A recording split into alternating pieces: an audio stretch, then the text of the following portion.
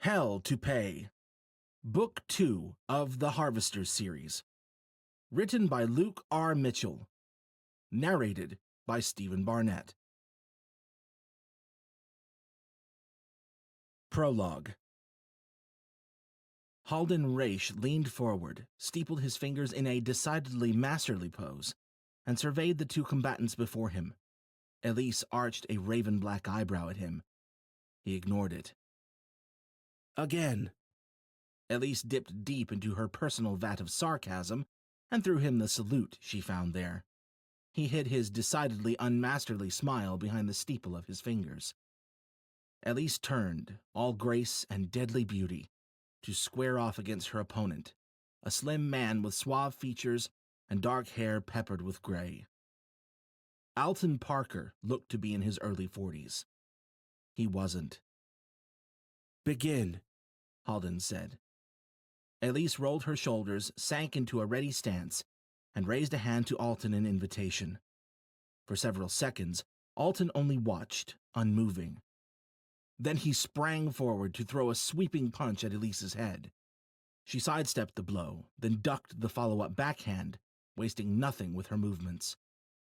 She really was a sight to behold, especially in the heat of combat. Alton threw a series of jabs, and Elise handled those just as fluidly, turning each one aside with crisp precision, always redirecting, never outright blocking, just like they'd practiced.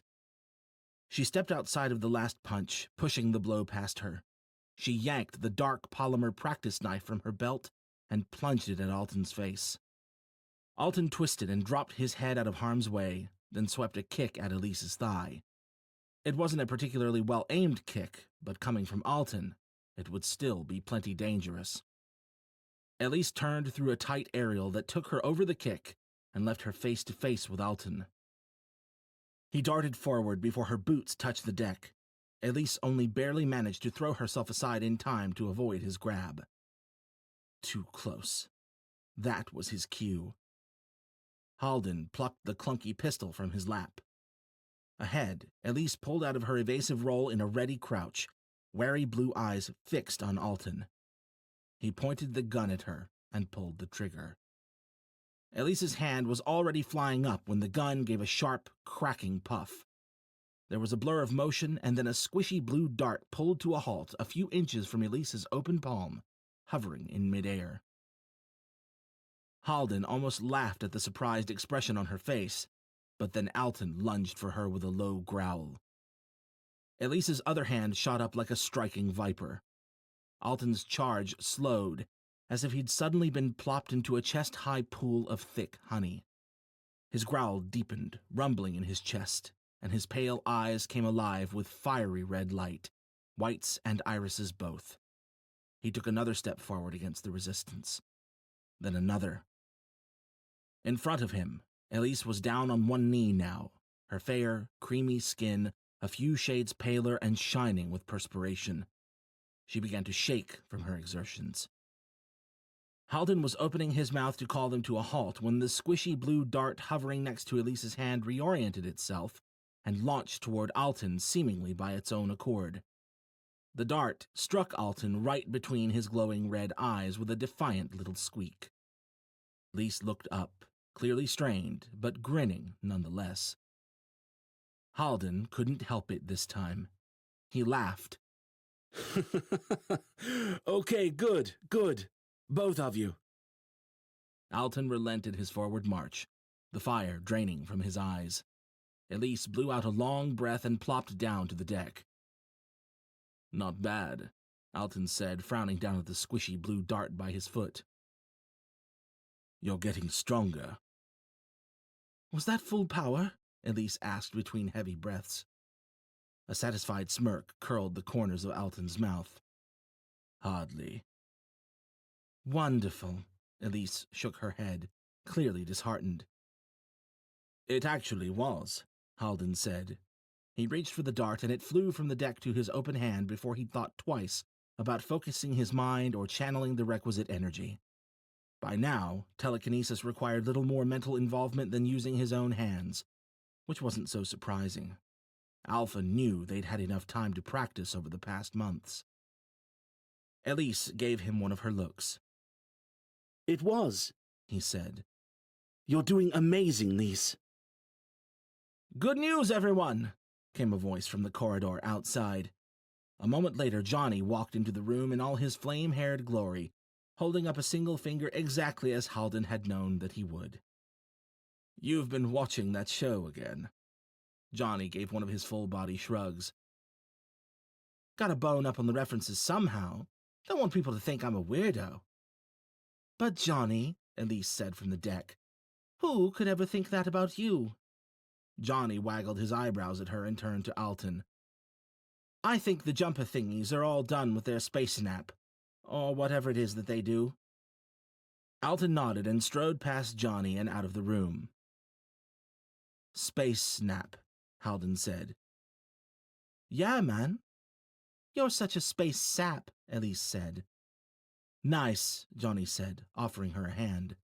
She took it and allowed herself to be hauled up. "Thanks." They both turned expectant looks on him. "What?" He stood and slid past them to follow Alton. "I don't want a space rap." "Ooh," Johnny said. Elise said. "I've heard better." Halden paused for a 3 count, then spun and made a grab for Elise. She was already moving, not that his extended senses hadn't already told him that. He could have grabbed her as she whirled by, but then he would have missed the chance to see her darting off down the hallway with one of her adorable little giggles. When you're stuck in space for months on end trying not to lose it, it's all about the little things. They arrived in the large cockpit to find Alton at the main console, eyes closed in concentration. Ahead of him, the round walls of the front half of the room were in their transparent viewing mode, granting an open view of the star-dotted void their last jump had landed them in. It was a truly breathtaking view, or had been, at least, the first 100 or so times he'd seen it. The others trickled in slowly. Phineas, James, and Franco, all gathering to watch the daily ritual unfold. Alton stirred from his trance and glanced over at the assembled audience. "How many more?" Halden asked. Alton shook his head, just like he did every other day. Halden let out a sigh, and they all gathered in front of the enormous viewport. "Everyone ready?" Alton said. "You know it, Red," Johnny said, just like he did every other day.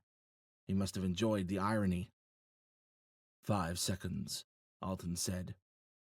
Elise took hold of Halden's hand, and they all held their collective breath, just like every other day. The customary hum ran through the hull, and the usual tingling sensation crawled over his body. The ship shuddered, and for a second the world outside went dark. Not outer space dark, with stars and everything, just dark. A few silent seconds crept by, just like they always did, and then, just like every other day, the darkness of normal space snapped back into sight, and Halden's mouth fell open, shock smacking him like a tall wave. "Holy space crap," Johnny muttered. "Sweet Alpha," Elise whispered. A giant blue planet filled the viewport, covered with swaths of green-brown land masses and swirls of wispy white cloud formations. Halden stared at it in a stupor until the pressure of Elise's grip on his hand tugged him back to reality. After all this time, they'd made it. Chapter 1. Jarek Slater stood tall and unflinching before the scrutiny of the 3 resistance commanders, wishing they'd get on with it. For the moment being, though, they appeared perfectly content to sit back and wait for God knew what. Certainly not for the rest of the council to arrive. Not a single soul had been late to this particular gathering. They'd piled through the doors in force, jockeying for position to secure good seats for what was sure to be the event of the year, the chastising of the soldier of charity. And now their stares bored into him from all sides like 100 prodding fingers goading him to lose his shit. Entitled pricks. They were going to have a long wait if they wanted to see him squirm, especially since he was wearing Fila. If this dragged on much longer, he could close the exosuit's faceplate and take a damn nap standing up. He never should have let Al and Price talk him into this olive branch bullshit. Hell, the way things were going, he was starting to wonder if he shouldn't have just stayed at Price's shop and enjoyed a nice whiskey, instead of flying off to the port and duking it out with the Red King's army to save the day for the resistance. Which he totally had, by the way. Apparently, someone had forgotten to tell that part to the 24 glaring a-holes in the council chamber. Finally, by some imperceptible cue that Jarek could only assume involved divine right, Commander Nelkin deemed it the appropriate time to begin and leaned his paunchy bulk forward on the commander's head table. Mr. Slater. His voice was heavy, solemn, freaking theatrical. You know why we're here. Twice in the same day, you endangered the lives of our men and women. First, when you raided our armory and committed what would reasonably be construed as an act of war against us. Then again, when you knowingly brought an enemy combatant, and a Rachnoth no less, into this base only hours later. It's unacceptable. Nelkin was right. It was unacceptable. And he could take that unacceptable pile of bullshit and shove it.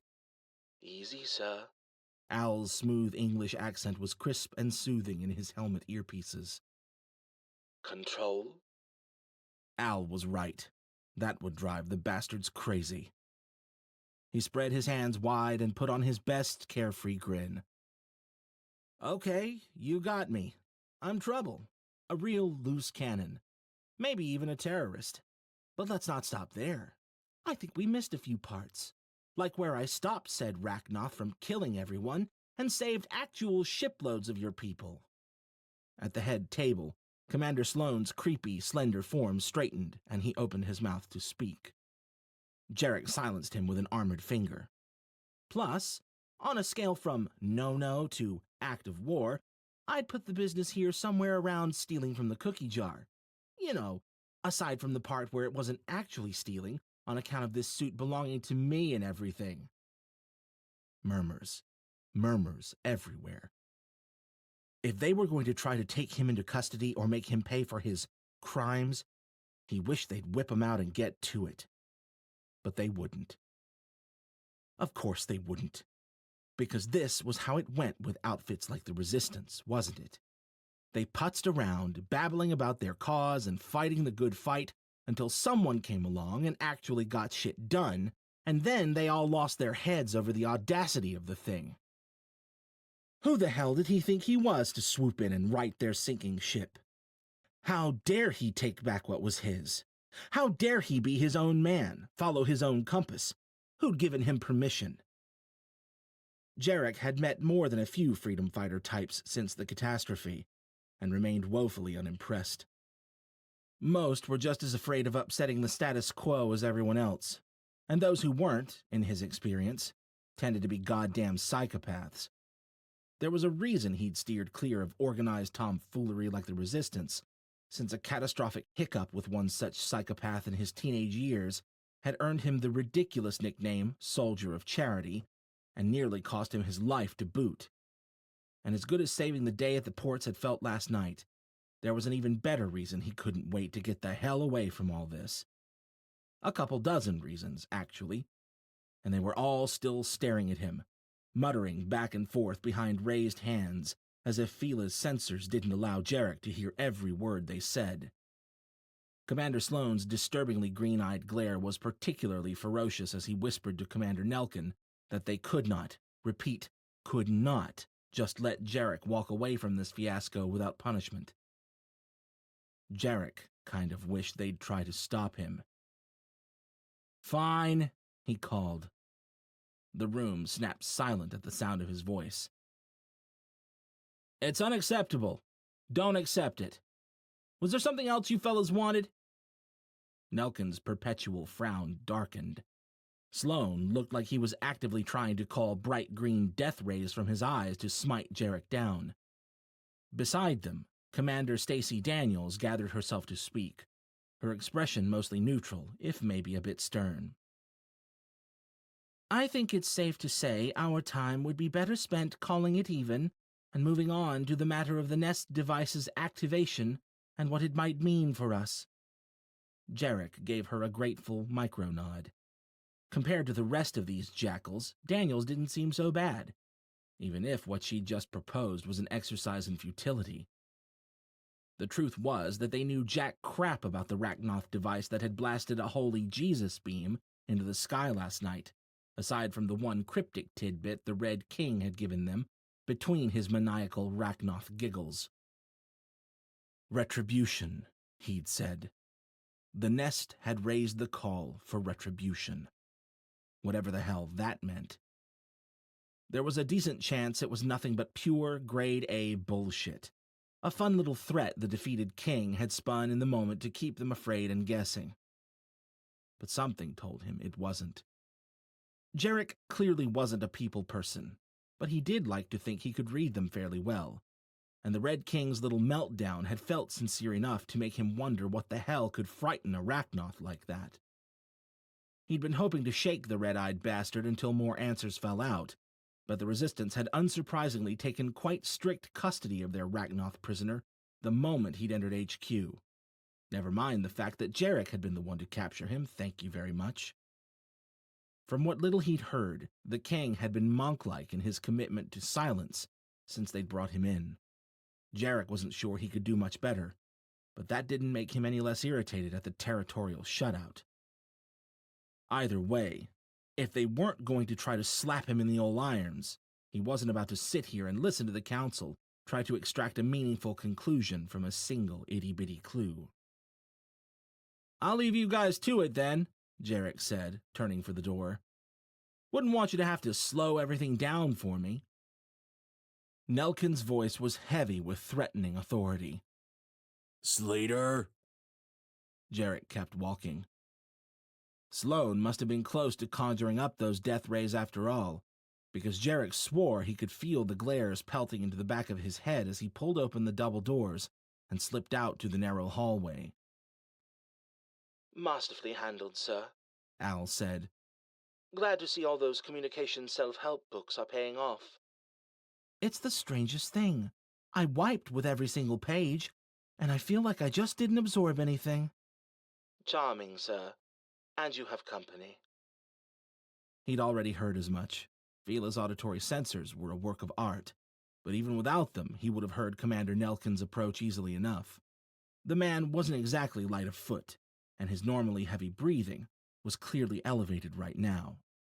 Anyone's guess why. You arrogant son of a bitch!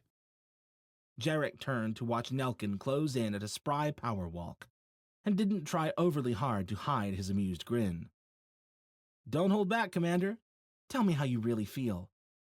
Like I'd take great pleasure in ordering my agents to rip you out of that suit and hog-tie you in the brig if I didn't think the fight would wreck half the base. That, Jarek cocked his head and nodded, is actually fair enough. You know, wild injustices aside and whatnot. Whatever else Jarek could say about Nelkin, it took some stones for the commander to march straight up to Jarek and prod him in the armored chest. All you had to do in there was half-ass an apology. Order could have been restored, and we could have gone back to peacefully disliking each other. Was that too much for your pride to swallow?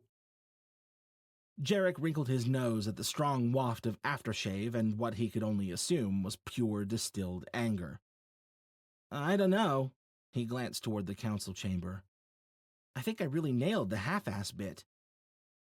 Damn it, Slater, Nelkin growled. This is an unstable time for us, for all of us. These people need to know we're steady and afloat here. By what looked to be a considerable force of will, Nelkin took a step back and let out a sigh. Look, I know it was uncouth of us to try to keep your suit, especially once you helped Carver escape from the fortress. But we're not the villains here. I don't need to tell you how uneven this fight is for us. I'm not asking you to sign the dotted line and give me a "Sir, yes, sir." but I can't have you around here if you can't at least act like you give half a damn about Resistance authority. That's the thing, Nelkin. I don't give a damn about you or your Resistance. I came here to get my Exo back, and I stayed to help my friends. That should have been the end of it. But now that crazy Rachnoth bastard in there, he pointed toward the holding cells. The one I captured, by the way, tells us some kind of retribution is about to rain down on our heads, and I kinda want to know what the hell he's talking about before I go gallivanting on my way. So, you can give me back my prisoner, or you can suck it up and let me at him. I don't really care. Just don't go thinking I've joined your fight. I'm not your soldier, not to command, and sure as hell not to reprimand. They held locked glares for a good 10 seconds, Nelkin's eyes stern and unyielding. Finally, the commander's expression relaxed by a hair's breadth.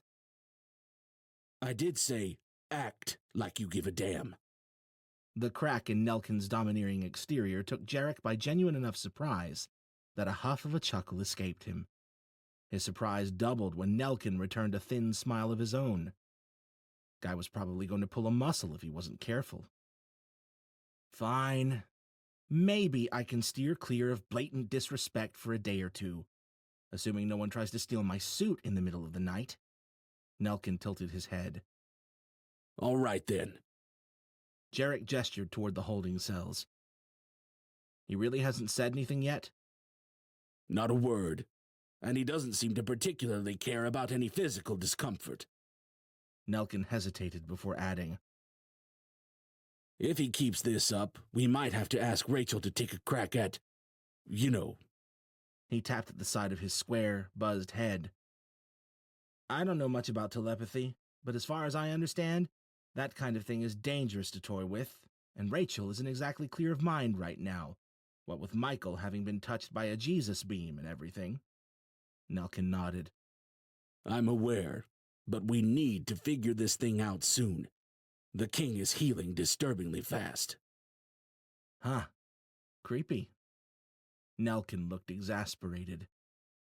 There are reasons beyond pride that we were upset about you bringing a Rachnoth here. I don't see how he could break out of his restraints, but I'm not interested in taking chances. Well, as a rule, I stay away from the real sadistic shit, but if we need to trim him down a few limbs... Jarek patted the hilt of the enormous sword strapped to Fila's back, the one he dubbed the Big Whacker.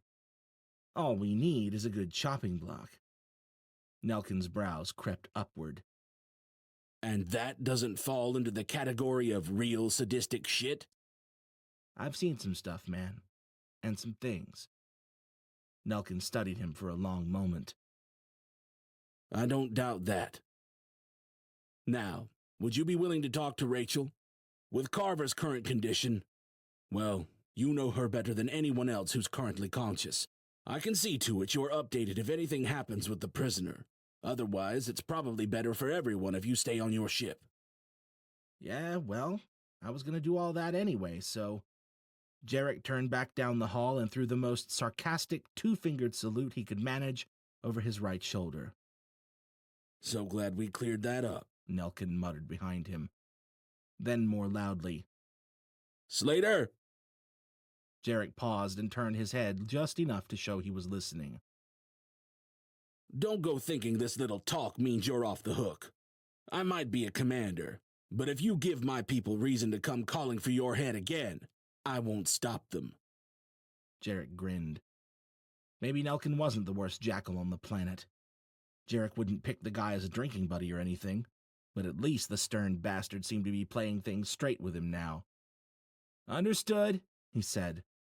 You know, assuming any of us still have the luxury to worry about whose is bigger at that point. Nelkin frowned. You really think something's coming? Jarek shrugged. Above my pay grade. No one's paying you. Exactly. With that, he continued down the bland hallway, enjoying Nelkin's silence behind him. His grin faded soon enough, though. In truth, he had no idea what to think. He hadn't been lying to Nelkin.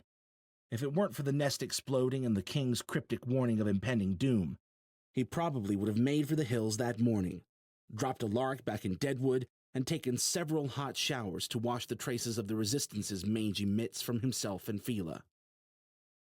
Hell, maybe he would have even offered Rachel a ride home and seen where that went. As a rule, he pretty much avoided anything outside of casual, fleeting engagements. But after the string of mishaps they'd muscled through together over the past couple of days, it didn't matter. And not just because she would have said no. Okay, probably hell no. It didn't matter because the nest had exploded, and the king had warned them that retribution was coming for them. The best laid plans of Jarek, as they so often did, had gone and gotten royally cocked up, and now here he was, tied up in what was almost certainly someone else's problem. "This is why we don't get involved," he mumbled. "You're right, sir," Al said. "I'm sure this will all resolve marvelously if we fly away now and pretend none of this ever happened." Yeah. Keep it up, Mr. Robot. We'll see who's laughing when I hand you over to Price for parts." Al didn't deign to respond with any more than an indignant sniff, an utterly unnecessary affectation for a bodiless construct. Jarek reached the end of the dull hallway, started to turn toward medical, and paused. As far as he knew, Rachel hadn't left Michael's side since they arrived last night. She'd be hungry. Peace offerings never hurt. He turned for the mess hall, tromping from one dull hallway to another.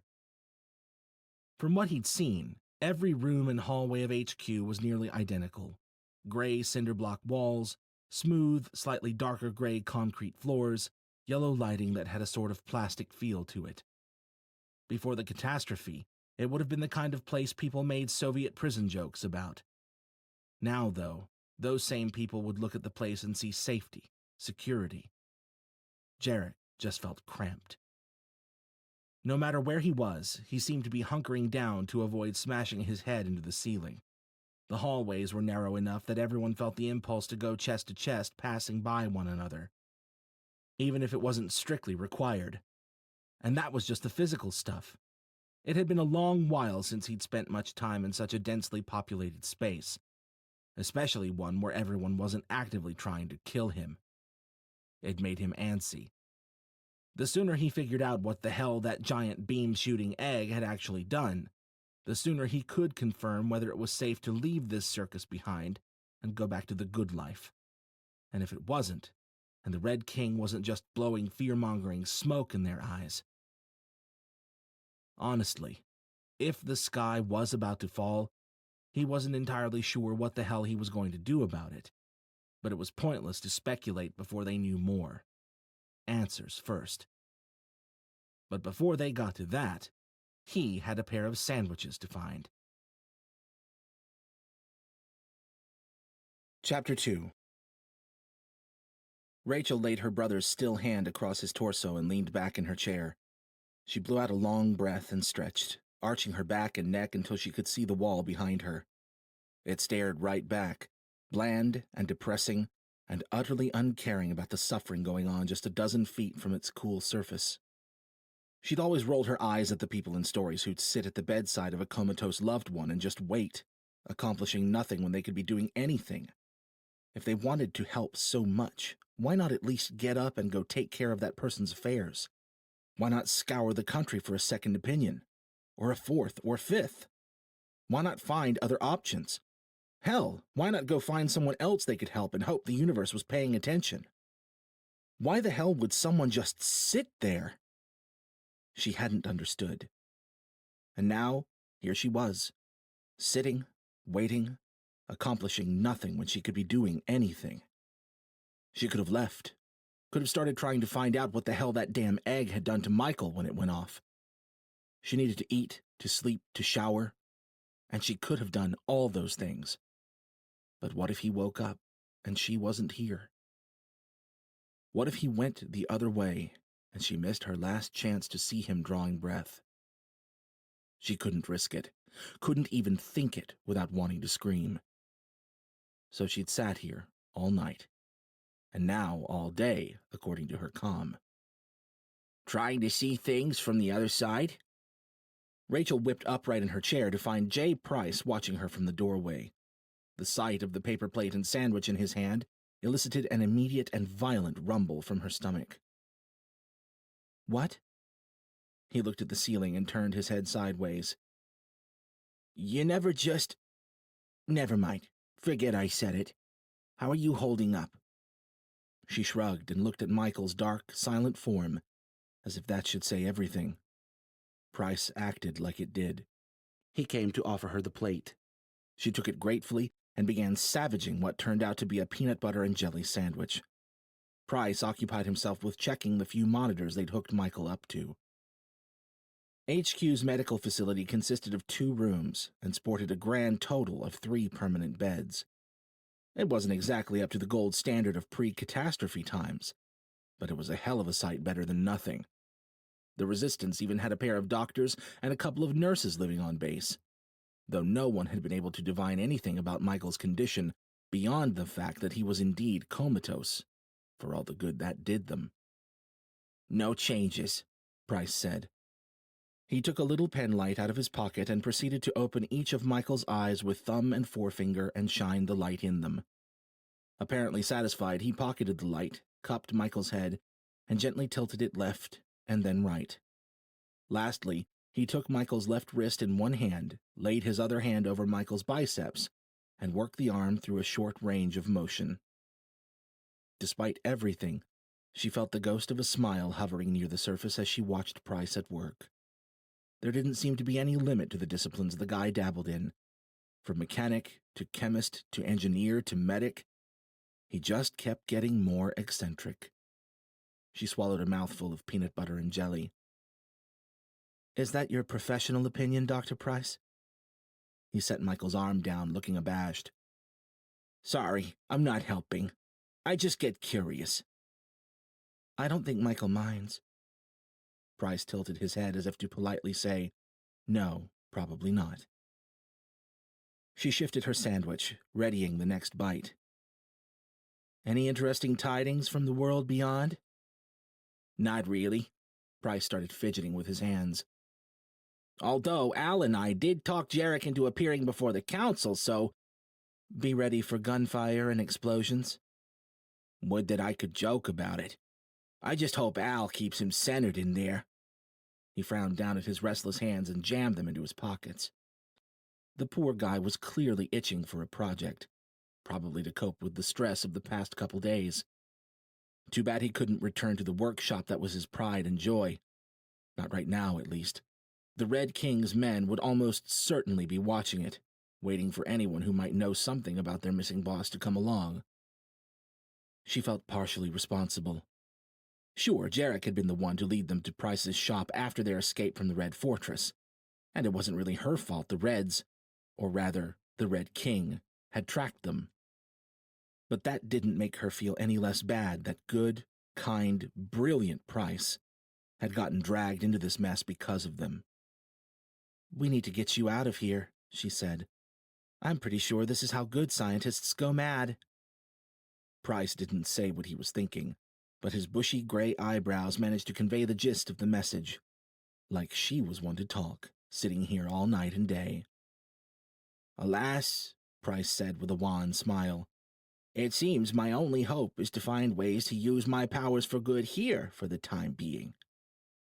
Speaking of which," she nearly jumped at the sound of Jarek's voice from the doorway, "I could use some help patching up the ship. She's got more holes than a... never mind. But the point is, I got me some holes that need plugging." The last part he said in what she had to assume was supposed to be a pirate voice. Jarek scooted around Price and caught sight of the last bit of sandwich in her hand. "Ah, damn it." She spotted the sandwich-laden paper plate he'd been about to offer her, and almost laughed out loud at the mental image of Jarek's massive armored figure shuffling around in the kitchen with a jar of peanut butter and a tiny little butter knife. "Maybe you can plug it in one of your holes," she said. "Ha!" Jarek scooped the sandwich off the plate and glanced at her. "You sure you don't want seconds?" She started to say no, then reconsidered and held her hand out.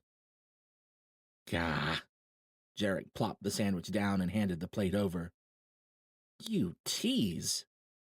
She arched an eyebrow. What? I was talking to the sandwich. Uh-huh. She ripped a large bite out of the sandwich in question. I hear you're making friends in high places around here. Oh, yeah. Everybody loves me. I think you're confusing an absence of gunfire for fondness again, sir, came Al's voice from Fila's speakers. Ah, right. Okay, no one tried to shoot me. Yet. Nelkin even smiled. He cocked his head. Almost. All things considered, Rachel was actually mildly impressed the bullets hadn't flown. Jarek and the Resistance both had plenty of reason to be pissed at one another right now, and Jarek wasn't exactly a diplomat. Any news from our scaly friend about Michael? She asked. Jarek shook his head, all jokes bleeding out of his expression. Sorry, Goldilocks. Sounds like they haven't gotten a word out of him yet. Guy runs his mouth while we're fighting, then clamps down like a nun in a sex shop when we actually want him to... What? He asked at her incredulous stare, a stare she saw Price was mirroring. You're gonna call someone else out for talking too much in a fight? She asked. Jarek waved the question away. Totally different. He was all doom and gloom. I like to think I'm more fun and fresh. Plus, I also talk to people after I'm done trying to remove their entrails, so point for Jarek. Uh-huh. She took another bite. Price stroked his chin sagely. Anyways, Jarek's expression sobered again. It doesn't sound like Stumpy's about to flop and spill the beans easy. He rubbed at the back of his helmeted head in a gesture Rachel was starting to realize was a kind of nervous tic for him. He was about to say something he didn't want to. And, without fail, we might have to consider other options. She swallowed her bite and allowed a moment for the flare of irritation and the underlying rush of fear to sweep through her chest and settle in her stomach. Other options like me trying to drill into Arachnoth's mind, you mean? Jarek gave an apologetic shrug. Let's talk theoretically. She set the remaining half of her sandwich down, closed her eyes, and rubbed at her forehead. Theoretically, at full strength and under perfect control, I have no idea if I have a prayer of punching into his head. Less theoretically, if he's too strong for me to take, chances are he turns the tables and breaches my mind instead. Price shuddered. She didn't blame him. It had only been yesterday that the Red King had carved the protective glyph off Price's chest and mind-jacked him to find out where she, Jarek, and Michael had gone. From what he'd told her, it had been brief and painless. But having someone break in and root around in your head like that would be beyond disturbing. That kind of thing could probably leave psychological scars on par with the worst of traumas. And that would be super not good, Jarek said. I get that much. But what's the worst that happens? He sees some thoughts and memories before we throw the cloak back on and shut him down. That, Rachel said, and pretty much anything else he'd want to do. When you mind-jack someone, they basically belong to you. He could make me do a chicken dance or, unleash everything I have on the base before you even knew something was wrong. She watched Jarek, waiting for that to sink in. Theoretically, if things went south, I'd be almost powerless to stop myself from blasting this place to embers and carrying him out of here. Unless you think you could stop me. Jarek nibbled at his lip. So, you're saying it's complicated? Sure, we can go with that if potentially suicidal doesn't have the right ring to it. Ah. Is there some way we can tip the balance? Price said. I'm assuming these mental engagements require careful focus, yes? She nodded, knowing where he was going, and not the least bit surprised he'd figured it out. Yes, laying the hurt on him would probably increase my odds, but Stumpy doesn't seem to be too put off by pain, Jarek said. Although he does make noises when you chop his appendages off, so we could call that a maybe. What about hitting him while he's asleep?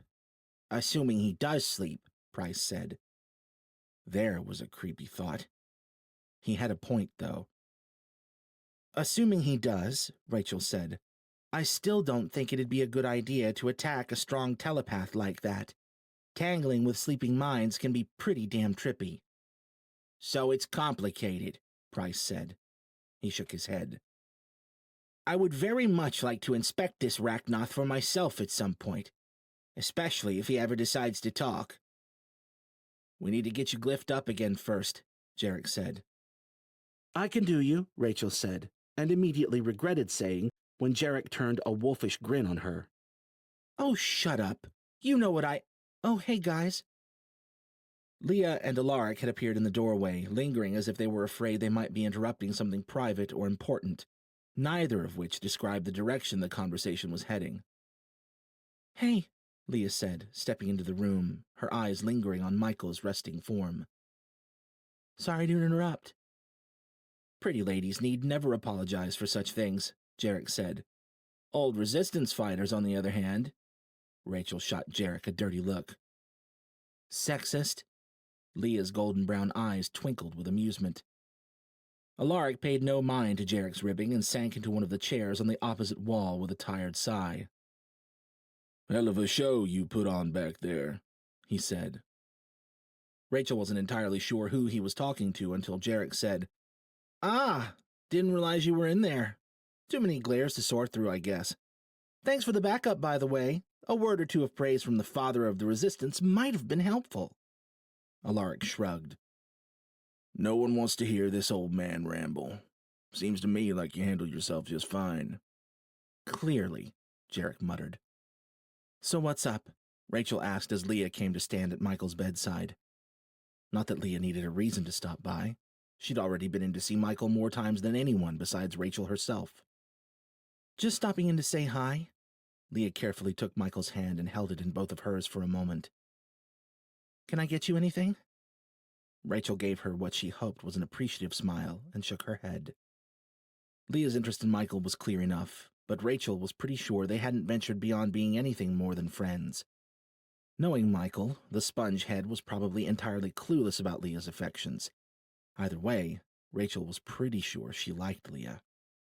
She could only hope the girl would still get the chance to tell Michael how she felt, if she hadn't already. Nelkin also wanted us to ask you about cracking the Red King, Alaric said. He turned an amused glance at Jarek. For some reason, he didn't seem to have much faith in your diplomatic skills. Ha, Jarek said. Well, Nelkin can suck it, because we're already trying to figure out how to extract the juicy vampire secrets from Stumpy's thick skull. And since when did you become Nelkin's errand boy? You building up steam to take back your old seat or something? Alaric waved away the question as if it were ludicrous. He just asked, why don't you tell us how your ingenious plan is coming along? Oh, Jarek said. Well, we've got Jack, Rachel said, and plenty more on the horizon. Unless we decide to use our heads, Jarek said, giving her a pointed look. Leah looked back and forth between them, her smooth, honey-brown forehead crinkling. Wait, you can, do that stuff too?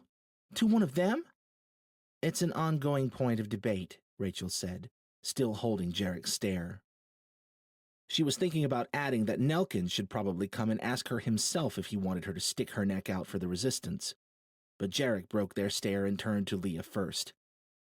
It'd be dangerous, though. Probably too dangerous. Which puts us more or less back at square one, Price said. Too dangerous? That didn't sound like the Jarek she knew and tolerated. Was he baiting her? At second glance, she didn't think so. He really seemed to mean it. He'd heard her concerns and paid them heed. It was kind of weird. But too dangerous?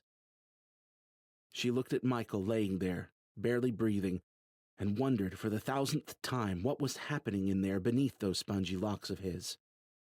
Was he utterly unconscious? Dreaming? Could he hear them right now? She'd been hoping so as she'd sat with him, whispering words of comfort. But now the thought struck something in her chest. What if Michael was listening from some distant, dark place? What if he could hear her agreeing it was too dangerous for her to take a crack at their best chance of finding out what was wrong with him? She knew what he'd say. He'd tell her not to risk it. He would try to protect her no matter the cost to himself. which was exactly why she had to do the same for him. There was no guarantee the Red King even knew anything that could help Michael, but she sure as hell wasn't going to find the answer sitting here either. Maybe it was time to stop waiting for good news and go grab it by the stones. Not that it'd be so easy. The king's mind was stronger than anything she'd ever encountered. When he'd caught her by surprise back at the Red Fortress, he'd nearly overwhelmed her in the brief mental clash, and that had been a purely defensive challenge. She wasn't exactly a telepathic war veteran. She had no idea if she could really hope to pull off a successful attack on such a powerful mind. But as she watched Michael's still face, she knew she had to try. She looked up to find the others watching her. "On second thought," she said, "let me at him."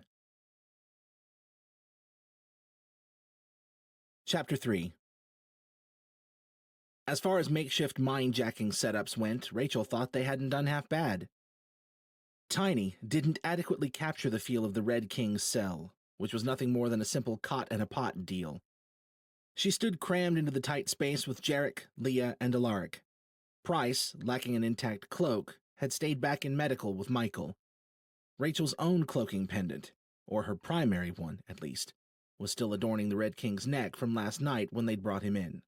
The little trinket was the only thing keeping him from lancing out and taking over any unprotected mind nearby. Rachel had whipped up a rudimentary spare to keep her own mind hidden in case any other Rachnoth should stray within a mile or two of HQ. But she'd left the good one on the King, in part because of its handy ability to be remotely controlled. Those controls she'd handed over to Alaric in case they should need to abort the mission. Who better to have at the cutoff switch than a quick-draw artist? Jarek was kneeling beside the King with a long dagger in hand in case things managed to deteriorate further. Leah, she supposed, was really only there for moral support, but given what she was about to try, she'd take as much as she could get. The only part of their prep that had gone decidedly sideways was the rest and recharge bit. In hindsight, it had been stupid to expect she'd been able to get a wink of sleep with Michael lying in a coma, and a no-holds-barred telepathic slugfest with the Red King looming at dawn. But they'd dragged out a cot for her right beside Michael, and she'd hesitantly agreed to try anyway. She'd needed the sleep. They'd been right about that. It was finding it that had given her issues all night. At least they'd brought coffee this morning. Now she stood there, half fried and half tweaking on caffeine, preparing to duke it out with the strongest telepath she'd ever met. The Red King had been eerily silent since they'd entered. According to the guards, he'd taken neither food nor drink when they'd been offered. He hadn't spoken a word. They had him so thoroughly chained up it was a wonder he could breathe at all. Assuming Rachnoth needed to breathe, of course. The soft, periodic jingle of shifting chains suggested maybe they did. As for Price's point, though, as far as the guards could say, the Rachnoth hadn't slept a wink. He just laid there, regrowing the arm Jarek had severed with the big whacker at a rate that was spooky fast. The eye Jarek had taken with a lucky jab of a broken sword hilt, the blade of which the King had apparently snapped with his fist, no less, was already mostly regrown, the iris oddly muddled but intact. If the King were to do his red eye trick, she had a feeling the fledgling eye would come aglow, along with its intact counterpart. And all that healing in the absence of food or water. It was creepy. Studying a Rachnoth would probably be a physiologist's wet dream, or Price's. Rachel was too anxious to get much amusement out of the thought. The Red King's steady stare didn't help. He cycled his gaze between their faces, every bit the predator looking for his opening.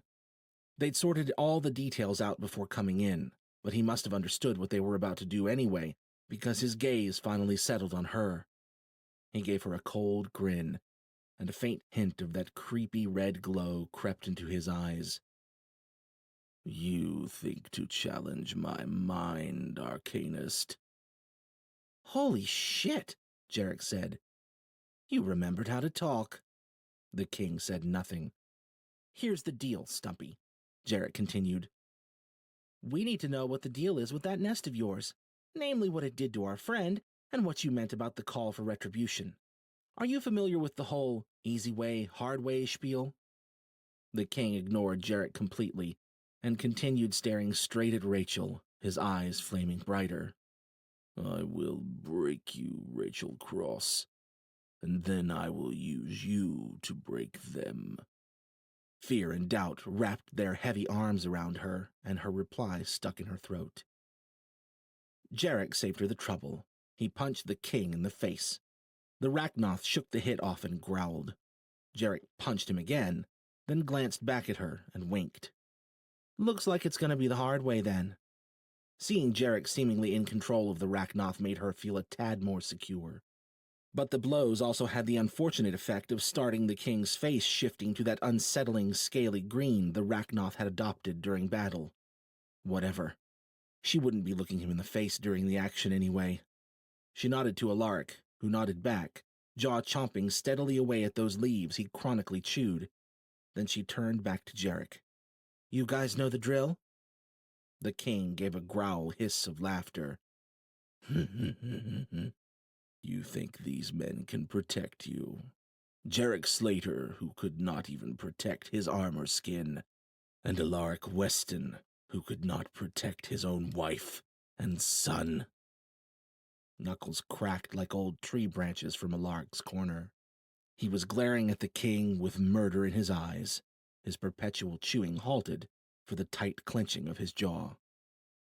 Leah put a hand on his shoulder. Alaric? She held her other hand toward the comm he clutched. Maybe I should... Alaric shook his head and fixed his determined gaze on Rachel. I've got her covered. Rachel believed him. She closed her eyes, preparing to work, then opened one to peer down at the Red King. Just in case it wasn't clear, she tilted her head toward Jarek. Jarek Slater here is going to gouge your fucking brains out if I so much as give a weird twitch. That's right, Sir Stumpy. Jarek twirled the dagger around in his fingers and brought the blade to hover over the king's left eye. And God help you, man, because... He lowered his voice to a whisper. She's got a lot of weird twitches to start with. The king said nothing, but Rachel thought his leer looked a tad less certain. She cemented that fact in her mind and closed her eyes to focus. As with most practices in arcanism, there were about as many ways to defend one's mind as there were arcanists in the world. Actually, probably a hell of a lot more, considering there weren't many arcanists running around. When it came to channeling energy for telekinesis and other large-scale physical applications, the laws of conservation were obvious shackles for an arcanist. Creative mental techniques could improve control and maximize efficiency in utilizing channeled energy, but there was no breaking the rules.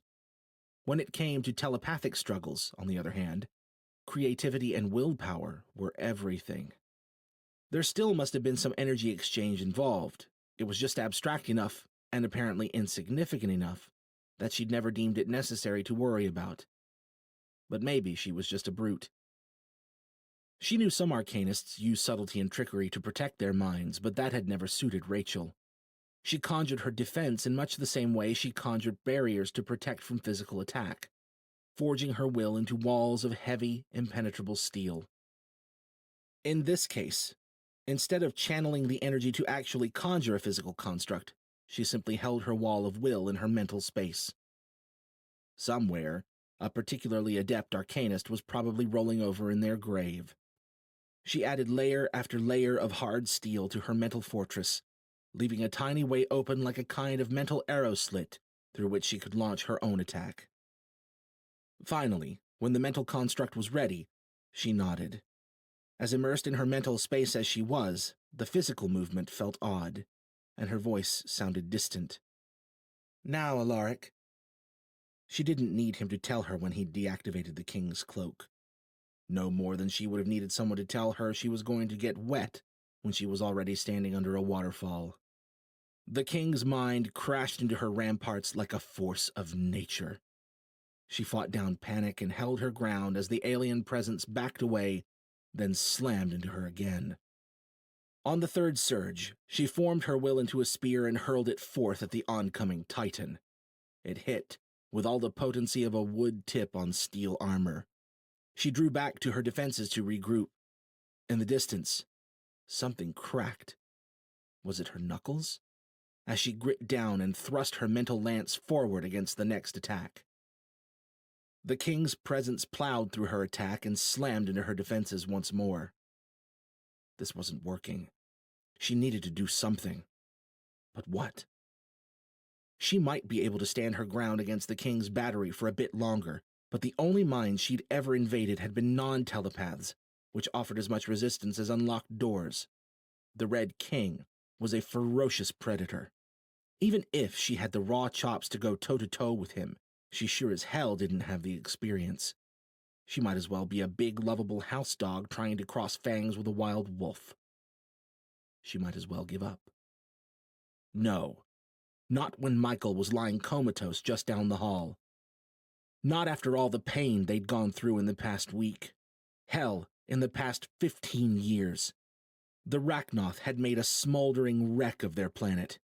They'd hurt her and the people she cared about in more ways than she could count, and she had it in her to make the scaly green bastards pay for it.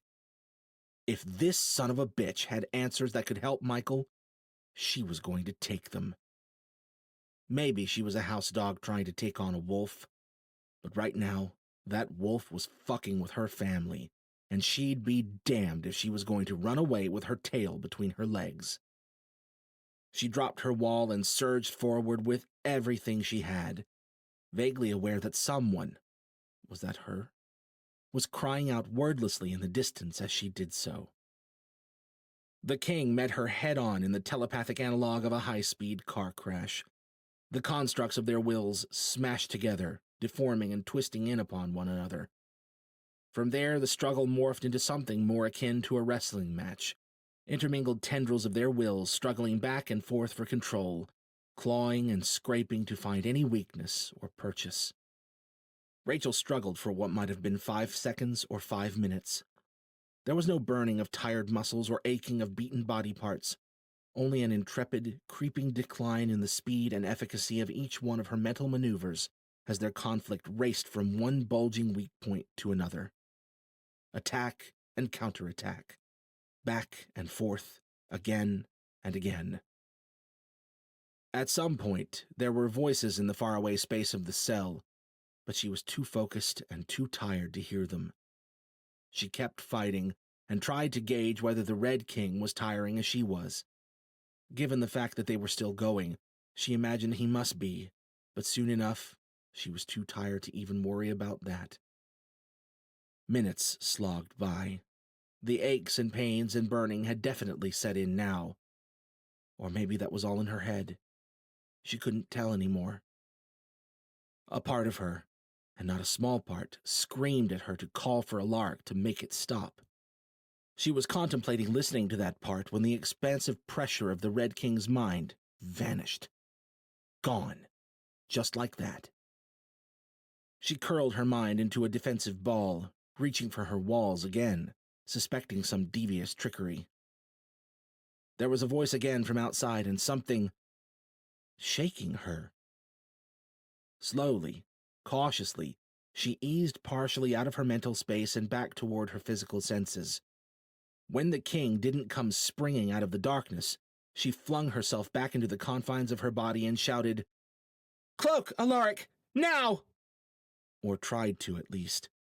What came out sounded a lot more like a string of incoherent mumbles, but it was hard to tell whether that was due to her failure to get the words out, or simply because of the blurring disorientation that engulfed her.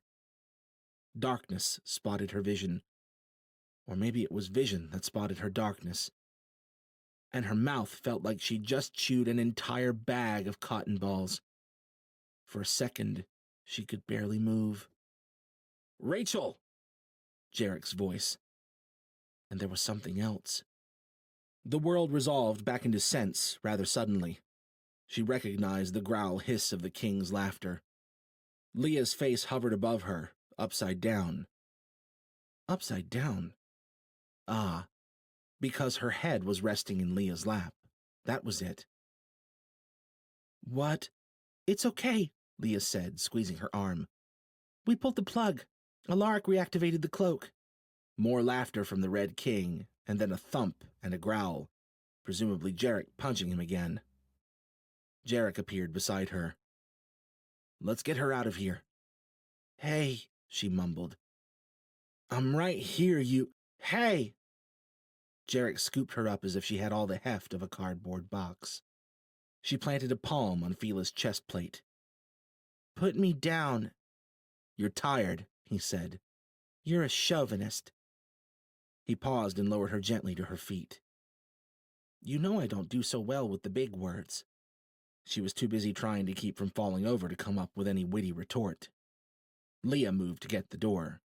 Rachel scowled down at the king as Jarek scooted her toward it. The Rachnoth stared back silently, eyes smoldering crimson. "Arcanist," the king said just before she reached the doorway. She traded a surprised look with Jarek and turned. "The battle was well fought." The king didn't bother trying to look around at them from the cot as he spoke. "But your efforts are in vain. The Rakul will come. None of us can stop it now." "Rakul?" She glanced around at the others. "What's the Rakul?" "They are the harvesters," the king said. "The harbingers of our retribution." Rachel glanced at Jarek to see if he was as confused as her. He rolled his hand in a keep him moving gesture. "And these harvesters are coming here? The nest called them? What about my brother? What did the nest do to him?" That cold grin returned to the king's lips. "You need not worry about your brother, or anything else. We will all be dead soon enough." "Because of the Rakul?" Rachel asked. "What are they? How much time do we have?" The king said nothing to that, or to the next dozen questions they all lobbed at him. Apparently, he'd said all he intended to say. Jarek looked like he was thinking about trying to punch a few more answers out of the Rachnoth. But then he looked her over and changed his mind. "Let's get you back to medical." She must have looked as bad as she felt, which was bad enough that she didn't argue. Leah and Jarek hovered close to her as if worried she might collapse on the way. They explained how she'd fallen to her knees and cried out multiple times during the mental battle. In total, the whole thing had lasted only a few minutes, as opposed to what had felt like a half an hour or more from her perspective. The toll of her efforts must have still been noticeable by the time they arrived back at medical, judging by the once-over Price gave her from Michael's bedside.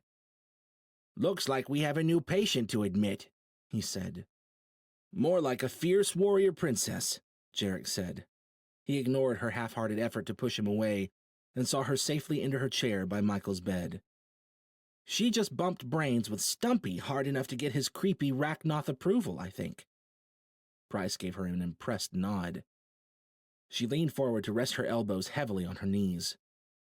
"Moving on to more pertinent matters. Anyone have a guess as to what the hell a Rakul is?" "They're the harvesters," Jarek said. "It's like you weren't even paying attention." She glared at him. "Rakul?" Price asked. "Our champion earned us that cryptic tidbit from old Red Eyes," Jarek said. "He also said they were bringing our retribution," Alaric said. Price stroked at his chin. "Cryptic with a side of vague. "Least satisfying meal ever," Jarek said. "Although he did also say we'd all be dead soon." Price's fingers paused mid-stroke. "Oh." Silence stretched between them. "Is anyone else picturing a giant tentacled blob flying out of the darkness to swallow our entire planet whole?" Jarek finally asked. Rachel frowned at him. "Well, now?" "I was veering the other way in terms of scale," Price said. "Like a swarm of microorganisms sweeping over the planet and consuming all the organic matter it encounters. Or something. Just spitballing here." "Lovely imagery, both of you," Alaric said. "But I think we ought to get a tad more information before you go thinking too hard. Meanwhile, we just keep an eye out for anything strange." "Not a bad plan," Price said. He turned his thoughtful gaze on her. "What are the chances our fierce warrior princess could extract more information?" She shook her still fuzzy head. "I wouldn't count on it. I came at him with everything I had, all in, and it barely seemed to bother him." She scowled. "I just don't have the experience with this stuff. Maybe if I practiced, but—" "I'd like to think I have a strong mind," Price said. "And the king punched through it like wet paper. You did exceptionally well. I wouldn't beat yourself up about it." It wasn't the same. Price was gifted in his own way, but he wasn't a telepath. He'd never really had a chance once the king had ruined his glyph. She wanted to point this out, but if anyone else in the room already understood that, it was probably Price, and he was choosing to pay her the compliment anyway. So she shrugged and said nothing. The low buzz of a comm broke the silence. Leah glanced at her wrist. "My mom," she said. "Be right back." Leah stepped outside to take the call. The commanders had no doubt been eagerly awaiting news since they'd granted their little mind-jacking team access to the Red King this morning. Hopefully they weren't expecting it to be the good kind. She sure as hell hadn't found any for Michael. That fact hung heavier on her head than any fatigue could. She'd just have to try again. She probably wasn't going to take the king in a head-on fight anytime soon, but she could try talking to him again, and they could always try other ways. There was even the chance the universe could decide to be kind for once, and Michael might just wake up on his own. She wouldn't hold her breath on that one. She'd just keep trying until she found some answers. "Why did he say, 'we'?" Jarek asked the silent room. "We will all be dead soon," he said. "Not you, we. Like he was boned too." "Maybe they pissed off these harvester things," Rachel said. "That would fit with the warning the Reds broadcasted after you three escaped the fortress," Price said. "It's a sound hypothesis given what little data we have." "Great," Jarek said. "So we should be looking for the Rachnoth mob to come flying in for a planetary drive-by?" No one jumped to offer an answer, and before they had much of a chance, Leah shuffled back into the room looking a few shades too pale. "What is it?" Rachel asked. "There's been a report." Leah directed her distracted gaze toward Alaric. "Strange activity, down near Philadelphia." "Strange how?" Price asked. "There were multiple sightings of a weird ship around the area yesterday." "And?" Jarek asked. Leah snapped back from whatever funk she was in and looked around at them as if wondering why their jaws weren't touching the floor.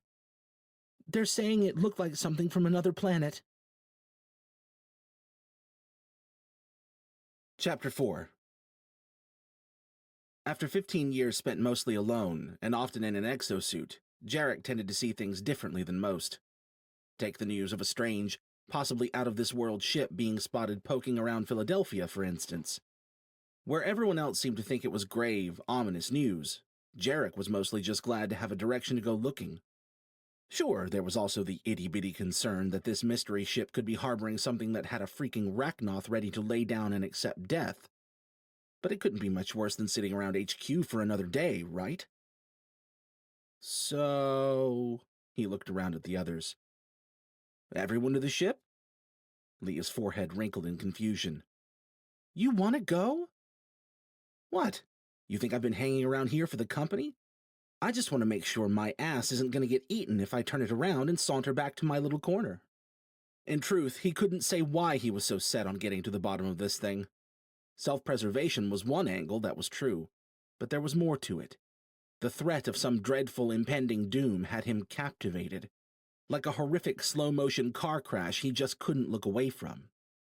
And on top of that, maybe he didn't want to see the people in this room get hurt.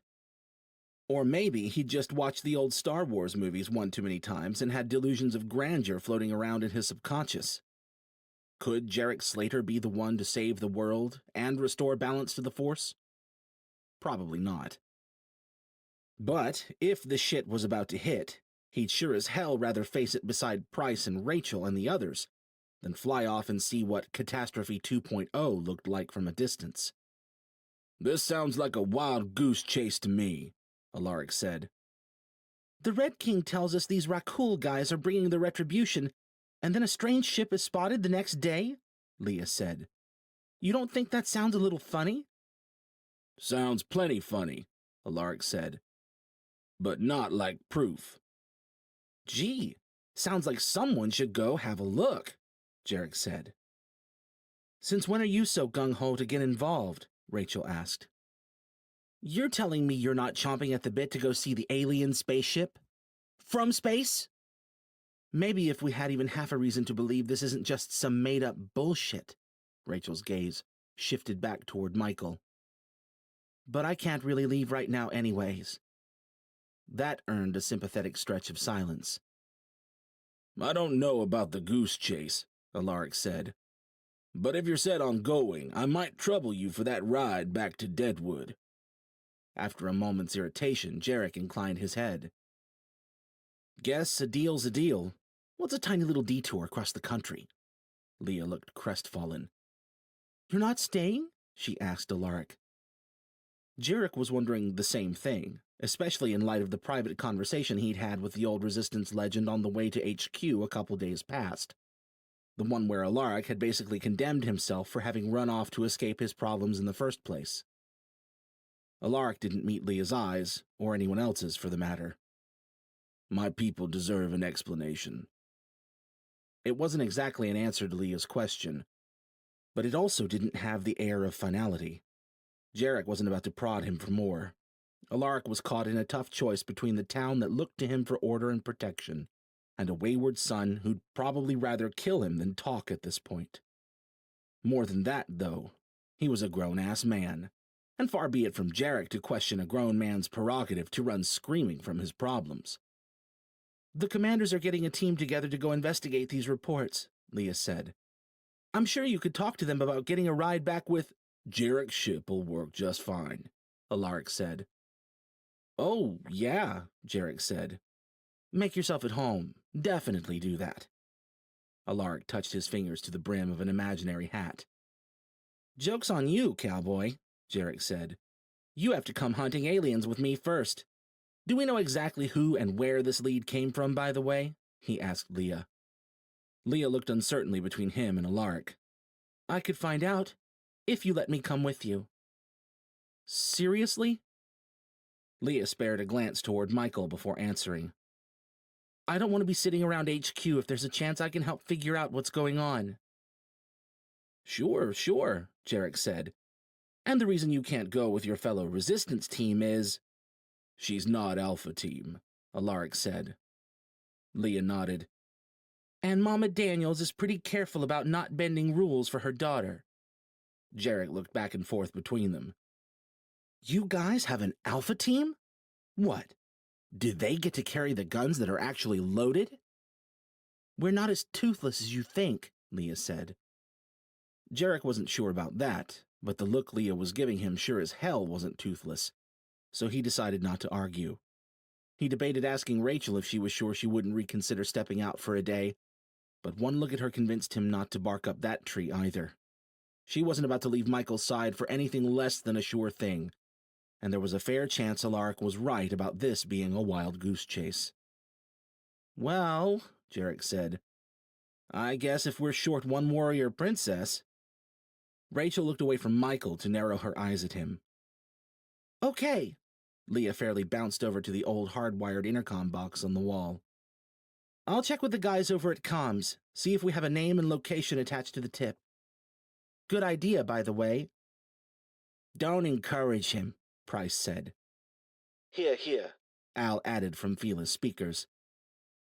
Come on, guys, Jarek said as Leah flipped a pair of intercom switches. Maybe there's more to life than cracking skulls. He tapped the side of his helmet.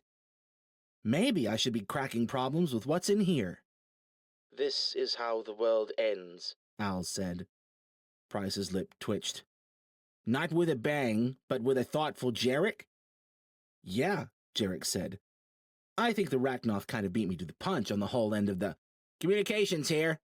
A nasally male voice crackled out of the intercom box. Leo, it's Leah, Oh, hey, name twin, Leo said. What can I do for you? Name twin? Jarek shot Rachel a look, and despite everything, she had to visibly stifle a fit of laughter. Leah gave Leo a laugh that sounded only a little forced. I just needed to know who our source was on that ship sighting in Philadelphia. Philadelphia, Leo said in a sing-song voice. City of brotherly love. Guy clearly hadn't been to Philadelphia any time in the past 15 years. Leo must have been working as he sang. Looks like the name on the tip was... Huh, that's interesting. They all stared at the intercom, waiting. Finally, Leah said, What's interesting, Leo? Oh, it's just that... Yeah, the name on the tip was John Carver. Leo might as well have reached through the intercom and pushed Rachel off her chair for how violently she jolted.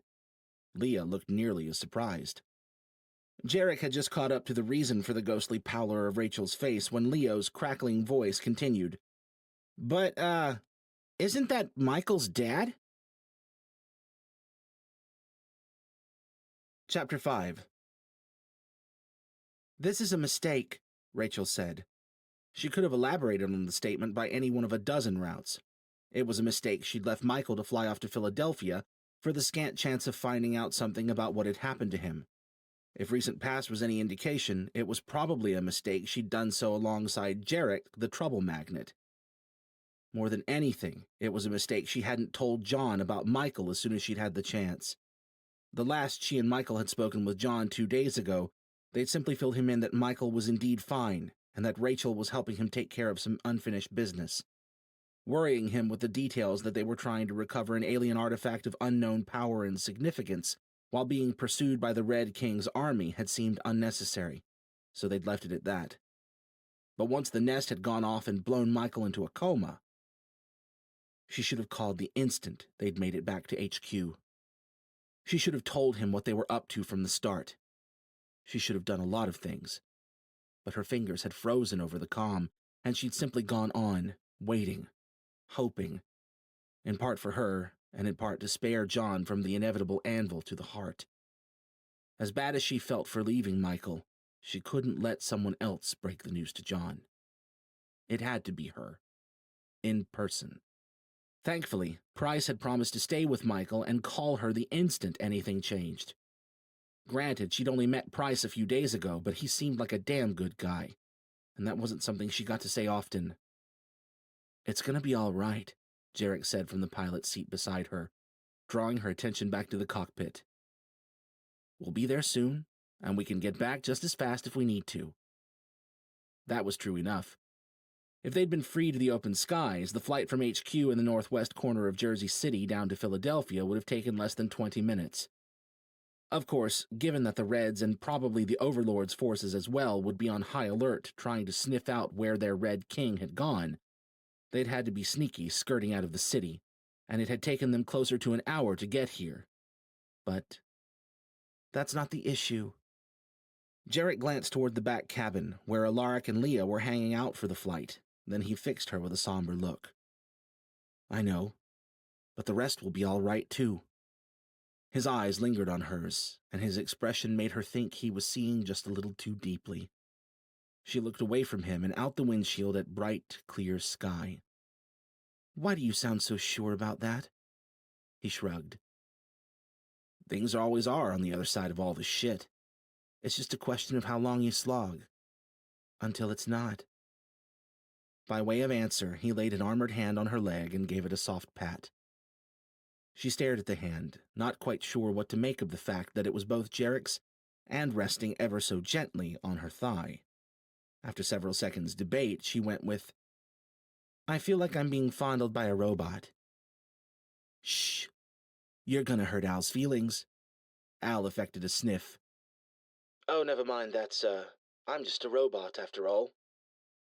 She almost felt guilty for a second, right up until Jarek's face split into a grin. Gah!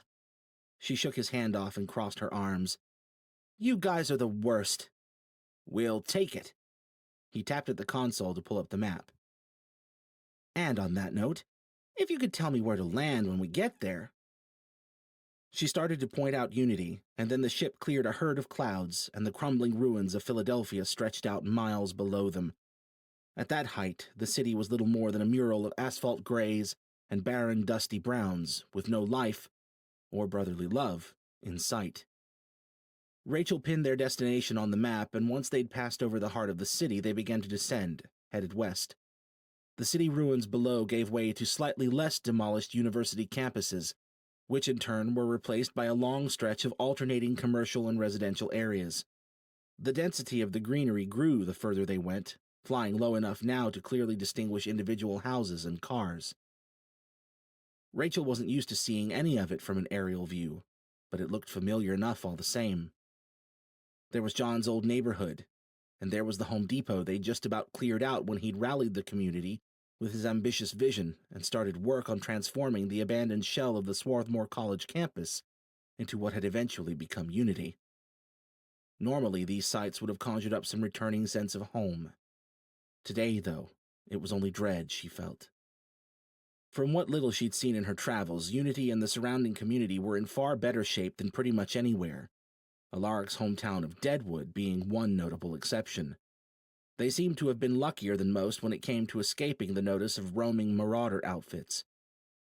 Of course, it was just a tiny bit possible that could have something to do with word spreading of Unity's dedicated defense force, and the strange blonde girl who could stop bullets and whip fireballs out of thin air. Either way, none of it would have come together without John whipping them all into shape. She caught sight of Unity's town hall through the trees, and a pang of anxious energy shot through her. Home. The ship slowed, presumably by Al's doing, as they approached the long, chain-link fence that stretched all the way around Unity along the tree line. Jarek let out an impressed whistle, staring off to the left, where several neatly organized fields stretched out, sporting a variety of crops. Dozens of people moved about them, picking, weeding, and otherwise tending. Rachel directed Al to follow the line of grand historical buildings that separated the fields into two major divisions, toward the more densely packed collection of 20 or so buildings at the heart of what had once been Swarthmore College. She was uncomfortably aware that nearly every pair of eyes across campus was following them. "I take it you guys don't normally see many ships around here?" Jarek asked. "Not so much." She suddenly felt idiotic for not having given them a heads up. Myers would be racing out to see what the fuss was right now. Hoping to alleviate some of his tension, she instructed Al to set the ship down in a small, open patch of grass on the front lawn, well away from Town Hall. "Home sweet home," Jarek said. "Don't take this the wrong way." She looked over and met his eyes. "But could you just not talk for a little while?" Jarek looked amused more than anything as he made a zip-the-lips gesture, stood, and waved her toward the back cabin, where it turned out Leah and Alaric were watching an old-as-dirt movie starring... was it Clint Eastwood? She couldn't remember. "I'm just not getting it," Leah said to Alaric. Jarek looked from Alaric to the thin screen and back again. "Really?" Alaric powered off the screen, stood to check the mismatched pistols in his gun belt, pulled on his old battered long coat, and finally tucked an oily strand of long gray hair behind an ear before answering, "I know what I'm about, son." Jarek pulled on his own gun belt, grabbed the gargantuan sword he too fondly referred to as his big whacker, and strapped the blade to the connector on Fila's back. "Guess that makes two of us." Leah rolled her eyes, but likewise checked her own sidearm before sliding it back into its concealed holster and pulling the fabric of her light jacket over it. "Seriously, guys?" Rachel asked. Jarek aimed a pointed look at the glyph-etched staff in her hand. "Company outside, sir," Al said. "Jesus," Rachel muttered. "Everyone keep their pants on. It's probably just Myers." She slapped the hatch release and tried to calm her racing nerves as the boarding ramp descended. It was indeed Myers, along with two of his finest and one of their greenhorns. Myers had his hand on the butt of his holstered pistol, his dark eyes wary and alert. The others already had their shotguns and rifles trained loosely on the ship. The weapons all dropped as soon as they caught sight of Rachel, even if much of the tension remained. Jarek, unfortunately, saw fit to break the silence first. Campus security? He pointed emphatically at Rachel before putting his hands up. She made me do it. Is that a freaking John Deere? He added in a mutter as he caught sight of the utility vehicle Myers' crew had ridden in on. For a second, Rachel considered telekinetically clamping his lips shut. Rachel? Myers said, his hand dropping from the pistol grip. Oh, thank God. We weren't expecting... Who the hell is this guy? Myers, Rachel said. Guys, good to see you all. This is, She glanced at Jarek and the others and decided introductions could wait. Can we see John before we get into it? A frown fell over Myers' square face as he scanned the rest of her group. Yeah. John's been worried sick about you two. He'll want to see you right away. Michael's still up with his people? She tried to keep her composure, but she must have failed.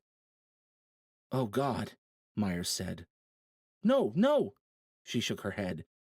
He's alive. He's just not in good shape right now. I need to talk to John.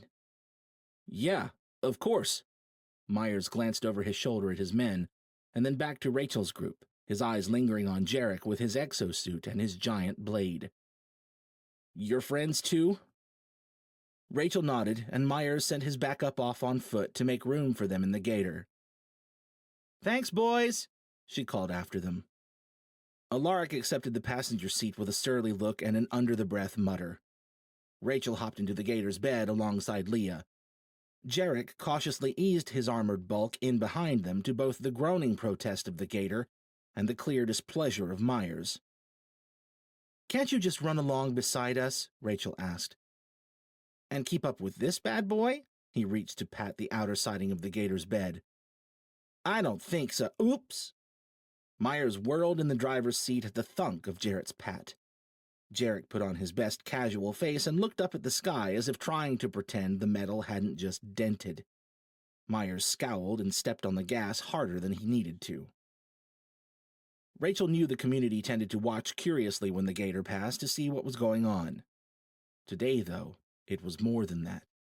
Everything and everyone around them practically froze. They stared, almost certainly wondering who the hell these odd newcomers were and why she'd brought them here. Some of the looks were distrustful.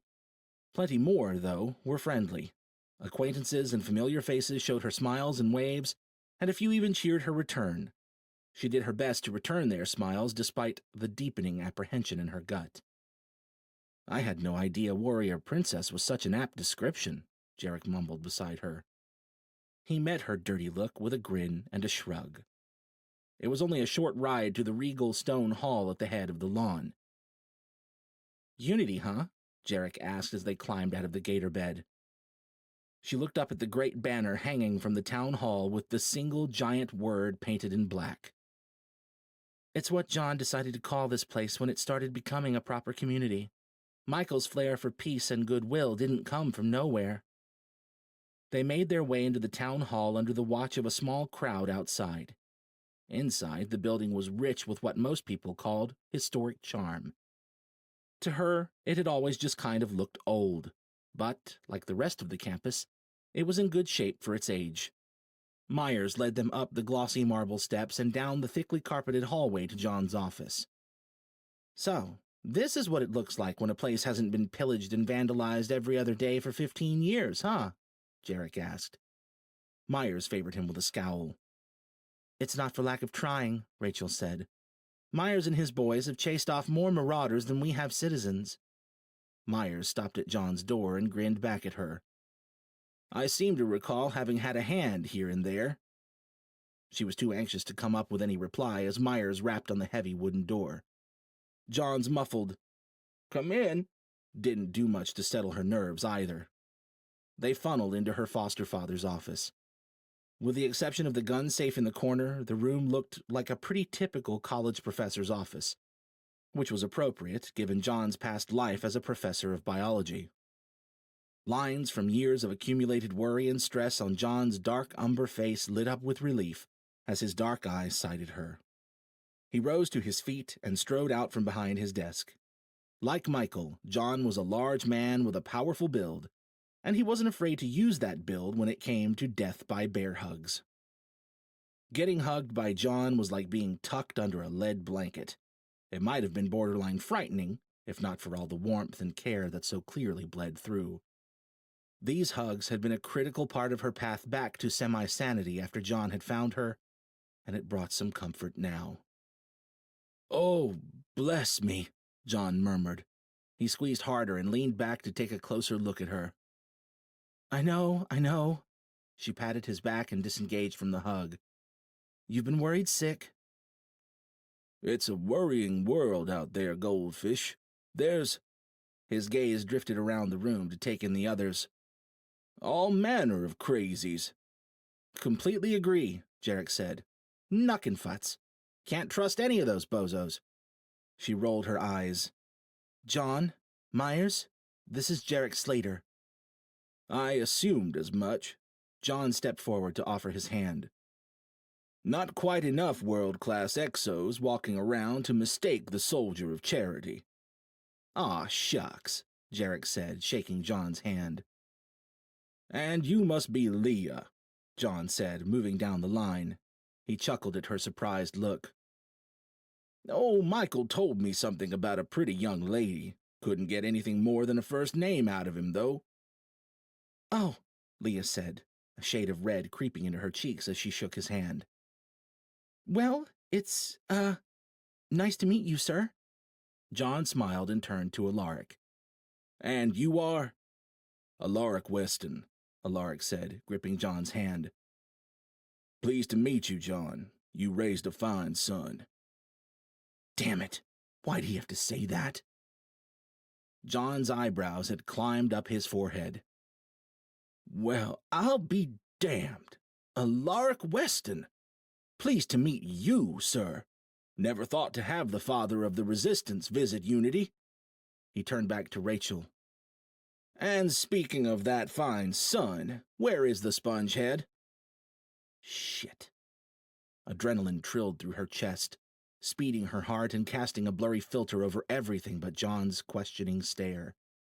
The words she'd run over 100 different times on the flight were suddenly nowhere to be found. There was only John's expectant look, waiting for her to tell him that everything was all right, and she couldn't. John's face went ashen. "Oh, God." "He's alive," Leah said quickly. John looked from Leah to Rachel. "What happened?" He's... She swallowed and forced herself to meet his eyes. "Michael was standing next to some kind of Rachnoff device when it went off. He's in a coma." "Oh, God." John rocked back on his heels and stumbled back a step to lean heavily against his desk. "When?" Rachel dropped her gaze to the floor, hot tears brimming in her eyes. 2 days ago. I should have called. I'm sorry, I just kept waiting, hoping. But when we realized you were the one who sent that tip up, I wanted to tell you in person. I'm sorry, John." He was silent for a long time, his eyes half-lidded. Finally, he moved forward to pull her into another hug. "It's okay, Goldfish. I just..." "He's going to pull through," Leah said. Then, looking embarrassed, she added, "I really believe that." The smile John tried to force only broke Rachel's heart that much more. "Thank you, Leah," he said. "I know my boy's a fighter." He leaned back on his desk and looked around at them.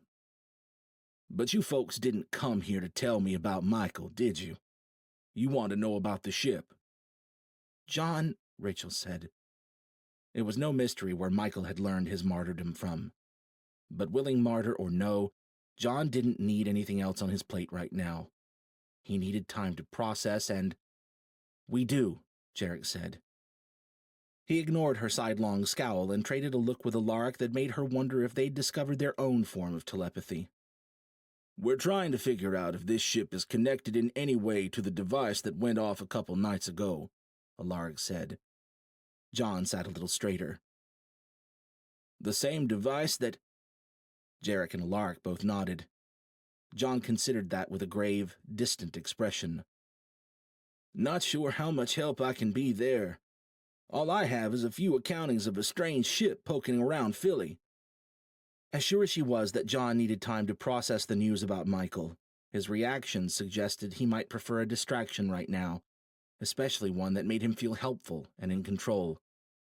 Maybe Jarek and Alaric had already arrived at that conclusion.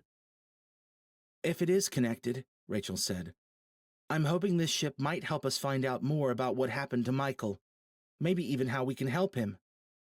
John gave a jerky nod. Of course. I'll tell you everything I can. What was so strange about this ship? Jarek asked. Well, one guy who claimed to get a good look at it said it had an odd purple hue to it. He couldn't seem to find the words to explain what he meant aside from saying it definitely looked like something from out of this world. He described it as being long, wingless, and mostly smooth, with big, bulbous features. Was that not how he phrased it? Rachel asked, sensing some hesitance. John shook his head, and his somber expression cracked long enough to blow out a short chuckle. No, I believe he said it reminded him of a giant ribbed dildo an ex of his used to have. Well, there was something you didn't expect to hear your foster father say about a potentially alien ship. Well, Jarek said, I think the possibilities just grew infinitely more terrifying. Was there, anything else? Leah asked. Mentions of who the ship might have belonged to? Or a list of locations cited? John shook his head. We don't have much more on the details, but we do have an idea on its rough trajectory. The first reported sighting was in northwest Philly, then again in downtown. So how'd you hear about it over this way? Rachel asked. That's the thing. John exchanged a concerned look with Myers. We haven't noticed anything suspicious, but according to the last account, that ship was headed straight this way. Chapter 6.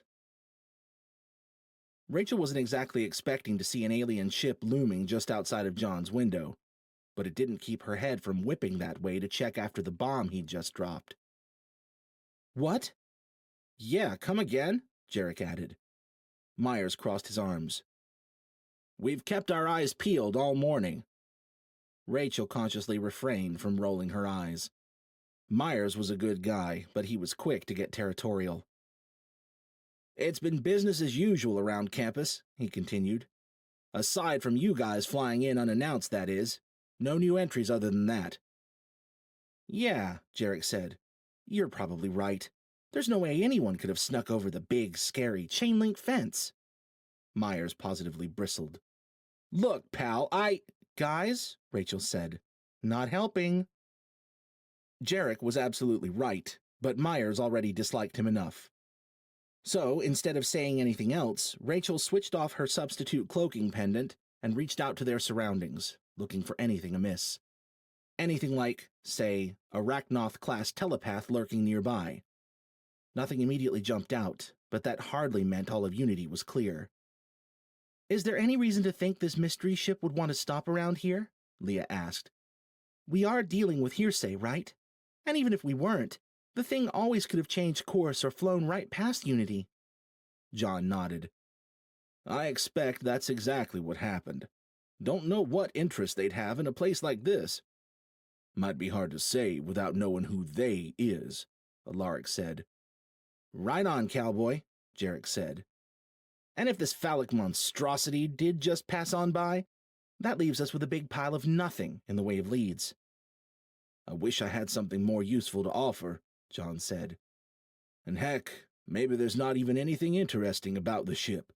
But when 3 separate contacts I only hear from once every month or two decide to call with the same story, well, it seemed like it was worth passing on. As much more obvious as his initial reaction had been to the news about Michael, it seemed like the weight was only now starting to fully settle on him. It might not have been obvious to everyone, but Rachel could see it in the weary distance of his eyes and the defeated set of his shoulders. They'd talked enough for now. John needed time to process everything she'd just dropped on him. And regardless of what Myers might think, she needed to sweep Unity for anything otherworldly. She was just about to propose they give John some time and go take a little tour of the community when Leah spoke up. "We truly appreciate the information, John, but we don't want to be in your hair too long." She looked pointedly at the rest of the group. John, always the martyr, looked like he'd protest. "I'll take them out to the market if you want a few minutes," Rachel said. "Show them the sights? Get some food?" She hesitated. "Unless you'd rather me stay here." "I could show them around," Myers said, finally uncrossing his arms. John waved Myers back. "That's not necessary." He squeezed Rachel's shoulder. "You go show them around, and we can meet back up for an early dinner." He looked up at the others. "Assuming you can all stay that long." "I've never been known to turn down dinner," Jarek said. "That sounds perfect," Leah said with a warm smile. "Good, then." John gave her one last lead blanket hug and bid farewell to the others. Myers followed them back downstairs and out to the front lawn. "You're good?" he asked, shooting one last frown in Jarek's direction. "We're good," she said with what little smiles she could manage. "Thanks, Myers." He gave her an informal salute. "We'll see you in a bit, then." "So," Jarek said as Myers drove off in the Gator, "what's the plan?" "I figured we could start at the market and find ourselves something tasty for lunch," she said. "While you give the place the old Jedi mind sweep?" She smiled and gave her best innocent shrug. "Maybe while I give the place the old Jedi mind sweep." Jarek grinned. "That's my Goldilocks." "Let's go, then." That could have been that, but then Jarek offered his arm to her as if he were some manner of fine gentleman. She considered the arm, unsure how to react. Taking it was technically a possibility, but she couldn't seem to do anything aside from stare at it as if it were something from another galaxy. She met Jarek's gaze, aware of Leah stifling a fit of giggles behind them. Jarek retracted the arm. "Yeesh! You look like you just saw a giant flying dildo or something." She snorted. "At least it wasn't ribbed." Jarek grinned. Always the optimist. Alaric coughed behind them, then cleared his throat. "He raises a fair point," Jarek said. "Let's have the tour, Princess." She sighed and led them around Parish Hall and past the slightly less majestic Kohlberg Hall to the crowded lines of tents and tables in the grassy quad beyond. The lingering tightness in Rachel's chest began to ease at the familiar sights, sounds, and smells of the market. Then people started to notice them, and a new tightness settled in. The market served as both a food distribution system for those citizens of Unity like Myers who didn't already work in food production, as well as a trading post for those within the community and those who visited from nearby. It had never been her favorite place on account of the crowd, and the prospect of sweeping her senses through that many minds sounded about as appealing as dancing naked through the busy quad. But she needed to be sure, so she extended her senses and started for the far corner of the market, where her favorite vendor, sweet old Annie, would be posted with whatever stew or casserole she concocted to see to it that the day's hungry traders had somewhere to barter their bellies full.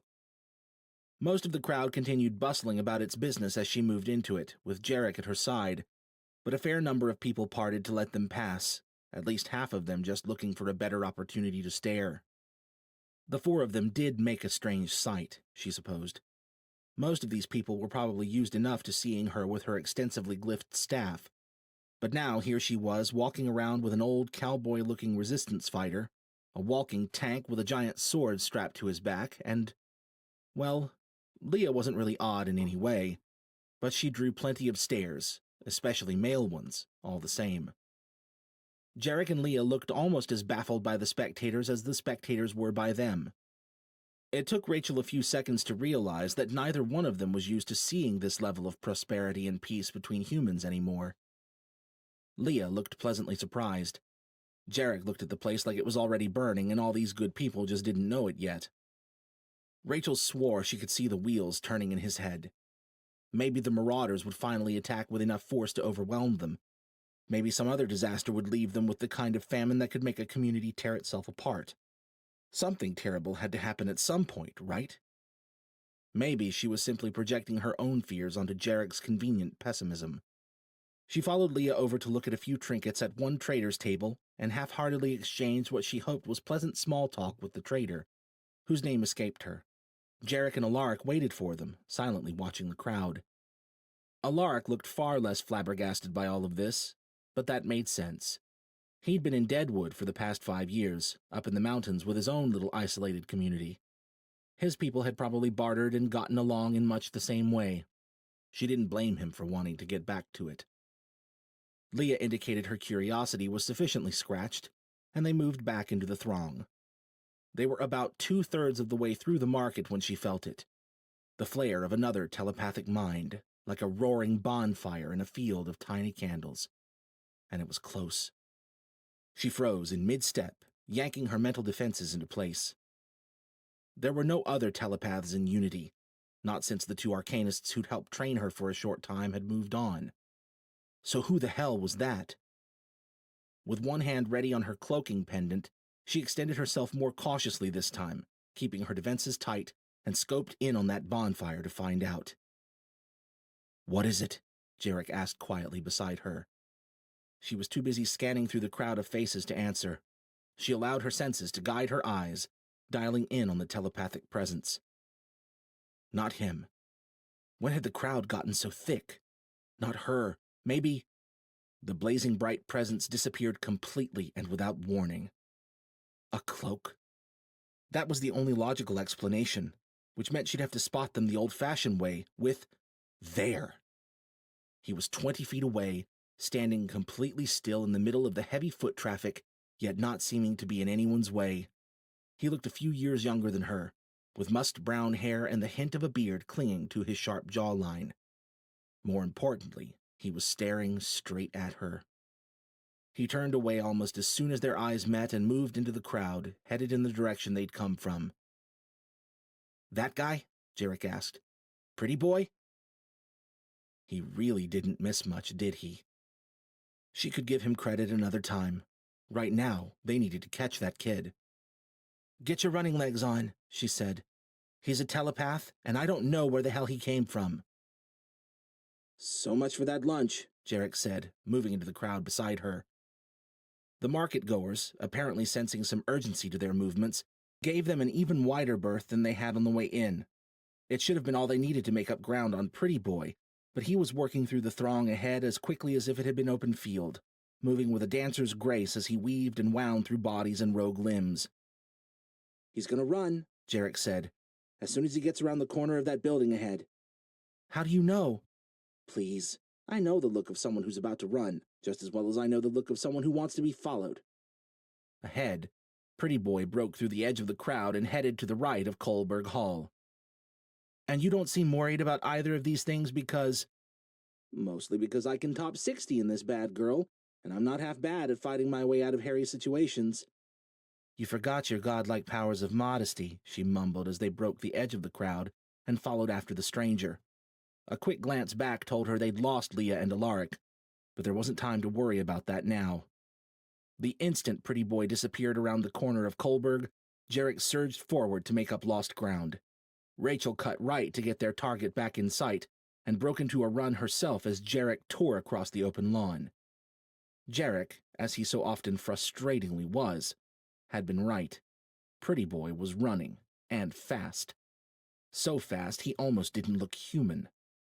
He glanced back as Jarek rounded the building after him. Then he hung an early right, gathered himself, and leapt 30 feet straight up to the rooftop of the Lang building. "Okay," she muttered. That decisively closed the door on whether they were dealing with a normal human. Jarek, aided by Fila, and apparently not one to be shown up in a foot chase, launched himself up after Pretty Boy. And there she was, she realized, just watching it all happen. She cursed herself and set off around the Lang building at a sprint. At the far corner she hesitated, wondering whether they'd passed over the building or if they were duking it out on the rooftop. A loud crack from the woods ahead answered that question. The sound could have passed for a gunshot, but the subsequent stream of smaller crashes and rustling sounds identified it as a falling tree. Rachel readied herself to channel and scrambled down the small hill and into the trees. Just past a fallen tree, Jarek was bearing down on Pretty Boy, who backpedaled through the foliage with eerily sure-footed grace, ducking and twisting clear of each grab Jarek made for him. She loped after them, gathering her will. "We just want to talk, you little weasel," Jarek said. "How the hell are you? Ah!" Pretty Boy swept a hand through the air, and Jarek's feet swept out from under him as if a giant invisible broom had taken them. So it was an arcanist they were dealing with? "Tricksy little weasel." Jarek kipped back to his feet and lunged forward with a heavy punch. Pretty Boy caught the punch with a bare hand. Rachel had seen Jarek cave men's chests in with blows like that. She'd watched him wrestle with an uber-strong Rachnoth and throw grown men around like pillows. With Fila, Jarek was stupid strong, and this kid had just blocked his punch with little more than a grimace. Jarek's faceplate was closed, but his shock was clear enough as he looked from Pretty Boy to their joined hands and back again. "Who the fuck are you?" By way of reply, Pretty Boy drove an open palm into Jarek's armored chest. This time, Rachel's senses were extended far enough to feel the enormous pulse of energy Pretty Boy channeled. Jarek, she could only assume, felt it even better when Pretty Boy let the energy loose in a telekinetic blast that sent Jarek rocketing through the air. He crashed into a tree 20 feet later. Rachel leveled her staff and focused her will for her own telekinetic attack, banking on the fact that Pretty Boy would be too drained to do much about it. He damn near wasn't. As tired as he must have been, Pretty Boy was still attuned enough to sense the blast coming and fast enough to start moving, just not fast enough to avoid it completely. The wall of force clipped him and threw his sideways dive into an awkward corkscrew. He hit the soft ground with a rush of expunged air, and Rachel wasted no time in preparing another blast. "Ha!" Jarek cried from over by the tree he'd smashed into. "Ah, shit."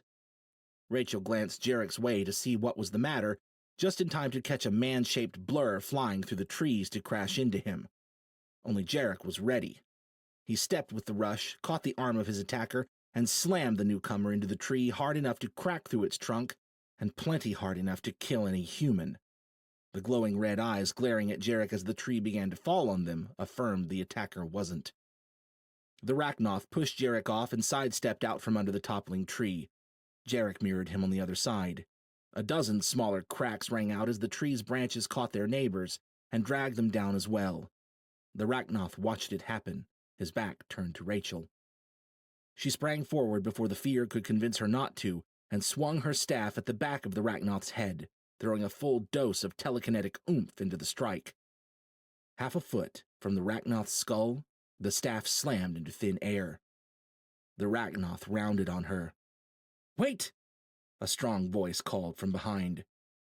The Rachnoth froze, and then Jarek slammed into him from behind, and the two crashed to the ground hard enough to leave a trail of torn earth. Rachel spun around, staff at the ready. Pretty Boy finished pulling himself to his feet and raised his hands in peace. She watched him for a long few seconds, then spared a quick glance to see that Jarek and the Rachnoth were watching him as well. She traded a look with Jarek, and he scurried to his feet and back to her side. She kept her staff raised, and they backed up together until they could easily see both of them. "Great," Pretty Boy said, hands still raised. "Thanks, I think." The Rachnoth rose and went to stand beside Pretty Boy, the red glow bleeding out of his eyes until he looked like just another middle-aged man with salt and pepper hair, albeit quite a suave-looking one. "Right," Pretty Boy said. My name's Halden." He glanced over at the Rachnoth. "And this is Alton." Alton the Rachnoth gave them a mirthless smile and a creepy little finger wave, and Halden continued. "I think maybe we should talk." Chapter 7. In the tense silence that stretched between Jarek and Rachel and their mysterious company, the sounds of the Unity folk approaching the tree line were readily apparent to Jarek's exo-enhanced hearing. "We've got company," he said. Rachel pried her wary stare from Alton the Rachnoth and Halden the whatever he was, long enough to shoot him a "what the hell do we do" look. It was a good question. Talking it out with Arachnoth and his buddy wasn't exactly at the top of Jarek's Wise Moves playlist, but they'd come here looking for answers. If these two weren't connected to that strange ship everyone was talking about, there were either a hell of a lot more Rachnoth running around than Jarek had ever imagined, or some universal law of coincidence had been severely violated. Judging from the volume of the voices at the tree line, though, they had about 10 seconds to make up their minds before people started asking questions. Talk now, he decided. Kick asses later, as required. Who said he couldn't be diplomatic? Let's hear them out, he said to Rachel. Okay. She glanced back toward the tree line. We'd better move, then. Sure, Halden said. Lead the way. Rachel pointed over Alton's shoulder with her staff. That way. You first. Halden shrugged. Fair enough. Alton turned and trekked off in the indicated direction without comment. Jarek stayed close to Rachel's side as they followed the odd duo. Now that the skirmish had cooled, the two didn't seem to harbor any violent intent toward him and Rachel, but it never really paid to drop one's guard, especially when one was dealing with a freaking Rachnoth. There's something odd about these two, sir, Al said quietly in his earpiece. No Aside from the obvious oddities, I mean. Jarek didn't quite know what it was, but he didn't disagree with Al. The questions churning through his head were about as numerous as the leaves in the canopy above them. This Halden guy had definitely worked some telekinetic mojo on him during their fight. Jarek wasn't a doctor of arcanism, but that probably meant Halden was gifted like Rachel, right? Hell if he knew. And it still didn't exactly explain how the guy had managed to catch a punch that would have knocked a Rachnoth on his ass with a bare hand. Maybe it had just been a clever use of his abilities. Or maybe Halden was something else entirely. Hell, maybe they were dealing with a Rachnoth arcanist. Was that a thing? It probably would be in his nightmares now. And, of course, there was one more possibility. Halden, and maybe Alton too, could be one of these Rakul the Red King had warned them about. Without any way of knowing, Jarek's only real option was to keep on his toes and be ready to fight until he had damn good reason not to be. If Halden was human, that still raised the pointed question of what the hell he was doing running around with Alton the Rachnoth. Jarek, like pretty much everyone else on the planet, didn't know all that much about the Rachnoth, but he'd never heard tell of such a thing. Sure, the Red King and the Overlord had plenty of human cronies. Thousands, actually. But those men were more slaves than partners. Some had started as mercenaries, some had been plucked from the streets. Most, though, seemed to have been tortured or otherwise mentally tampered with until they were loyal servants. The relationship between Halden and Alton seemed like something else entirely. Beside him, Rachel called for a slight adjustment to their trajectory. About 100 yards later, the woods opened into an impressive outdoor amphitheater. A dark wooden stage, old but in good repair, like the rest of Unity, stood at the base of the semicircular basin. Opposite the stage, the amphitheater seating rose along the incline of the basin in a series of large, grassy steps, each one lined along the edge with smooth gray stone to form natural benches. 4 lines of neatly groomed trees separated the basin steps into organized sections, contained within sets of smaller stone staircases on either side. Clearly someone, or multiple someones, put a lot of time into keeping the place pristine. It was one of the most unnecessary things Jarek had seen in the past 15 years. It was also kind of cool. Halden and Alton followed the direction of Rachel's waving staff and sank down on the first stone step to the left. Jarek and Rachel remained standing. Jarek focused back the way they came with help from Fila's auditory sensors, and decided the voices in the woods behind them didn't seem to be coming any closer. For now, they were alone. Right then, Halden said, hazel eyes shifting back and forth between them. I'm sure you guys have a few questions. No shit. And now, on top of the other 1,000, Jarek had to wonder why Halden was expecting the questions to be unidirectional. Sure, a human Rachnoth duo was weird, But between Fila and Rachel's abilities, it wasn't like he and Rachel were just another pair of everyday citizens. So why was Halden's default assumption that they should be confused and intrigued by his and Alton's presence? Maybe these two had simply been around and seen a lot of shit. Maybe they were just spectacularly self-centered. Or, and this seemed like the most likely option, maybe they were hiding something, and Halden was self-conscious about it. What? Jarek said. You think this is the first time we've just happened to bump into an arcanist, chase him into the woods, and get jumped by his Rachnoth sidekick? I call that a Tuesday. But now that you mention it, I guess there might be a few particulars, like who you are, why you're here, and, He tapped at the chin of his faceplate. Oh yeah, whether you happen to know anything about the weird ship that's been causing a stir around here. Word on the street is that it looks like a... Let's start with the first two, Rachel said. What are you doing here? Halden glanced at Alton. We're looking for someone. It's kind of a long story. Rachel looked less than impressed. You're trespassing in my home with a Rachnoth. I think it's safe to say we have the time, so you can give me some fucking answers, or I can wipe these steps with you until they fall out. Halden watched her for a long stretch, his expression neutral and calculating. Alton smirked, but his smooth baritone was only a hint condescending when he spoke. We're not here to hurt anyone. We came here to help. To help who? Rachel asked. Everyone. Thank God they weren't going to be cryptic about it or anything. Jarek rolled his hand in a keep-it-coming gesture. You might have to use more than one word at a time if we want to get somewhere today. Alton's smirk only grew. I thought you had the time. With a careful mental command, Jarek opened his faceplate so the Rachnoth could see his eyes as he patted the hilt of the big whacker. You know, I cut a Rachnoth to pieces with this thing only 2 days ago. Okay, look, Halden said, raising a hand. He probably meant it as a pacifying gesture, but Rachel tensed and raised her staff in return. Halden dropped the hand. This isn't necessary. We're here to help to help rid you of the Rachnoth before it's too late. Jarek made a show of looking around at their surroundings.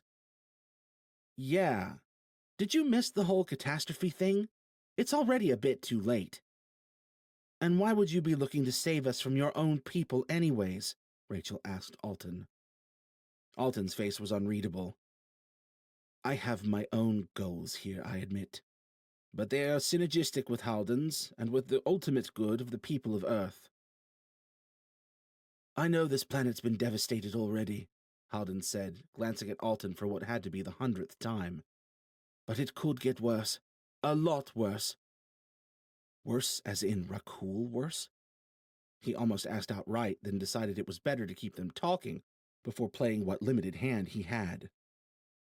You can imagine our skepticism about a philanthropic Rachnoth, he said to Alton. Your kind don't exactly have a peaceful track record with ours. Frankly, I'm wondering if you didn't slam me through that tree back there, and if I'm not just dreaming all of this right now. I could pinch you if you'd like. Alton held up his thumb and forefinger with a disconcerting grin and sprouted a pair of wicked-looking claws. Not helping, Alton, Halden said. Look, I get it. My people have lost too much at the hands of the Rachnoth as well. A shadow of genuine pain crossed his face. I've lost more than most fighting them. For a long time I wanted to wipe them away from this universe, but it's not that simple. The more Halden talked, the more something didn't seem right about him. Something about the way he phrased things and the way he kept glancing at his Rachnoth pal, not to mention the fact that he had a Rachnoth pal at all, was just off. What do you mean, it's not that simple? Rachel said. Halden glanced at Alton. Again. Stop that, Rachel said. Apparently, the constant furtive glances were itching her heebie-jeebie button as well. A quick look at her expression, though, made him think something else might be afoot. What's up? Her eyes remained locked on Halden and Alton. They're talking. It took a second, but it clicked. Ah, telepaths. Tricky bunch. Granted, I'm not so good at manners, Jarek said. But that seems pretty damn rude, fellas. To Rachel, he added, What are they saying? I can't hear them, she said. I just feel the connection. Right. He shifted his weight, suddenly feeling like it wouldn't hurt to be ready to hack limbs off. Sorry, Halden said. You're right. It's not polite. Here. He pulled on a thin chain at his neck until a round pendant popped out from under his shirt. He turned a tiny dial on the pendant and looked at Rachel. Better? Was that a cloak like Rachel's, then? The weary nod she gave Halden suggested so. What we're facing, Halden said. What we're trying to do. It's probably not going to be a wildly popular idea. We were just discussing how much we should be telling you. Well, if that doesn't just scream trustworthy, Rachel muttered. Halden raised his eyebrows, amusement twinkling in his eyes. I realize this might be your home, but it's still kind of funny to hear that from the people who haven't told us the first things about themselves. Not to be confrontational, but we're talking in good faith right now, not because we're trembling at your power. Rachel looked like she was deliberating whether to incinerate the pair of them or go for a record in the long toss. Jarek didn't blame her. It wasn't like he was a fan of people strutting their stuff in front of him, but he also had a certain amount of admiration for people who were cool under pressure. Plus, the fact that Unity wasn't his home probably didn't hurt either, where keeping a level head was concerned. I'm Jarek Slater, he said, consciously shifting to a slightly less confrontational stance. Halden gave him an appreciative nod. Jarek gave Rachel an expectant look. Fine, she said. If it'll make this conversation less annoying, then fine. I'm Rachel Cross. Pleased to fucking meet you. If Jarek hadn't happened to be looking straight at Alton, he probably would have missed the way the Rachnoth's brows twitched when Rachel said her name. Somehow, for some reason, that name meant something to Alton the Rachnoth. Now what the hell was Jarek supposed to make of that? Alton's eyes shifted to meet his, cool and controlled once more. Next to him, Halden's expression had gone somber. Did Rachel's name mean something to him as well? So there, Rachel said. We're all great pals. Now why don't you tell us what's so complicated about wanting these assholes, she pointed at Alton, off our planet? Alton chuckled. Oh, believe you me, we would love to leave this planet behind in a heartbeat if we could. But we can't. Your own people saw to that. I'm guessing there's an explanation in there somewhere? Jarek asked. Long story short, Halden said. Some of the people of Earth already tried to wipe the Rachnoth off this planet. They almost succeeded, even. But their actions had other consequences, ones I doubt they'd expected. What started as a mission to destroy the Rachnoth ended up being the accident that effectively bound our species' fates together. Jarek traded a confused look with Rachel. Say we don't follow exactly what you're talking about. The blood, Halden said. You must have wondered why Rachnoth need to feed on human blood to survive. Shit. That was actually a thing? Yeah, Jarek said. Say we didn't really know about that either. Halden raised his eyebrows. Really? Jarek had heard the stories, of course. He'd also seen the Red King drink the blood of one of his own men, and then again with Price. Hell, he even knew some people had taken to calling them vamps, but he'd kind of figured it had all been a bunch of fear-mongering and dramatic effect, or that the Rachnoth just happened to enjoy blood. There'd been no reason to think the whole requiring human blood to survive thing was anything more than another one of 1,000 rumors floating around about the Rachnoth.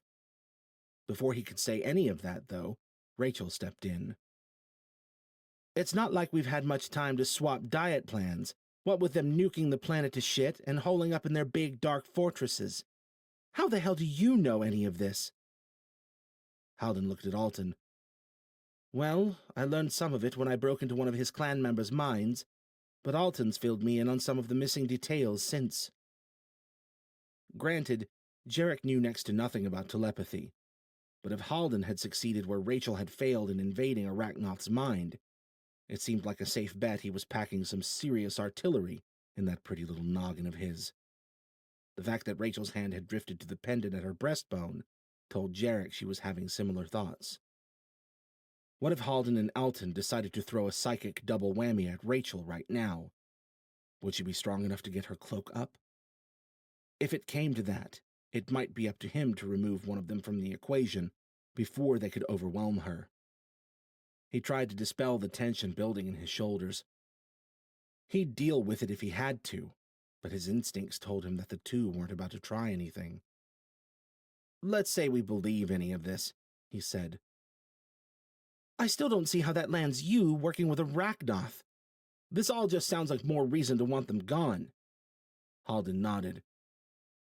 I don't necessarily disagree, but for two things. Enlighten us, Rachel said.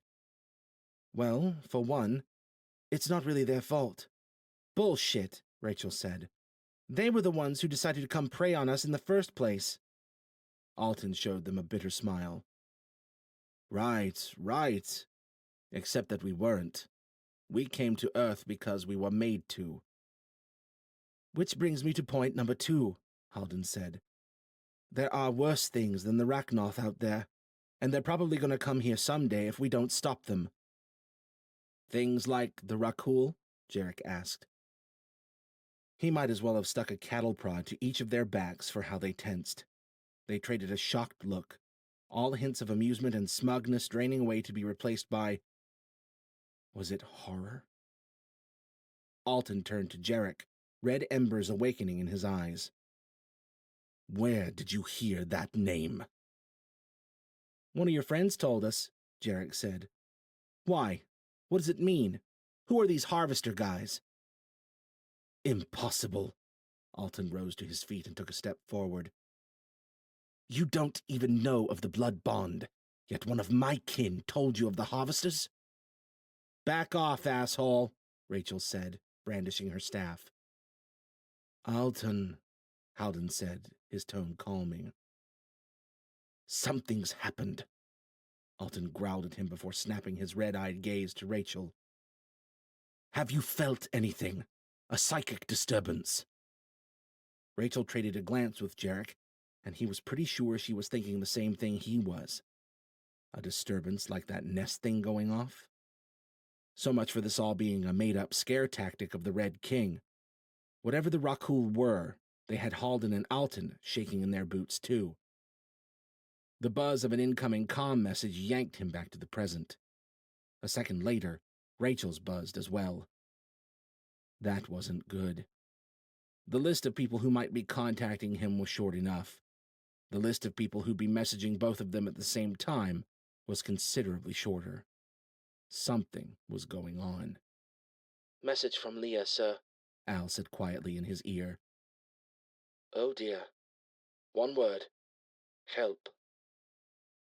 Can you guys just... He held a finger to Halden and Alton. The look on Rachel's face told him she'd received the same message. 1 second. He slid his faceplate closed. Messenger back, he said quietly. Find out what's... His wrist buzzed again, and this time the message appeared at the bottom of his in-helmet display. Mosin here. Help. Son of a bitch! Trouble? Halden asked. Beside him, Alton straightened and began sniffing the air. That didn't bode well. None of this did. The Overlord's most dangerous errand boy just happened to be showing up right when they were sitting here, talking to a mysteriously well-informed stranger and his Arachnoth pal. Jarek looked at Rachel and wished he could beam his thoughts straight into her head. We have to check on something. Don't suppose you two would be willing to stay put for a few minutes? Alton cocked his head and sniffed again. I think we'd better not. I smell Arachnoth. Rachel tilted her staff toward Halden and Alton. Friends of yours?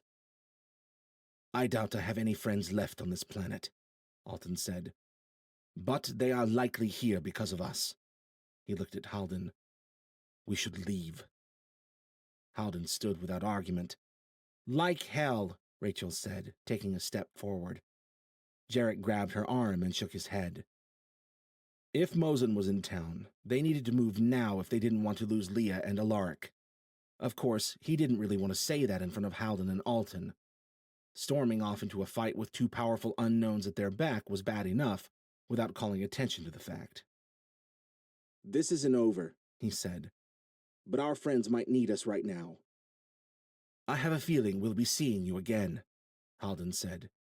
Then he and Alton turned and set off into the woods at a brusque pace. Damn it, Rachel hissed beside him. Let's go.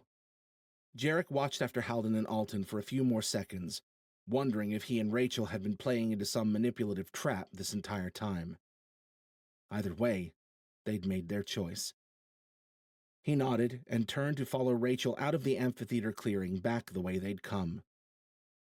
Out of all the questions whirling through Jarek's mind, one thing seemed sure enough. Whichever way things panned out, their day probably wasn't about to get any less boring. Chapter 8. As unhappy as Rachel was to leave a strange arcanist and his Rachnoth buddy roaming free in Unity, the need to find Leah and Alaric was twofold. For one, they were allies, maybe even friends, and she didn't want to see them captured, hurt, or worse. On top of that, though, if Seth Mosen was here, it seemed unlikely he'd be alone. He'd have brought plenty of reinforcements, Reds or the Overlord forces. It didn't really matter. All that mattered was that Seth Mosen was a wild dog, and that his presence put the entire community at risk. What was he even doing here? Probably tracking them. They had captured one of his superiors, after all. The Overlord probably had half his army out looking for the Red King, and the other half looking for her and Jarek. She hoped that was all there was to it. Because if it was something else, if the Rachnoth had learned about her and Michael's connection to Unity, and decided to turn the screws by attacking their home. She swallowed against a dry mouth. Baseless worrying wasn't going to help anyone. Given that time was short, Rachel held the protest and stuck with the dirty look when Jarek moved to scoop her up into his arms. With Fila, he could move more than twice as fast as a normal human, even while carrying her. In less than a minute, he was setting her down at the tree line of the quad. They stepped out of the woods and proceeded more cautiously toward the market, which is where they assumed Leah and Alaric still were. And there they were, face to face with Seth Mosen and two other men. They were removed enough from the crowd that it wasn't hard to spot them, but that may have been mostly because the crowd was giving the tense little huddle a wide berth, not to mention a fair amount of nervous glances. The sight of Mosen started the adrenaline racing through Rachel's chest, and brought the unbidden, vivid memory of the crushing pressure of his hands on her throat. She focused on his two backup goons to clear her mind. One was short, with dark hair, and a face that reminded Rachel of a toad, and seemed immediately untrustworthy. The other was tall and narrow, right down to his slender face. "We're gonna just walk up to them?" Rachel asked. "No plan or anything?" I can take Mosen with Fila, no problem, Jarek said beside her. But we need to be close to Alaric and Leah if the shit hits.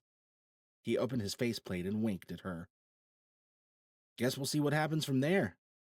"This isn't a fucking game, Jarek. There are innocents everywhere. Good people. If he has reinforcements nearby, we'll do what we have to." He glanced at her calm. "Might want to get word to campus security in the meanwhile." Shit. Why hadn't she already done that? She swiped at her comm and, quickly as she could, typed out, "Trouble at quad, lock and load." She sent the message and looked up to see Mosen and his two goons watching them approach. Mosen's grin injected a hit of pure, cold creepiness straight into her chest. "Shit," she murmured. Was it just her imagination, or had the toady goon grinned as she said it? "We're good," Jarek said. "Deep breath, Goldilocks. We've got this." The words might not have been particularly meaningful, but she had to admit she was glad to have him next to her right now. As offbeat and immature as Jarek could be, she couldn't think of anyone more capable of watching her back in a hairy situation. They were about 20 feet away when Alaric and Leah followed Mosen's line of sight and saw them approaching. Both of them looked wired with tension, and Alaric was a few shades paler than normal. Understandable enough. How else could someone be expected to react when their son turned Rachnoth slave turned matricidal madman came calling? "Here they are," Mosen called, hands splayed wide. "The wily arcanist and the soldier of charity himself." Rachel drew up to Leah's side and placed a supportive hand on her shoulder. Jarek crossed in front of them and took position beside Alaric. "Mosen," Jarek said, "how awful to see you here." Mosen made a pouting face. Rachel reached out with her senses to sweep for any lurking threats, starting with Mosen himself. Despite whatever the Overlord had done to him to grant him his exceptional strength and durability, she was pretty sure Mosen was still mostly human. His presence did feel a bit off, but she didn't linger on it. "We were hoping to catch you closer to home," Mosen said. "Find out what you've done with poor Aldrogan." That made Mosen's two thugs frown at him for some reason. "With poor what now?" Jarek asked. Mosen sneered. "Don't worry your pretty little head over it, Slater. We've got other business to take care of. Speaking of which, you didn't happen to notice anything odd on the way."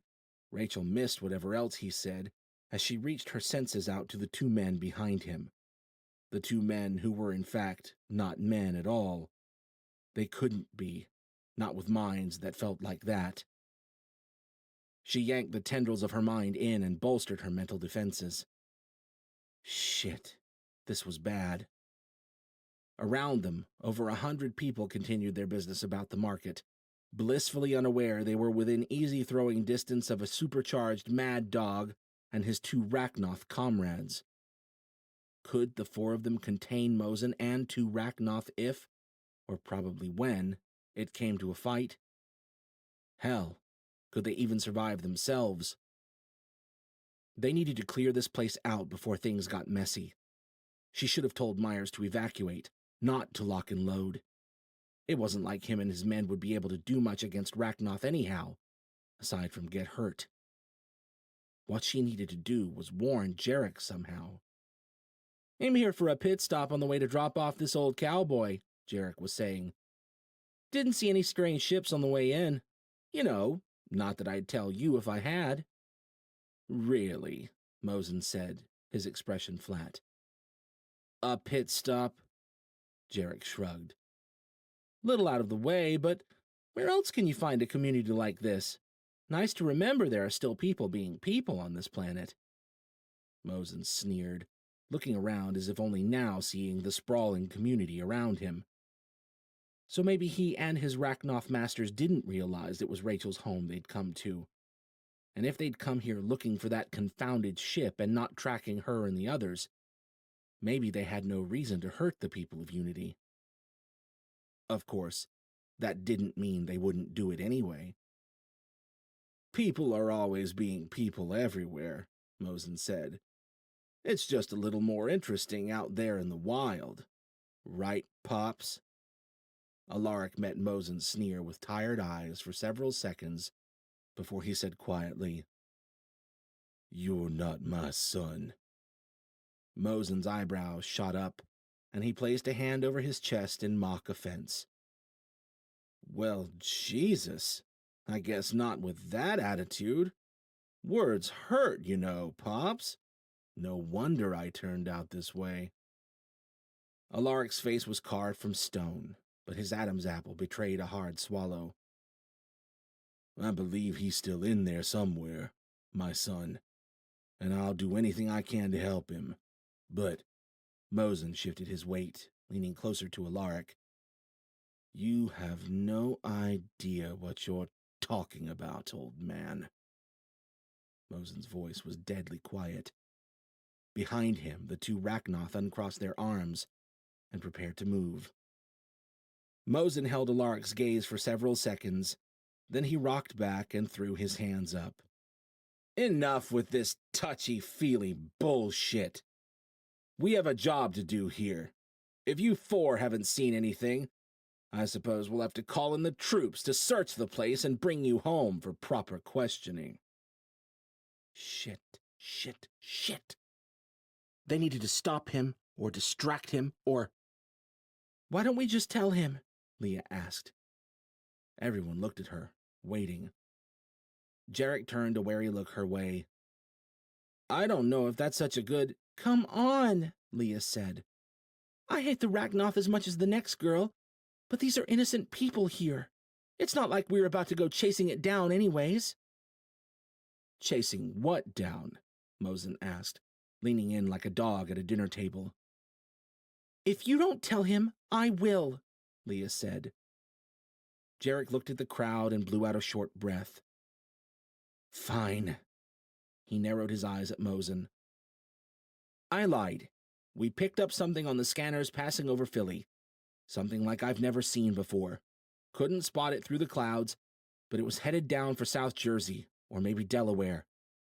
Mosen opened his mouth to say something, but Jarek held up a finger and added, And this part's not important, but if you want to know why I lied, it's because I think you're a huge cockhat.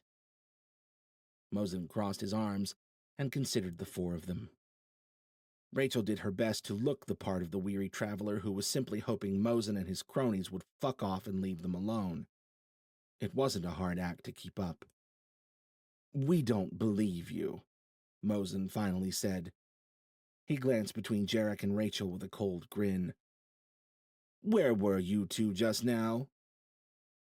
You really need to ask why a man and a woman snuck off into the woods? Jarek asked. I think you need to get out of the fortress more often, buddy. Well, now I know you're lying, Slater. Mosen winked at Rachel then, and for a brief moment his irises glinted with red light.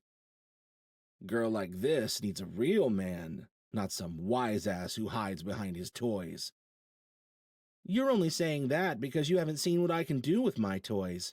Jarek waggled his eyebrows at Mosen. Yet.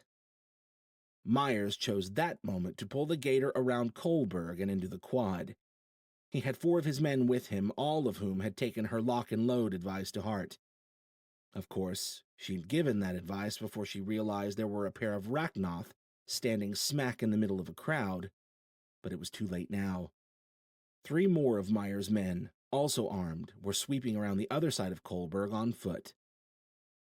Ah, Mosen said. Sneaky little bastards. Shit. Well, Mosen said, we tried the nice way. Looks like it's time to call in the... Jarek sprung forward without warning and drove a fist into Mosen's face. The punch landed with a thud and a crack, and Mosen's head led his body through a short flight that ended with a hard crash to the ground, several feet back. Jarek was already grabbing the toad-looking Rachnoth and pivoting to slam him to the ground. Jarek, no! They're... Too late. The Rachnoth's eyes came ablaze with red Rachnoth fire. She saw a flicker of surprise on Jarek's face before his faceplate whirred shut, and then the Rachnoth reversed Jarek's throw and hurled him 10 yards across the quad. Jarek turned through the air with a long cry of, Shit! And managed to turn his fall into a rough roll. Rachel! He shouted. Rachnoth! She was already channeling energy from the batteries on her belt into a hard barrier in front of her, Leah, and Alaric. Just in time. The slender Rachnoth lunged forward and slammed to a halt against her invisible wall a few feet from Alaric. His toady friend turned his fiery gaze to Rachel and prepared to throw his weight into the assault as well. She resisted the urge to blast them back to buy time. Aside from the fact that they were ridiculously strong and heavy, it wasn't really an option to launch a pair of angry Rachnoth into the crowd behind them. a crowd which was quickly beginning to panic as more and more people looked over and saw what was happening. Rachel pulled more energy to prepare for the second Rachnoth's charge. Instead, though, the Rachnoth whipped his head around and rolled to the side. The next instant, Jarek slammed down to the soft earth, sweeping his ridiculously hefty sword through the place where the toad's head had just been. Both Rachnoth leapt back with dual roars to square off with Jarek as he stepped in front of Alaric and Leah. The one with the slender face bumped into a market-goer hard enough that the guy hit the dirt as if he'd been struck by a low-speed truck. Luckily, the Rachnoth were both focused on Jarek, and the guy's buddies grabbed him and dragged him off with the rest of the frantically dispersing crowd. The sounds of rushing air and the low hum of electric motors rose through the din of the evacuation, capping the adrenaline-fueled pounding of Rachel's heart with a dose of cold dread. She met eyes with Myers, who was pushing toward them through the fleeing crowd, and they both turned their gazes skyward. Ships. 3 of them. 2 larger carriers and 1 smaller ship about the size of Jarek's. They could have belonged to the Overlord or the Reds. It didn't matter. The victorious, bloody-nosed sneer Mosen shot her from the ground as he waved away his comm hollow told her everything she needed to know. Rachel tightened her grip on her staff, gathered her focus, and prepared to fight as enemy forces swept in from above to attack her home. Chapter 9. By Jarek's reckoning, facing unfavorable numbers in a fight pretty much boiled down to 2 options: refraining from direct engagement to buy time to enact a more clever plan, or focusing on a single target and attacking it decisively in hopes of leveling the playing field before things had a chance to get messy. Or dying. Okay, so 3 options. Jarek tended to fall into the reckless attack school of thought, so when he caught sight of the 3 ships descending with what he expected would be dozens of troops to join Mosen and the 2 Rachnoth in the Unity Quad, he didn't hold back. He picked the slender-faced Rachnoth on the left and leapt into battle with a wide, horizontal sword sweep intended to drive both Rachnoth back and apart. It worked, and Jarek followed up with a feinted lunge in the toady-looking Rachnoth's direction to drive him further away from his partner. As soon as Toady hopped clear of the feint, Jarek switched direction and darted toward Slenderface. Slenderface dipped, rolled, and backpedaled with the best of them to keep clear of Jarek's flurry of sword strikes, his skin darkening slowly to scaly green battle hide. The Rachnoth was quick, but that went without saying. Jarek was about to reverse direction and rotate into another strike when Al cried out, "Roll!" Jarek threw himself to the left without hesitation. Al was literally the eyes in the back of his head. When he said move, Jarek moved. What felt like a hunk of steel rebar clipped the back of his legs as he went, and he came back to his feet in time to see Toady stumbling straight into Slenderface after apparently having tripped on Jarek's leg while trying to surprise him from behind. "Good call, Mr. Robot," Jarek said, pedaling back toward the others while he had a moment to breathe. Gunfire cracked from overhead as the enemy forces, the Overlord's people he was pretty sure, opened up on the 4 of them and the handful of armed Unity fighters approaching through the dwindling crowd. Jarek cringed at the lack of discrimination the shooters practiced for foe and fleeing innocents. A few townfolk fell, along with one of Myers's men. The rest of the armed Unity guards hunkered down behind whatever they could and began returning fire. A few shots pinged off Fila's armor. To the left, Rachel was dealing with the new threat in her own way. A thin arc of spent lead slugs was accumulating a few feet in front of her, courtesy of that amazing bullet catcher of hers. Alaric and Leah were crouched behind her for cover. A few more bullets slammed to a halt in mid-air a few feet from Rachel as Jarek watched. Alaric leaned around her and raised a revolver, his breath condensing in the air the bullet catcher had drained of heat to power its arcane function. Alaric fired twice, and a dark-clad enemy soldier fell from a transport above to topple lifelessly to the soft earth. In response, the enemy fire picked up. The transports were pushing their way down to land in the quad when Toady and Slenderface, now both in scaly green Rachnoth mode, pressed in to renew their attack. Mosen joined them, and after that, things got hectic. Jarek lost track of everything outside his immediate vicinity as he fell into a deadly dance with his three adversaries. He moved through sequence after sequence of attacks, dodges, and counters with trance-like focus. Kick there. Pivot. Swipe, dodge, riposte. Duck. Rising sweep. Take a hit. Give one back. Don't stop. Impossibly strong arms grabbed him from behind. Jarek dropped his sword, grabbed an arm, and dropped his hips back, pivoting as he went to flip Slenderface over his shoulder and slam him to the ground. He raised an armored boot to stomp down on the Rachnoth's head, then tensed as he caught sight of Toady charging in on his side. There wasn't time to avoid the tackle. The instant before Toady hit, though, he was bowled off course by what could have been an invisible semi-truck. Score one for Goldilocks. Toady flew past Jarek instead of through him, and Jarek thanked his stars that he had a strong-willed arcanist watching his back. By then, Slenderface had rolled out from under him. Jarek grappled with an oncoming Mosin and managed to turn and throw him at a now oncoming Slenderface, buying him a moment to scoop the whacker back up from the ground. The moment of peace only made him an open target to the enemy soldiers. Several bullets slammed into Fila's armor before Mosin and the Rachnoth stepped back within potential friendly fire range. Jarek shook the shots off and brandished his sword at his three foes. Bring it, bitches! Not your finest work, sir, Al said. Guess I'll try to do better next time I'm fighting three. Slenderface lunged forward recklessly, as if he thought he'd catch Jarek with his pants down.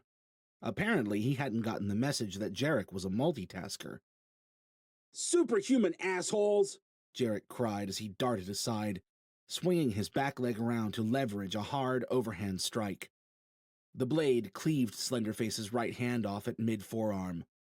Jarek followed up with a powerful sidekick to the stunned Rachnoth's ribs and a loud cry of, "Booyah!" He readied his sword, staring down Mosin and Toady. Who's next for the choppy-choppy? "Jarek!" Rachel cried. "We've got a situation over here!" Sit rep, Al. He couldn't afford to drop his eyes from his opponents, not when they could cover dozens of yards at a leap. 5 of 8 Unity men down, sir. Al said. Enemy forces still unloading. Well, that was the opposite of good. And things weren't going much better in his own fight. As satisfying as removing Slenderface's hand had been, the Rachnoth was hardly incapacitated. The scaly bastard was already pulling himself to his feet, and a sound like a pride of lions roaring in perfect synchrony rattled the air. And there appears to be a third Rachnoth here, sir. Gee, thanks, Al, Jarek said. I hadn't noticed. This was beyond not good. If they didn't do something to balance the odds, and do it quickly, things were going to go downhill fast once Rachnoth number 3 cut through Unity's meager forces and moved in on him and the others. Unfortunately, the Rachnoth decided to skip step 1 completely. 6 o'clock, incoming, sir! Al cried. The thudding impacts of the Rachnoth's footsteps had been warning enough. Jarek reluctantly dropped his eyes from Mosin and Toady and whirled to strike at the new threat. The rust-colored Rachnoth darted under the top-down diagonal cut with disturbing agility and delivered an open-palm strike to Jarek's lowered shoulder as he flew by. Even in passing, the Rachnoth's blow was substantial enough to send Jarek tumbling haphazardly toward Rachel and the others. They managed to scatter before his armored bulk plowed into them. Alaric grunted in pain as a shot found him now outside of Rachel's protective barrier. Jarek scrambled to his feet and shielded the old cowboy with his armored body, while Rachel and Leah closed back in tight. Jarek handed Alaric off to Leah and spun around, expecting to find a Rachnoth flying down on them from above. Toady and the rusty-hided newcomer were both gathering themselves to leap when they jolted as if they'd received a strong shock. Behind them, Mosin and Slenderface were looking around, likewise confused. The 3 Rachnoth whipped around in unison to face the woods where they'd tumbled with Halden and Alton earlier. Jarek realized the quad had gone quiet, and now everyone seemed to be following the gazes of the 3 Rachnoth. There was a low hum from the tree line, steadily growing closer. Jarek eyed the nearest of the 3 Rachnoth, Rusty, and wondered if he should strike while they were distracted. Before he could, the hum intensified, not really in volume so much as in the way it rumbled through Jarek's chest. He glanced back just as a large, dark shape crested the tree line. Well, I'll be damned, Jarek mumbled, as the ship that was unmistakably the one they'd been looking for pulled into view. It was fairly large, longer than it was wide, and its loosely cylindrical form rippled with fluid, bulbous shapes, as if the hull had been cast over top of an array of bubbles of varying sizes. What that hull was made of, he couldn't say, but it shimmered oddly from dark black to light purple at different spots, and shifted fluidly as the ship glided smoothly forward. I don't believe that ship is of this planet, sir, Al said, as the craft came to a resting hover overhead. No kidding. The three Rachnoth ahead were still as statues, staring up at the ship with their fiery red orbs. Rachel, too, was looking in the general direction of the ship with a distant, blank look, like she was otherwise engaged.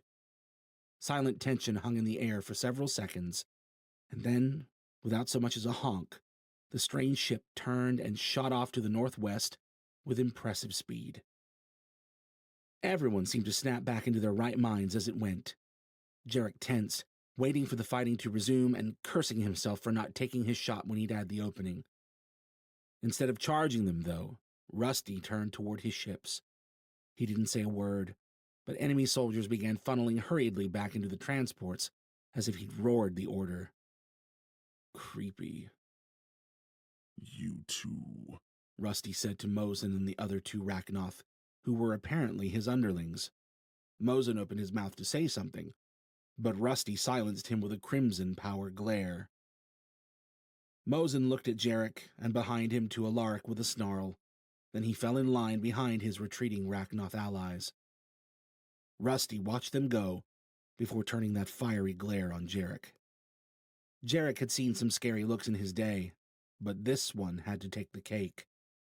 Where Toady and Slenderface were mid-shift, hided but still humanish in appearance, Rusty was in full-on Rachnoth mode, his smooth skin completely replaced by scaly hide, and his human features dramatically shifted towards something more beastly and reptilian. He stood with all the confidence and authority of a fearsome warrior. The rust-red color, like old dried blood on his hide, only added to the effect. next time we meet, He said, his voice low and strong, I will take pleasure in ending you. Jarek swallowed, glad for the cover of his faceplate, as the Rachnoth turned and strode to the smallest of the three ships. He half considered going after him for a moment, trying to end the Rachnoth now that his allies were all loaded up. No, better not to press their luck.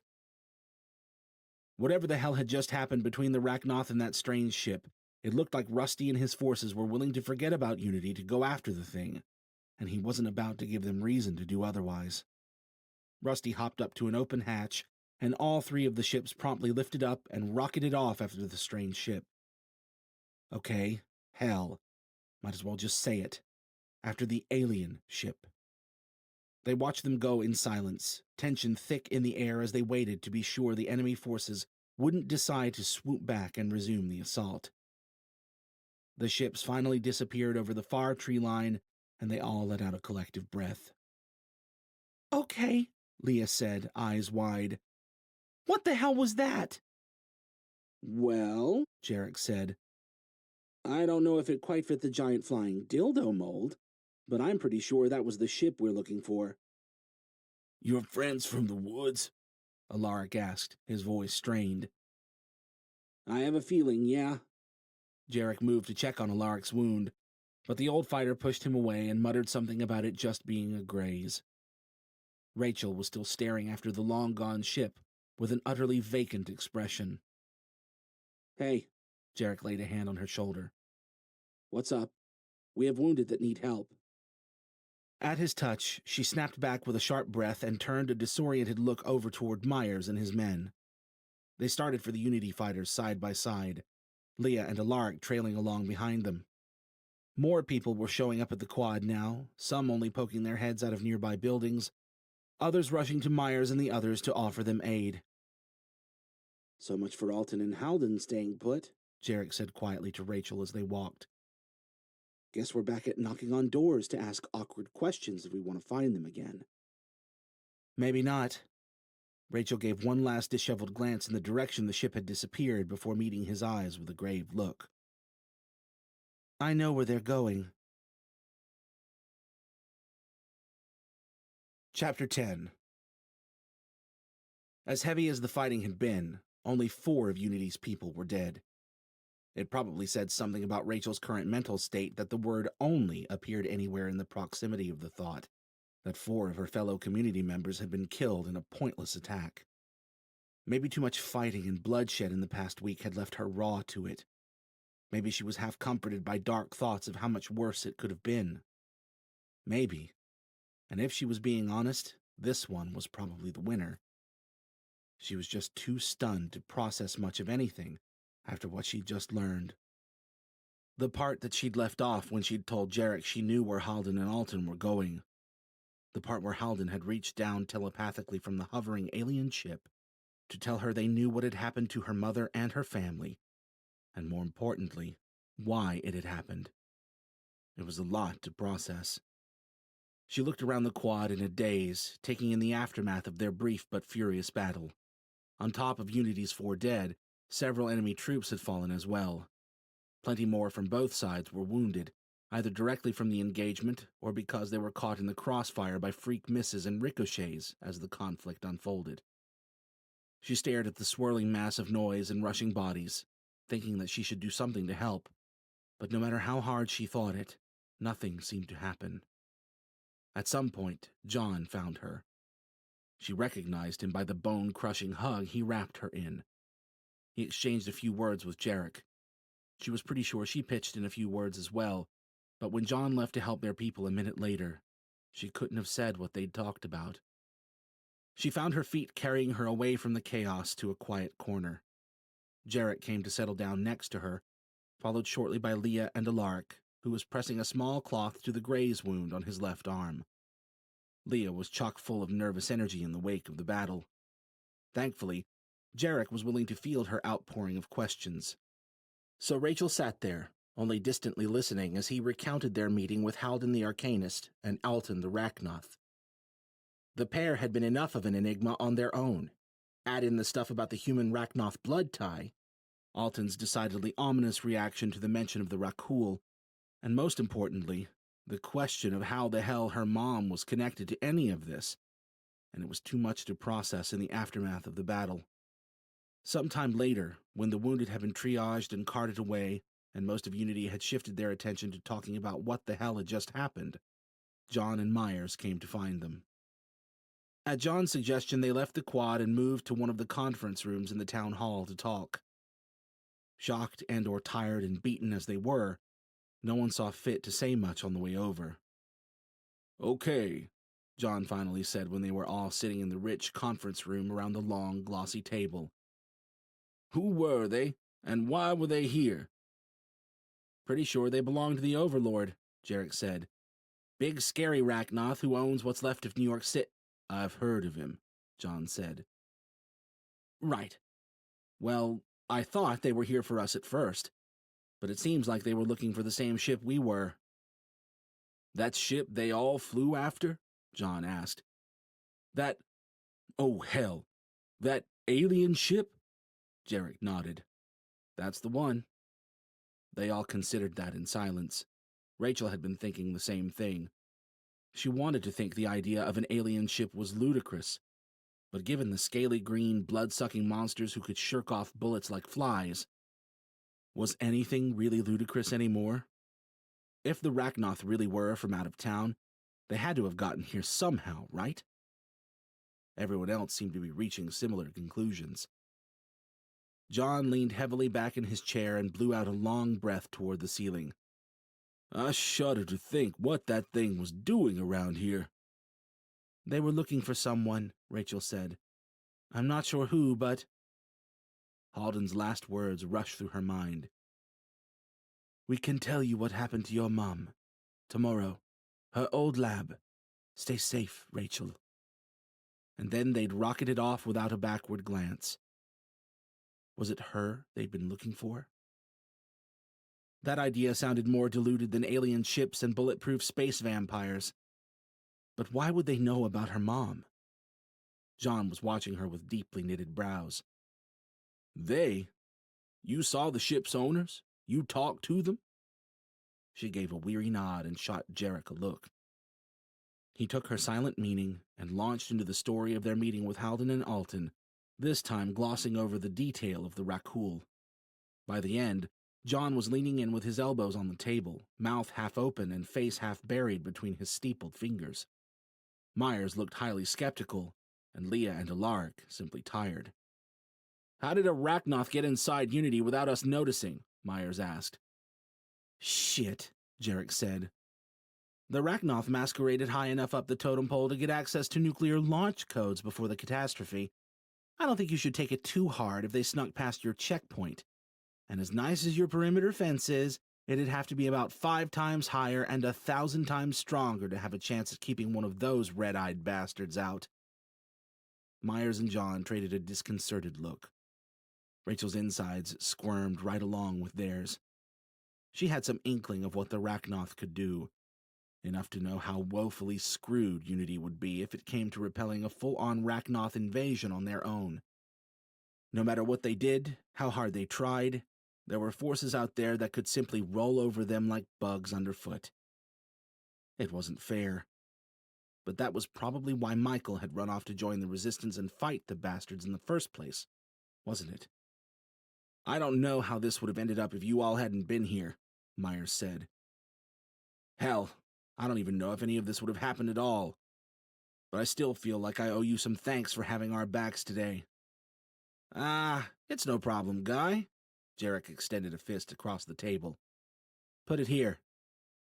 Myers eyed the fist dubiously, then finally reached out to touch his own fist to it. Jarek retracted his fist and did a subdued victory pump. I guess there's a reason they call you the soldier of charity, John said.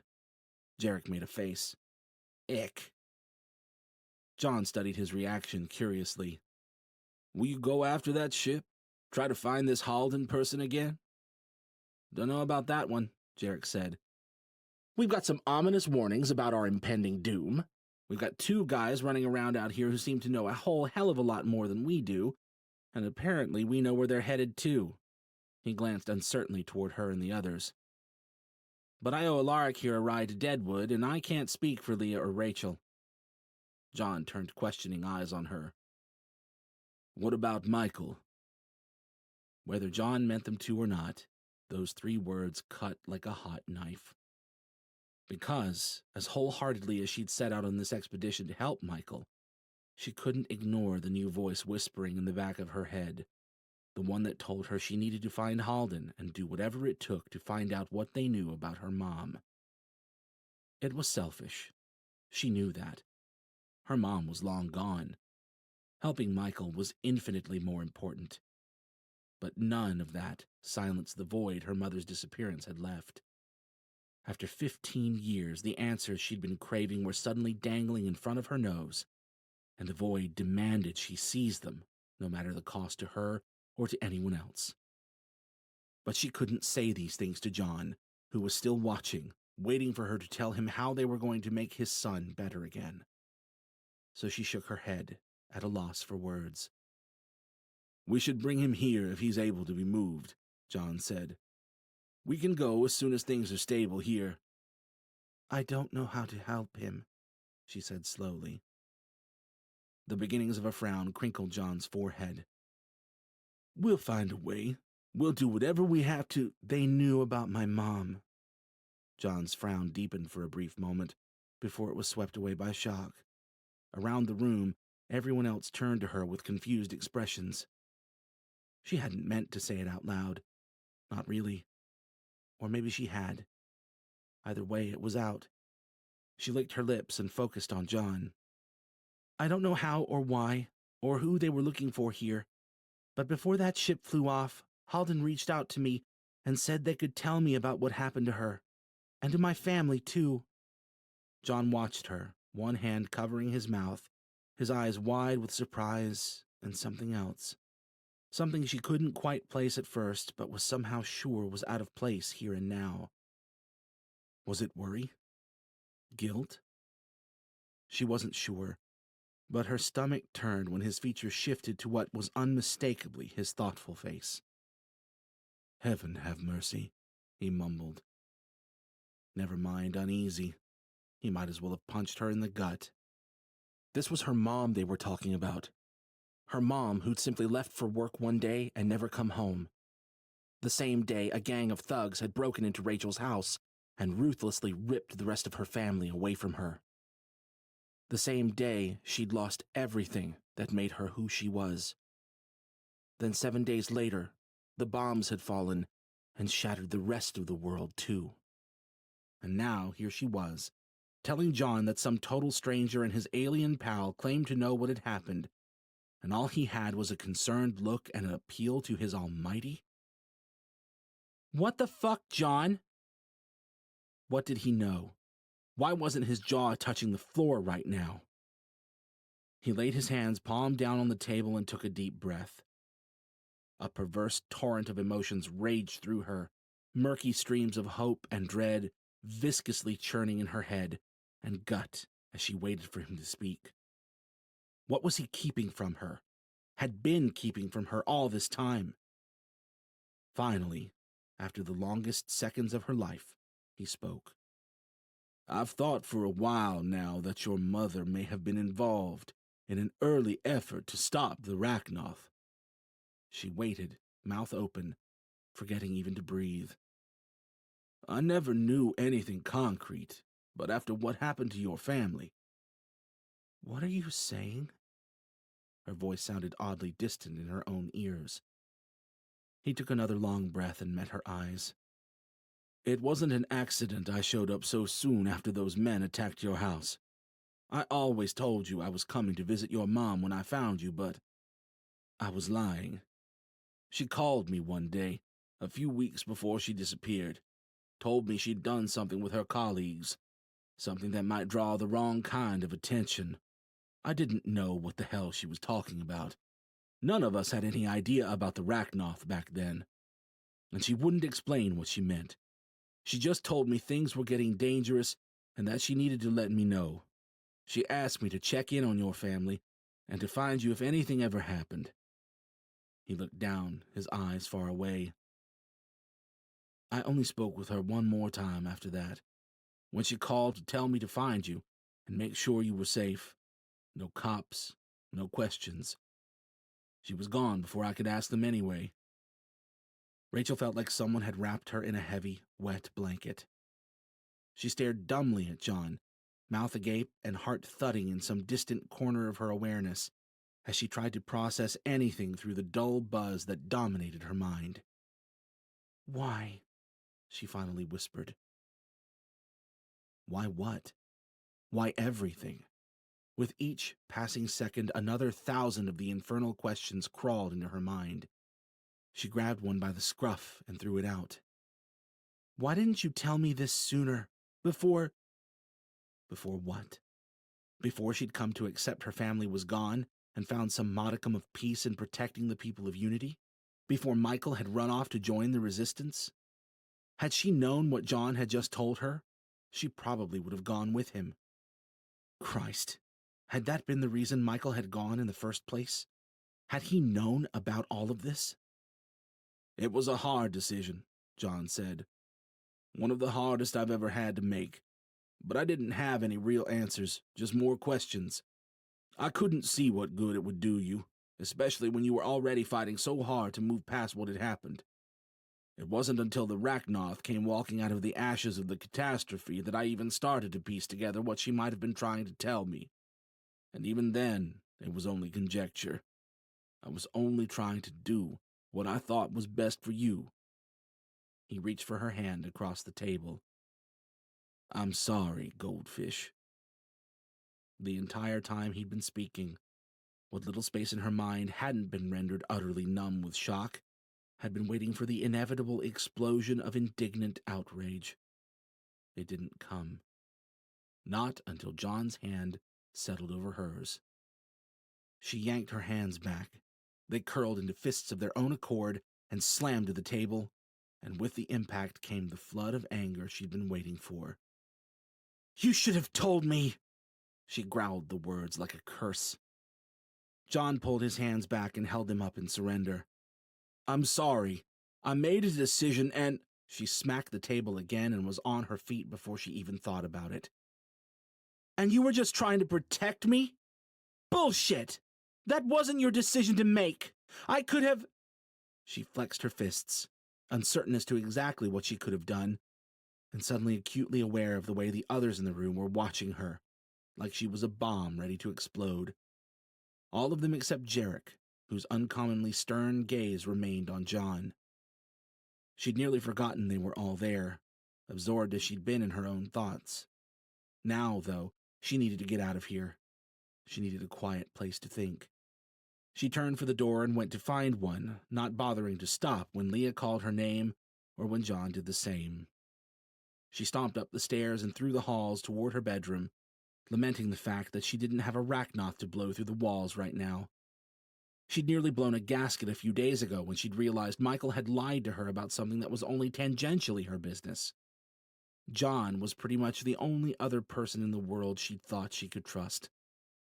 For him to drop this bomb on her, it was too much, and she either needed to hit something or curl up in a ball and not come out for a few days.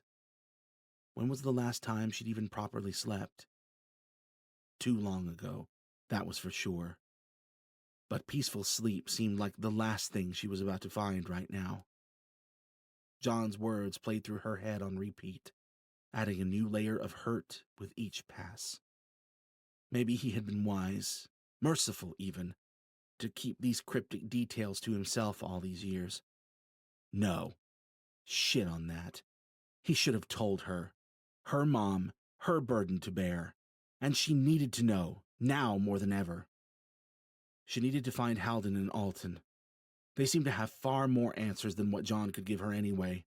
Answers she couldn't turn away from now that old wounds had been reopened. Answers she'd probably always needed deep down. And maybe she could help Michael too while she was at it. It was Rachnoth tech that had caused Michael's condition, and those two seemed to know more about the Rachnoth than anyone else she'd met. If anyone could explain what had happened to Michael, it might be them. The Red King sure as hell wasn't about to give them anything.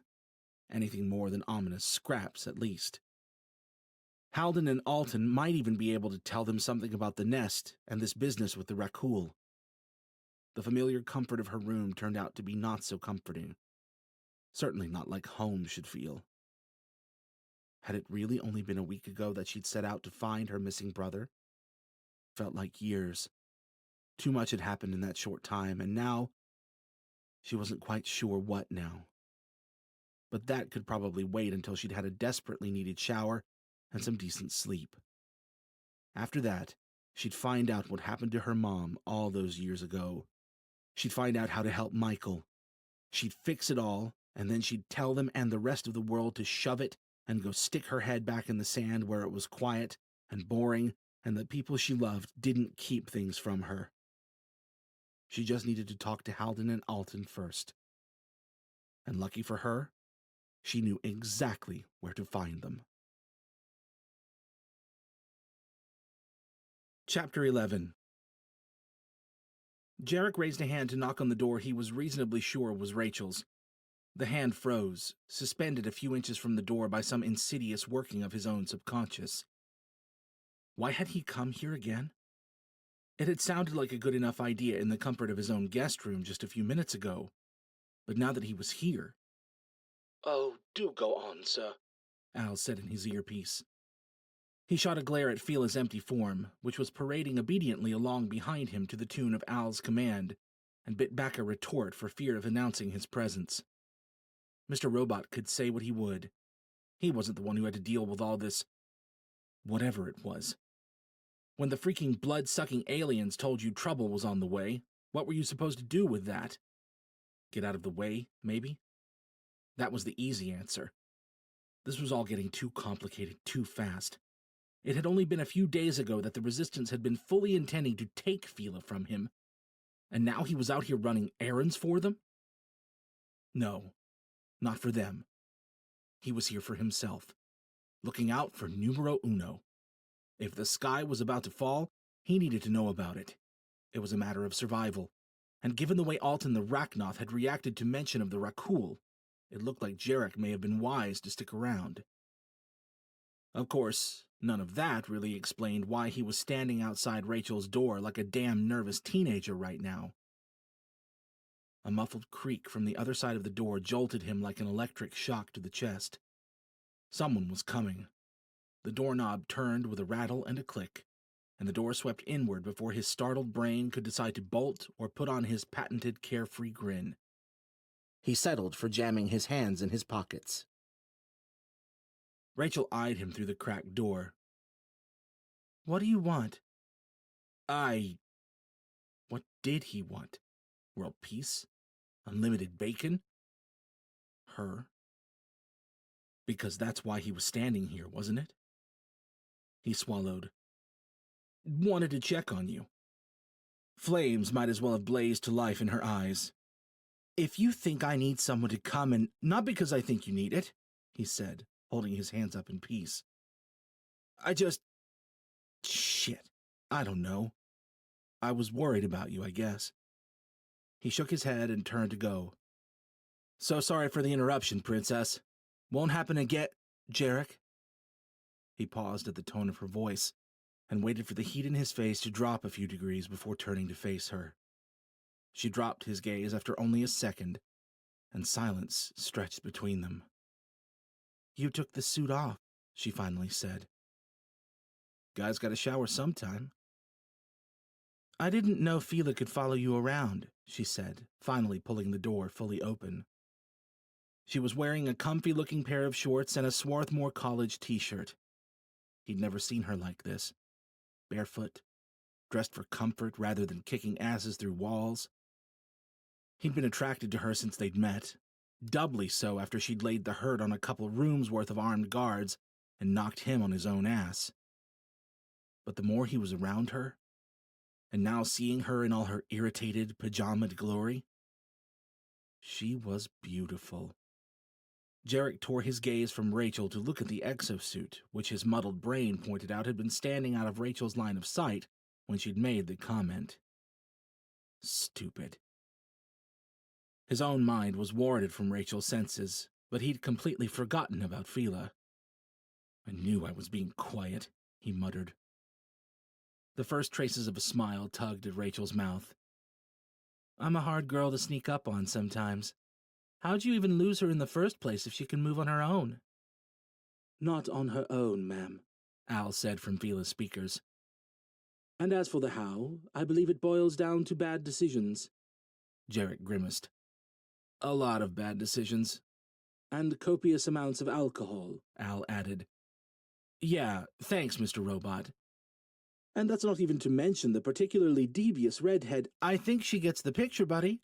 Rachel shifted her moody stare back and forth between them. "Yeah, I think I get it all right." Jarek clasped his hands together. "Fantastic. Let's skip the boring details then."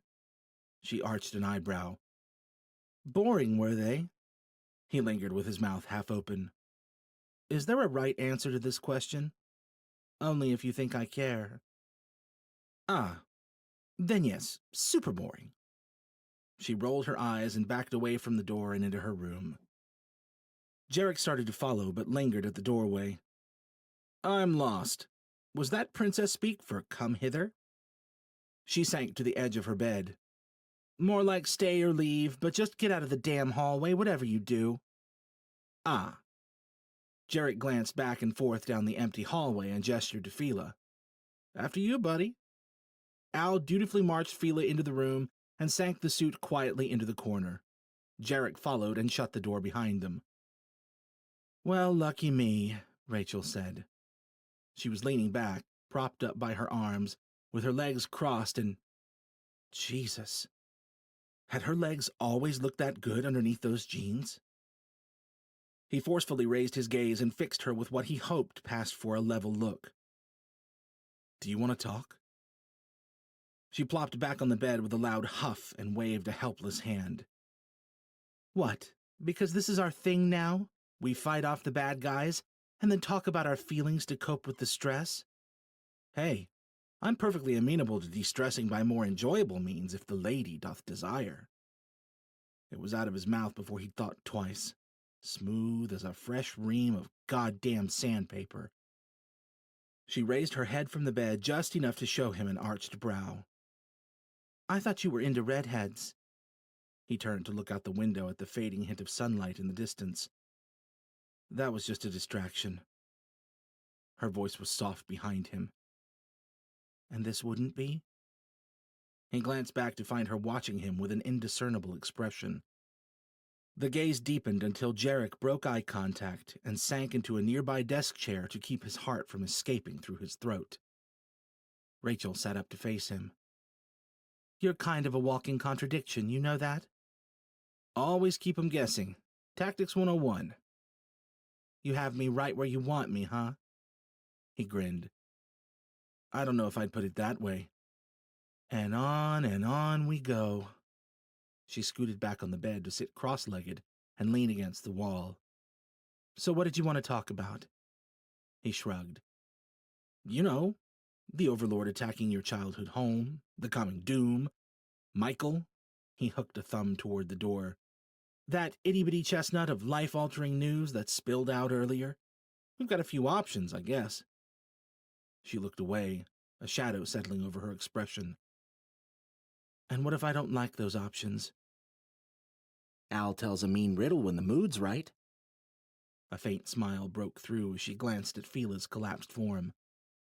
I bet he does. Come on, Raish, he said softly. It's been a hell of a week. You don't have to hold it all in. She considered him. You don't really strike me as the listener type. He smiled. Can't say I'd know, but given the locale, I suppose I could give it the old college try. She pursed her lips, then shrugged. Fine. I'm pissed. Ah, yes. And how does that make you feel? Wait, wrong line. She narrowed her eyes at him. Ha ha. Seriously, though, he crossed a leg and leaned back. Why are you pissed at John? She tensed. What? You agree with him lying to protect me? Nope. Just asking to get you to talk. Read it in a book once. She eyed him speculatively. No, you didn't. He grinned. I totally didn't. Let's try it anyway. Fine.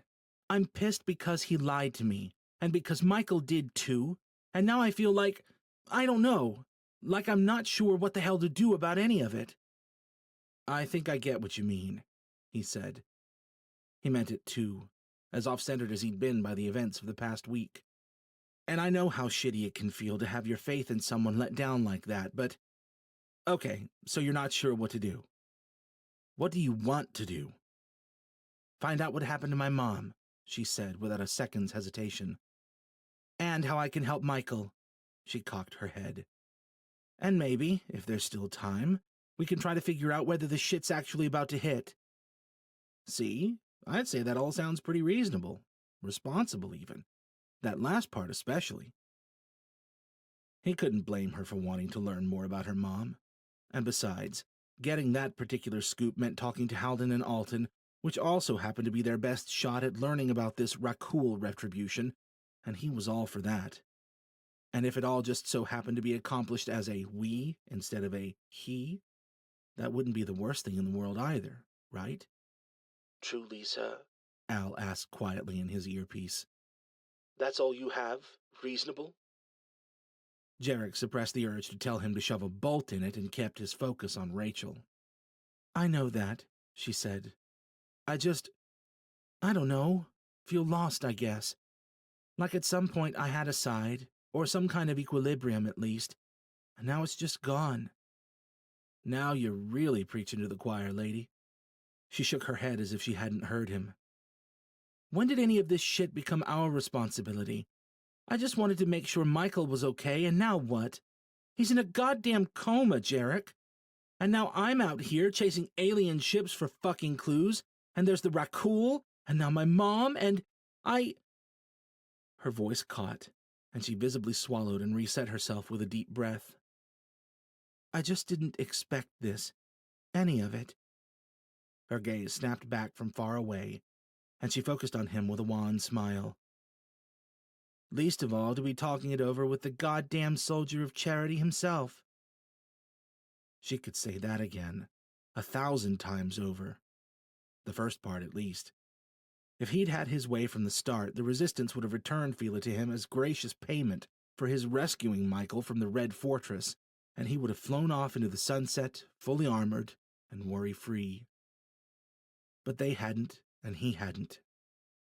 The nest had activated, or exploded, or ejaculated, or whatever the hell it had done, and now they had at least 2 Rachnoth forecasting big bad clouds of doom with just enough conviction that he couldn't quite bring himself to walk away and risk retribution falling down on his oblivious head.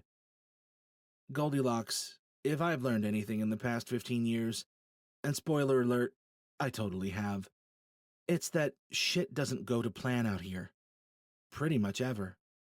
And granted, I might bring it on myself at times, but I really feel like the bigger the stick you walk around with, the bigger the problems life will whip out and slap you right in the face with. Does everything have to be phallic with you? Everything. She snorted. So, what you're saying is I have a big stick? He glanced pointedly at the staff resting against the wall at the foot of her bed. I mean, it's no whacker, but yeah, you might just have the biggest stick I've ever seen.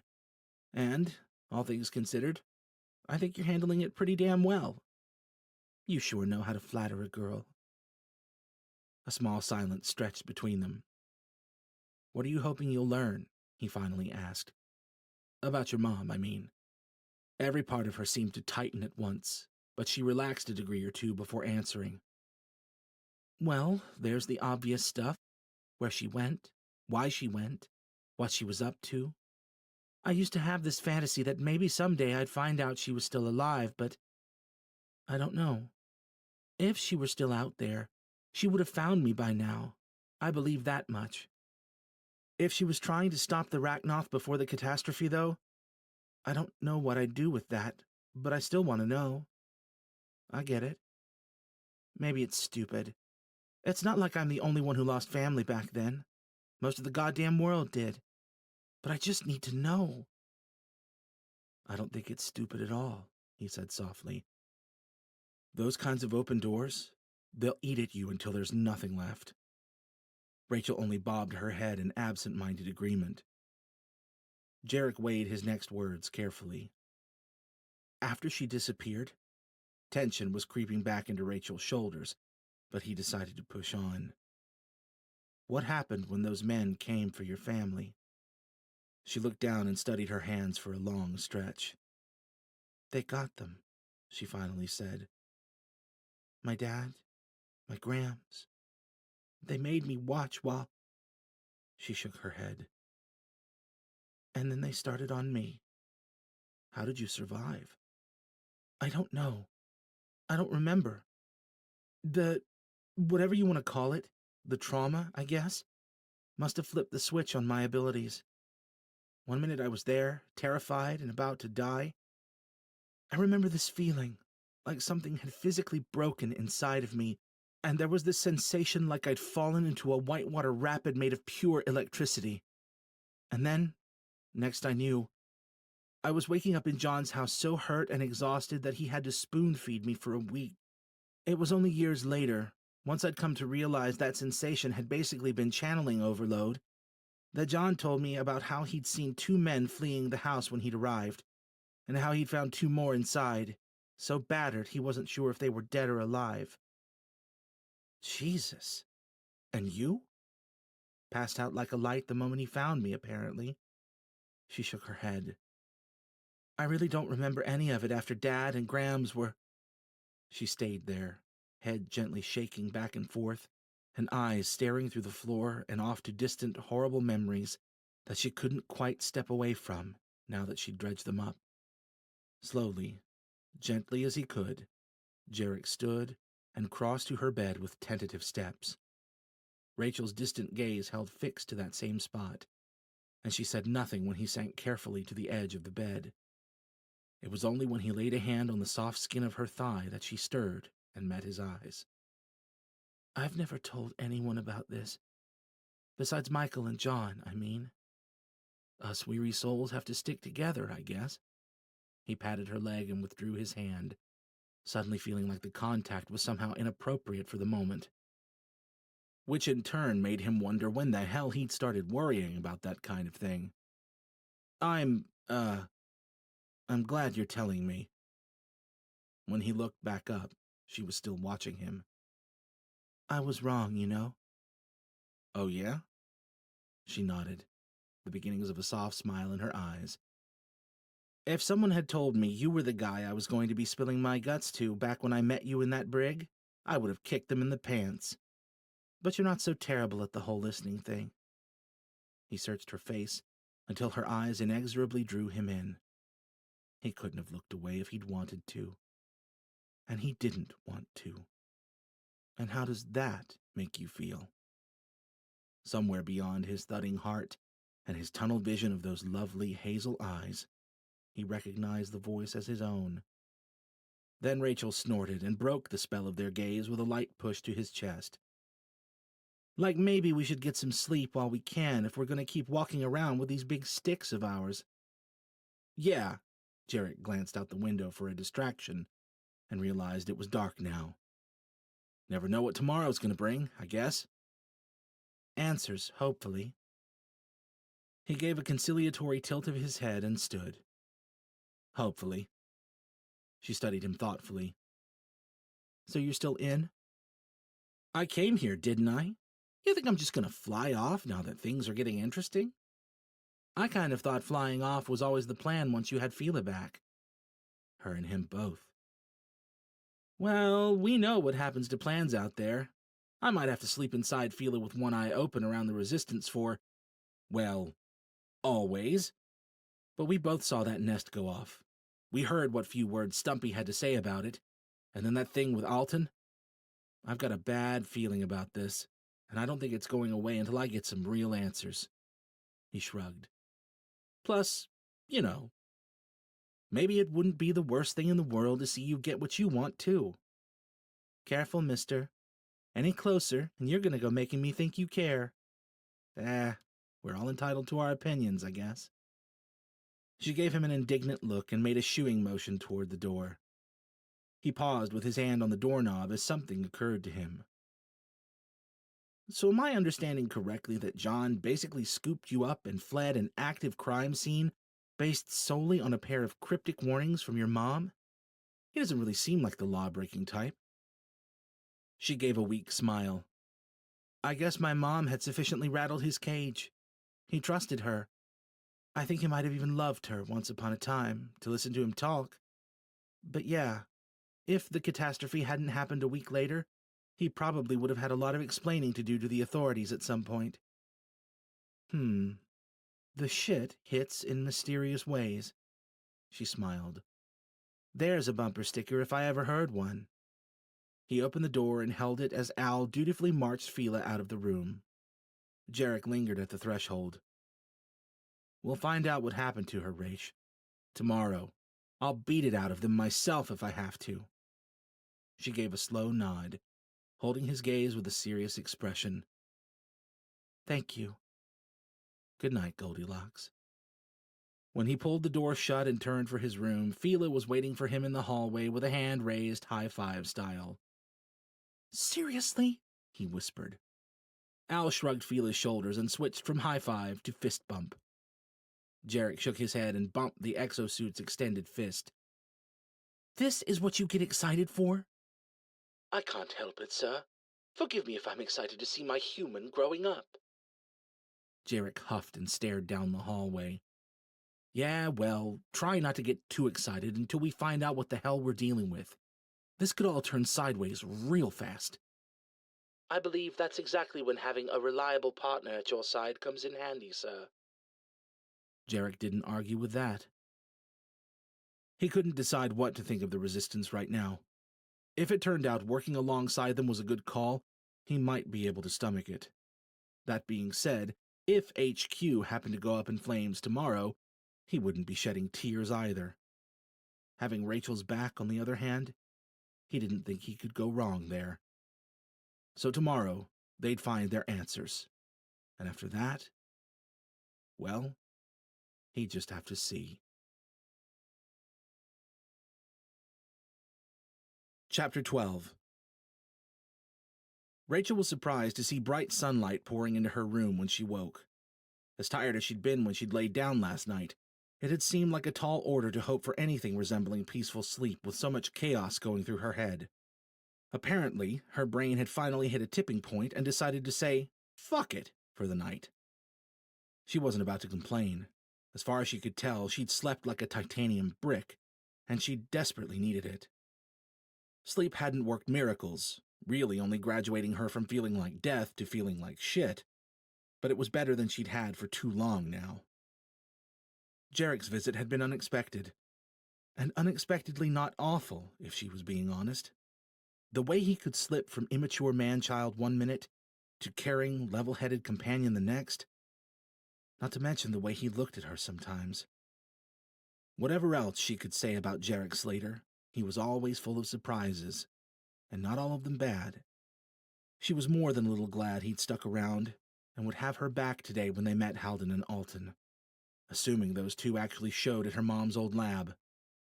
She woke her comm to call Price for an update on Michael and saw he'd already left a message a couple hours earlier.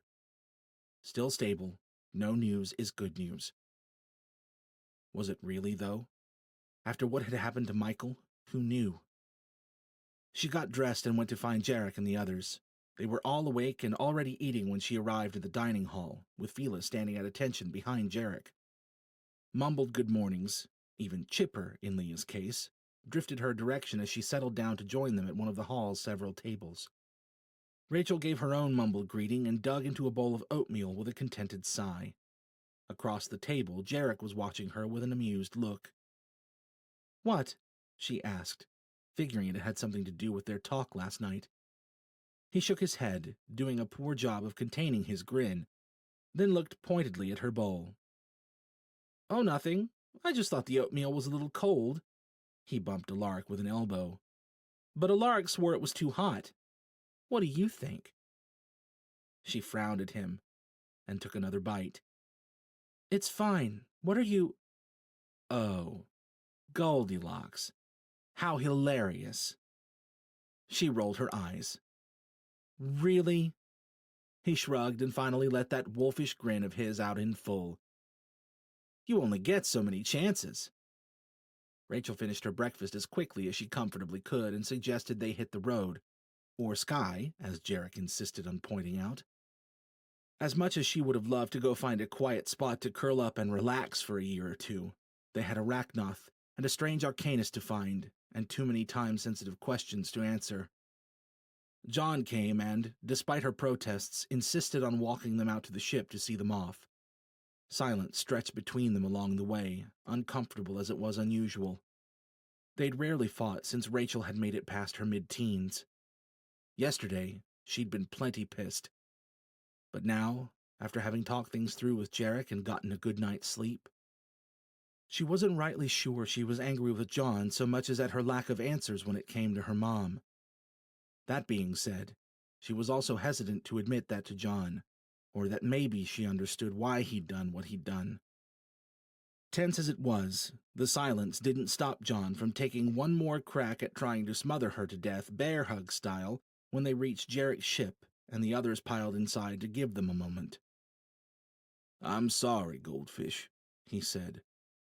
"I know it doesn't change anything, but I had to say it before you left. You be careful out there. Whatever you might learn, just remember, well, you can't change the past, but you know you'll always have family here, right?" Her stubborn defensiveness softened at that. "I know," she said quietly. She cocked her head. "And hey, if some of the other things we've been hearing have been even half true, we might have bigger things to worry about anyways."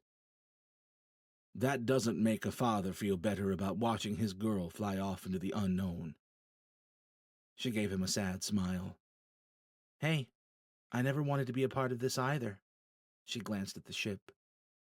But between Michael and all the doomsday talk, it's not like I could walk away and just pretend like everything's normal again. John nodded and kissed her on the forehead. I know, and I'm proud of you, for everything.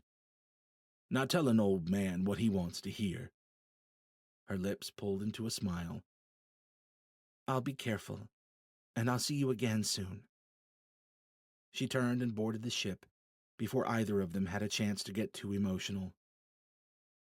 Their flight to the northwestern area of Philadelphia was a short one, and their conversation consisted mostly of Leah finding a dozen different ways to ask, Are we really sure about this, guys? It was a fair question.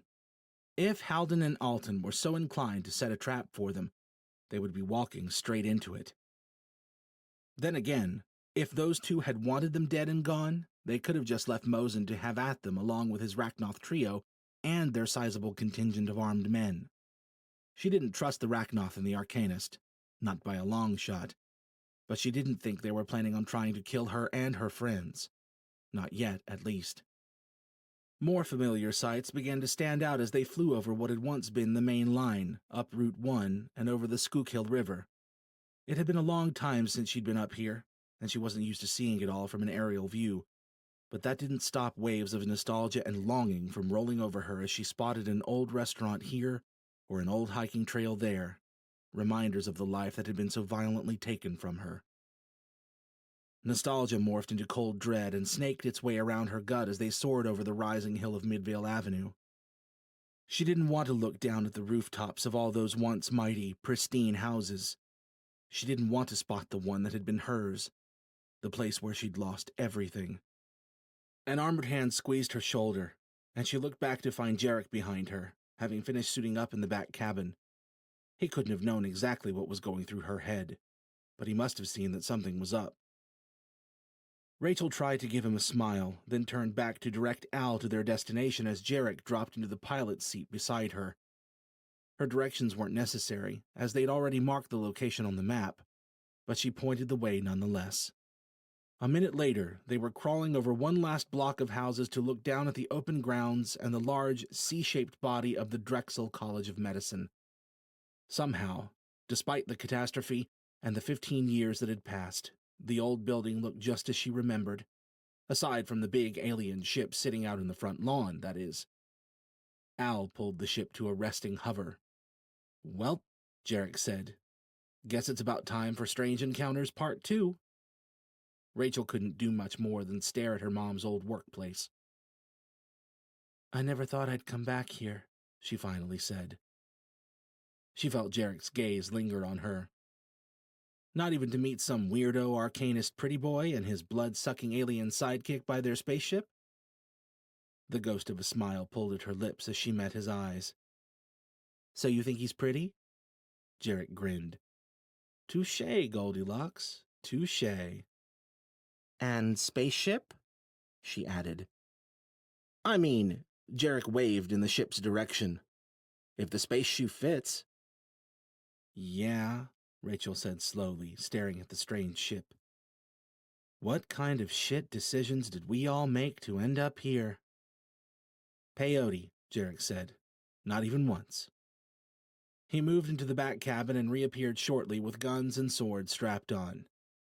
Everyone ready? Nods all around. Right, Jarek said. Take us down, Al. No one was in sight around the alien ship as they descended.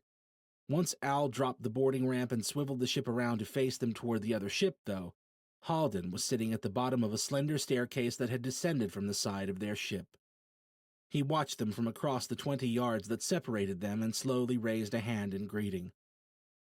Alton appeared at the top of the ship's steps and descended behind Halden as Rachel and the others deboarded, and Al locked Jarek's ship up behind them. Halden stood and stepped down to the patchy grass to clear the way for Alton, and the slender staircase folded in on itself behind them, moving with a kind of organic grace until it merged smoothly with the ship's hull. A few seconds later, the alien ship lifted silently from the ground. At first, its movement seemed more clunky and awkward than the smooth flight they'd witnessed the day before, when the ship had lured Mosen and his squad of assholes away from Unity. As it rose above Drexel, though, the ship stabilized and shot off northward. "Guess there's more than two of them, then," Jarek mumbled beside her. It seemed that way. As Alton and Halden approached, though, the thought was quickly lost in a sea of more pressing questions. "Oh, hey, guys," Jarek called. "Fancy seeing you here. Long time and all that." He pointed skyward after the departing ship. "Didn't want to introduce us to the family?" "Al Krogoth and his ilk would have a much easier time finding us here with that ship sitting out front," Alton said. The precaution seemed prudent. "Right, yeah," Jarek said. "Good call. Al who now?" "Al Krogoth," Alton said. "Zargolga's second in command, and the leader of the raiding party you confronted back at Unity." "The brownish one," Halden said. "Ah," Jarek said. "Rusty. Gotcha. Yeah, that guy was a dick." Alton didn't seem to disagree. Halden looked a bit amused. "Why did you bring us here?" Rachel asked. "You know at least part of the answer to that," Alton said, studying her curiously. "My mom was a professor here, yeah. What does that have to do with anything?" Alton gave her the kind of smile that was normally reserved for children who'd asked adorable but ultimately ridiculous questions. "Everything." He looked over his shoulder at the old building. "This is where it all started."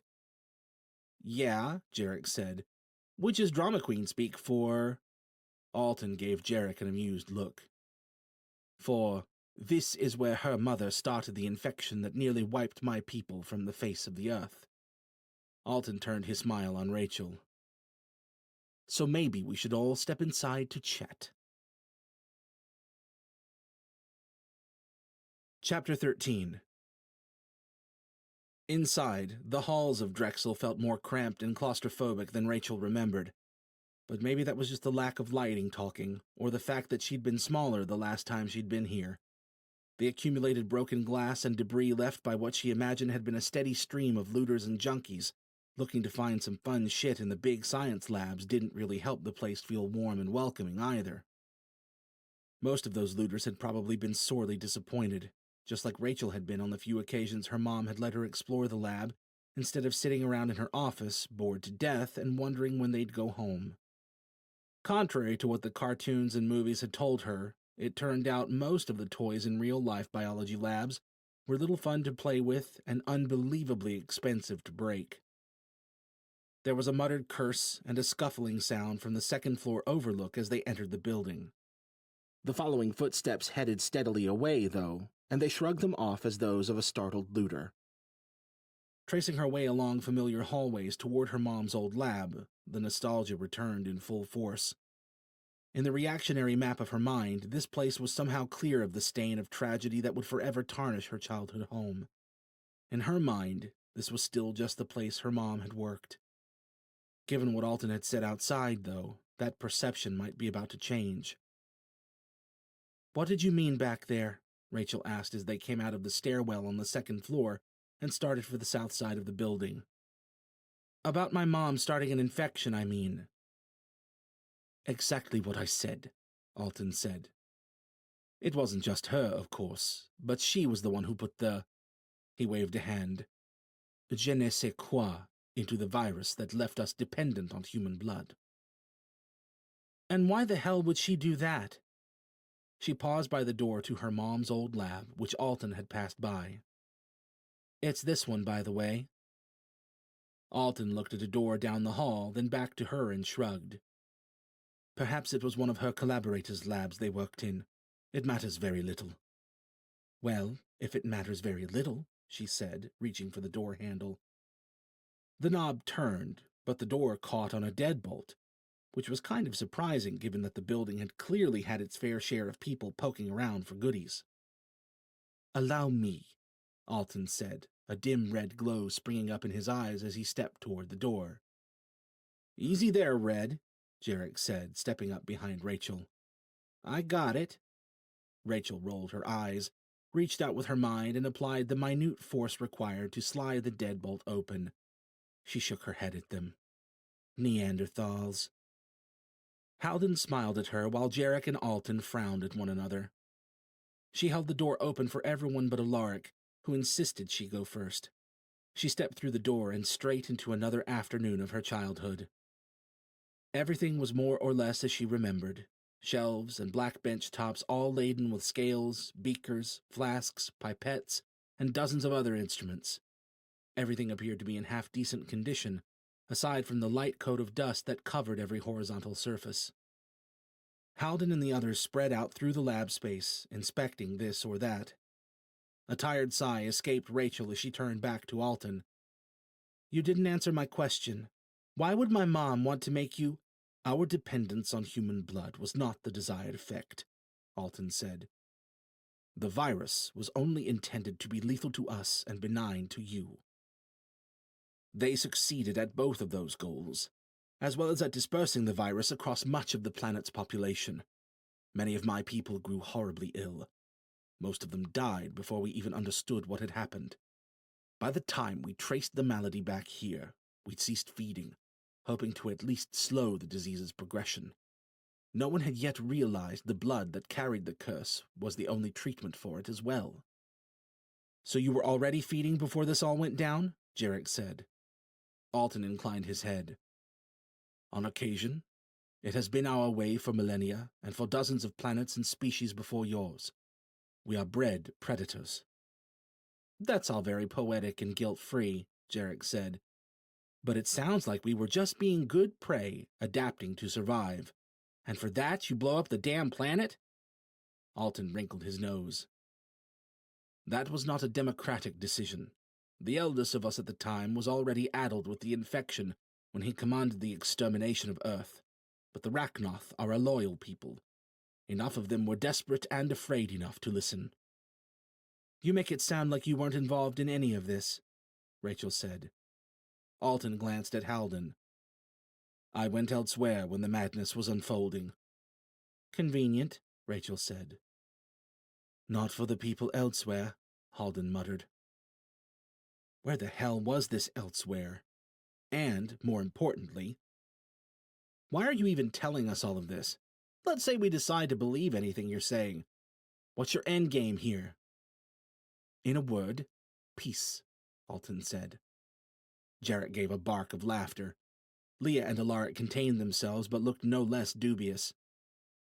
"I think you've lost us," Rachel said. "My people have no particular love for this planet." "No kidding," Jarek said. "But we cannot leave. As I said, for now, we are bound to the human race." "Your food," Rachel said. "More like our vitamins. The blood is required to keep the infection at bay, but it is not our sole sustenance." "I don't understand," Rachel said. "That sounds like a fixable problem, one that doesn't require human lives." "I don't disagree," Alton said. "Even ridding ourselves of the virus completely should have proved no more than a minor annoyance. We are quite adept at manipulating biological machinery to our will. Yet none of us have been able to crack the solution to whatever it is your mother created." "Why do you think it was her?" Rachel asked. "Because that's what her collaborators told us the day we showed up here," Alton said. "They only laid the groundwork. They didn't understand whatever change she'd wrought on the virus after the fact." A knowing smirk crossed Alton's features. "They said it was like sorcery." There was a scary thought. Her mom had been talented in the same way Rachel was. If she'd decided to play dirty, was it possible she could have used her abilities to produce her very own designer virus? Rachel sure as hell wouldn't have known where to start with such a thing. But she also wasn't an immunologist as her mom had been. With enchanting, after you got past givens like control and energy, you were really only limited by your own understanding and imagination. Was there any reason to think it couldn't work on a living organism as well as it did on, say, a staff or a pendant? More importantly, would her mom really have done something like that? The Rachnoth were dangerous, vicious killers, true. But viral genocide? She wasn't sure she could believe that one. But then why was her heart beating so fast right now? What did you do with them?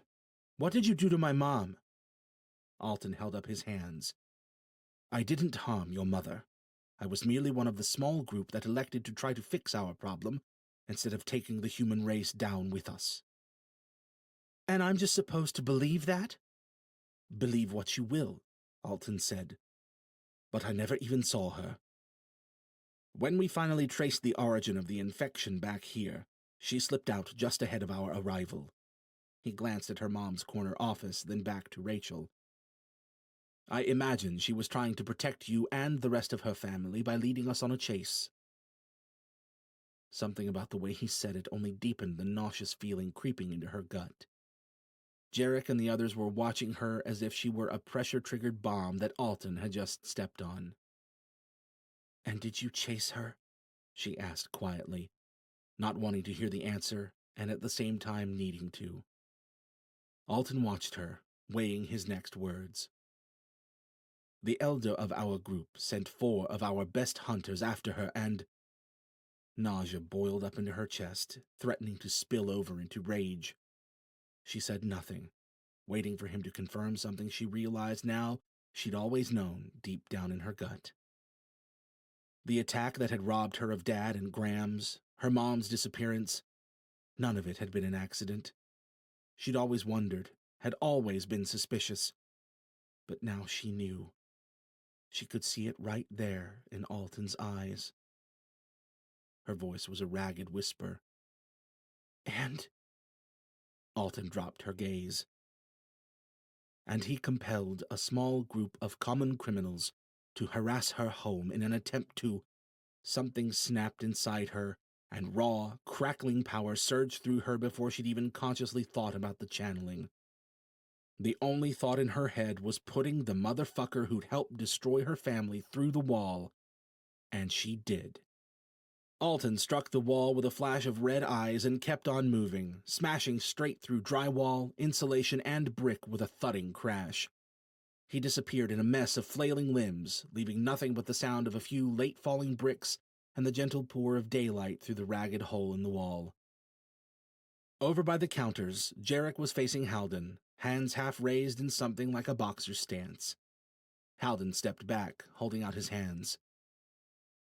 Easy, guys. We came to talk, not to hurt you. Rachel ignored him and crossed to the new hole in the wall. Below, Alton was picking himself up from the paved parking lot she'd blasted him into, his skin crawling with tendrils of scaly green around his glowing red eyes. She jumped down after him, channeling energy off her fall and into the air around her so that she touched down lightly from her second-story jump. Alton regained his feet and raised his hands in peace, his eyes dimming and his skin shifting back to that of a normal human. Rachel drew more energy from her batteries and hit the Rachnoth in the jaw with a solid telekinetic punch. Alton jerked back a few steps at the blow but didn't drop his hands. I'm not here to fight you, Rachel. She didn't give a damn what he was here to do. Even if he hadn't been the one to make the call, he'd apparently stood by and watched his people destroy her family. He sure as hell didn't get to just decide they could have peace now. She raised a hand and called forth the energy to lift Alton from the ground.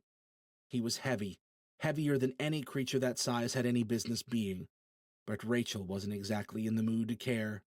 She squeezed her hand into a fist and closed the telekinetic walls in on him with enough force to crush organs and crack bones, on a human at least. The Rachnoth made a face of discomfort, but otherwise didn't flinch. She slammed him to the ground with a growl. What are you here for, you son of a bitch? He sat up, but stayed on the pavement this time, hands still held up in a non-threatening manner. I came to get my people off this planet before our masters came looking for us. For a second, Rachel was tempted to see if she could concentrate bursts of heat well enough to burn those creepy eyes of his out of their sockets. With each second, Alton remained docile, though. Her curiosity regained ground on her anger. The Rakul? She asked. Alton nodded. As long as we're bound by your blood, we're all in danger. What the hell does that have to do with me? Why bring me here? It may be nothing to do with you, Alton said, slowly rising to his feet. It may be everything. What the hell was that supposed to mean? If it was some arcane supervirus keeping them here. You want me to undo what my mom did? Alton said nothing. Are you fucking kidding me? You take my mom, my family, you nuke the fucking planet, and then you come to ask me for help? Do you have any idea what those sick fucks did to my family? You ruined everything in my life, and now you want my help? It was only in the following silence that Rachel realized she'd been shouting by the end. She whirled at a soft sound behind her, ready to blow something else through the wall. But it was only Jarek. Behind him, Halden was touching lightly down to the pavement as she had. I'm not expecting you to change what your mother did, Alton said quietly. But I had hoped that together we might try. Rachel, There's not much place for sympathy in our culture. But I wish now that we had handled things differently. His gaze shifted over her shoulder toward Halden. Many things. Jarek stepped up beside her. Hell of an apology, man. Sorry we blew up the planet and murdered everybody, guys. I almost feel bad about it. Real touching stuff. Alton's jaw tightened. I can hardly be blamed for the collective actions of my people. The Rachnoth have wronged your kind. But it was not solely by my hand, and it was not so much worse than what you have done to species on your own planet in the past. Alton? Halden's tone was reproving as he stepped around them to join the conversation. Regardless, Alton said, there is more at stake here now, and if we do nothing, both of our peoples will pay the price for it. It always comes back to the vague doom-mongering with you guys, doesn't it? Jarek asked. Maybe you could give us something more specific, like who the hell these masters of yours are. You'd understand it's not mongering if you knew what we're potentially dealing with here, Halden said. Jarek pointed at him. That's not any less vague, for the record. We've answered many of your questions, Alton said. I think the time has come for you to return the favor and tell us how you learned of the Rakul. The waning flames in her chest flicked back to life at his tone. Return the favor? As if they owed this bastard anything after... Jarek laid a hand on her shoulder and squeezed. We'll tell you what we know, as long as you explain what's going on, he said. Right, Raish? She shrugged his hand off. Fine.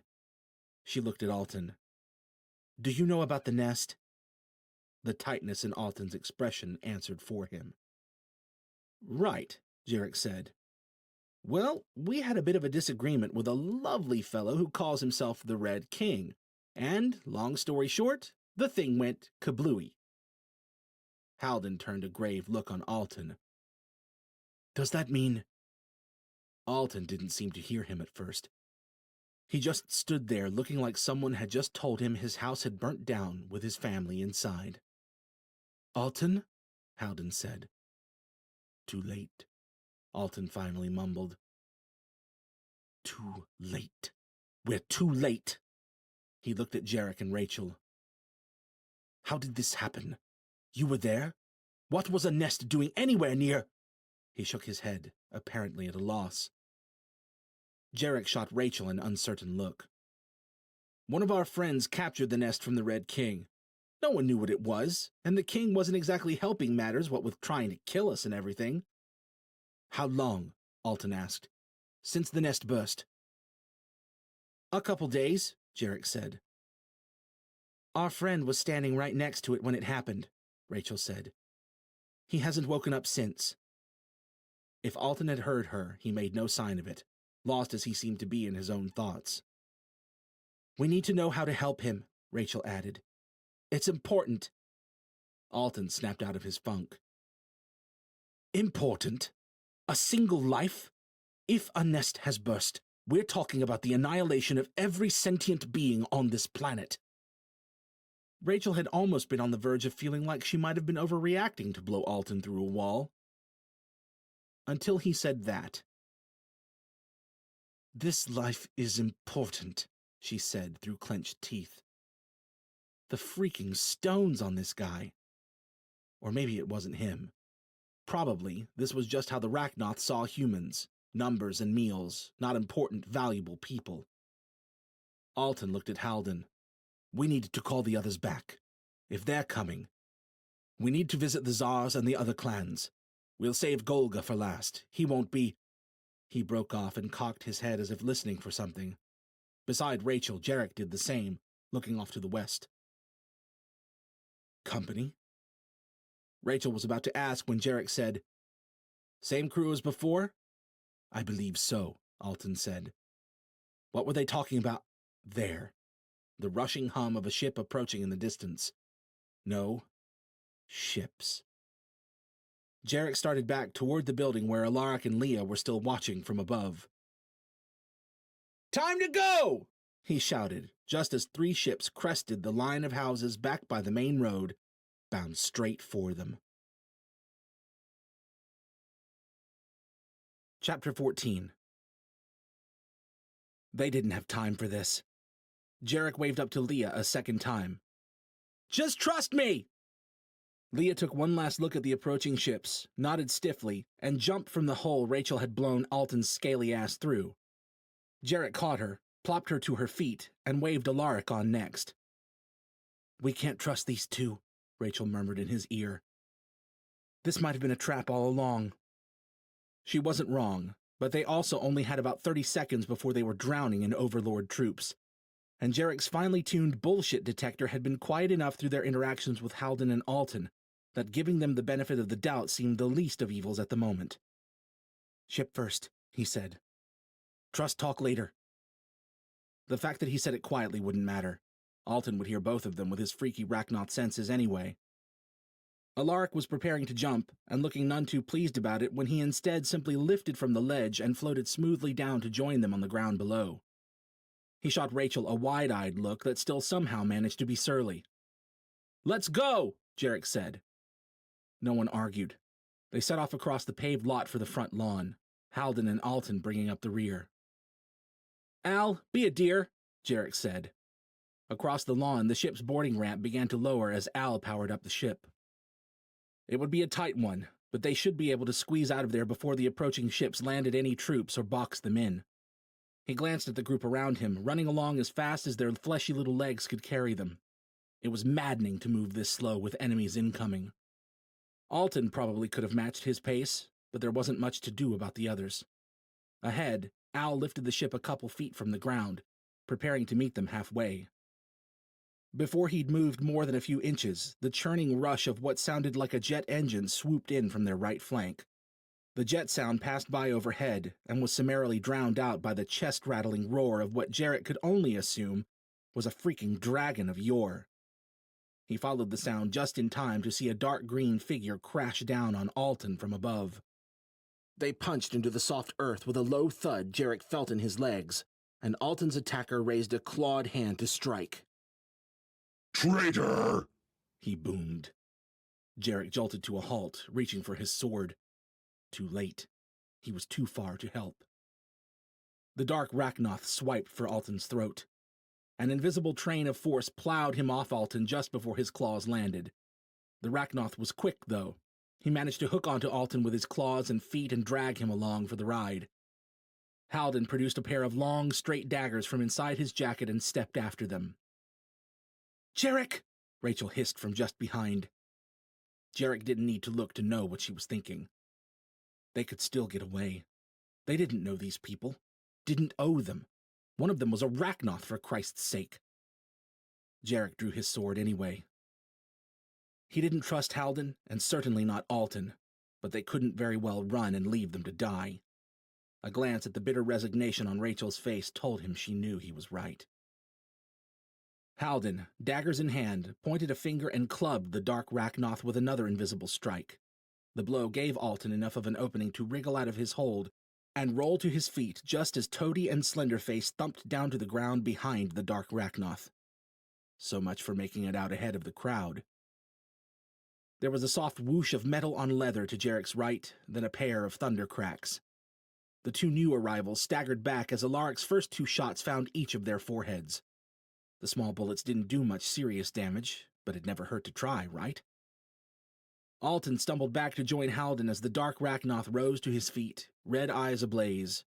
Just behind the three Rachnoth, the three ships, no, four now, floated overhead, descending to bring the rest of the troops, which Jarek knew would include Mosin and Rusty or Al Krogoth or whatever the hell his name was. One Rachnoth had been bad enough, but now 4? 5? Are you guys multiplying or what? Jarek asked. A glance told him Al had brought the ship close enough, but somehow he didn't think the three Rachnoth facing off with them would stand idly by while they shuffled aboard and made their escape. How does that work, even? He added, poking his two forefingers together. Do you guys just... The three Rachnoth ignored him, all staring at Alton. Zargolga, Alton said, tense and ready beside Halden. Coward, said the dark Rachnoth, Zargolga, apparently, in a low, rumbling voice. You dare speak to me? You know what? Jarek said. He raises a valid point, Alton. It's clearly shameful. He swept the whacker through a dramatic salute. We'll just be on our way then, Mr. Zar, sir. Zargolga finally spared Jarek a glance, his reptilian brow furrowed. Behind him, Rusty Al Krogoth dropped down from the nearest ship, followed by Mosin. You will die, Zargolga said, his tone matter-of-fact. We will all die if the tidings are true and the 12 truly come, Alton said. You know this, brother. Zargolga bared glistening fangs. You are no brother to me, traitor. To his posse he added, Leave the Arcanist alive for questioning. Kill the rest. The enemy Rachnoth all sprang forward without hesitation. Al Krogoth, apparently eager to make good on his earlier threat, leapt straight for Jarek. With little room for lateral movement and little desire to back up and let Al Krogoth break their line, Jarek stepped forward to meet the Rachnoth with a diagonal sweep aimed at the neck. Al Krogoth maneuvered under the strike with inhuman speed, the blade missing him by a hair's breadth as he charged on.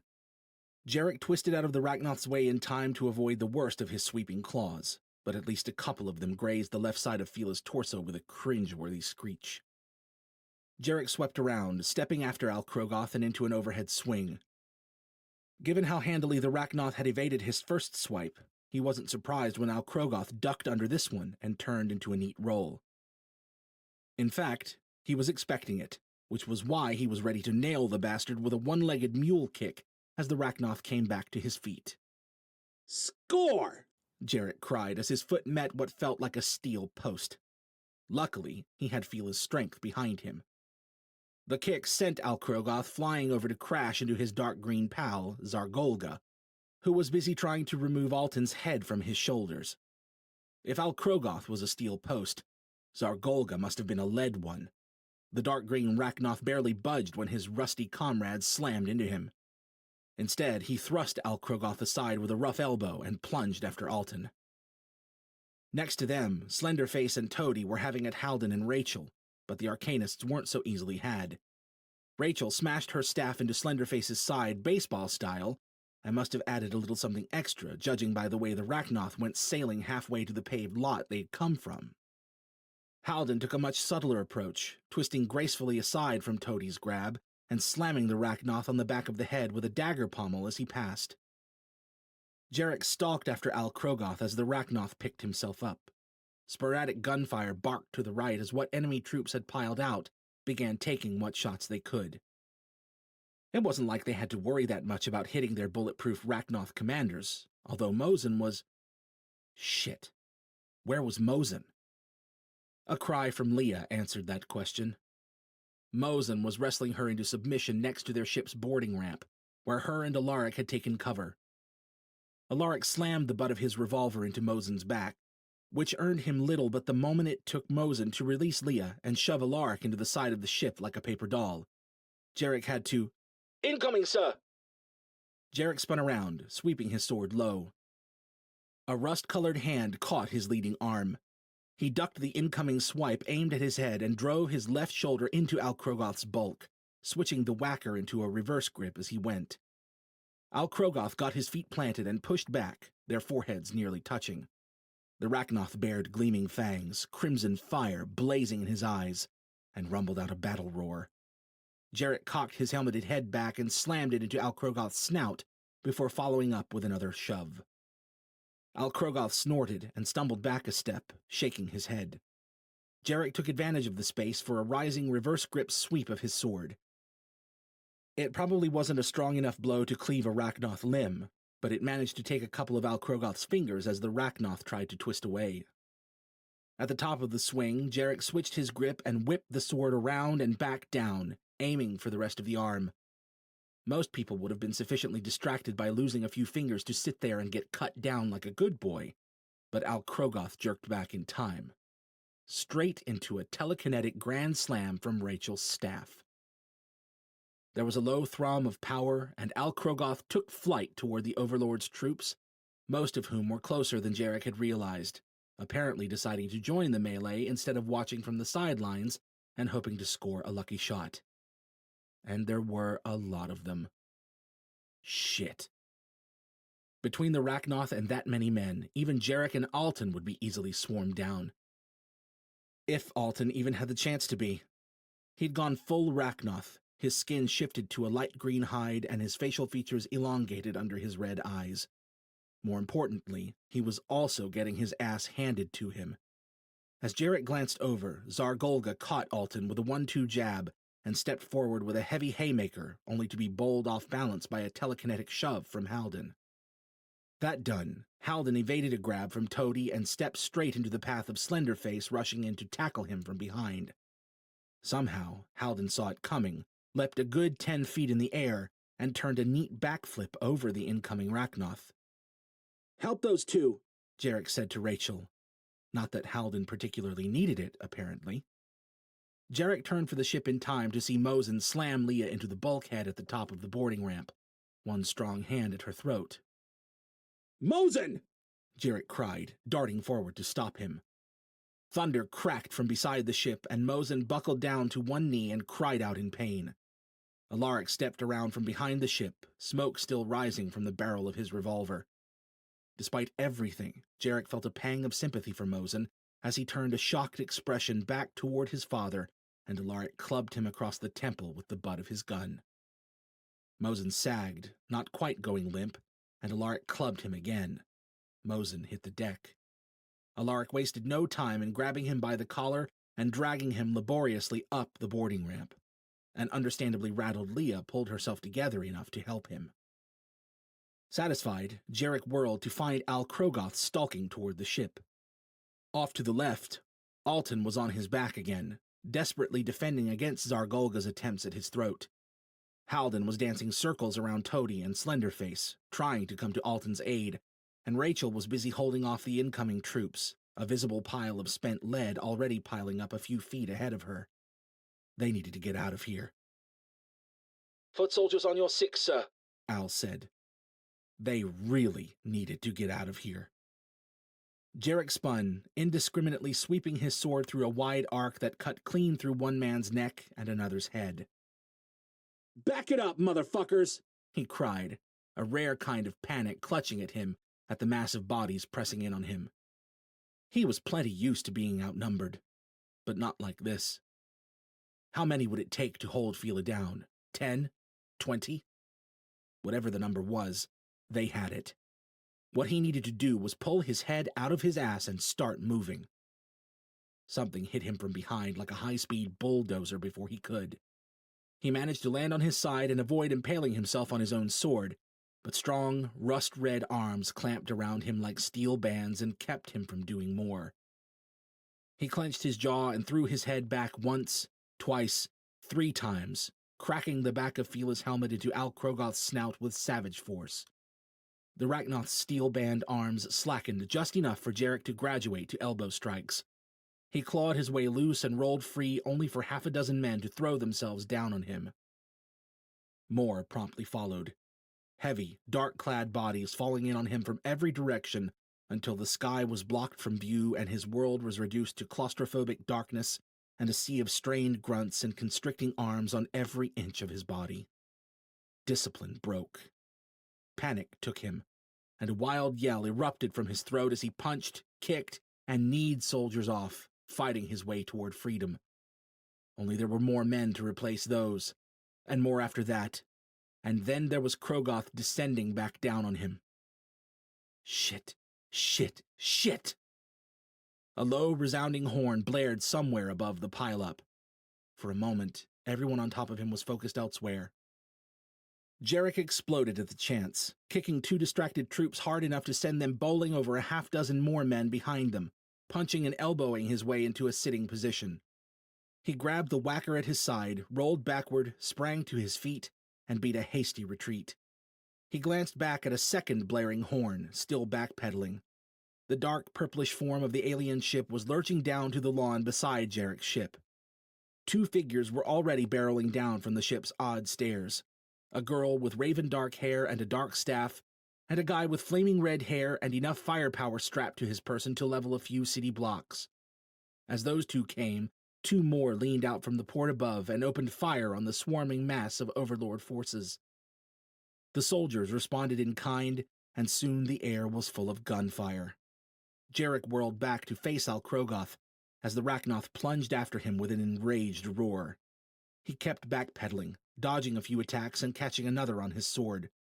When he'd nearly made it back to the ship, Jarek rapidly reversed direction and shouldered into Al Krogoth, catching the Rachnoth by surprise. He followed up with a horizontal sword sweep that caught Krogoth across the chest, rending hide and drawing a violent shriek from the Rachnoth. Jarek planted a solid side kick into Krogoth's chest that sent him sprawling back into the pool of enemy troops. Then he turned and sprinted for Rachel and the others. Bullets pelted against Fila's armor until he drew up to Rachel and the frosty air of her busy bullet catcher's protective bubble. "We gotta go," he said. "No shit!" Judging from the pallor of her face, Rachel had already slung more than enough energy around to leave her standing on shaky legs. Behind them, the redhead and the staff chick had reached Alton and Halden. Staff Girl stepped fearlessly into the fray and cracked a firm enough blow to Zargolga's head to get his undivided attention. Meanwhile, Redhead Rambo helped Alton to his feet and turned his attention to laying down fire at the enemy troops. Staff Girl twisted, ducked, and twirled through an elaborate series of evasions as Zargolga bore down on her. Beside them, Halden did much the same to keep ahead of Toady and Slenderface. "Al, fly low," Jarek said. "Keep those troops out of the ship." The ship lifted off and yawed around until the boarding ramp was angled away from the Overlord forces. Jarek cringed when the movement drew enemy fire, but that was better than having their getaway hijacked by enemy forces. Assuming a lucky shot didn't end up crippling the ship completely. "Come on," Jarek said. He charged into the Rachnoth melee, angling straight toward Slenderface's turned back. The Rachnoth heard him coming, turned to see Jarek's blade sweeping toward his neck, and dropped just fast enough to avoid losing his head completely. The whacker ripped a patch from the Rachnoth's scaly scalp, and Halden swooped in on the opening Jarek had created. He took the Rachnoth by the throat, and must have telekinetically swept Slenderface's legs out, judging by the way the Rachnoth crumpled. Halden raised a dagger to Slenderface's eye, hesitated, and abandoned his clear kill shot to roll to the side and avoid an incoming Toady. Jarek pressed Toady back with a horizontal cut and aimed a hard stomp at Slenderface's head, but the Rachnoth was already rolling away. "Elise!" someone cried. Redhead Rambo, Jarek realized. Staff Girl, Elise, had either taken a hit or tripped up avoiding one. She was on her back, Zargolga stomping toward her. Halden rushed for the dark Rachnoth with a wordless cry. Before he got there, Alton flew in and landed on Zargolga, piggyback style. Zargolga growled and flailed for a hold on his attacker as Alton tore at his face from behind. Redhead Rambo, trying to help Elise up, took a wild backhand that sent him sailing 10 yards across the lawn to land right under Jarek's hovering ship. "Johnny!" Halden and Elise cried in unison. Ahead, Toady was hauling a scalped Slenderface to his feet. "Rusty's coming back," Rachel said behind him. "God damn it," Jarek said, squaring off against the 2 in front. Get to the ship! Halden yelled off to the left. Where's Johnny? Cried another voice. Elise, he thought. Al, Jarek said, bring the ship. Slenderface and Toady leapt for him, claws outstretched. He brought the whacker up, bracing, and the dark prow of the ship yawed around and slammed into the two Rachnoth mid-leap, sending them careening violently off course. Yeah, Mr. Robot! Jarek cried. That threat handled, Jarek spun to face Al Krogoth beside Rachel. Get to the ship, he said, stepping forward to meet the rusty-hided Rachnoth's charge. She didn't listen, but he paid that no mind. All they needed was a second to get clear. Jarek leapt forward and whipped his sword up for a heavy overhand strike. At the last second, though, he abandoned the feint and swept his arm around to catch a juking Al Krogoth in a hard clothesline.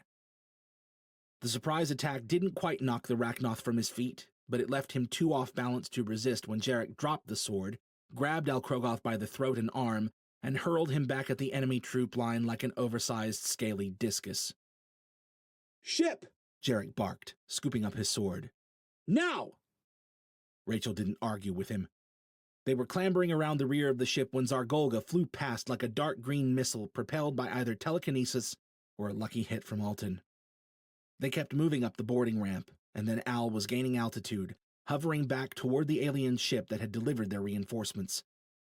Jarek realized with a jolt that Redhead Rambo, Johnny was it, was laid out on the cot. Leah, hovering over him, must have dragged the guy in with Alaric's help.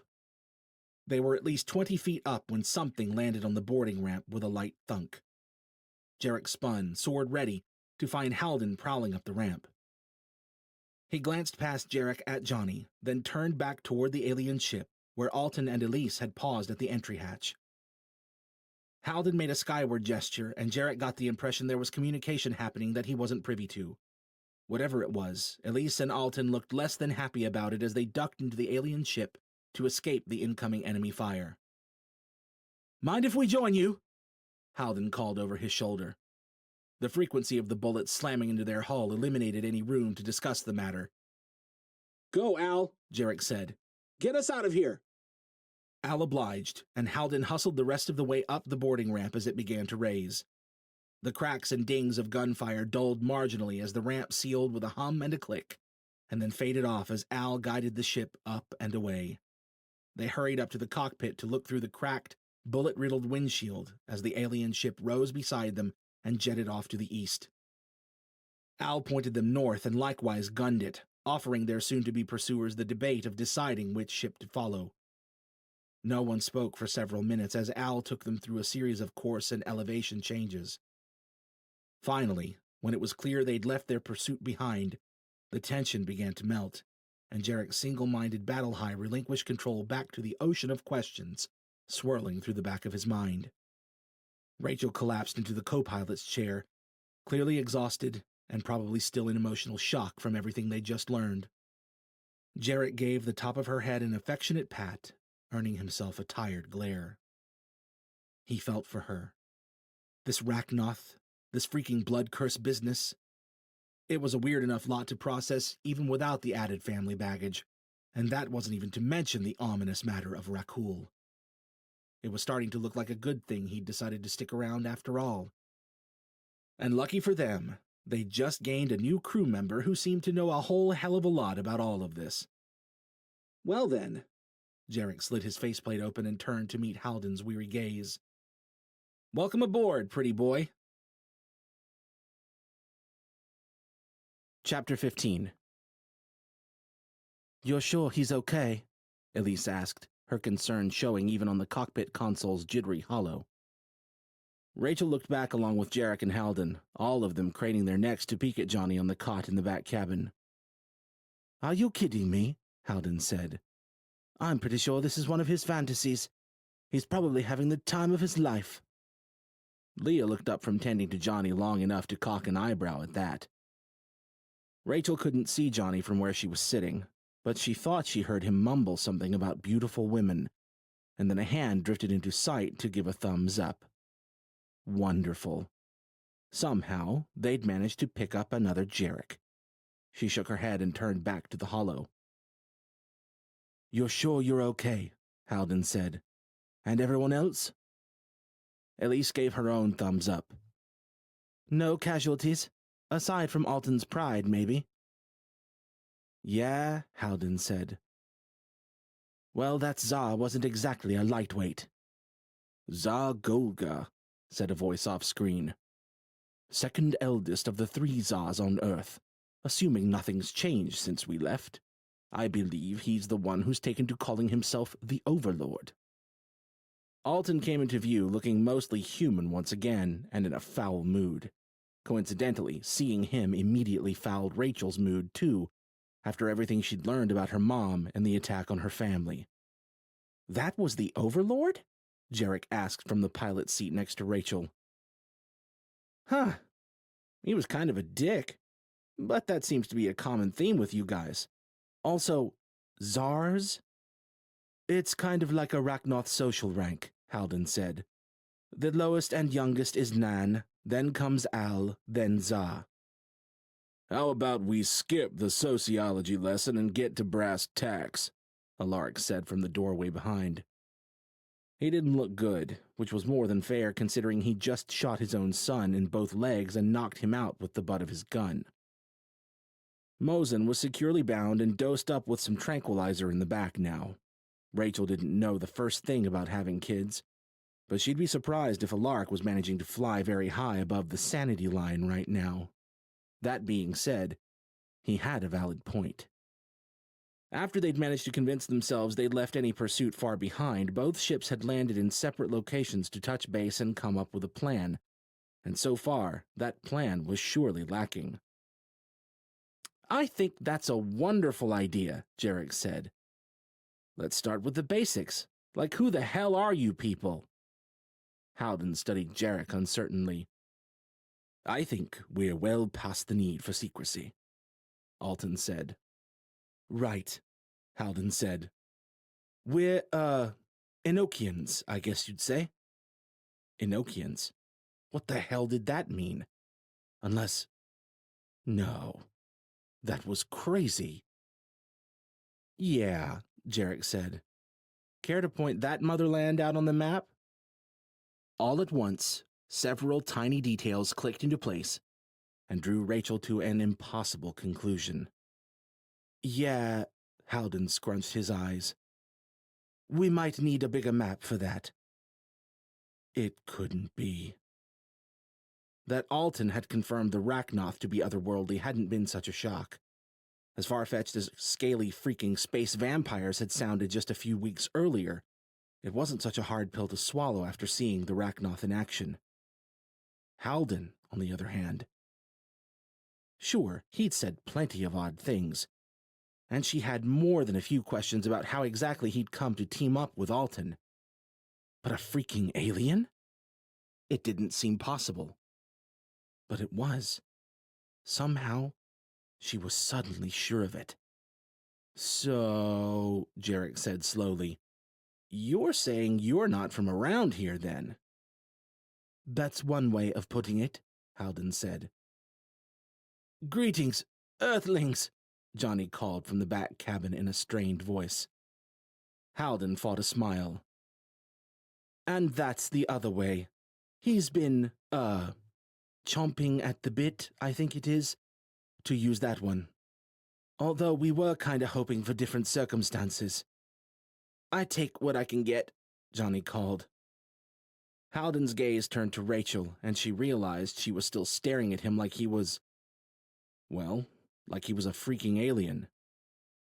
Dude, what the... How is that... Halden held up his hands in a gesture that said, I know, right? So, Enochians? Jarek said. As in, those from Enochia? Is that a planet? Rachel finally managed to turn her stare on Jarek. Why was his jaw not on the floor along with the rest of theirs? Jarek met her stare and shrugged. What? You know I love the wars. He said it as if the statement somehow fully explained his calm collectedness. Yeah, but... Never mind. She looked back to Halden. Is he right? You're from... Enochia, Halden said, nodding. Or at least, That's what we called it. It's pretty similar to Earth, actually. Super convenient, Jarek said, as if he were agreeing on something as pedestrian as the features that made for a good summer vacation spot. Where is it? Rachel asked. About 70,000 light-years across your Milky Way galaxy, Alton said from the console holo. Ooh, Jarek said. Yeah, I've never been out that way. Explains that. Leah emerged from the rear cabin looking incredulous. Even Alaric looked highly surprised, which were two words Rachel had never thought to attribute to the stoic resistance fighter. Then again, as far as reasons to be surprised went, this one probably belonged around the top of the list. When Heldon and Alton had first said something about coming here to help, she thought they meant coming to the freaking Americas or something. Okay, she said finally. Aliens, check. But you seem, human. More than Alton does, at least.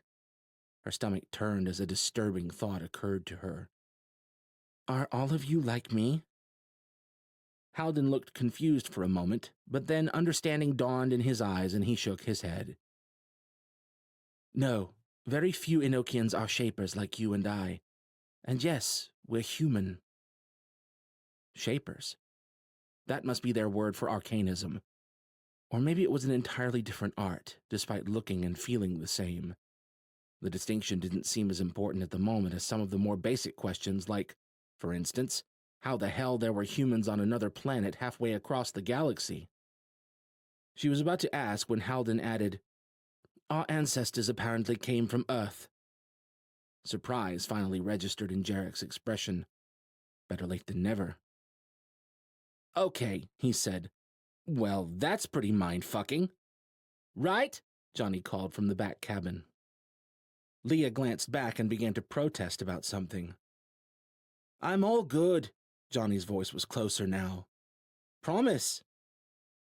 He appeared in the doorway a second later, his hair looking all the redder for the pallor of his face, which was clearly not all good.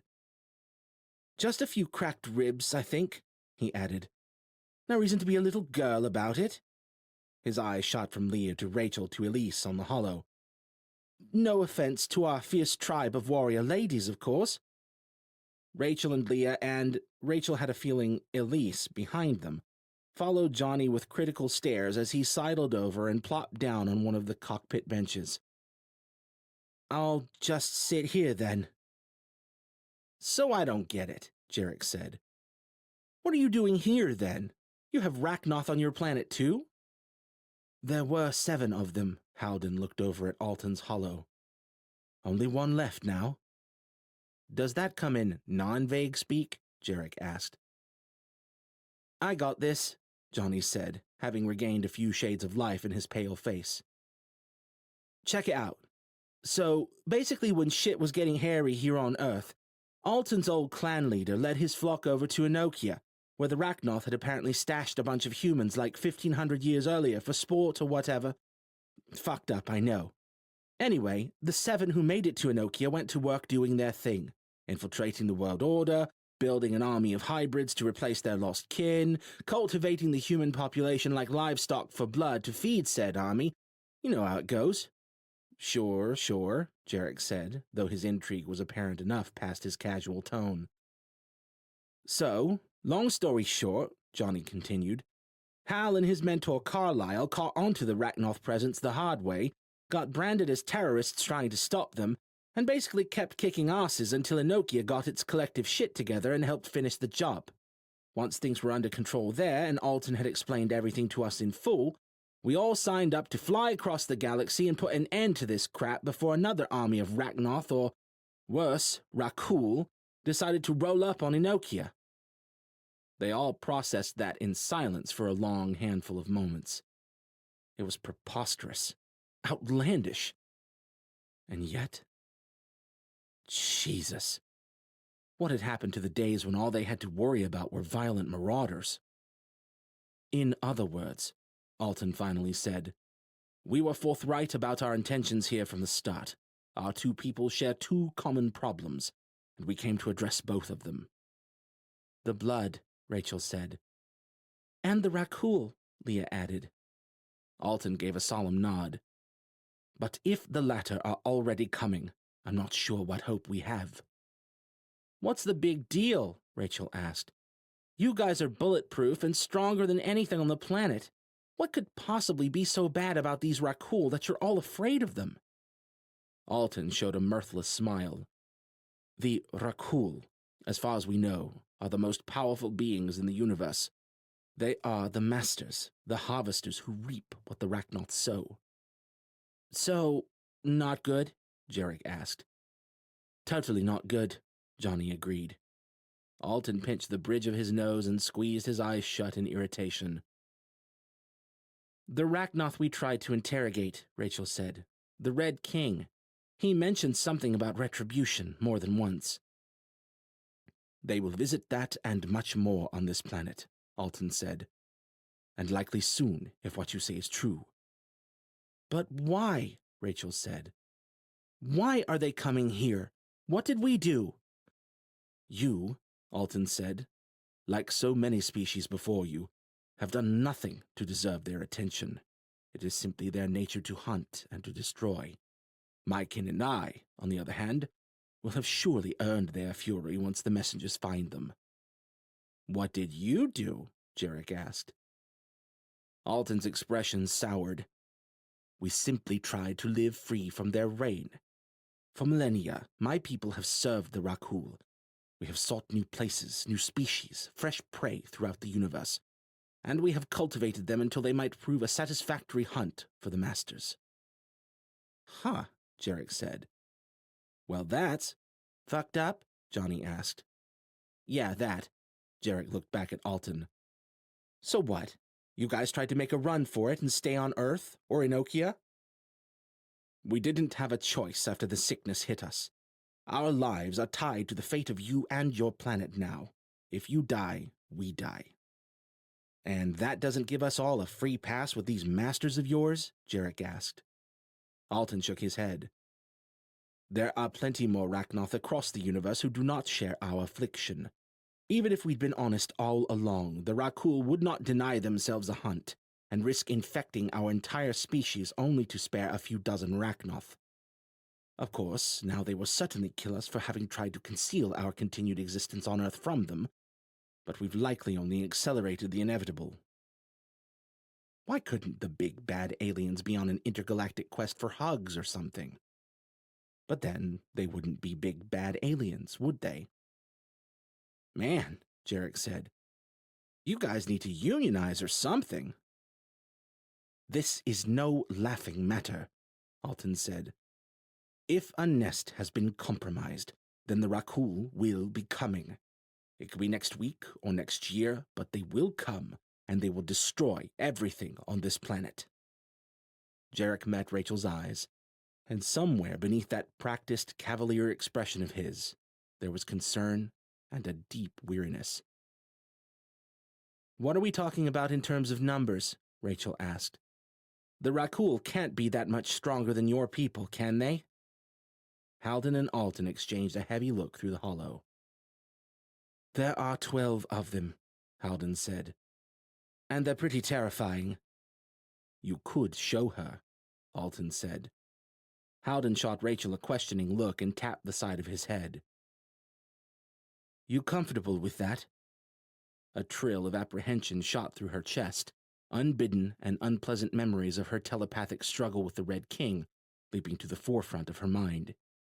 She most certainly wasn't comfortable with that. Jarek spoke up before she had to say that, though.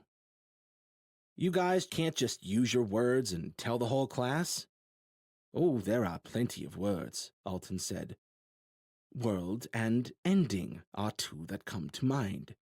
The 12 run the gamut from older and stronger than any living Rachnoth to absolutely ancient and quite possibly unstoppable. None of you will truly understand until you see them. And right now, Rachel is the only one in that ship who's equipped to do so. And what if I don't want to? Rachel asked. What if I'm hesitant to cross minds with an associate of the Rachnoth who helped destroy my family and doesn't seem to give a damn about my friends now? Halden's brow creased. I'm the one who's offering you free access here. So you say, Rachel said. In truth, she didn't see any real reason not to believe Halden. It was Alton she couldn't trust. If these Rakul were real, and it was really starting to seem like they might be, they needed to find out anything and everything they could about them. But now that she'd put it out there, she wasn't about to back down and pretend like Alton hadn't done the things he'd done. No answers were worth swallowing that pill whole. So she let the tense silence stretch in the cockpit, refusing to take the bait. Your friend, Alton finally said. The one who was affected by the nest burst. I did not intend to imply his life is unimportant. She tried to hide her surprise at his acuity. Was she that transparent that he could see exactly which button to press to try to make this better? Maybe. Or maybe Alton actually meant it. It's my brother, Rachel said slowly. The nest burst, it put him into a coma. Alton seemed to think about that. I could see where that might happen, especially if he doesn't share your telepathic gifts. He doesn't, but he's heavily glyphed against telepathic influence. You're saying something got through those glyphs? That it was a telepathic attack that did this to him? Not an attack, Alton said. Probably more like an accidental overload. The messengers are not violent beings. They simply convey information over great distances. That's what that light was? She asked. These messenger things? Alton nodded. The messenger's relationship with the spatial dimensions of the universe is, well, suffice it to say, it's not like ours, so we use the nests to keep them tied down in one place until we have need for them. A bursting nest can be quite overwhelming for anyone who's nearby when the floodgates open, so to speak. So what can I do to help him?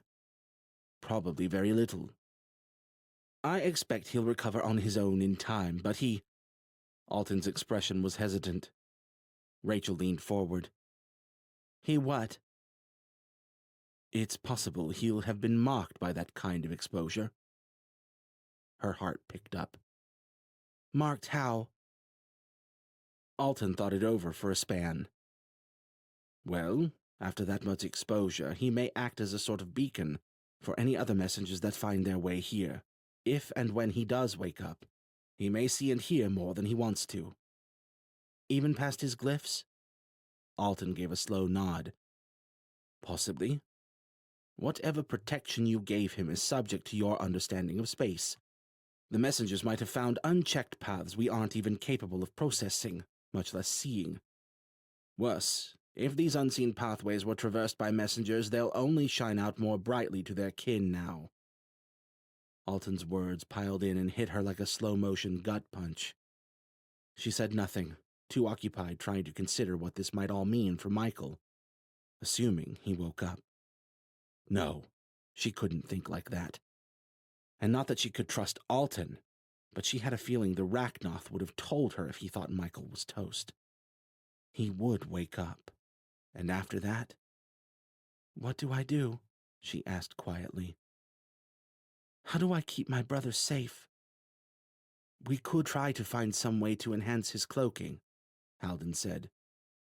Or we do everything in our power to convince the Rakul this planet and its people aren't worth their time, Alton said. At this point, it's looking like that might mean a fight, as terrible of an idea as that is. Fine, Rachel said.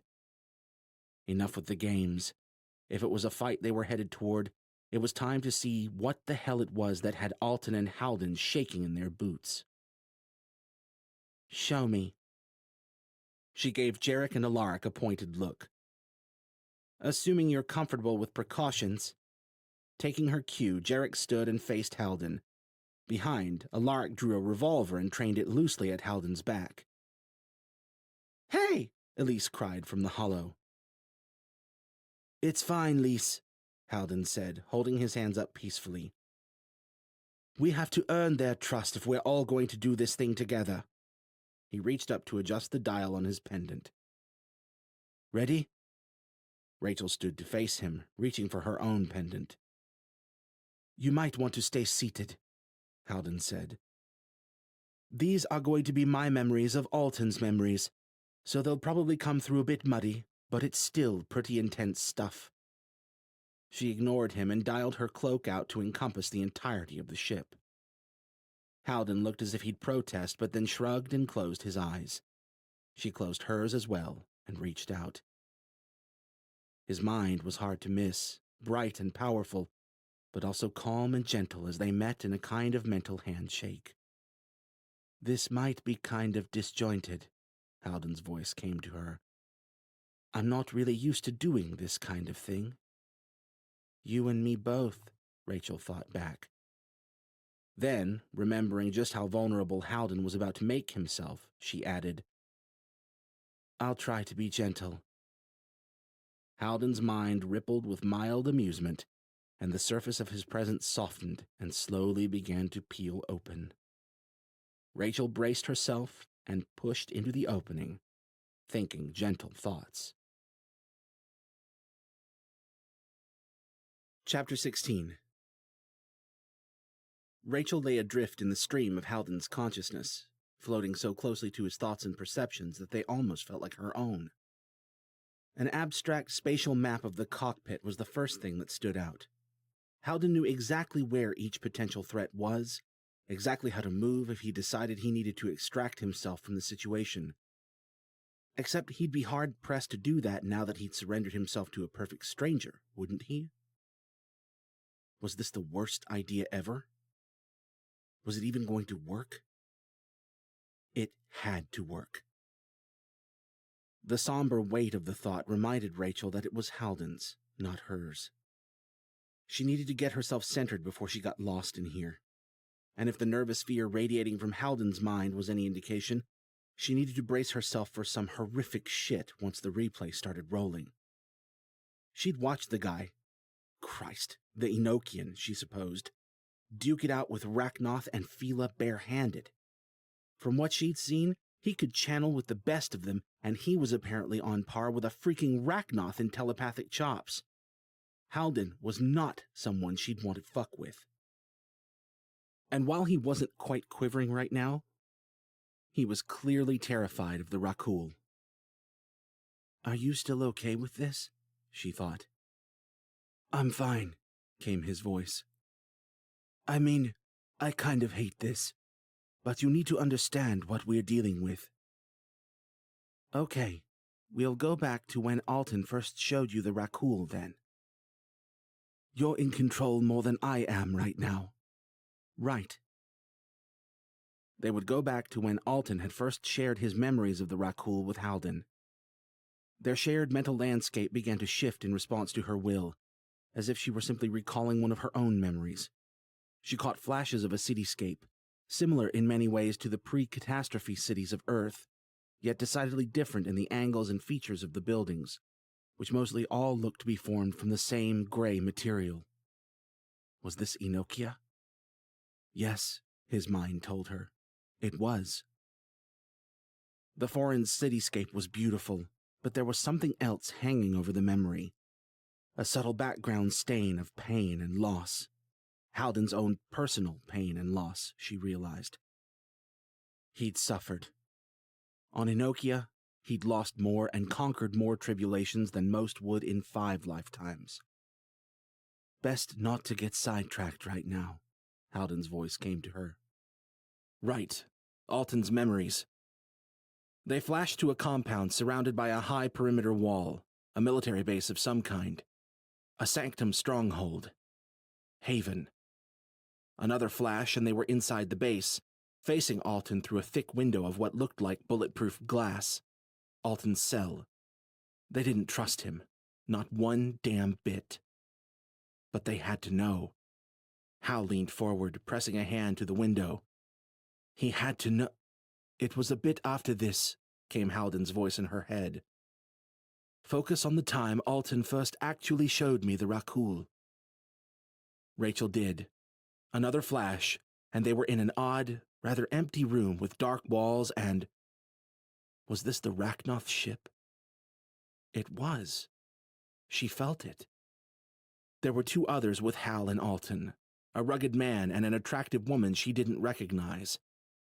Hal was reaching for Alton's mind. Reaching. Another flash, and now the landscape was absolutely different than anything Rachel had ever seen. It was like a winter wonderland village on acid. Odd, globular buildings of some amber, translucent material lined the wide, snowy paths that stretched out before them. Big, tree-like plants reared out of sizable snowdrifts here and there along either side of the paths, their tops draped with something like partially unraveled balls of psychedelic yarn rather than canopies of leaves. As weird as the scenery was, it paled in comparison to the creatures that roamed the paths. Her first thought was that they were kind of like sky-blue versions of the Incredible Hulk.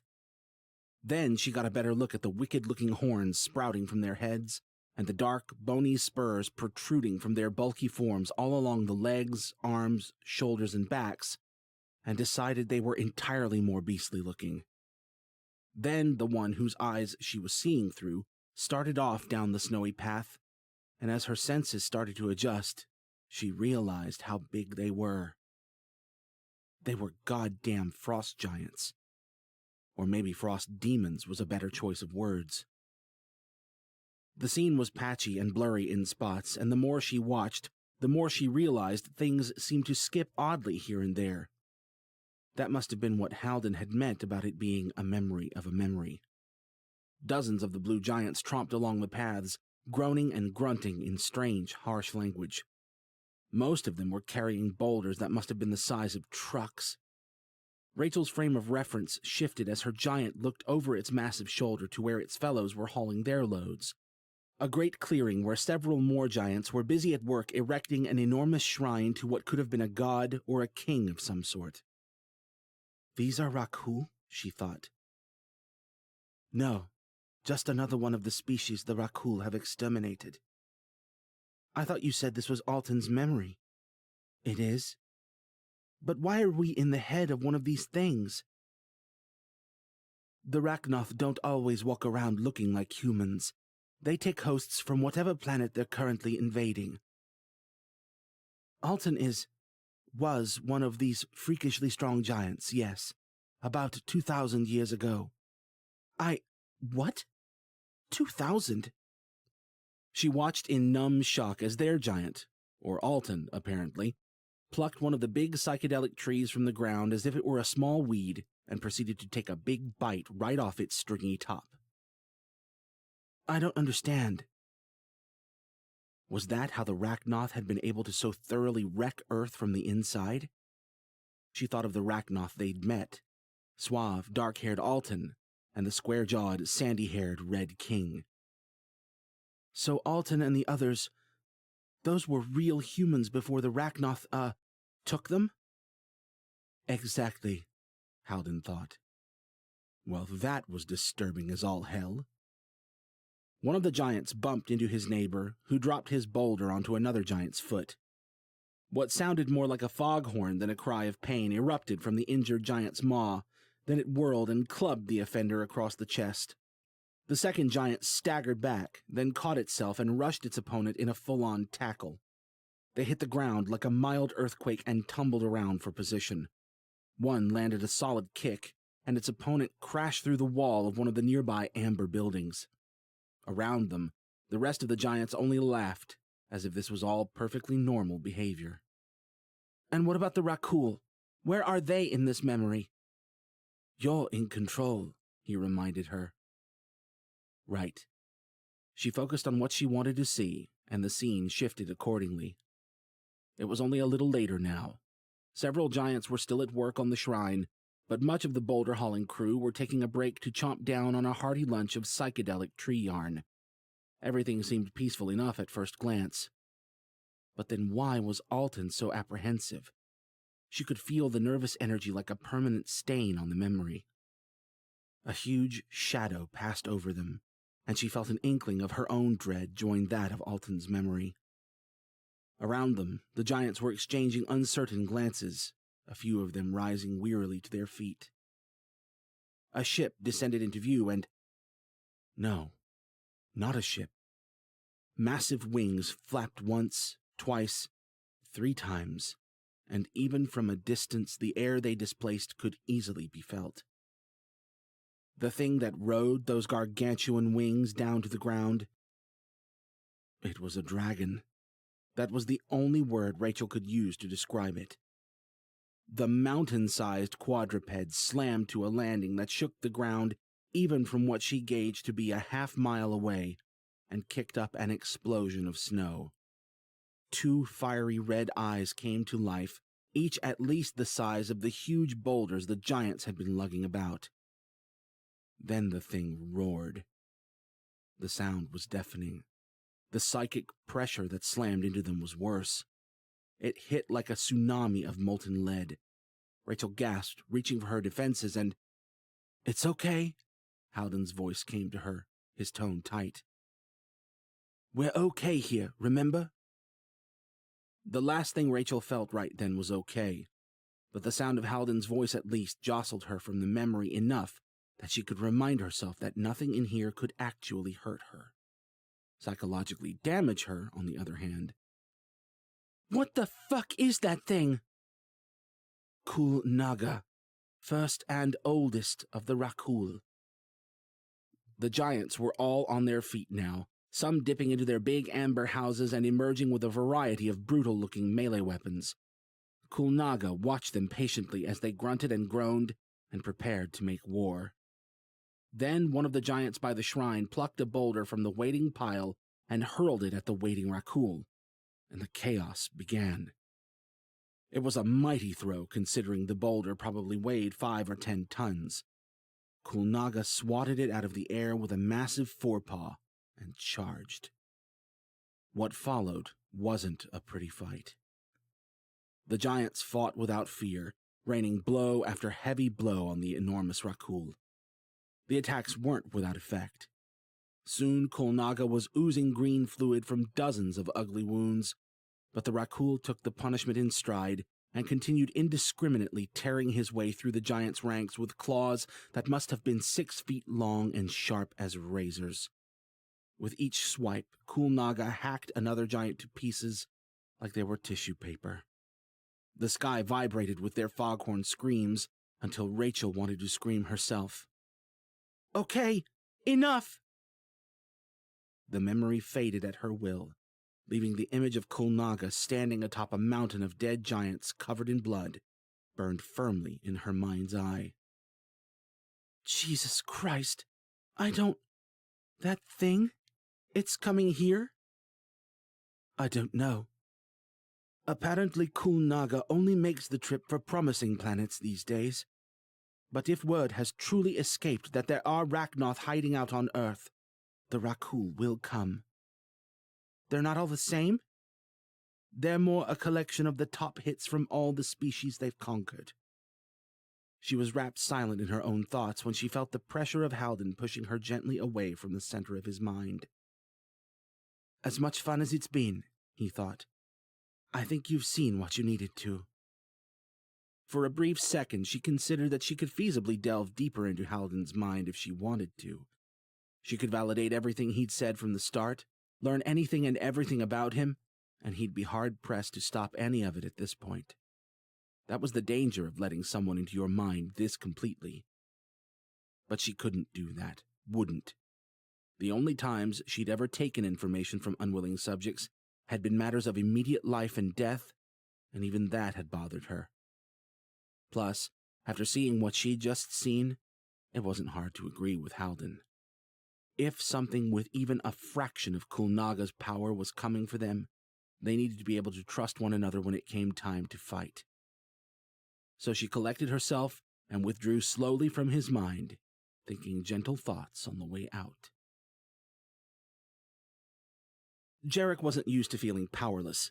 In fact, he'd pretty much ordered his life around never being in positions where he truly was. But when an until then eerily still and silent Rachel had pulled a ghost act and blanched like a turnip, that's exactly how Jarek felt. He whirled on Halden and saw that the Enochian was likewise looking like he'd just sprinted a mile through hot desert. "You might want to be ready to catch her," came Alton's voice from the console hollow behind. Jarek glanced between the two, utterly unsure what was happening, and whether he should or could help Rachel. I thought he was just showing her a memory. They're quite strong memories, Alton said. Jarek was about to ask what the hell that was supposed to mean when Rachel's knees gave out. He darted down to catch her and hauled her up in his arms.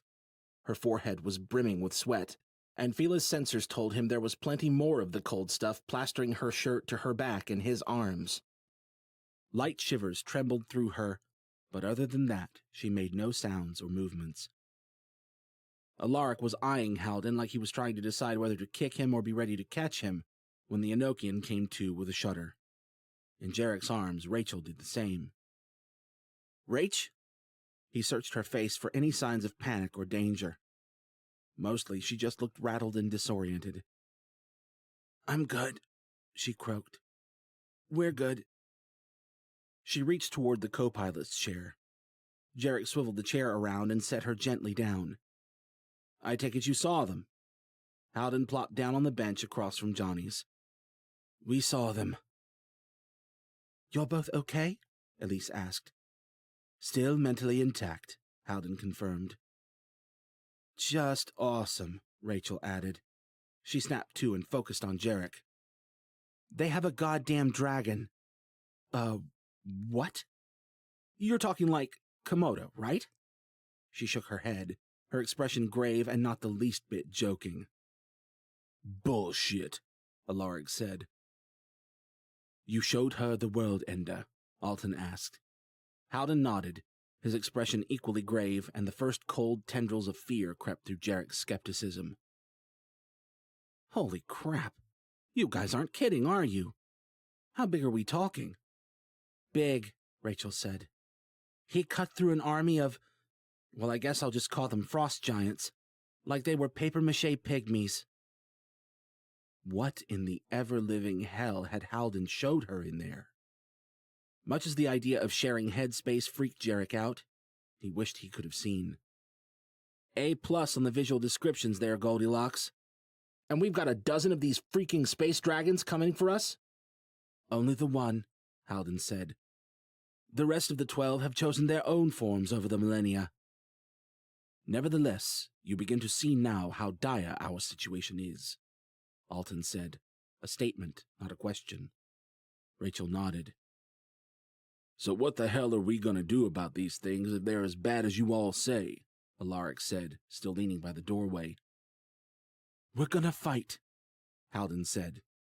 If it's too late to make sure they never come here in the first place, we're gonna fight the things that give the Rachnoth nightmares, and we're gonna win.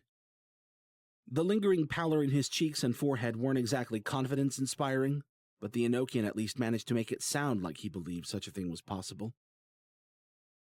Well, I'm glad someone has a plan, at least, Jarek said. Halden gave him a tired, forced smile. But for those of us who are more detail-oriented, Leah said, how do we stop something the Rachnoth are afraid of when we're barely holding our own against the Rachnoth themselves? The only way, Alton said, is to present a united front against them, Halden finished. Rachnoth and human, Alton said. All of Earth standing together and ready when the Rakhul arrive. Leah looked skeptical at best. Alaric looked like someone had just told him his only option for survival was to copulate with a goat. That's gonna be a tough sell for pretty much every human on the planet, Jarek said. What with the catastrophe and all. Maybe even tougher for your people. I don't know anything about Rachnoth culture, but it didn't look like the Overlord, or Zargolga or whatever, was trying to give you a hug back there. Zargolga is a problem, Alton agreed. He is likely beyond convincing, and there are many other problems ahead of us, but the only option is to try. All other paths lead to destruction. What about Enochia? Jarek glanced back at Halden. Do the Rakhul know about your planet too? We're not sure, Halden said. It's possible they don't, but making sure of that is part of why we decided to come here. So what? Jarek said.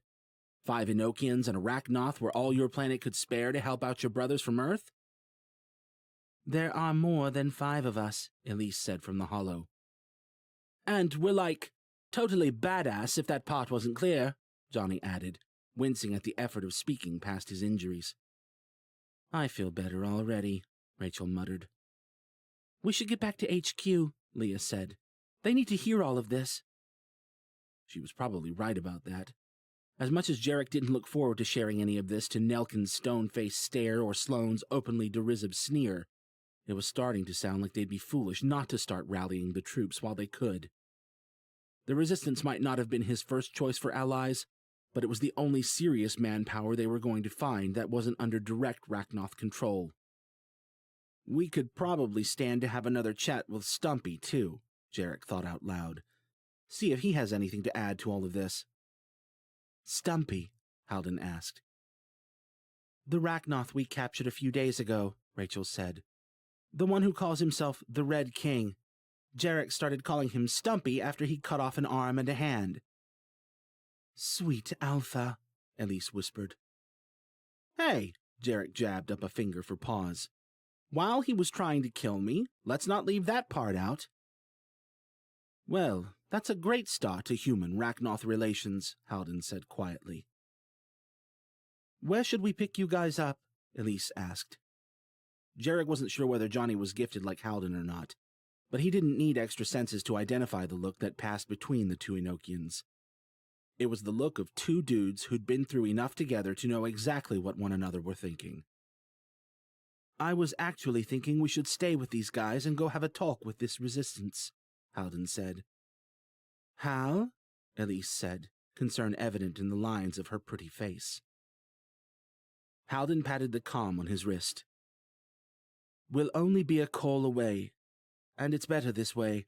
Something tells me things wouldn't go so smoothly if all of us came marching out of our alien ship at once and walked into the anti-Rachnoth base with our Rachnoth friend. He's right, Alton said. Our presence would only cause friction, if not an outright battle, and we need to move quickly if the Rakul could already be on their way. He frowned at them through the hollow. In a perfect world, I would have sent Franco along instead of Johnny. Hey, Johnny said. But we'll just have to work with what we have. I could grow a mustache and act all sophisticated too if I wanted, Johnny mumbled.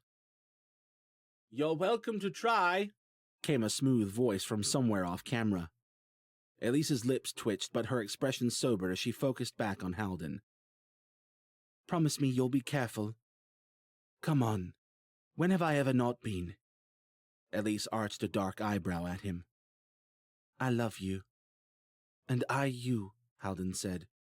We'll talk soon. With that, the Enochians ended the call. Nice! Jarek turned and offered a closed fist to Halden. Rachel rolled her eyes. Halden eyed the fist dubiously and finally reached out to give it a tentative shake. Thanks? Johnny shook his head. Dude, you're such an Enochian. Whatever, Halden said, a slight flush creeping into his cheeks. Shouldn't we get moving? That we should. Jarek sank into the pilot's chair beside Rachel and shot her a wink as he powered up the ship's motors. Time to go save the world from the big scary monsters, right? The troubled look she gave him left him wondering if it was a blessing or a curse he hadn't been there to see just how monstrous those big scary monsters were. Not that it really mattered. One way or another, he had a bad feeling he might be finding out in person soon enough. Chapter 17. I think you're going to have to run all of that by us one more time, Commander Nelkin said. To his right, Sloane was staring at them like they'd all escaped a psych ward, and on the other side of the council room table, Commander Daniels' eyes radiated grave concern. Jarek shifted in his chair, more out of impatience than discomfort. He couldn't really blame them, he supposed. It was a lot of crazy to try to process at once. He still wasn't entirely sure he believed it all himself, but he at least trusted that Rachel had seen something terrible in Halden's little flashback cinema, and that was enough for now. Beside Jarek, Price looked more rigorously pensive than Jarek had ever seen, which was really saying something when it came to Price. Given the controversial, not to mention mind-blowing, nature of the information they'd brought back, the commanders had agreed to meet immediately and without the full council in attendance. Judging from their faces, that last part had been a good call. Leah looked down their line hopefully. Anyone else want to chime in? No one seemed to be overly surprised when Jarek leaned forward to speak. Go figure. What's there to be hung up on? He asked. We found that strange ship, and it just happened to be manned by some humans from another planet who came here to cure the Rachnoth of their human blood addiction and let them move on before their Rakul overlords come calling. Fight the power. Isn't that kind of your guys' thing? Come on. Sloane rolled his eyes. Every bit of this story is ridiculous. Humans from another planet, evil spacefaring conquerors coming to bring hell on Earth. Jarek bobbed his head. You're right. It's almost as ridiculous as scaly green vampires running around with glowing red eyes, sucking blood and shirking off bullets like Nerf darts, right? Sloane turned his wide-eyed gaze down the table to Nelkin and Daniels. You two don't seriously believe any of this, do you? Nelkin looked like he was having a serious internal debate on that matter. Daniels met Sloane's gaze with steely ice in her eyes. I trust my daughter, and you should too. When's the last time you left this base, Richard? How would you even know what's happening out there? Sloane visibly clenched his jaw and sat back to cross his arms and pout. I understand how hard this all must be to process, Halden said from over beside Leah. But it's crucial we begin preparations as soon as possible. I've only seen scattered glimpses of the Rakul, but it's enough to convince me it's going to take everything on this planet fighting together to stand a chance. My planet— Sloane gave an obnoxiously loud snort. Nelkin frowned at him. Price just kept watching Halden like a dog waiting for another scrap of food to fall. Was slow to admit to even the threat of the Rachnoth, and it almost cost us everything. From what I've seen of Earth, it cost your world much more. But what's coming now is far worse. We appreciate your candor, Mr. Raish, Nelkin said. But it is, as you say, quite hard to process. Not to be rude, but how can we responsibly believe any of this? Do you have any way of proving, for instance, that you are indeed from this Enokia? There's probably hundreds of ways we could determine that, Price said. It was the first time he'd spoken, and it earned him frowns from Sloane and Nelkin. But since most of Price's methods will probably go straight over our heads, Jarek said, why don't you just go check out the guns your people so rudely asked my man Johnny to leave at the door, then come back here and tell me those things are from Earth? Price looked like he wanted to argue, but then tilted his head in concession. Nelkin wordlessly flipped a switch on the intercom in front of him.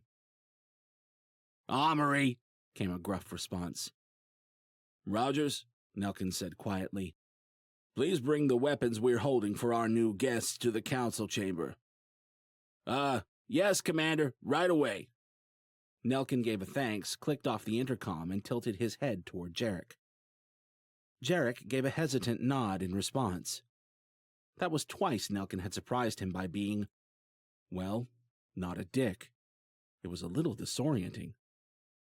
This is bullshit, Sloane mumbled in Nelkin's ear. Who gives a crap if they have fancy guns? It was quiet enough that no one else should have heard, but Jarek had Fila's sensors on his side. It's far from perfect, Nelkin muttered back, less quietly. But it's something. He turned back to Leah and Halden.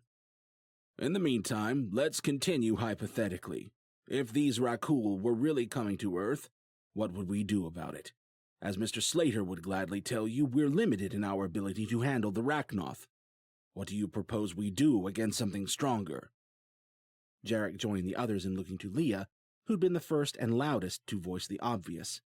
The Resistance, the ragtag organization formed with the sole intent of breaking Rachnoth control on their planet, was not going to like their answer to that question. Hell, they didn't even like it.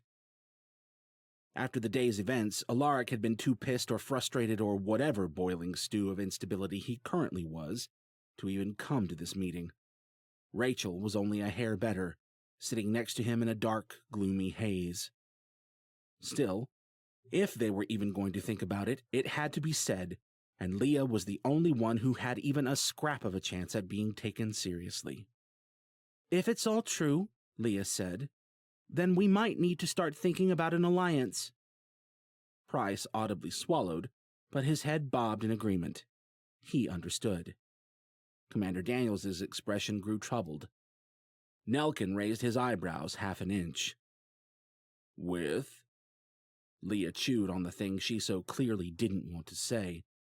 Finally, quietly, "With the Rachnoth, sir." Sloane gave a yelp of laughter.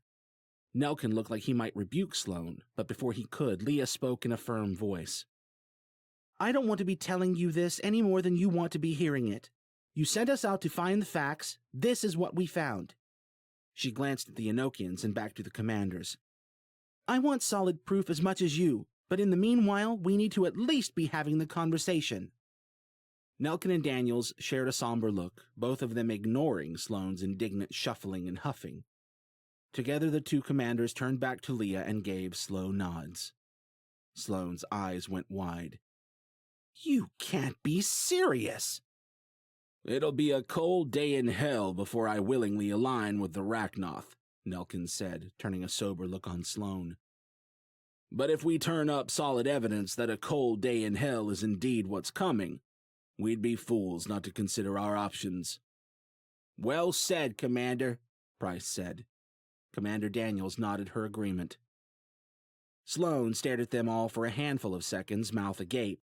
Then he recrossed his arms and went back to sulking. "This conversation stays in this room," Daniels said, looking at each of them in turn. "What we are talking about here is an apocalypse scenario. It could tear this place apart." Jarek figured that went without saying. Much as pre-catastrophe society had tried to convince itself it had moved beyond bigotry and into a free-range field of sunshine and open minds, he was pretty sure it hadn't. At least, not to the extent that the men and women of the Resistance would be open to making peace with the Rachnoth after the whole worldwide nuking thing. These soldiers wouldn't care when they learned that the Rachnoth had been victims themselves in a way, or that not all of them were involved in or even in support of the actions that had led to the catastrophe. It wouldn't matter. Jarek wasn't sure he cared so much either, but he'd seen enough people doing enough atrocious things to one another in his life to be sure about a couple of things. Thing one, people, human or Rachnoth, didn't do bad shit because they were evil. They did it because they had desires, dreams, and more often than not, a long history of trying circumstances that had chipped their concepts of right and wrong down to the ground. Thing two, humans were every bit as vicious and shitty as the Rachnoth. Maybe more so. They were just less well-equipped to exert those savage wills. It wasn't that Jarek wasn't upset about the Rachnoth blowing the world's ass off, or that he didn't share the others' profound discomfort at the thought of working with the scaly bastards. It was mostly just that he wasn't too far up his own ass to see that both sides had pulled some cheap shots, and that these indignant humans might have done the same damn thing to the Rachnoth had their positions been reversed. And if this fresh hell was ready to descend on them, he certainly wasn't about to shit on humanity's only decent hope of survival out of pride or principle. Because that's what this was about, right? Survival? That's what he'd been telling himself all along. But whose survival? If he was really so far above it all, why worry about whether all these petty a-holes pulled through? Why not take Price and Al and go find themselves a nice quiet rock to hide under until the world stopped burning for a second time? He hadn't registered he was staring at Rachel until she turned to meet his gaze with lovely hazel eyes and an expression that said, "Dude, what the hell are you staring at?" He couldn't help but smile at her unspoken snark. When she saw it, Rachel's expression softened and turned more genuinely curious, and the look between them deepened until the sounds of Nelkin's and Daniel's voices receded to nothing but dull background buzz, and Jarek forgot where he was and what they were doing there, and why anything even really mattered beyond those golden locks, and the hard knock on the wooden doors at the back of the room hit him like a splash of cold water straight to the giblets. Jarek rocked back in his seat and composed himself as Nelkin called out for the ill-timed knocker to enter. So what? Maybe Jarek wasn't humanity's biggest fan, and maybe he wasn't some paragon of selfless service. But this connection he felt sometimes when he looked at Rachel, the rest of the Rachels and Prices, and maybe even Al's, who might be in danger out there. If those things weren't worth fighting for, Jarek wasn't so sure there was a reason to keep rolling out of his cot every morning. The double doors parted, and a stout man with a buzz cut, Rogers presumably, entered the room carting a tray laden with Johnny's odd-looking guns. A pang of guilt shot through Jarek as he recognized Rogers' bulldog face as the same one that had been on duty when Michael had busted him into the armory a few days ago to reclaim Fila. Rogers carted the tray forward, perfectly businesslike, until he caught sight of Jarek and gave one of the darker, angrier scowls Jarek could recall having ever received. Jarek scrunched his face in his best "oops" expression and waved. For some reason, Rogers didn't wave back. He only gave the commanders a curt nod to acknowledge their thanks, shot Jarek one more hard glare, and turned to leave. The commanders rose and came to inspect the Enochian hardware along with everyone else. At their core, the weapons all looked to follow the basic point-and-shoot design of Earth-sewn firearms, some manner of grip or butt with a barrel that pointed toward the things you wanted to kill.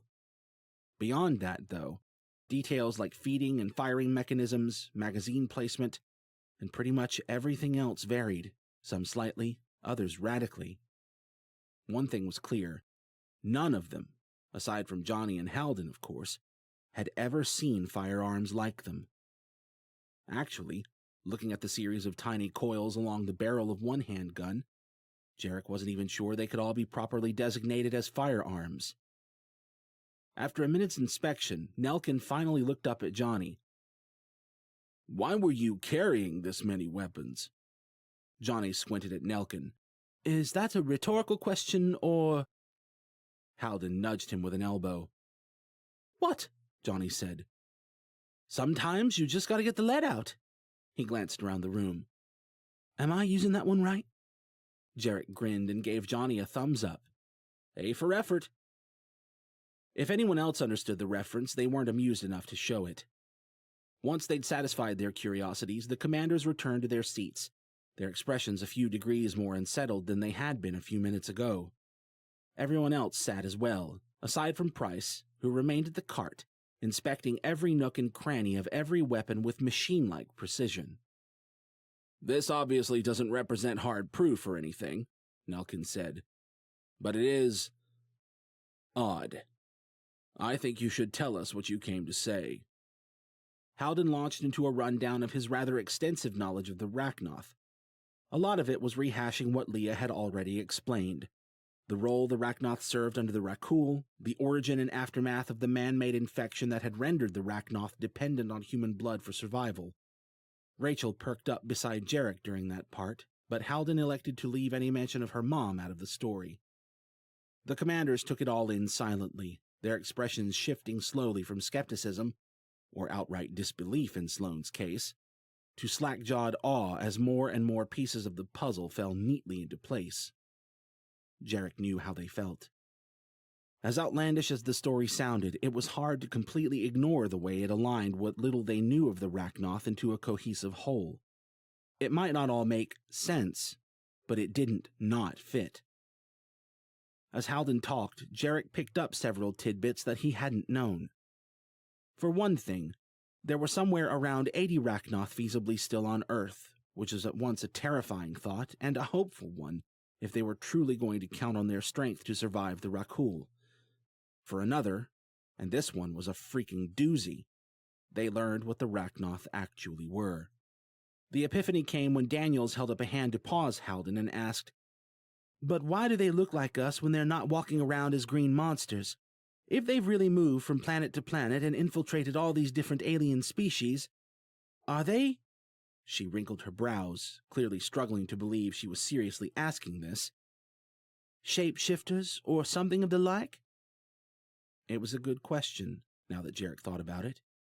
After witnessing the Red King and Alton Parker going full Rachnoth mode, he'd kind of just accepted that it happened, but he hadn't paused to think about the endless possibilities of the other species they'd encountered in the past, if Alton's stories were to be trusted, which, according to Rachel, they were. Howden scrunched his face. Sort of. The Rachnoth are, for lack of a better word, parasites, Price said, finally looking up from Johnny's hardware. They must be small enough to integrate with or replace our brains, or at least small enough to exert telepathic influence from within one of your cloaking fields. He tapped at his chest where Howden and Rachel wore their pendants. Jarek didn't need to wait for Howden to nod in agreement. Of course, Price had figured it out, the clever old bastard. The real Rachnoth are fleshy, tentacled things about the size of a human brain, Howden said. But they don't walk around like that by choice. Mostly, they find a host of their target species and, invade. He glanced at Price. That's an impressive deduction. Price shot Jarek a discreet wink as he returned to his seat. Jarek was less surprised by Price's intuition than the others, but only because he expected Price to be brilliant by default, and because he knew the hypothesis was merely one of a couple dozen Price had already constructed about the Rachnoth. He must have eliminated the others based on what he'd heard today. Daniel's eyes were wide. You mean the Rachnoth we've seen used to be people? Howden nodded. But as far as I've seen, the host ceases to be anything more than a vessel once a Rachnoth moves in. Usually, at least. There was a thought to make your skin crawl. Judging from their looks and uncomfortable shifting, the others were having similar thoughts, aside from Johnny, who waggled his eyebrows at Leah and generally seemed to enjoy watching their reactions. And the Rakul? Nelkin asked once they'd all taken a sufficiently long moment to ponder the horror of tiny alien octopuses crawling into their heads. What can you tell us of them? Not as much, Howden said. They were like the Rachnoth once, a long, long time ago. In a galaxy far, far away? Jarek mumbled under his breath. Rachel gave the world's smallest snort next to him. How long ago? Nelkin asked. You said the Rachnoth had been serving the Rakul for millennia. How old are they? Sorry, guess I forgot to mention that part. Howden swept his gaze around the room. The Rachnoth are immortal. Chapter 18. In hindsight, Rachel was pretty sure she should have picked up on this one already. Howden had outright told her the memory they'd re-experienced together had been both Alton's and 2,000 years old. Clearly, the Rachnoth was old. That didn't make him an immortal, necessarily, but she probably should have seen it coming. Then again, she had been a bit distracted by the mountain-sized world-ender Kulnaga and the maelstrom of his psychic fury. Immortal, Jarek said. As in, those who don't die? Like ever? Not until you poke them with pointy objects, at least, Johnny said. Christ, they really were freaking space vampires, weren't they? How had she missed this? Somehow she'd thought the talk of the Rachnoth serving the Rakul for millennia had been historical, a recounting of generational heritage, but Alton didn't mean they'd serve for hundreds of generations, did he? I think new Rachnoth trickle in as needed, Howden said. But no, most of the Rachnoth are thousands of years old. Alton? Sloane asked. Rachel immediately realized her misstep. The commanders would have to learn about Howden's Rachnoth buddy at some point, but right now probably wasn't the ideal time. Not when they were still trying to convince them there was even a Rakul threat to begin with. One of my crew, Howden said. The one who helped us find Earth. Sloane leaned forward like a jackal sensing vulnerable prey, stark green eyes narrowed. And how exactly did he know how to do that, I can't help but wonder. Everyone who knew the answer tensed. Everyone but Howden, who calmly held Sloane's stare. Because he was among the 7 Rachnoth who came to my planet from Earth 15 years ago. Sloane was halfway to his feet before Howden finished his sentence. He slapped a long-fingered hand to the tabletop. You see? He cried, turning to Nelkin and Daniels. Who else would propose an alliance with those monsters except their own agents? The Rachnoth sent them here with this ridiculous story. His glare shifted to Leah, then to Rachel and Jarek. And you fools fell for it. We need to lock these Enochians up. We need to... Calm yourself, Commander, Nelkin said, his expression stern. And watch your tongue while you're at it, Daniels said, cold fire in her eyes. Sloane sneered. Just because your daughter believes this idiocy doesn't mean... Richard! Nelkin's voice fell like a gavel, and Sloane jerked back, green eyes smoldering with indignant fury. We'll hear the full story before we determine what is to be done with our guests. Fine.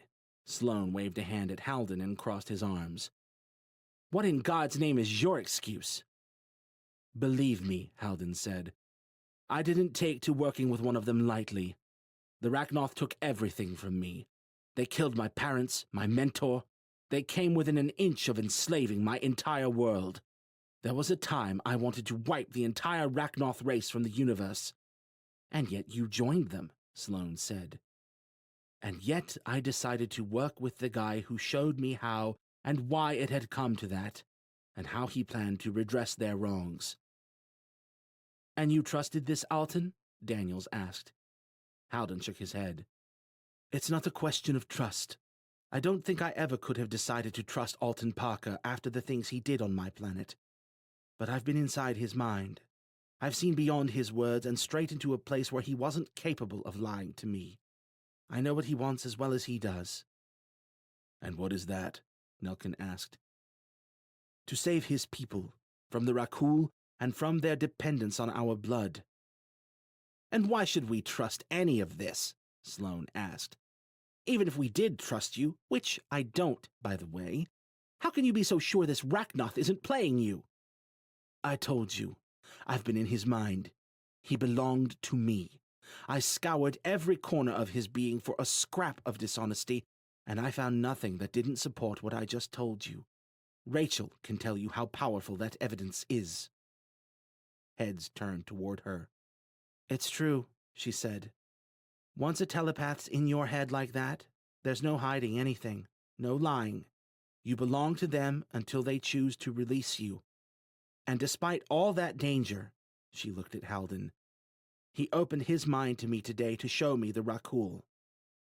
She weighed her next words carefully. If she'd pushed deeper into Halden's head, she could have told him with certainty whether or not he was to be trusted. Instead, she'd decided to respect his openness and leave most of his stones unturned. Maybe her impulse to do that was all the answers she needed. Or maybe Michael's naivete had finally rubbed off on her. We can trust Halden, she finally said. Maybe she didn't mean it at the deepest level. Christ, she didn't even trust the Resistance that much, and especially not Sloane, the slimy bastard. But it was what the commanders needed to hear right now. Halden gave her a small nod, and she returned it, feeling a sense of warm camaraderie with the Enochian. Then Sloane mumbled, "And who's to say we can trust you?"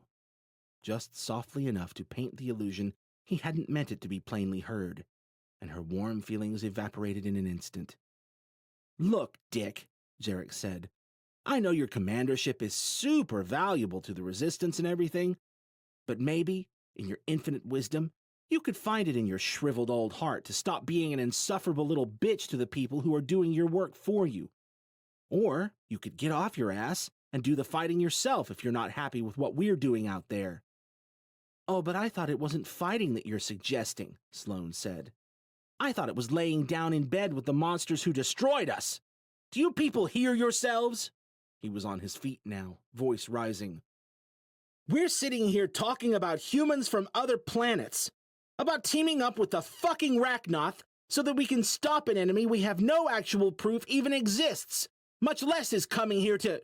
Price shot to his feet, drawing their collective attention. At first, Rachel thought he was about to lay the verbal smackdown on Sloane, but he was looking at his comm like something was wrong. Her heart picked up. Could it be Michael? She'd basically left Price as his caretaker, and barely had a chance to poke her head in at the door before being swept into the council chamber on their return. Would Price be the one they contacted if something had changed with her brother? She realized she was already halfway to her feet. Price's gaze shot from the comm straight to her, confirming her fear before he said a word. "What is it?" she whispered. "What happened?" "He's awake," Price said. They should have been good words, great words. But the way Price said them, and why did he look so tense? "We need to get over there," he said. "Now. Something's not right." She turned without a word and made for the door, ignoring the voices behind her. She broke into a jog. Terrible scenarios played out in her head, a garbled reel of worst-case scenarios complete with gut-wrenching sensations that narrowed her vision down to a hazy tunnel directed toward Michael and nothing else. She threw the door open and took the hallway at a run, vaguely aware that Jarek and Price were following her, heart pounding in her throat now, shoving past the two oblivious resistance agents she encountered. Was this it? After everything they'd been through, everything she'd done to protect him, was this how it would end? She ran on, trying her best to shut the insidious whispers out of her head. The shouts and wordless growls told her something was seriously wrong before she'd even made it to the first of the two medical rooms. When she burst into the second room, it was to the sight of Michael violently convulsing on the bed, eyes wild and limbs flailing. A stream of incoherent gibberish poured out of his mouth, punctuated by a few audible words. "Traitors! Treachery! Punished! Forgotten! Void!" The attending doctor and her assistant were at work on both sides of the bed, muscling Michael's free arm and leg into leather restraints like the ones they'd already bound his other limbs with. Rachel watched in a stupor, feeling ill. This wasn't how it was supposed to happen. Michael was supposed to emerge peacefully from his coma. She was going to find him lying in his bed, groggy and disoriented, but awake.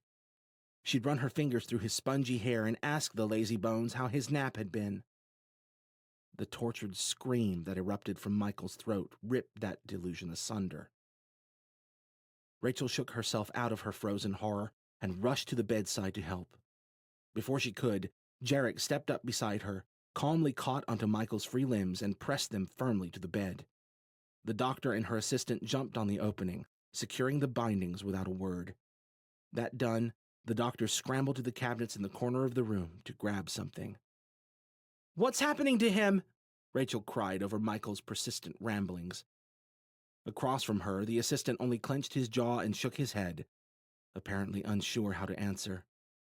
The doctor returned a few seconds later with a battered injector, which she promptly placed to the side of Michael's neck and triggered with a sharp click-hiss sound.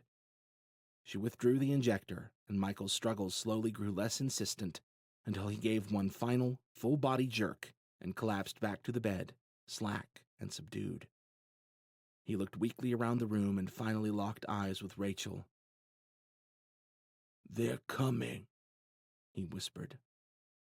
Then he slumped back to the bed, completely limp. After a stunned moment of silence, the doctor's fingers shot to Michael's throat. Rachel leaned in, thundering heart threatening to escape her chest with each beat. "Is he?" "Stable." The doctor glanced at the bedside displays. "I just gave him a sedative to keep him from hurting himself, or us." "Okay," Rachel heard herself say. Her heart took a few steps away from the ledge. "Okay." "So what the hell was that?" Jarek asked. The doctor glanced between them. "I don't know. I think," came Howden's voice from the doorway, "that was a telepathic broadcast." The others were there with him. Price, Johnny, Leah, even the commanders. Howden's eyes found hers. "Did you feel it?"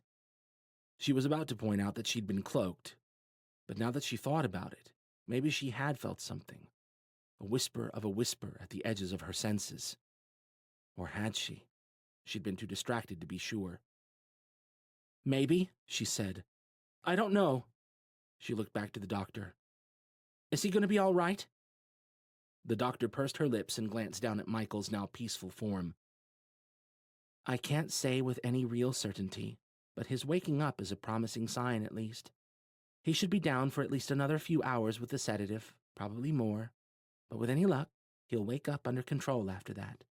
For now, we just have to wait and see.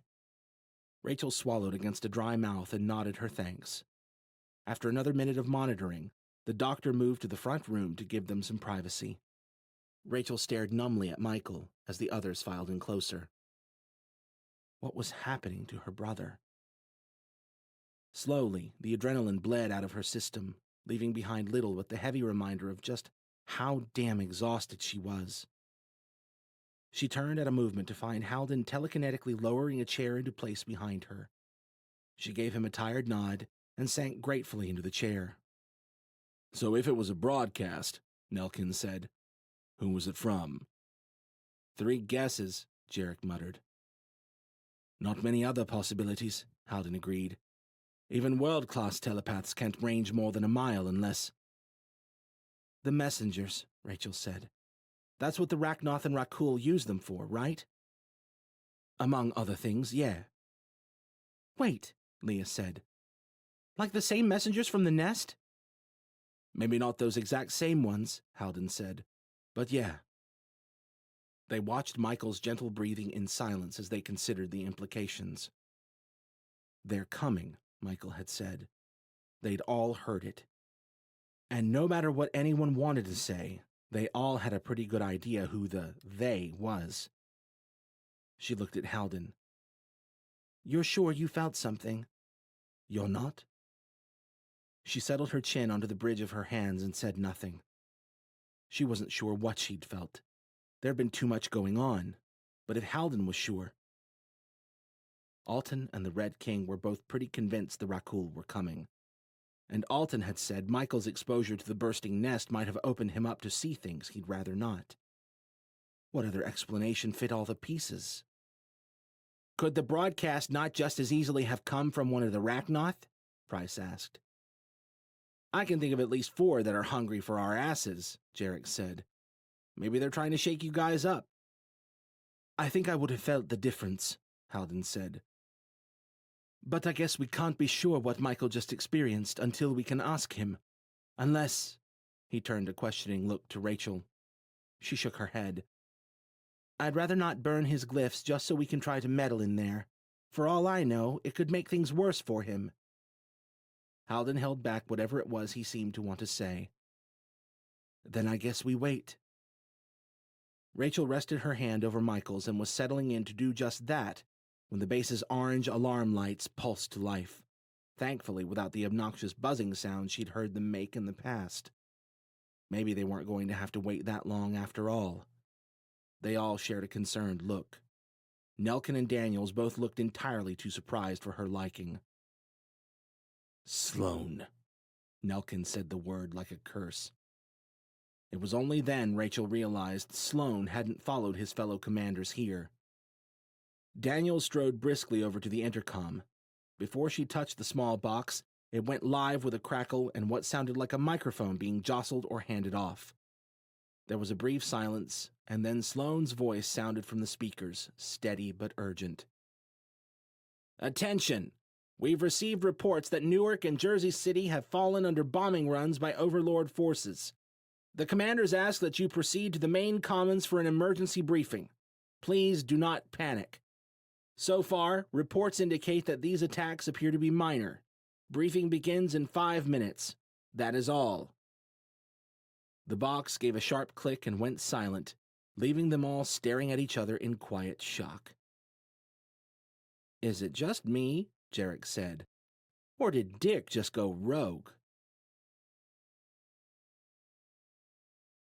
Chapter 19.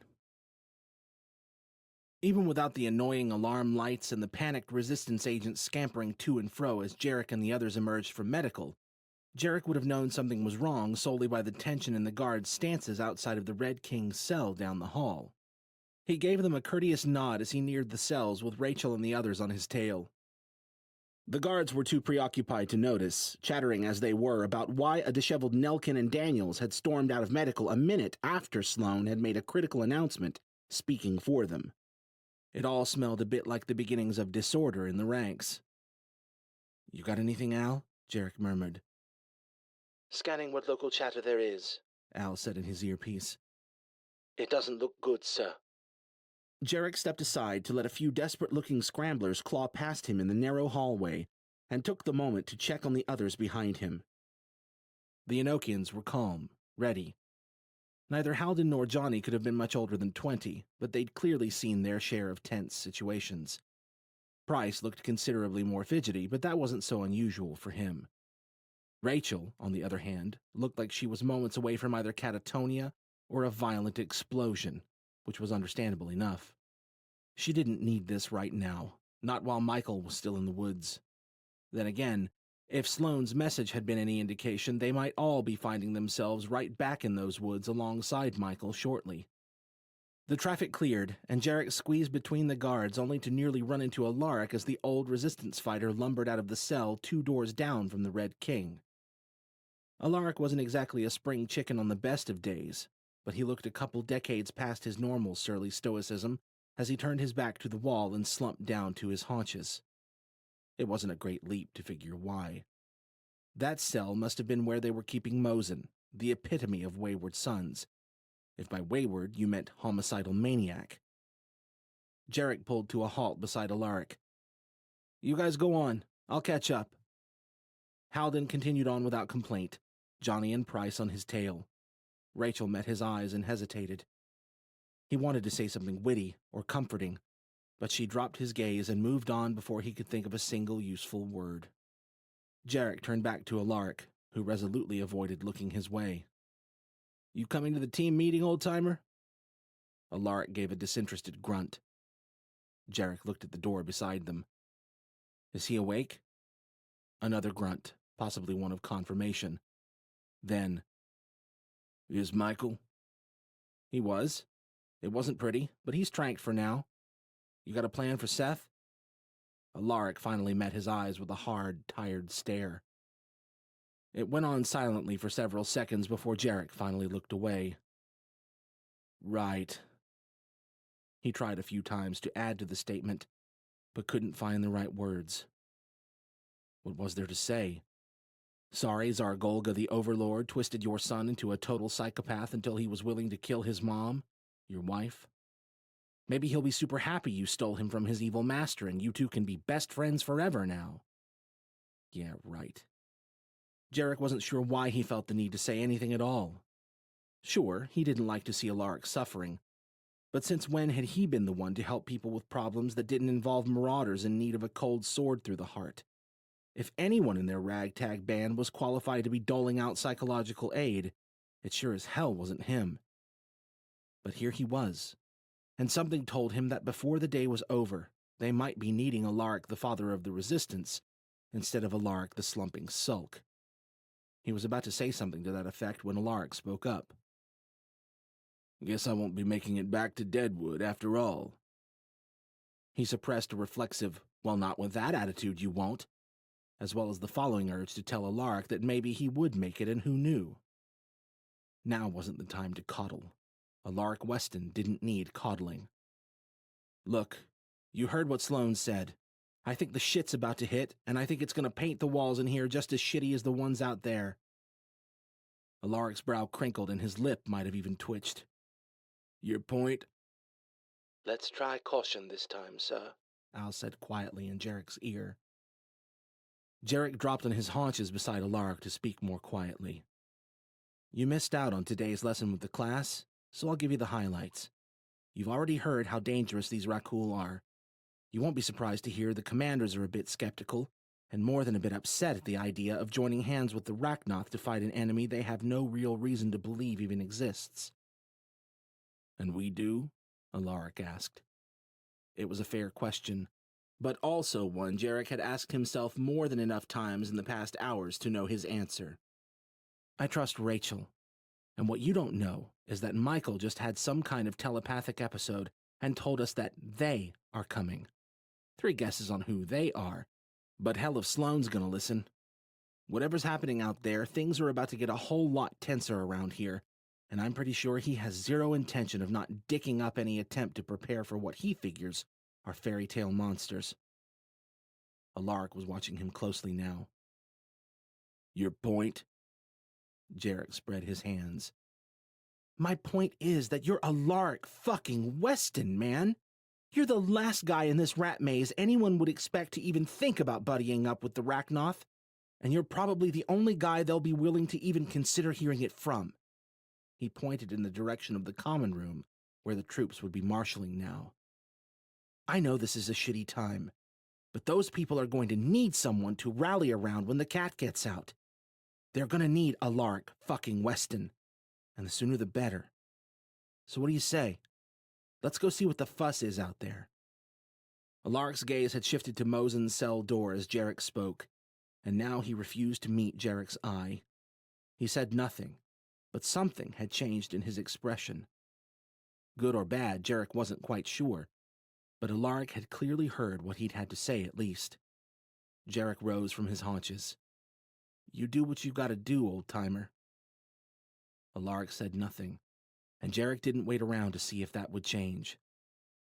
Surprisingly tactful, sir, Al said as Jarek turned down a now mostly empty hallway toward the common room.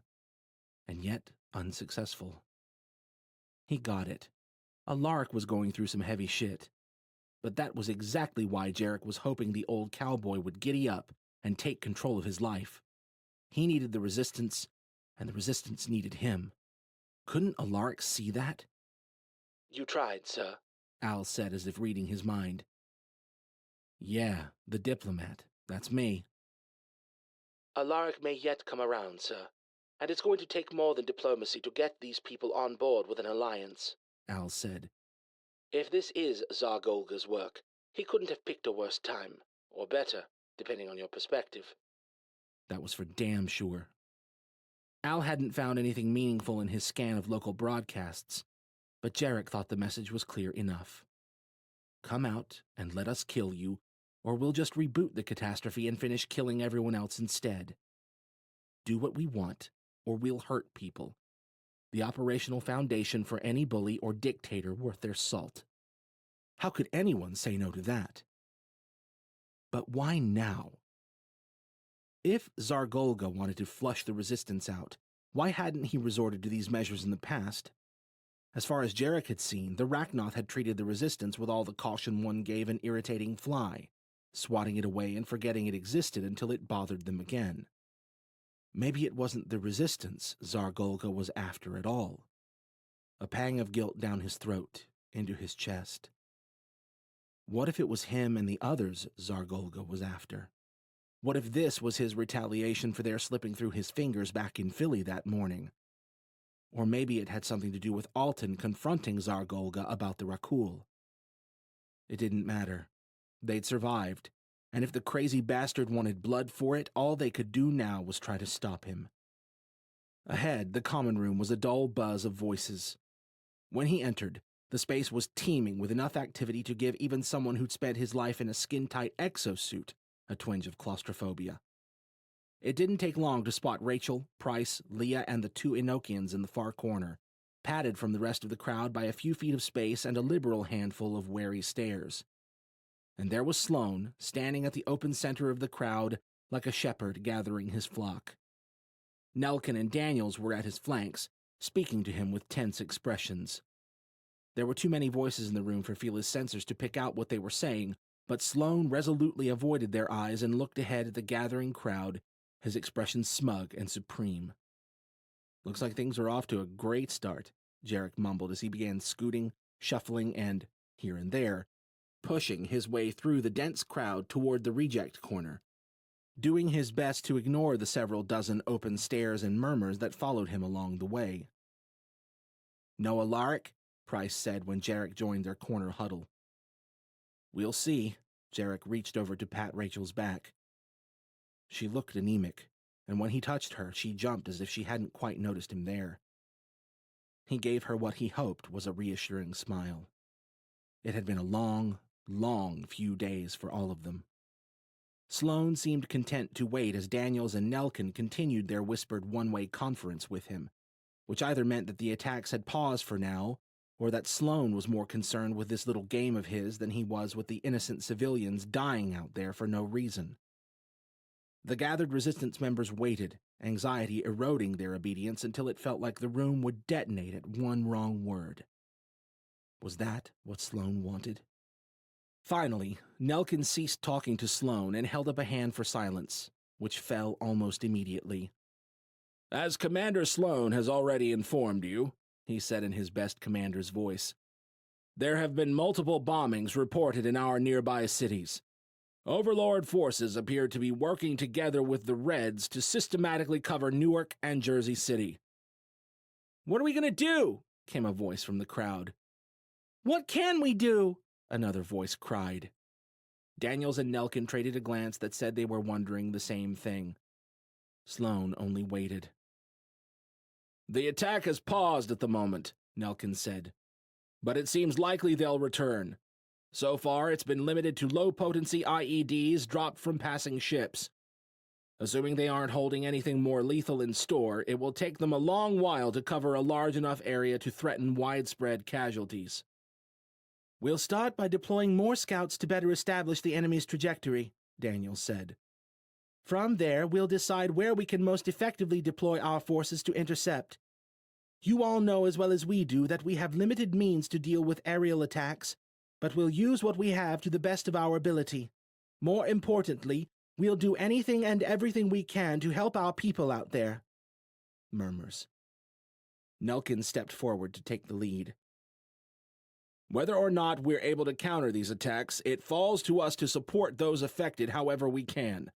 At nightfall, we'll send out teams to help survivors and potential targets alike find shelter, and... "Shelter where?" someone called. "Where's left to hide?"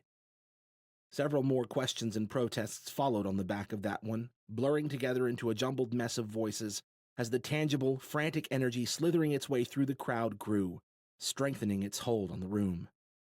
Nelkin and Daniels called for quiet. Behind them, Sloane was still silent. The little weasel looked like he was thinking about doing something stupid or underhanded. Probably both. The situation is dire, Nelkin said, nearly shouting now to be heard over the persistent murmurs and whispers. But we will keep our heads and get through it. We're resistance, remember? We're here to fight the hard fights, to stand up to those no one else will stand up to. "Is that what you're doing?" Sloane asked, his nasally voice not as strong as Nelkin's or Daniels, but loud enough to be heard through the room nonetheless. Nelkin and Daniels looked back at their counterpart. Nelkin's back was to Jarek, but the look on Daniels' face was that of someone who just realized the pet snake perched behind them was in fact a venomous viper that had no qualms whatsoever with striking them dead. Sloane... "Because earlier," Sloane said, "it sounded an awful lot to me like you were thinking about standing beside those alien bastards, not against them." More whispers rippled through the crowd, pressure building like a sealed pot of boiling water. Sloane watched his fellow commander smugly. The slimy dick had finally found a spine. Too bad it had to happen right when it was liable to cause a riot. "Richard," Nelkin said, his voice low enough that most of the crowd wouldn't hear, and that Jarek would have missed if not for Fela's sensors. "Now is not the time for—" "That's right!" Sloane called out to the crowd that was suddenly about a light breeze away from a collective conniption. "You've probably all been wondering what we were meeting about in private this afternoon." He strolled around Nelkin and Daniels as he spoke, putting himself between them and the crowd. Nelkin looked to be very seriously considering closing Sloane's mouth with his clenched fists. He must have realized doing so would only worsen the situation, though, because he, along with Daniels, only glared at the back of Sloane's head as the rogue commander pointed a finger toward Jarek and the others.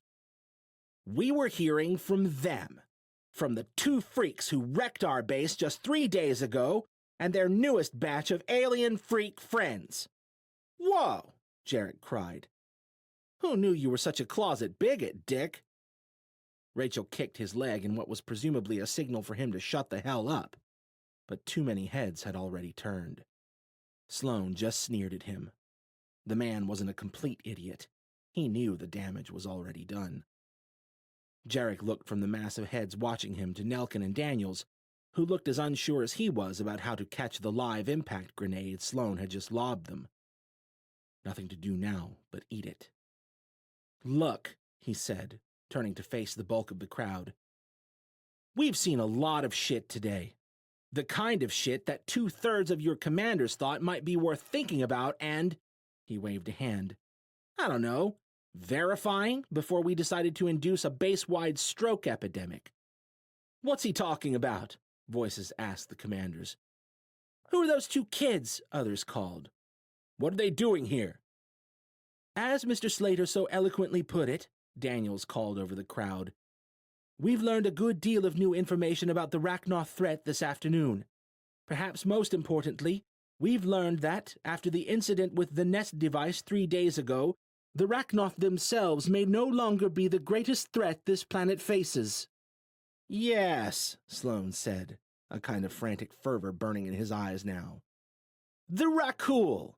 The conveniently absent monsters that a pair of aliens," he pointed at Halden and Johnny, "learned about from their own Rachnoth friend. What's not to trust?" Dozens of suspicious eyes turned to study Halden and Johnny. Shit. Jarek needed to say something, anything to disrupt the manic idiot. But there was too much to explain, and too little patience left in those accusatory stares. He was about to try anyway when Rachel stepped up. "I've seen them," she said, projecting her voice in a way he wasn't used to hearing from her. That gave a few of them pause. More heads turned, waiting, listening.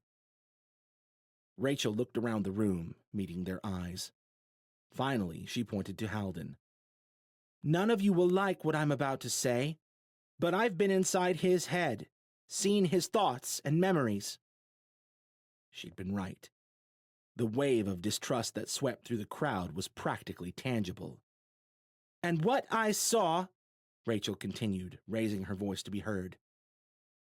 "Look, none of you are going to want to hear this, but the Rachnoth aren't the biggest bads out there.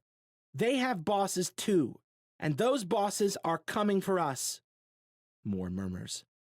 Most of the crowd was still eyeing their entire corner with distrust, but a few expressions had turned doubtful, questioning. Apparently, Rachel had one of those trustworthy faces. "Lies and hearsay," Sloane called, drawing the crowd's attention back to him. "We cannot stand for this. We will not allow this organization to be commanded by those who'd listen to the word of alien sympathize." Alaric Weston pushed his way wordlessly out of the crowd. Sloane recoiled at the look in his eyes. Then fist met bony cheek with a smacking thud, and Commander Sloane fell to the concrete with a yelp. In the wave of gasps that rushed through the room, Jarek managed to bite back his cry of delight and settle for a satisfied grin. It served the bastard right. The only question was whether Alaric's gambit would pull the crowd into order or convince them to lose it. "You crazy!" Sloane muttered from the floor, his hand clutched to his cheek, and his nauseatingly green eyes wide and wild as he looked up at Alaric.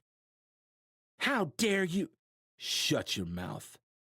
Alaric didn't say it particularly loud, but there was enough surly weight in his tone that Sloane froze mid-word, tensing as if Alaric were about to strike him again. Behind them, Nelkin and Daniels looked almost as shocked as if Alaric had hit them too. Before anyone could push past the hurdle of their surprise, Alaric turned to face the crowd. "You all know who I am, what I've done." He swept the crowd with his gaze, letting the silence stretch. "You've all heard stories about why I left. Some might have been accurate, others probably not. But here's the one bit of truth that matters. I left because I was afraid. Not afraid for my life. Not afraid we were going to lose." The room hung on a silent string, waiting, watching the confession of their founding father with mouths agape. "I was afraid to face the truth that was looking me square in the eyes. I was afraid to face the son the Rachnoth took from me. The boy they twisted and prodded until he was able to kill his own mother." The outpouring of whispers Jarek expected didn't come, only silence. When Alaric spoke again, his voice was a shade rougher. Turning away from that truth was the only way I knew to keep my sanity. But it was wrong. I left my son to the Overlord, let that bastard claw his way deeper into Seth's head, while I sat on the other side of the country pretending I was doing something good. He shook his head and glanced back at Nelkin and Daniels. Well, no more. He looked back out to the crowd, his eyes regaining their usual steel. You know who I am. You know I have as much reason to hate the Rachnoth as any of you. And after everything I've seen, I'm here to tell you that if Rachel believes there are worse than the Rachnoth out there, then I believe it too. And no amount of indignant yapping on our parts will change the facts. Silence, broken only by the shuffling of Sloane pulling his gangly self to his feet behind Alaric. Touching, Sloane said. But seeing as you just struck a commander of the Resistance— Oh, please, Alaric said. This isn't some royal court. My hands will stay attached to my wrists, and I'll shut you up again if I have to. I mean to keep these people safe, no matter what that means. And right now, you're not helping. Sloane's nostrils flared, his lip quivering with a barely contained snarl. You've left, Weston. This isn't your Resistance anymore. Alaric shook his head. This has never been my Resistance, Dick. It's ours. And I'm back now. Sloane's stare shifted from Alaric to the crowd. Are you all going to stand for this? For runaways who waltz back in telling us to listen to the enemy? To trust them? Carmichael, Nelkin said. Simmons? Two of the men on guard duty, or two who were geared up and toting shotguns at least, stepped forward. Take Commander Sloane back to his quarters and see to it that he stays there for the time being. Sloane whirled on Nelkin, emerald eyes wide. You can't! He turned to the approaching guards. Hold that order, soldiers!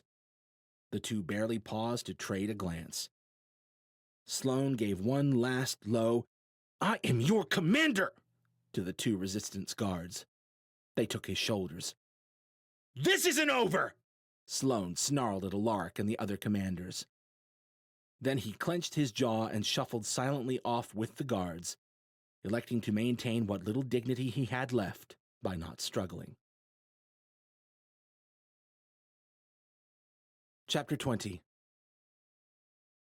The Resistance must have at least a few anti-air measures to work with, Price said, looking away from his inspection of Johnny.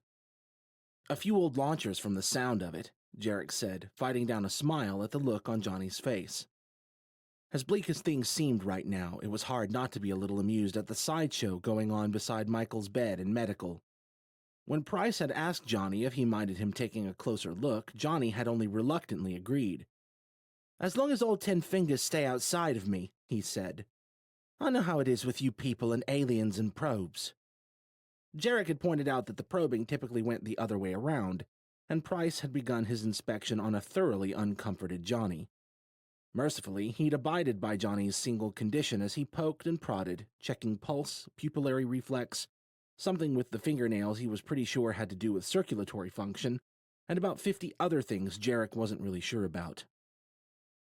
The problem, Jarek continued, is trying to cover 2 entire cities with a handful of ground-deployed weapons. This outfit really doesn't have a few ships to whip up and go harass them with? Johnny asked. Just the 2, Jarek said, and neither of them is armed as far as I know. My ship's barely holding together as it is. He glanced at Rachel. You got any clever tricks tucked up those magical sleeves, Goldilocks? She shrugged. I might be able to knock a ship or 2 out of the sky if you got me close. She looked at Halden. What about you? Ever tried scrambling electronics before? Halden gave her a wolfish grin that for some reason scratched Jarek's irritation button. Once or twice, maybe. All right, then, Jarek said. Maybe we should go see about commissioning one of those ships and having you 2 run interference. It wasn't much, but it was something. Alaric's theatrical re-entry to the fight had helped halt the momentum of the unrest creeping through the ranks. At least enough that Nelkin had been able to delay the ticking time bomb that was the Resistance membership right now, by promising to hold full council to discuss facts and future plans as soon as the bombing runs had been dealt with. Of course, resetting the clock and actually disarming the lingering riot bomb were two different things. That was a problem for after they'd dealt with Zargolga, though.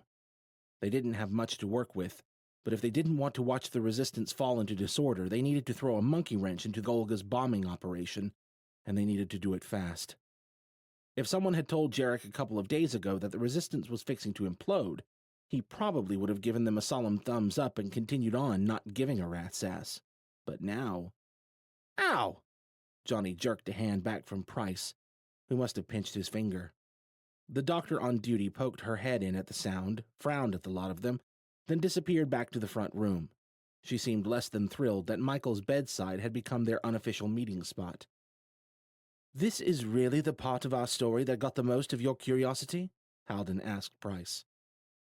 "Oh, I assure you," Price said. "I am thoroughly intrigued across the board. But this is the only part of the story I have any ability to assess for myself. Talking about spacefaring, world-destroying aliens, I have no real point of reference by which to draw reasonable conclusions. You two, on the other hand." Price abruptly abandoned his inspection of Johnny's teeth and clapped his hands in front of Johnny's face with a wordless cry. Johnny jerked back, hands raised defensively. "Appear to be perfectly human upon rudimentary inspection," Price concluded. "Which tells us nothing about the validity of your claims, but is quite astounding if you truly came from this Enokia." Jarek cleared his throat. "Right." Price stepped back from Johnny and shoved his hands in his pockets. "Not the most important thing to be talking about when we have the Overlord bombing the city and a race of intergalactic conquerors on deck." As if on cue, the alarm came silently alive in the corner with a rhythmic pulsing of orange light. "Another bombing run?" Halden asked. The light strobed 4 more times, then died. "Probably," Jarek shook his head. "Bastards." "We should contact our people," Halden said. "They can help us handle this." That was probably true, but they'd have to be careful about involving the other Enochians, and doubly so about Alton. Inviting any outsiders into the fray right now would only breed more distrust in the Resistance. God forbid word got out that one of them was a Rachnoth. Halden brought his comm holo to life just in time to show an incoming call from Alton. "Speak of the devil," Jarek mumbled. Halden answered the call and turned so the rest of the group would be in frame. After a few seconds of idling, the holo floating over Halden's arm resolved into an image of Elise, Alton, and a third man Jarek didn't recognize. Older, maybe in his early 50s, with jet-black hair, an eloquent-looking mustache, and sharp olive-green eyes. Jarek gave a jovial wave. "Howdy, gang." "Sorry we didn't check in sooner," Halden said. "It's been a hectic day." "Earthlings putting you to work?" Elise asked. "That's one way to put it," Johnny muttered, eyeing Price. "Any news?" Halden asked. "We're kind of dealing with a situation over here." "The bombings," Alton said. So they were watching from somewhere. Hell, they were in a spaceship. Who knew what they could be doing and seeing from that thing? "You saw," Halden said. "Good. We could probably use your help, actually." He glanced back at Jarek and the others. "Assuming the good folks here at Resistance HQ don't riot at the thought of us freakish alien types pitching in." Jarek shrugged. "I've always been more of the save bacon first, ask questions later mindset anyways." "Engaging Golga's forces head-on is unwise," Alton said. "No disagreements here," Jarek said. "But letting them bomb out the few poor bastards they didn't get 15 years ago isn't really an option either." Alton inclined his head. "I understand, but meeting brute force with more of the same will do nothing but widen the already considerable rift between our peoples. We can't let that happen if we hope to prepare for the Rakul in time."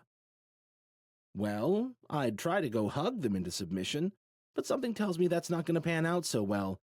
That Golga guy didn't seem like he was up for talking." "I think Alton's suggesting more of a surgical strike," Halden said. Alton nodded. Much as I would like to make everyone see reason here, Jarek is not wrong. Golga was not willing to listen before, and I see no reason to believe we could ever convince him to change his mind. But why? Rachel asked. If you and the Red King are so sure the Rakul are going to toast you guys too, why isn't he? Why wouldn't he want to fight for his life? Many of my people would rather kneel at the feet of the Rakul and beg forgiveness than resist them and invite certain death. Tsar Golga is no coward, though. He's nearly as old as the youngest of the Rakul. If they truly respect any of the Raknoth, he was among them before we fell from their graces. And if he truly believes they are coming now, I imagine he's hoping he might curry favor by laying waste to us before they arrive. He won't stop until they are here, or we are dead. Which brings us back to the whole gotta fight to not die conundrum, Jarek said. Indeed, Alton said. But perhaps we can adjust the scale of that fight to something more favorable. A challenge? Halden asked. Alton nodded. A challenge. What? Rachel said. The Raknoth have some kind of warrior's honor code or something? Alton scrunched his face. Not precisely, but most of my kind do take fierce pride in their worth as warriors. I've rarely seen one of my people refuse a duel, and never a Tsar. Right on, Jarek said. So, we cut off the head of the snake, and then what? Hope we can replace it with a slightly less douchey head? Silence and a few shrugs. Al Krogoth might be reasoned with, Alton said. Or perhaps this Red King. They all turned that over in silence, deposing one ruthless bastard to clear the way for a slightly more agreeable dictator to take his place. Who said America was dead and gone? It wasn't a flawless solution by any means, that was for damn sure. But the more Jarek thought about it, the more he was sure that it was the solution they needed. The one way he might be able to stop an army in its tracks with his lone sword. Because now that the possibility was out there, he couldn't turn away from it, could he? Hell no, he couldn't. Not after everything they'd been through in the past few days. Not after all the shit he'd spewed to Alaric about stepping up to the plate, about taking control. Not when he had it in his power to save this many people. This was bigger than him. Bigger than the dick-measuring politics and the cult-like institutional loyalties that had kept him steering clear of outfits like the Resistance for the past decade. For the good of the tens of thousands of defenseless civilians in the area, and possibly even for the long-term survival of humanity, Tsar Golga needed to be stopped. And whether you wanted to call it fate, or destiny, or sheer damn bad luck, it had fallen to him to be one of the few people on the planet capable of single-handedly doing something about it. Call it ego, or recklessness, or good old delusions of grandeur, but somehow, in that moment, Jarek knew what he had to do. It was his turn to step up to the plate. This was how they won. Even if we can bait Golga into a fight, Halden was saying, we still have to beat him. He is quite formidable, Alton said. Look who you're talking to, said the guy with the dark hair and the mustache. Alton gave the slightest roll of his eyes, but then added, Hal does have a better chance than I do. Jarek was barely listening to them. Al, he whispered, quietly enough that no one heard. Be a dear and open a local broadcast. Sir, I know what you're thinking, and I think you should take a moment to... Just do it. You're certain? I am. Al let out a somber sigh. Very well, sir. Opening a local broadcast now. Jarek ran through a basic outline in his head, then put on his best showman's grin and spread his hands wide, even though it was only his voice transmitting. Attention! To any pricks arrogant enough to call themselves the Overlord with a capital O. Understanding dawned in Rachel's and Price's widened eyes at the same time. Rachel reached a helpless hand toward him. Jarek, wait! He almost listened, but he couldn't stop now. Jarek Slater here. Couldn't help but notice you decided to put on your giant douche hat and start dropping bombs after we gave you the slip down south. Seriously, man? I mean, I might act like a 5-year-old sometimes, but I'm only off by a couple of decades. What's your excuse, you immortal man-child? Rachel didn't look happy about any of this. Halden, on the other hand, wiped the surprise off his face and rolled his wrist as if to say, "Keep it moving." "Anyways," Jarek continued, "let's get to the point. You done crossed the line, Czar. So here's the deal. I challenge your scaly ass to a duel. I can't say it's for the city or anything like that. Those stakes aren't mine to give. But what I can say is that if you don't fight me, you can be damn sure every one of your red-eyed underlings are gonna know that the mighty Tsar Golga refused to duke it out with a sad little human. Oh, and the Rakul too. I'll be sure to let them know before they rip this planet to shreds. How much favor do you think you'll be currying after that?" Price had gone a few shades paler. Halden gave Jarek a thumbs up as if Jarek was simply delivering a good bout at debate club, rather than poking the meanest, strongest bear on the planet. Rachel ceased glaring at Jarek only long enough to skewer Halden with the same look. Almost done. Just one more thing. "So what do you say, Czar? You want to come play with my big whacker?" He drew a deep breath and pushed through the adrenaline-tinged fear. "High noon tomorrow. Port Newark. Round 2. Let's go, you son of a bitch." Then he allowed the fear to spill over and mix with the anger into something manic as he cried, "Toodles!" Al cut the line. "What the hell did you just do?" Rachel asked. Jarek blew out a long breath, tension bleeding out of his body and leaving him feeling drained in more ways than one. "Save the day with any luck." He tried to conjure a grin with the words, but couldn't seem to find one lying around.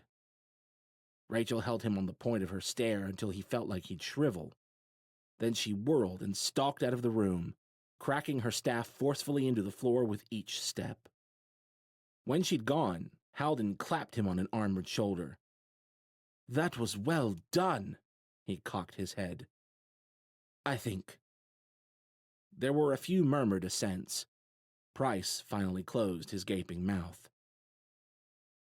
"Yeah," Jarek said quietly, feeling a lot less confident than he had a minute ago. "Go me." Chapter 21.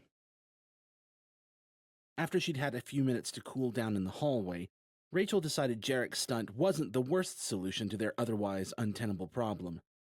Taking Tsar Golga on directly was far better than trying to meet his forces in the field. And especially better than doing so without crippling either side of the engagement and leaving them worthless to fight the coming Rakul. And if anyone was certified for a one-on-one death match with the world's most dangerous space vampire, it was probably Jarek. Or her. No. On paper, her abilities might qualify her for the job. She could smack Arachnoth around with the best of them. But stepping into the arena for a fight to the death with the Overlord? She wasn't built for that like Jarek was. She couldn't help but wish someone else, maybe Halden, but anybody really, could have stepped up. But she understood why Jarek had taken the hot seat, why he'd decided to take the weight of the world on his shoulders. It didn't make her any less pissed he hadn't thought to at least stop and talk about it, but she got it. Because deep down, underneath the layers of devil-may-care showmanship and general wiseassery, beyond his distrust of all organized establishment, Jarek Slater was the guy who'd fight to his last breath to protect the people who needed protecting. It was probably why she... liked him? Did she like Jarek? She leaned her head against the cool cinderblock wall and sighed. Of course she liked him. She was a master of sticking head in sand, but she wasn't quite good enough to deny that one. He was a child, and he drove her more than a little crazy at times, but he also made her smile, consistently. That was no small feat. She'd never felt safer knowing someone had her back, and sometimes, when he was looking at her, she even thought, Jesus, what was the world coming to? And why was she lurking in the hallway like an angsty teen when there were people dying out there? She needed to do something. Jarek had played his hand. There was no stopping that now. But she'd be damned if she was going to let him waltz into that stadium and die alone tomorrow. The chances of Zargolga showing up seemed decent enough. The chances of him doing it in good faith and giving Jarek a fair fight seemed drastically slimmer. So she'd go. She'd make sure Jarek's back was clear while he cut down that savage monster, and then, with any luck, they could breathe long enough to turn their attention to other things, like the second coming of the apocalypse.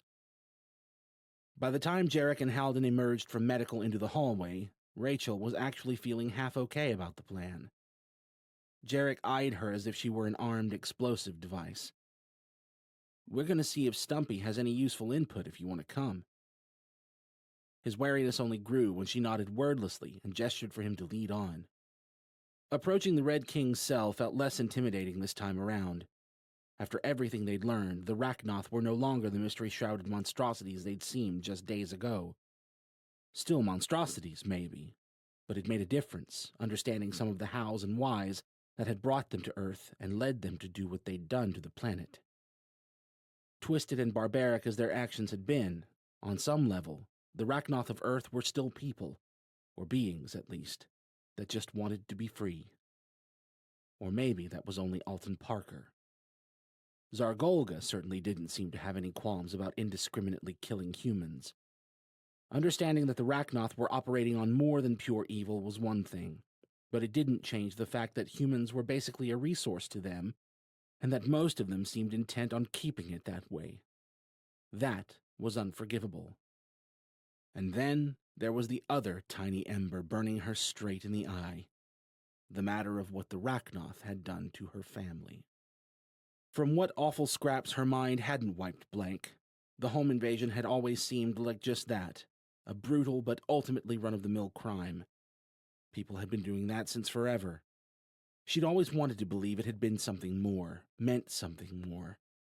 But John had eventually convinced her that if the answers had ever been out there, they'd been wiped clean when the bombs had fallen.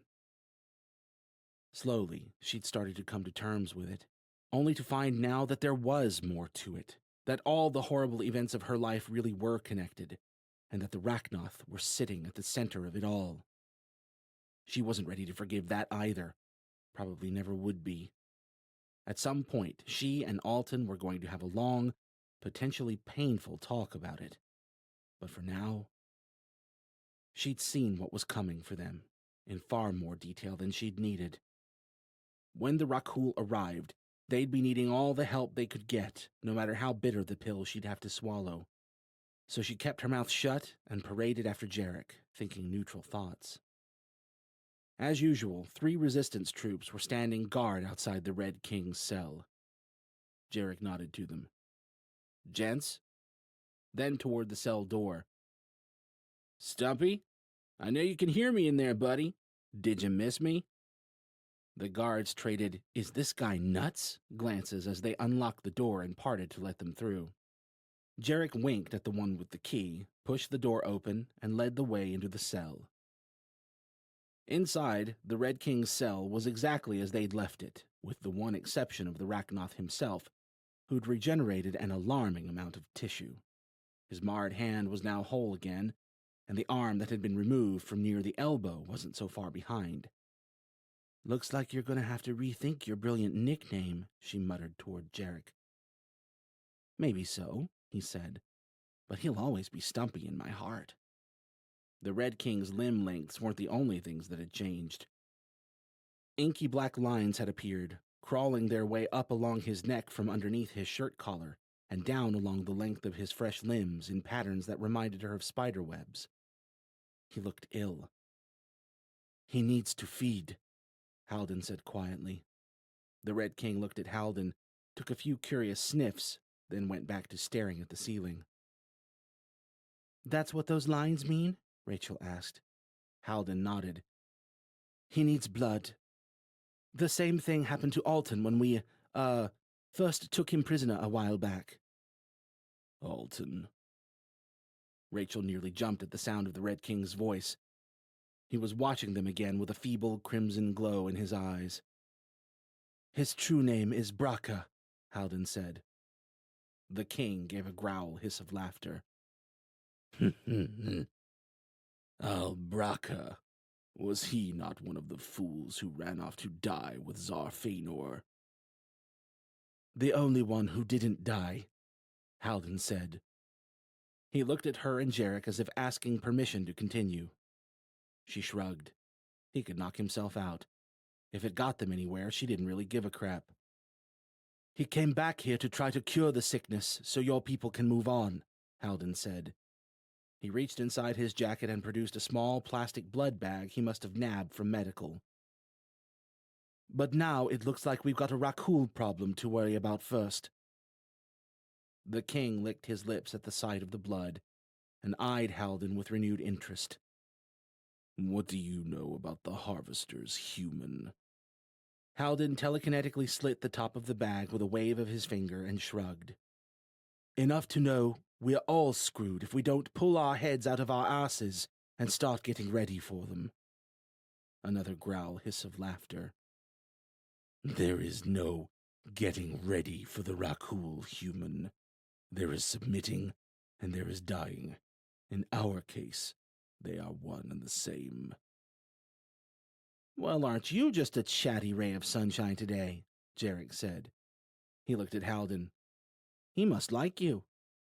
The king looked like he might reply, but Halden lowered the blood bag close to his mouth and began pouring, and for several seconds the Rachnoth did nothing but slurp down mouthfuls of the dark, viscous fluid with a series of appreciative grunts.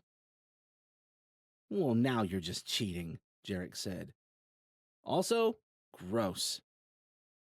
Rachel couldn't argue with the second part, even if the king did deserve a point or two for how tidy he managed to be in downing what must have been a pint of blood. "What's your real name?" Halden asked when the bag was nearly empty. "I'm Halden Raish." The king finished his thick drink and licked his lips clean before answering. "I am Aldrogan," he finally said. "Thank you, Halden Raish." "Drogan," Halden repeated. "You're welcome." "Doesn't have the same ring as Stumpy," Jarek said. "But hey, maybe it'll grow on me. What if we told you that we know what's coming, Drogan, and that we're ready to consider setting everything else aside for the time being so we can all fight for our lives and live to kill each other another day?" The king, Aldrogan, considered Jarek. "If you plan to stand and fight," he finally said, "then I would wager you do not truly understand what is coming." He inclined his head toward Jarek. "You are a passable warrior." "Coming from the guy who lost his arms to me," Jarek said. "But the weakest of the Rakul would crush you like a petty insect." "Not the first time I've heard that." "And even if you wish to make this foolish stand," Drogan continued, an irritated growl slipping into his words, "the Overlord will never think to stand with you. He would sooner see this world burn than align himself against the masters alongside your kind. He may even think to burn it himself if he believes it will return him to their favor." "Yeah," Jarek said. "That's actually why we came to talk to you, buddy. You might have already heard in there with those creepy little ears of yours, but Golga's out there wrecking any shot we have at making this whole Earth Alliance dream team happen. We need to stop him." Drogan took in each of them anew, scrutinizing, measuring. "You are serious about this?" "Guilty as charged," Jarek said. "You do not know what you speak of. The Rakul—" "I do know," Rachel said. "I've seen them." Drogan's eyes widened, pulsing brighter.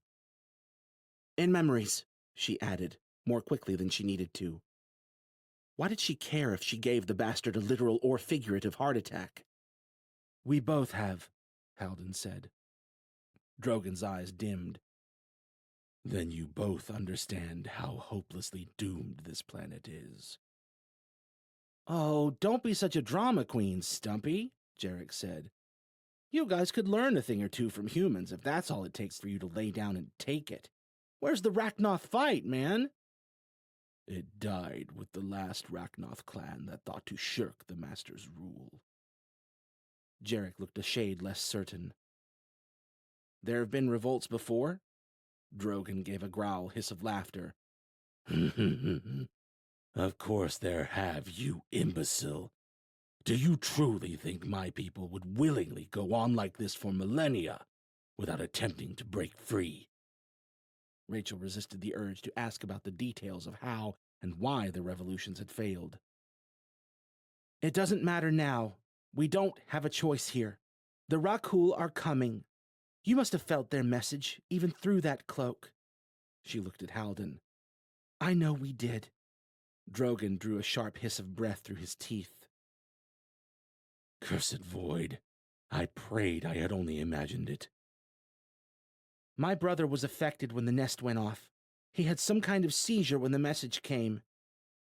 For the first time, Drogon wriggled against his chains. You must release me.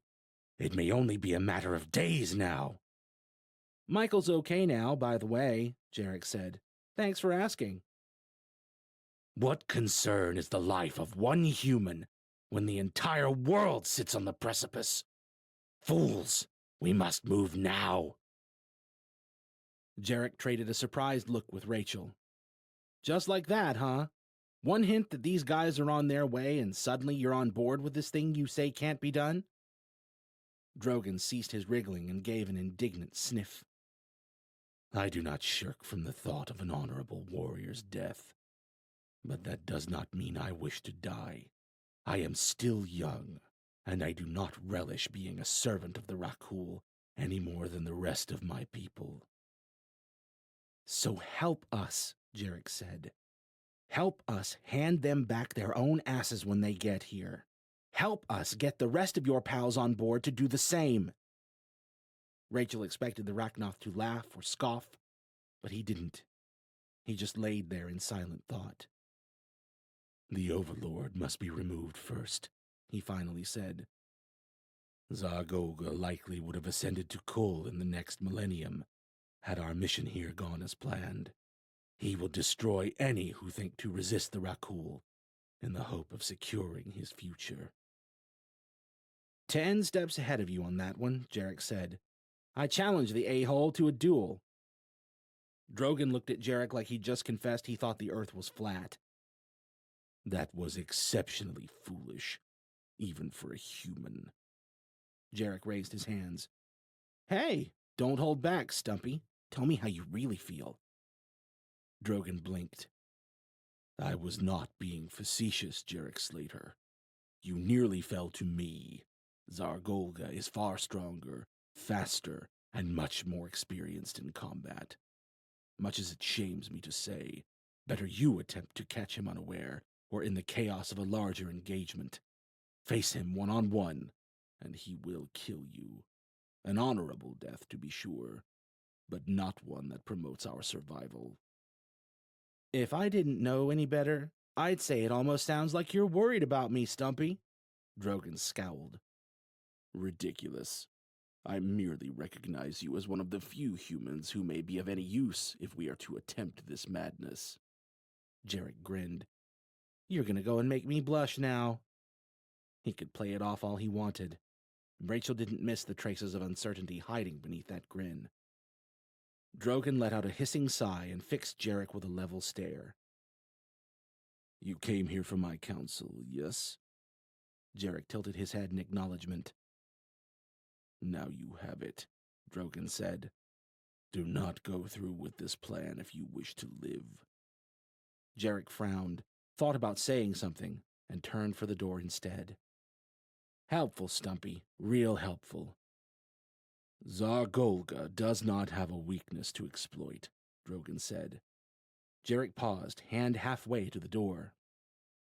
If you do this, Drogon continued, you must not underestimate him, and do not dare show him mercy. Zargolga may not be as old and powerful as the Rakul, but he is the most cunning warrior I have ever known.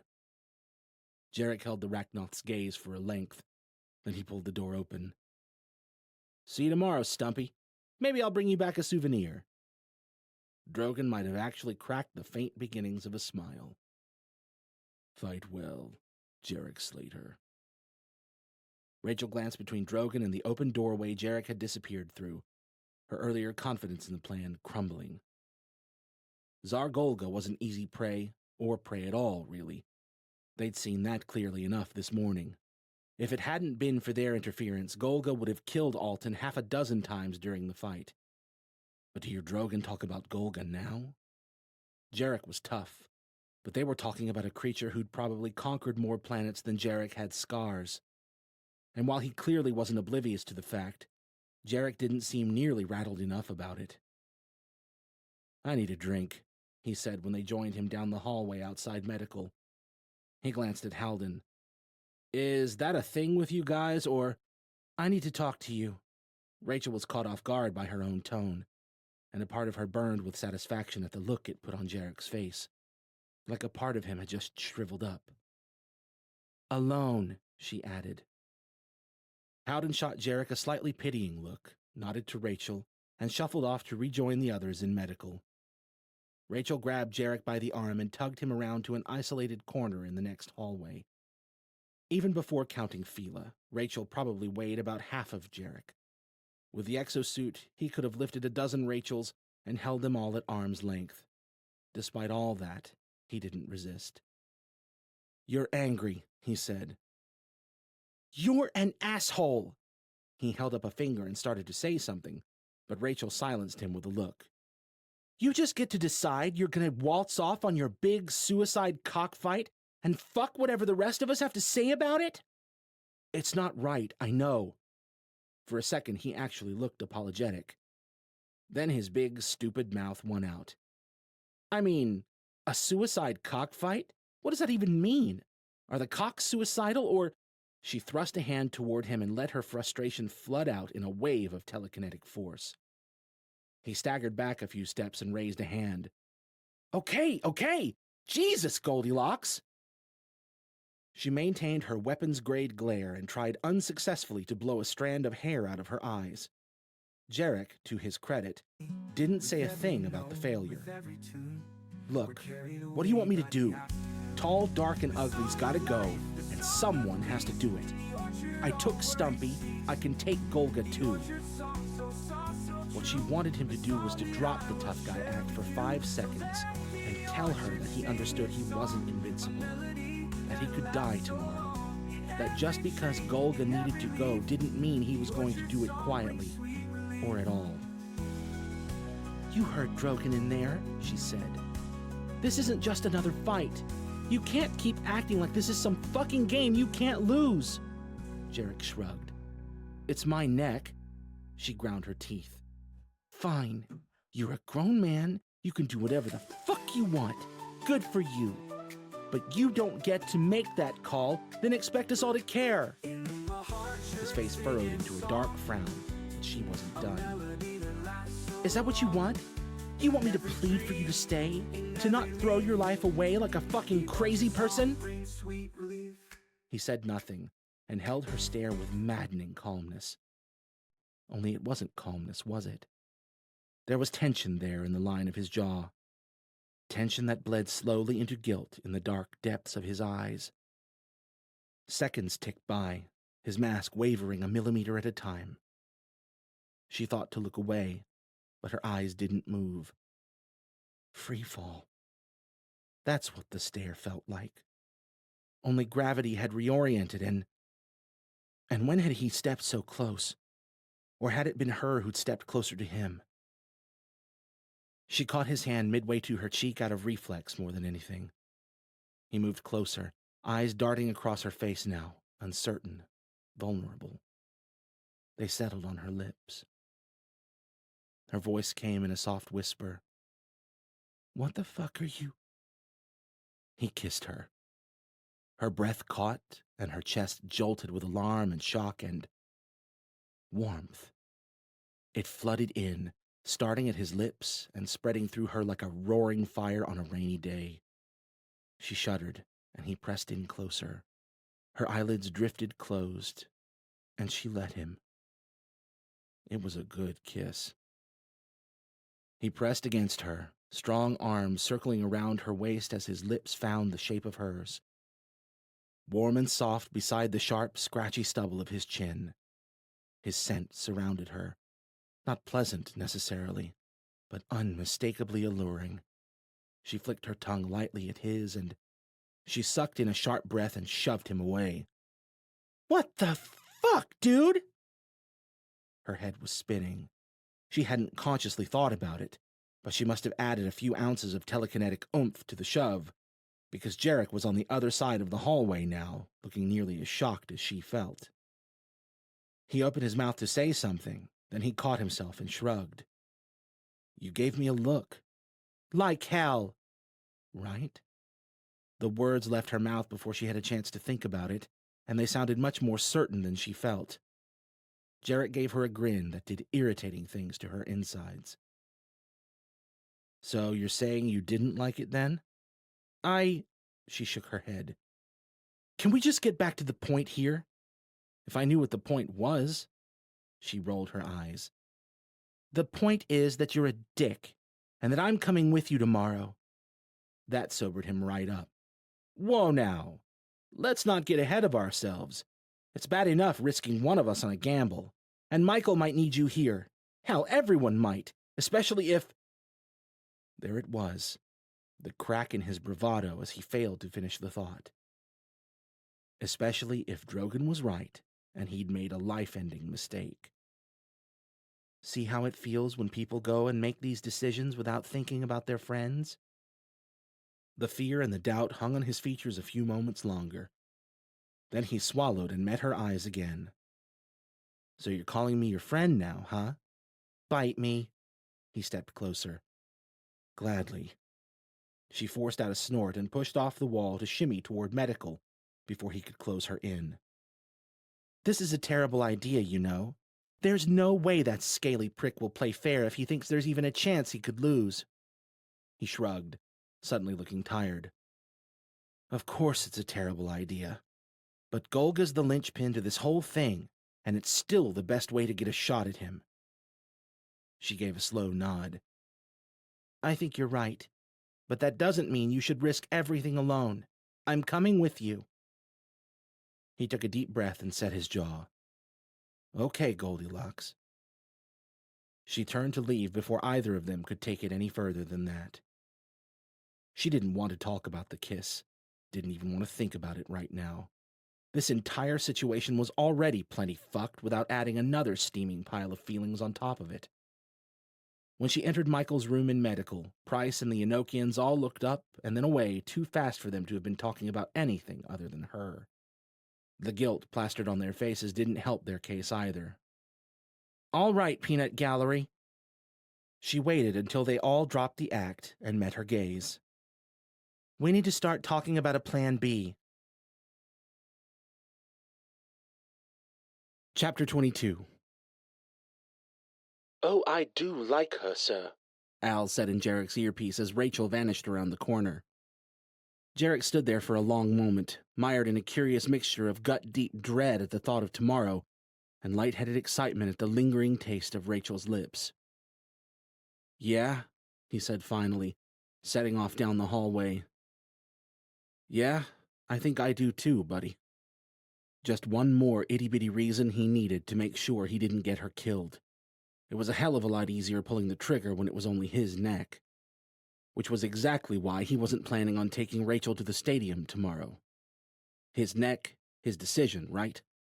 Definitely. So then why did he feel so shitty about it right now? Maybe he really was an asshole. An asshole who's gonna save the damn day, he mumbled. "You tell him, sir." Jesus, he needed a drink. His talk with Al Drogon had been less than productive. He'd wanted a weak point to attack, a flaw to exploit. But no, he was about to fight the freaking invincible Achilles of Rachnoth.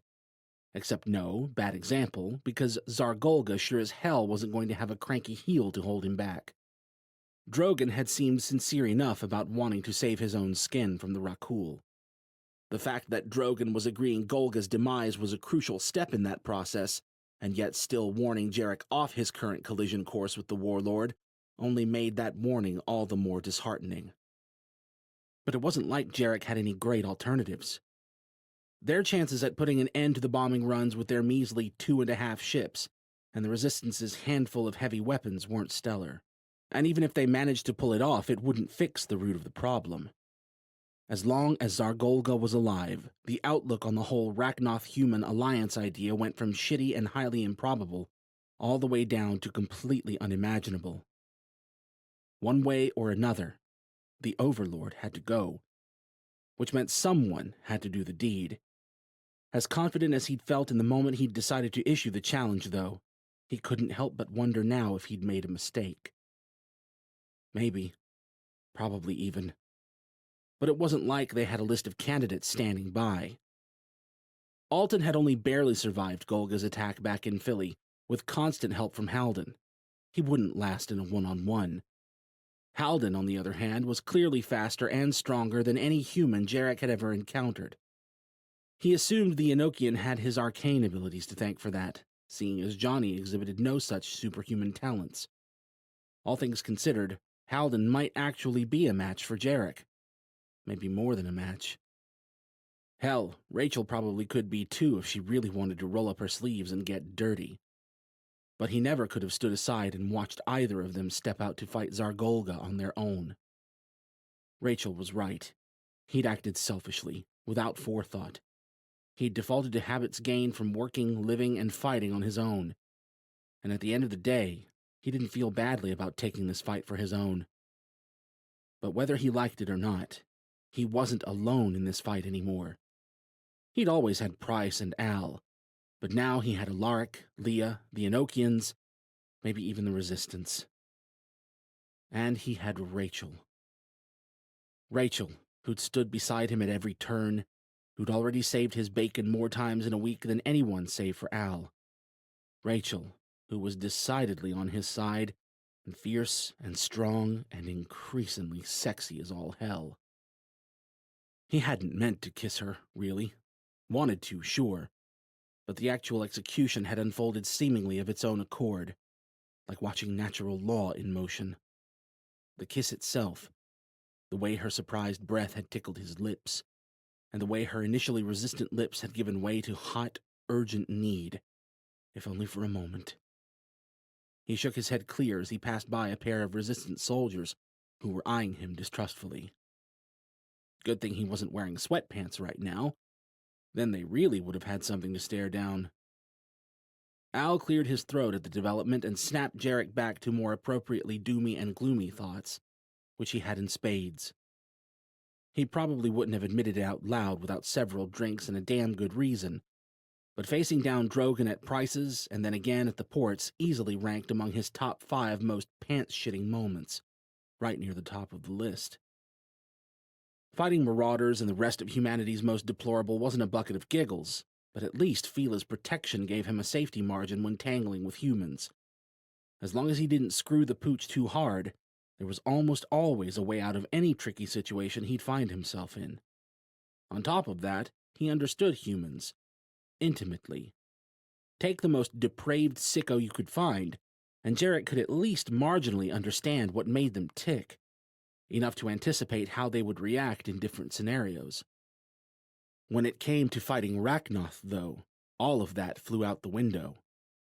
On a basic level, he was coming to understand who the Rachnoth were and what drove them, but that didn't really dull the shock of their ferocity in battle.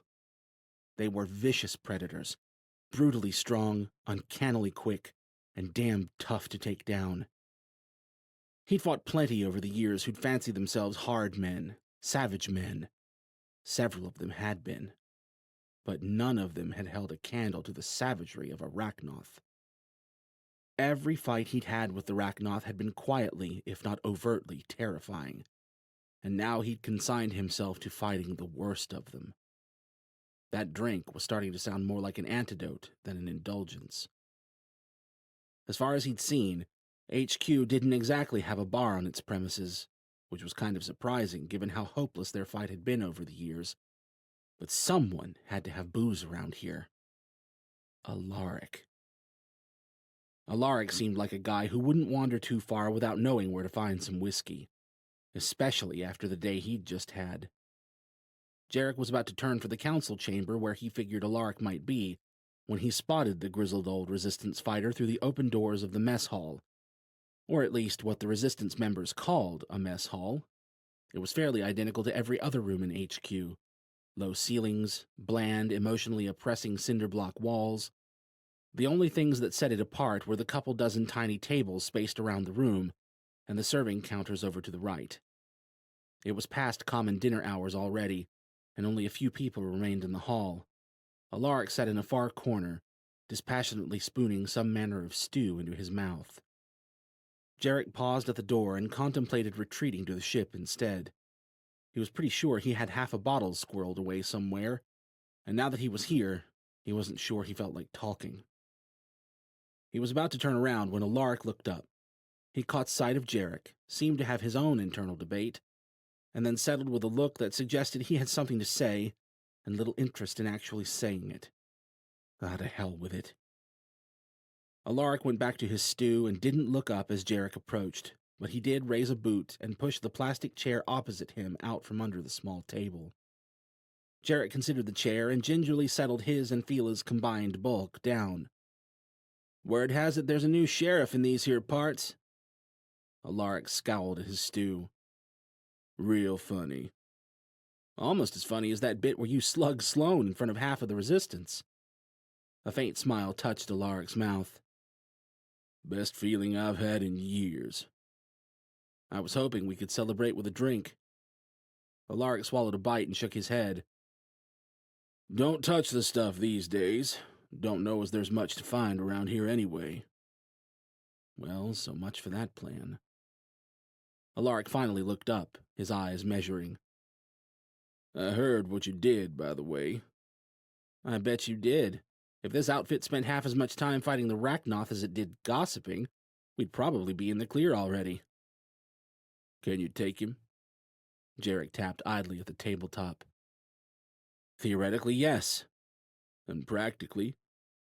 "He's stronger, faster, and apparently a whole lot more badass than any of the Rachnoth I've faced." He shook his head. "I don't know. When the freaking Red King acts like he might be concerned for your well-being, you have to wonder what it is you just signed up for." "Maybe he's trying to rattle you, keep you from giving his master the same treatment you gave him." "Maybe. But I don't really think so. I think he's scared, Alaric, about what's coming. Seems like Alton and our Enochian friends are too. And thinking about what would scare the monsters, not to mention Rachel, well, that's pretty damn scary, right?" Alaric shrugged, studying him closely. "About as scary as flying into what's probably going to be a trap to face what's probably the most vicious bastard this planet's ever seen in a one-on-one duel." "Yeah, well, someone had to do it." "Did they?" Jarek didn't say anything. It did feel an awful lot like he was preparing to fight an uphill battle just to buy the right to fight another bigger uphill battle, and another after that. Thinking about the entirety of the work ahead made him want to go find a dark, quiet corner to hide in. But people were dying out there, and a lot more were going to join them if someone didn't find the stones to keep putting one foot in front of the other. Not that that was about to quell the stream of icy dread flowing through his guts or anything. "He's broken inside," Alaric said quietly after some time. It wasn't hard to guess who he was talking about. Jarek just wasn't sure what to say to that. "Seth was a good kid once, you know," Alaric continued, not seeming to notice or mind Jarek's lack of input. "Wanted to be a painter, for Christ's sake. Of course, the catastrophe put a damper on all of that, but you never would have known it to look at him. Not at first. It got harder in the first couple of years, watching the world degrade and never rebound. You know how that felt. Hell, I can only imagine what you got up to back then." "Yeah," Jarek rubbed the back of his helmeted head. "Mistakes were made." The ghost of a wan smile crossed Alaric's face. "They most certainly were. starting the resistance, leaving Seth and his mother to fend at a homestead for months at a time. I thought I was doing a good thing for the world, but, well, mistakes were made. I don't think that bastard Golga ever meant to find Seth. His people were always sweeping through here and there back then, grabbing up fresh recruits, willing or no. He shook his head. They found my son by sheer shitty luck. Golga must have realized who Seth was when he got into his head to do whatever it was that... Alaric ran a hand over his scraggly gray beard. No use speculating now. The point is that I've been moping in Deadwood all these years, thinking the reason that bastard was able to get Seth to do what he did was that I'd opened the door. That I'd failed him as a father, failed to protect him and his future. Hell, everyone's future. The future of the world. But I was wrong. He fixed Jarek with a haunted look. You know what he told me today? Jarek shook his head, not entirely sure he wanted to know. Alaric clenched and unclenched his jaw several times before he managed to speak again. He told me he wishes he'd had the chance to kill me too. Wishes he could have cut my throat while I slept. Jesus. Alaric took a shaky breath and shook his head. Not an easy thing to hear, you can imagine. But it did help me see something. What's that? The way he said it, that evil glow in his eyes.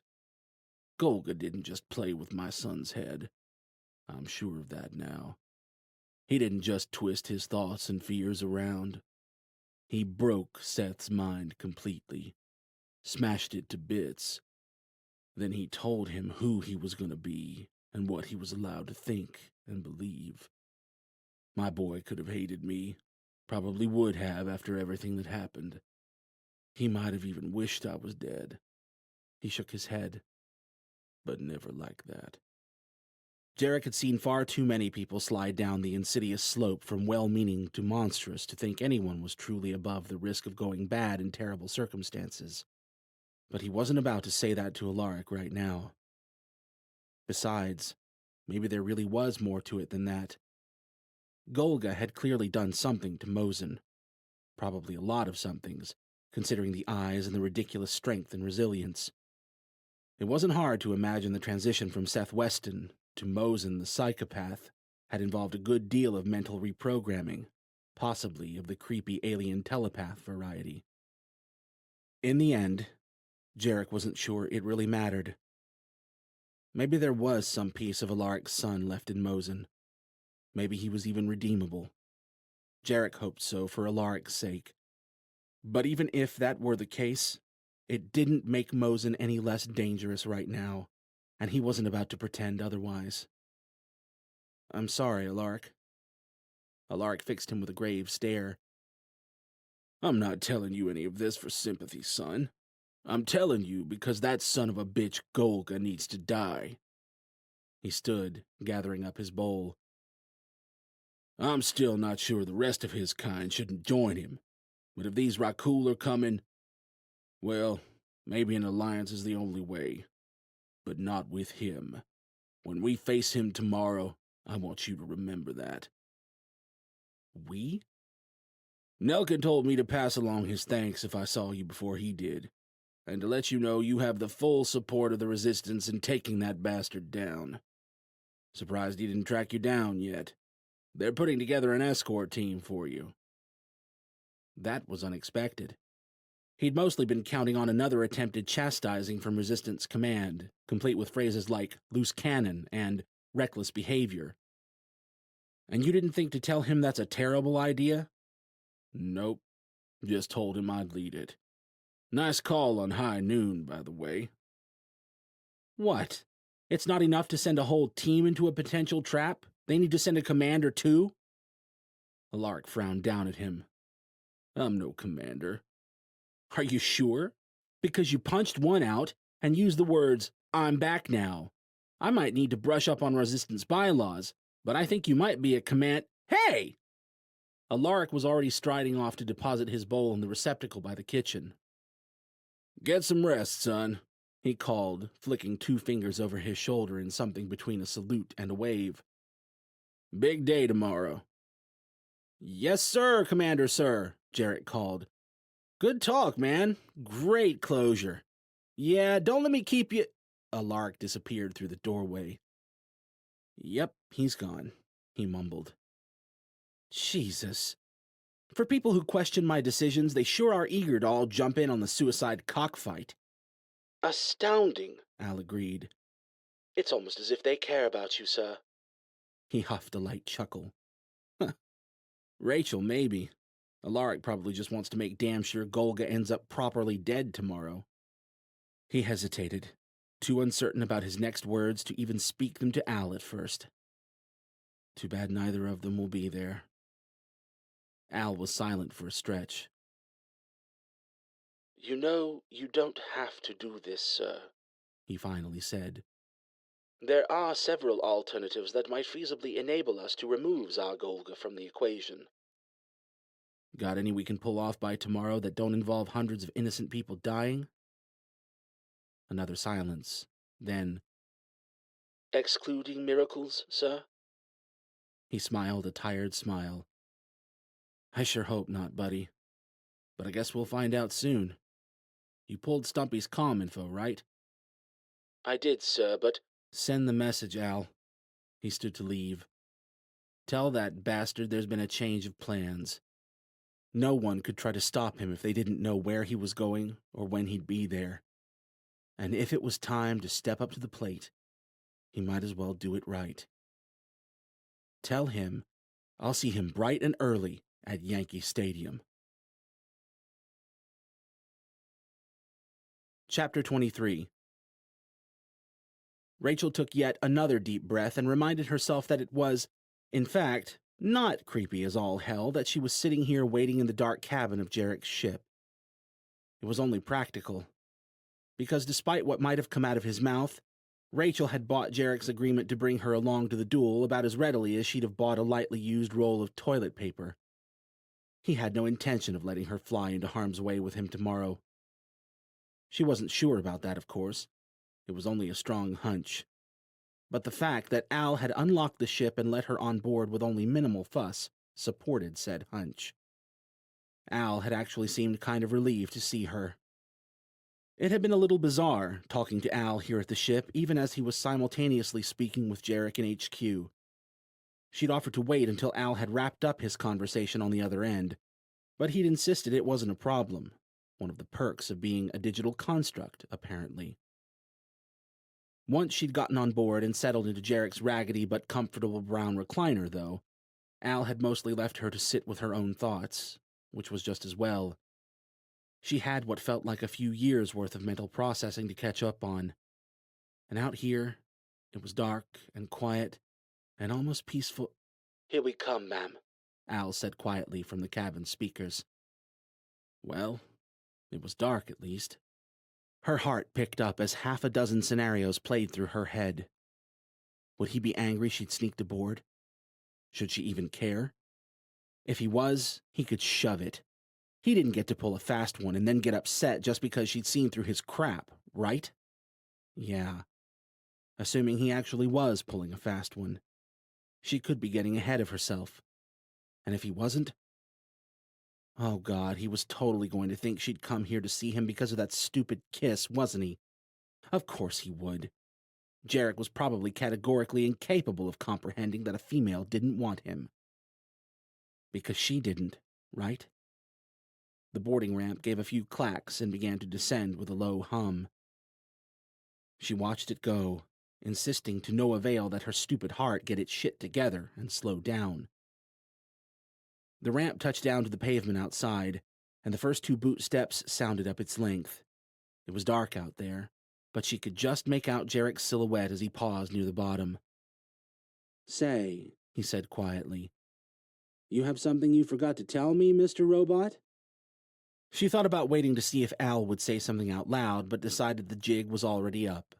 Knowing what little she did about Fila's sensors, she wouldn't be surprised if Jarrett had heard her breathing or her heart or something, and he could probably see her sitting in the dark right now if he was using his helmet display.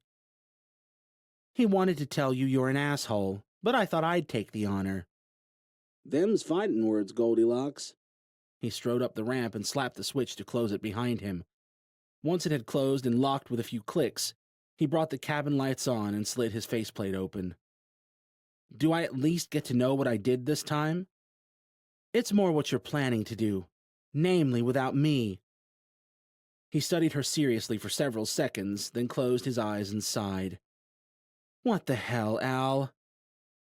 I tried to tell her no, sir, Al said from the cabin speakers.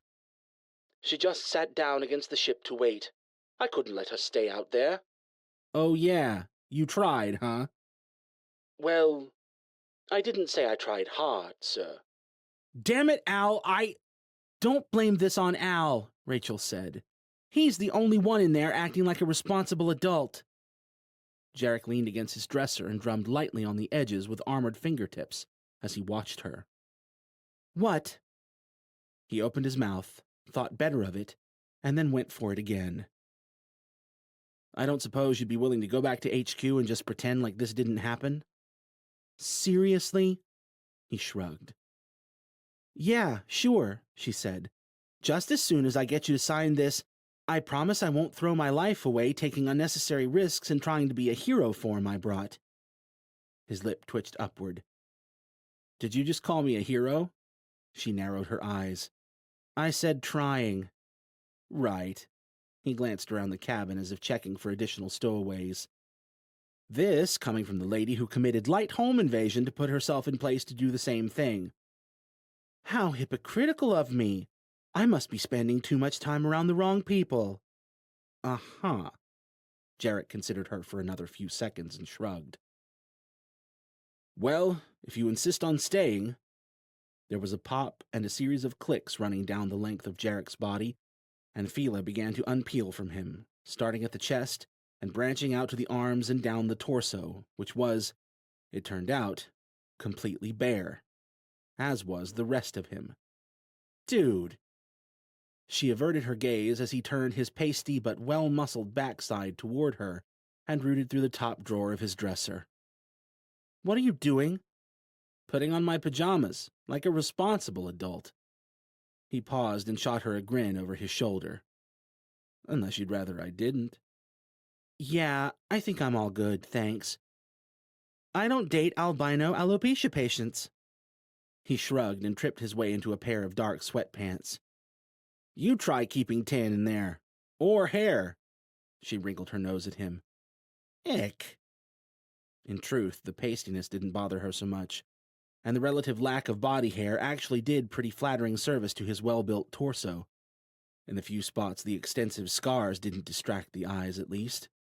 But she wasn't about to say that right now. Not when it was just the two of them alone in a small ship in the dark night, and especially not when he just tried to sneak out on her. At least he hadn't tried to bullshit her once she'd called his bluff. He got a few points of credit there, but that was trivial next to everything else. And he seemed to sense it as he pulled on a forest green t-shirt and settled on the cot a few feet away. I guess you'd probably like an apology, he said. She bit back the, goddamn right I would, and forced a deep breath before speaking.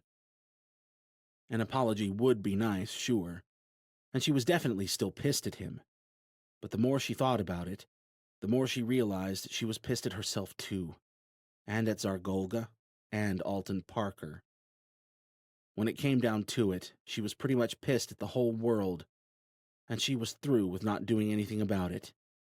You're not doing this on your own, she said. He studied her until she finally looked over to meet his gaze. Okay, Goldilocks. If you're sure you want in, you're in. There wasn't a hint of joking or dishonesty in his face or tone. Unless he was hiding a whole other level of lying skills behind those dark eyes, he really meant it this time. When were you really planning on going? Al sent a message. Duels at dawn, assuming Golga shows. Why wait until tomorrow? He rubbed at the back of his head. You wouldn't? She shrugged. I'm asking you. He looked down at his hands. Well, I guess the honest answer is because fighting him in a dark stadium sounds like pretty much the most pants-shittingest thing I can imagine. Plus, I don't know. He waved a hand. Space vampires, sunlight. Couldn't hurt my chances, right? And there it was.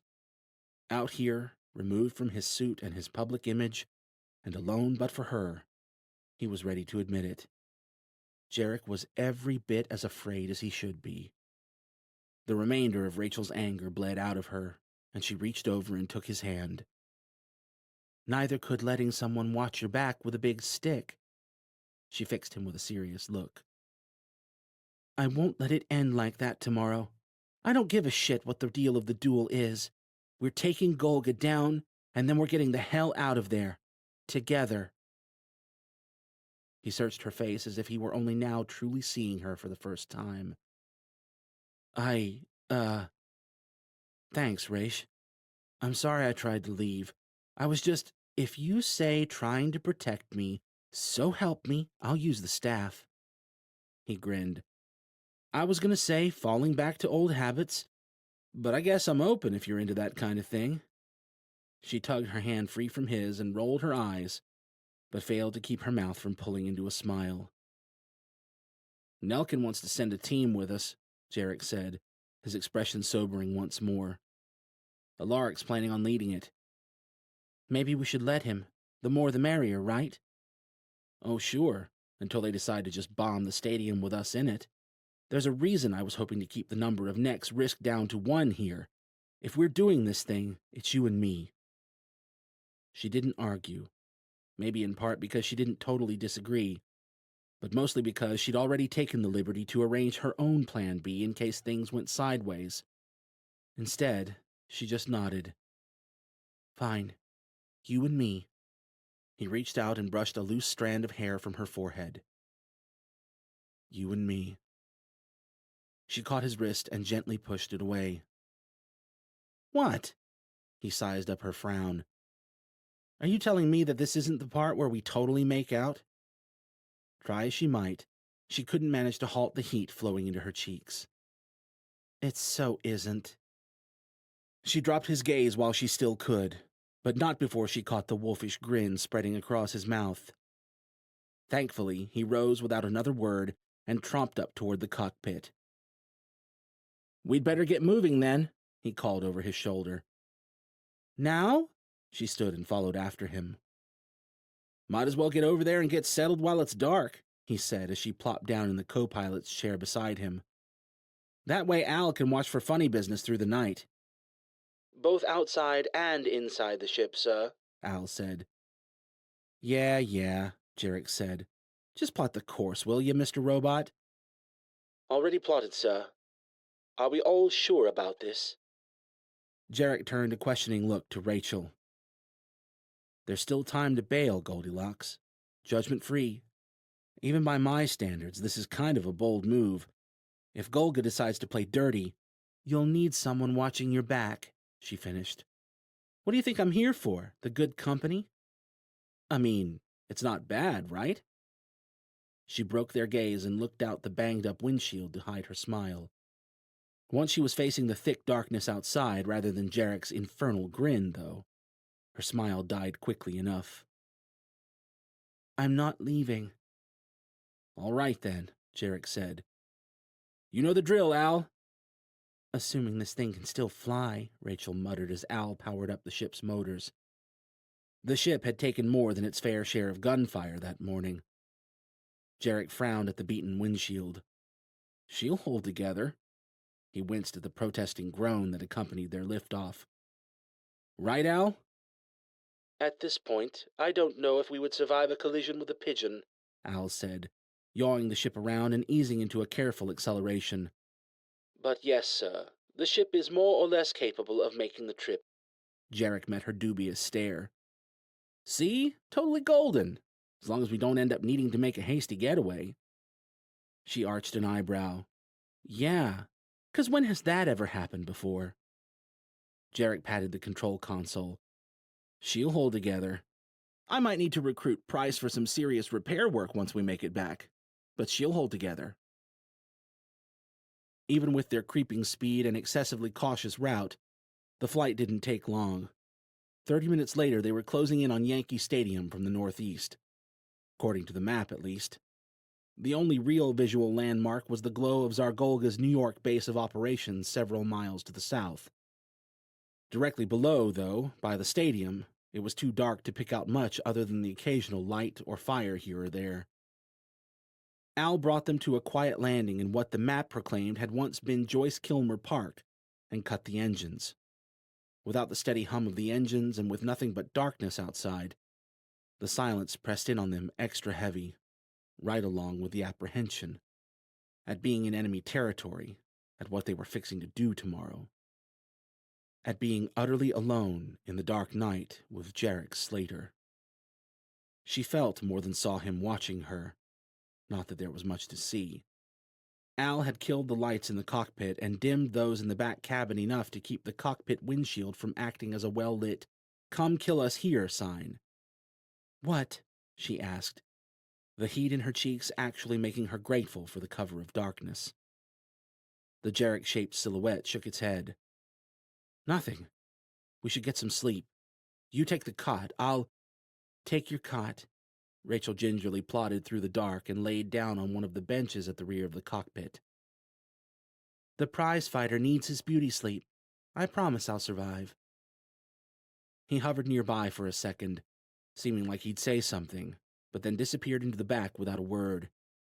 There was the padding of bare feet and a few shuffling noises, then a series of faint mechanical whirs and more decisive clicks and snaps. Jarek entered the cockpit again, his silhouette enlarged with Fila's added bulk.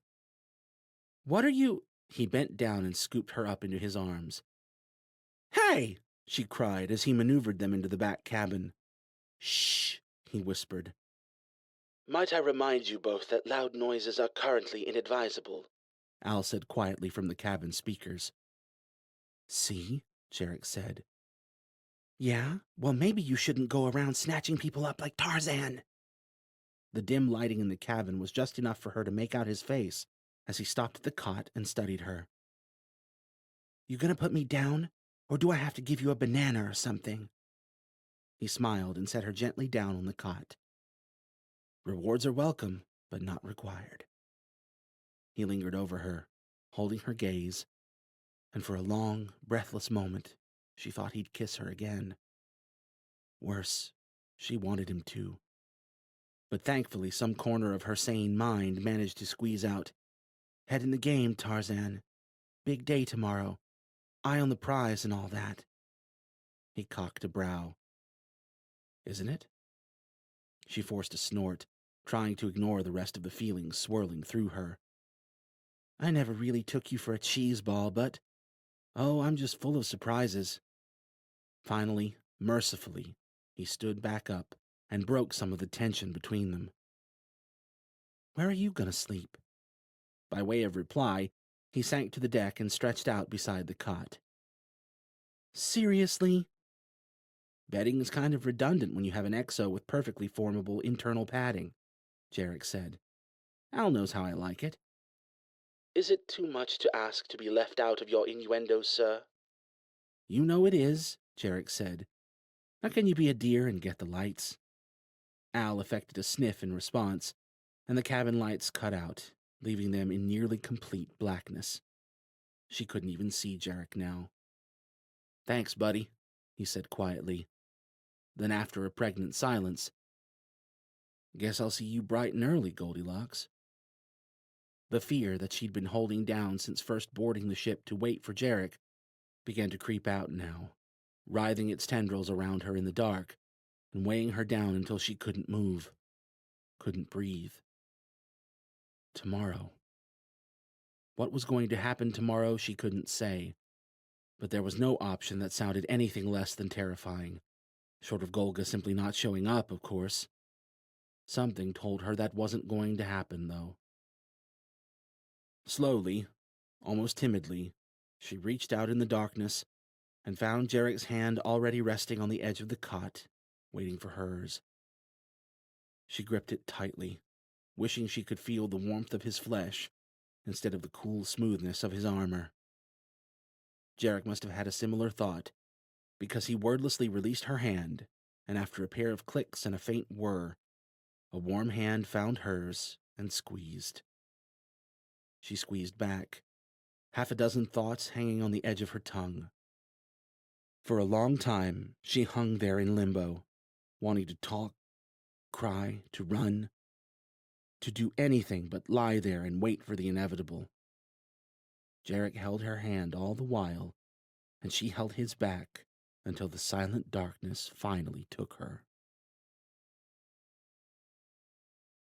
Chapter 24. Form-adaptive, supportive internal membrane and gallant chivalry aside, when he woke, Jarek certainly didn't feel like it was a trank foam mattress he'd been sleeping on. The aches and pains in his hips and back weren't so bad, next to the discomfort radiating, or not radiating as it were, from his right arm, which was numb as a brick. His eyes showed him what his hands should have been able to feel. Even after he'd finally managed to fall asleep, Fila had kept his arm raised up to the cot's side, and his fingers were still intertwined with Rachel's. He probably had Al to thank for that, the romantic devil. Thoughts of romance faded from thought as Jarek untangled his fingers from Rachel's and peered up at the glint of dawn sunlight poking in from the cockpit windshield. The blood-red glint. Well, that can't be good, he muttered, trying to shake some semblance of life back into his arm.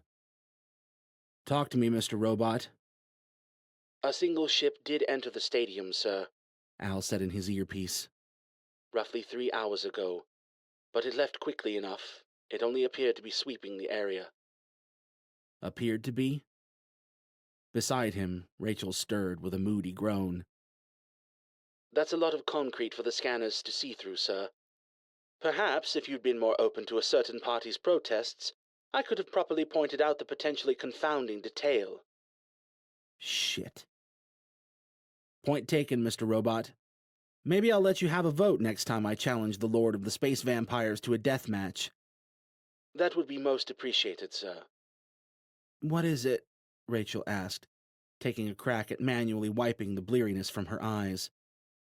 What are you guys talking about? She seemed to remember where they were all at once and sat bolt upright. Are they here? Easy, Goldilocks. Jarek rolled to his feet and stretched his arms overhead. Someone came and went in the night, but we're like 50% sure they didn't leave a trap for us. Maybe even 60 if Al's feeling cocky today. My sincerest apologies, Al said. Next time I'll get my act together and scan harder, sir. It's not as if the equipment has technical limit. Oh. Jarek tensed. What? Lone ship inbound for the stadium, sir. A fairly small craft, no larger than ours. Oh. Jarek traded a somber look with Rachel. Double shit. Technically, Golga's arrival, assuming it was indeed Golga, was good news, but somehow it didn't make Jarek want to do the happy dance. Okay. He hefted the big whacker from its hanger on the side of his locker. Game time, then. He strapped on his sword and gun belt as he had 1,000 times before, taking what comfort he could in the familiarity of the process. Then he turned to Rachel, who was checking something on her bullet catcher. She met his eyes, looking tense but steady, and Jarek decided he was damn glad she'd called his bluff.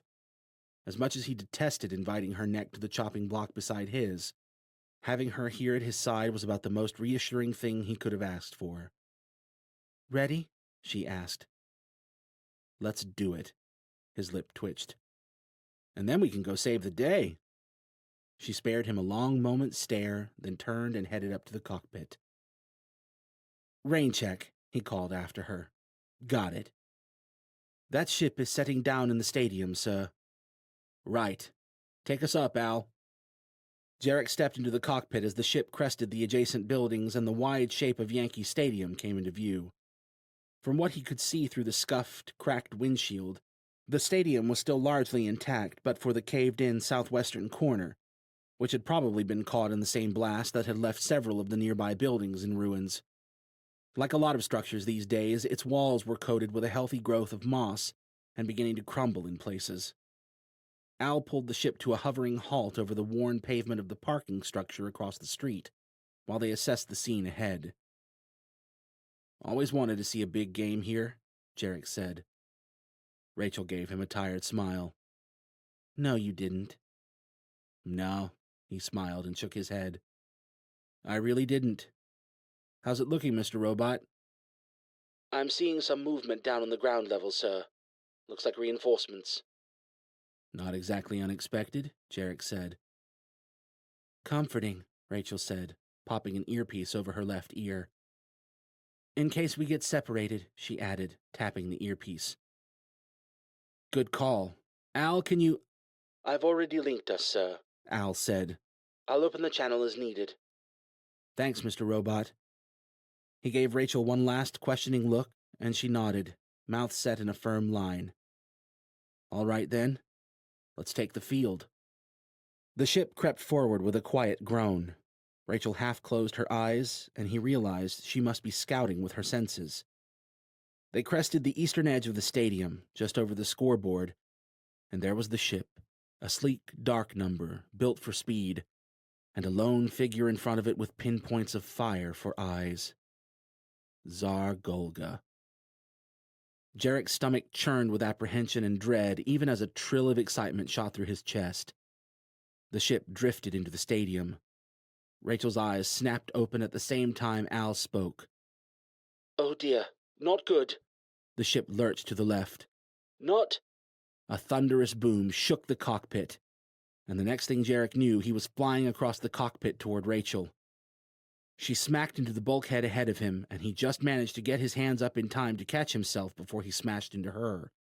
His outstretched hands left dents on either side of her head. "Son of a bitch!" she groaned. The ship veered wildly downward, rolling back and forth, console alarms blaring all the while. "Starboard motors out!"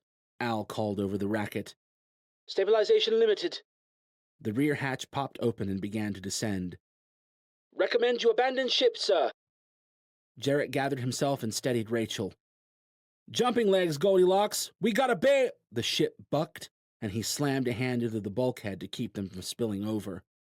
"Go! Go!" he barked, pushing Rachel through the doorway to the cabin and stumbling along behind her. The ship rocked downward, and Rachel staggered into the cot ahead. No time. There was no time. "Hold on!" he shouted. Then he scooped her up, took a few running steps, and leapt for the open rear hatch. They cleared the ship, and open sky stretched out around them, leaving nothing below them but thin air and the rows of stadium seats rushing by too quickly 40 feet below. The upward momentum of Jarek's leap died just as they cleared the seating and made it over the grassy field. Then they were properly falling. Jarek was preparing to toss Rachel upward as best he could to buy her an extra second or two when their flight inexplicably slowed. Or maybe not so inexplicably. "Jesus Christ, you're heavy," Rachel growled against him. He could have kissed her. He'd been fully prepared to take a heavy landing for the team, but even with Fila's significant mechanical aid, the shock of impact wouldn't have been pretty. Instead, they drifted down at a manageable pace and touched down jostled and disoriented, but uninjured. Jarek drew his sword, scanning the surrounding stadium. A group of dark-clad men were emerging from the tunnels at one side of the field. Back where they'd flown in, a pair of guys were looking down at them from a perch by the scoreboard, one of them holding some manner of rocket launcher. "Traitorous bastards shot us down," Rachel said behind him. He was about to commend her on her astute observation when Al cried, "Geronimo!" in his ear. He whipped around to see the ship buck drunkenly downward, still cruising forward with considerable velocity. It hit the field with a bone-jarring crash and a wrenching of strained metal and skimmed 15 yards across the grassy field, bound straight for Tsar Golga and his dark ship. Golga gathered himself and sprang into a ridiculously high leap that carried him over the incoming ship-shaped missile.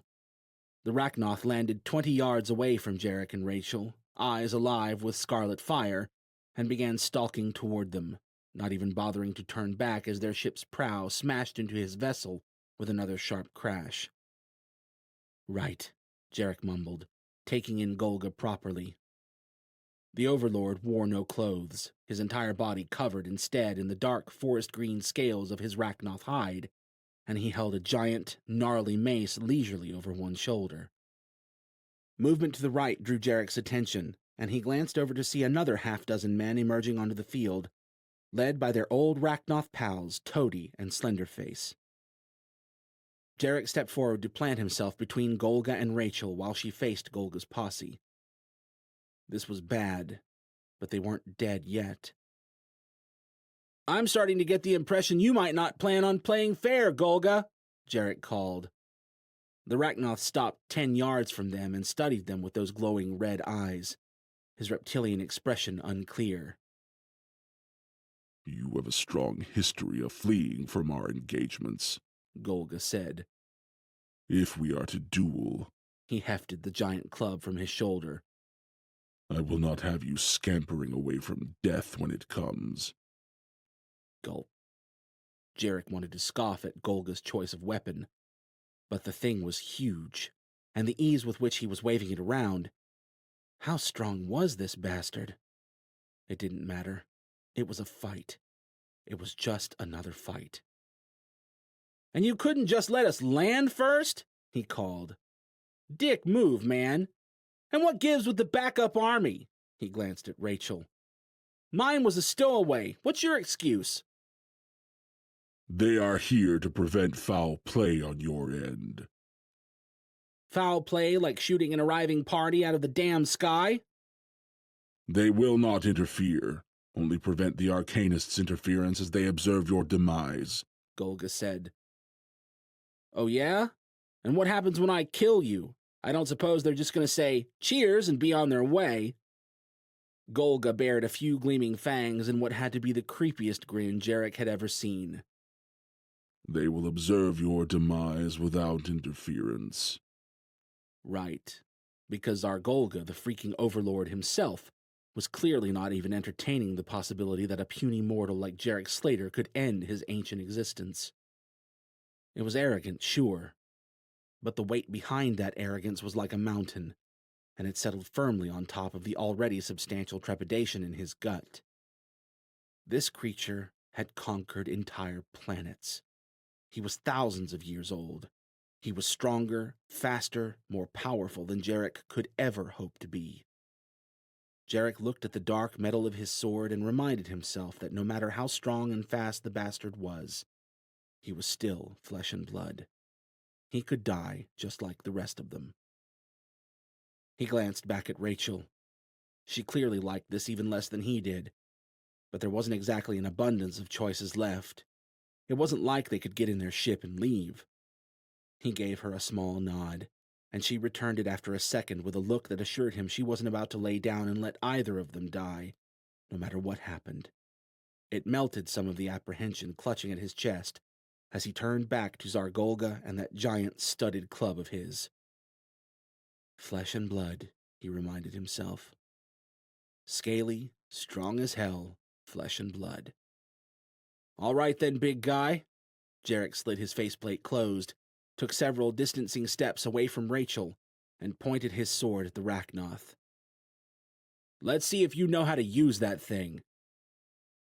The scarlet fire of Zargolga's eyes blazed brighter. Then he lowered the mighty club from his shoulder and charged.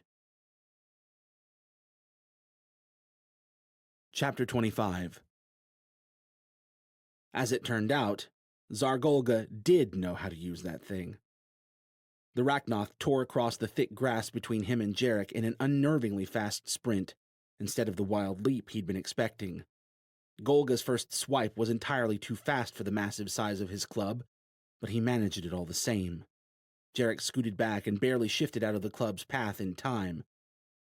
Jarek nearly shat himself on the spot when he parried Golga's follow-up strike and got a better feel for just how damned heavy that club was. And again, when Golga pulled the deflected club back under control as if it had all the heft of a plastic wiffle bat. He aimed a counter at Golga's head, but the Rachnoth was quick, and Jarek was rattled. Golga easily stepped under the strike and spun to deliver a horizontal club sweep that probably would have left Jarek's torso a broken mess, Fila or no. Jarek didn't wait around to find out. He leapt backward a good 10 yards, buying himself a moment to breathe, or trying to at least. Golga followed at a tireless sprint fast enough that Jarek had to tuck straight into a roll upon landing to avoid another heavy club sweep. He barely had time to think before he righted himself and found an overhand blow descending on him. He twisted aside, clearing the club's path by a hair's breadth, then drove Golga back with his own diagonal cut. The Rachnoth wasted no time pressing back in. Jarek turned through a mind-numbingly fast series of steps, twists, attacks, and counterattacks, reacting on pure, hardwired reflex. No matter how fast he moved, Golga was already there at the next step. Jarek needed a second to reorient, to breathe. But Golga pressed on, raining blow after blow with no noticeable sign of slowing. Jarek was off-center now, had been from the start, and was slipping further with each exchange. He couldn't keep this up. Tsar Golga could. The Rachnoth fought on like a tireless, ferocious animal. If Jarek didn't get his shit together, and fast, one of these tiny slips was going to end up snowballing into Golga knocking his head off with that ridiculous club.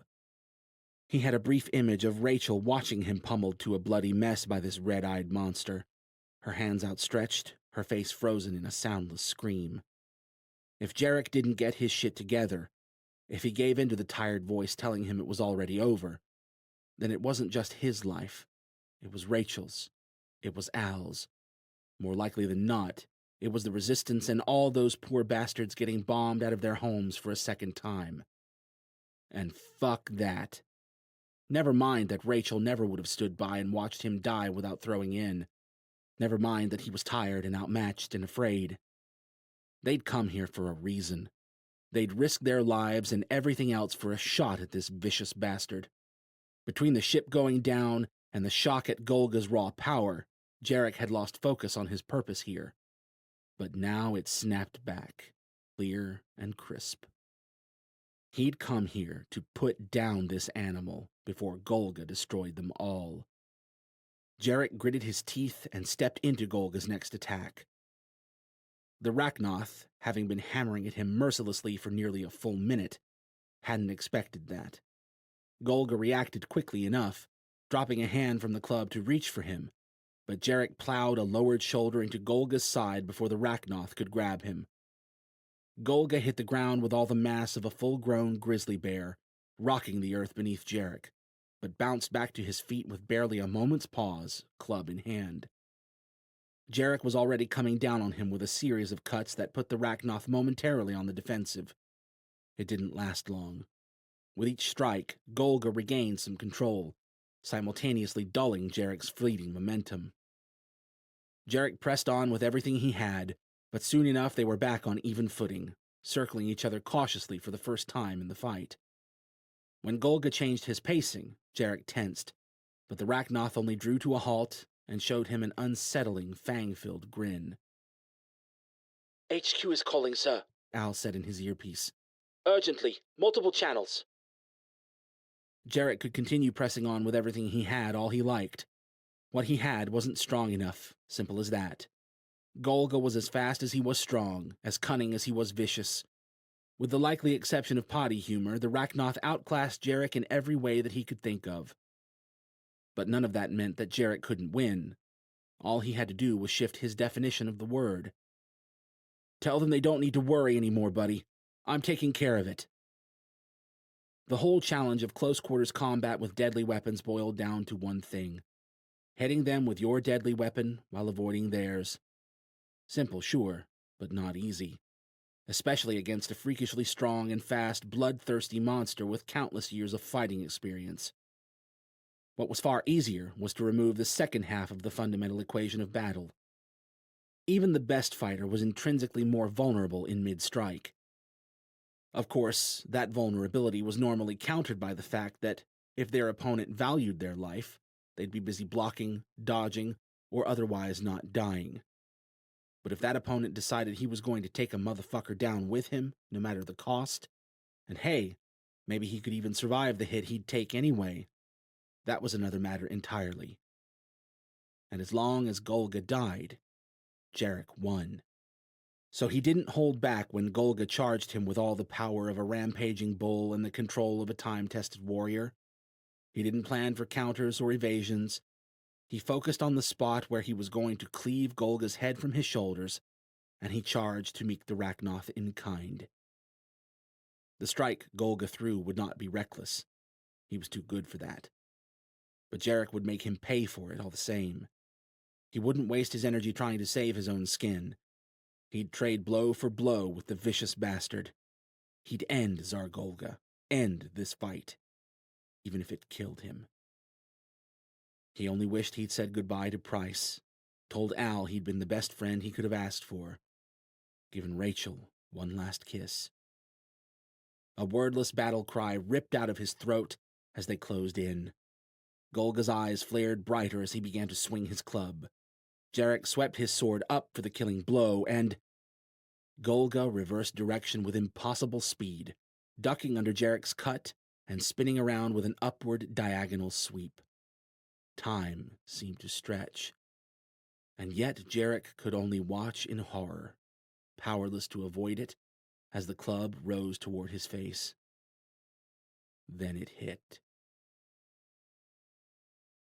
Everything was dark, and Jarek couldn't remember why.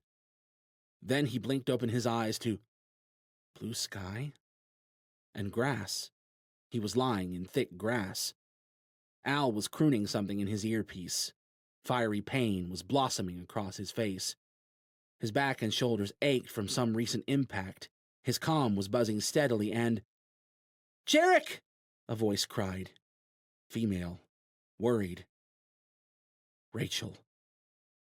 Jarek sat bolt upright, or tried, and nearly vomited from the swirling nausea the movement brought on. "Careful, sir," Al said. Tsar Golga stood over him, giant club resting lightly over his shoulder. When his addled brain caught up, Jarek realized he was looking at the Rachnoth with his own eyes, not his helmet display. His faceplate, he realized from the warped edges of his helmet, had been torn clean off by the blow that had landed him here. Golga watched his disoriented inspection with pulsing red eyes and emitted a low, amused growl. You have played your part marvelously, Jarek Slater. Played what part? What the hell was he talking about? And why was Jarek's comm buzzing with a third call now? "I'm taking Alaric's call, sir," Al said quietly in his ear. "I have a bad feeling about this." Yeah, Jarek said, hoping Golga couldn't hear Al. I've been told I'm quite the character. He glanced around, hoping to find the whacker within grabbing distance. But no, there it was a few yards behind Golga. It wasn't like Jarek had any shot of moving fast enough to catch Golga by surprise right now anyway. I was merely hoping you and the Arcanists would come rushing to protect this city when the bombs started falling, Golga continued. But this worked out far better. "Get up, Jarek. Rachel's murmured voice came through his earpiece. Get up, damn it!" Toady and Slenderface had posted themselves between her and Jarek, and Golga's soldiers were eyeing her with itchy trigger fingers, but she looked like she was contemplating making a push for him anyway. Golga must have heard her murmur across the field. He brandished his club in Jarek's face. Both of you stay. I insist. Jarek met his red-eyed stare as evenly as he could.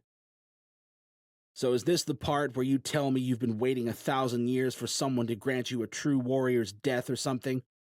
Because if so, you should probably get to the point while you still have a head to do it with. Golga watched Jarek for a long moment, massive club held at arm's length like a cheap plastic toy. Then he tilted his head back and laughed.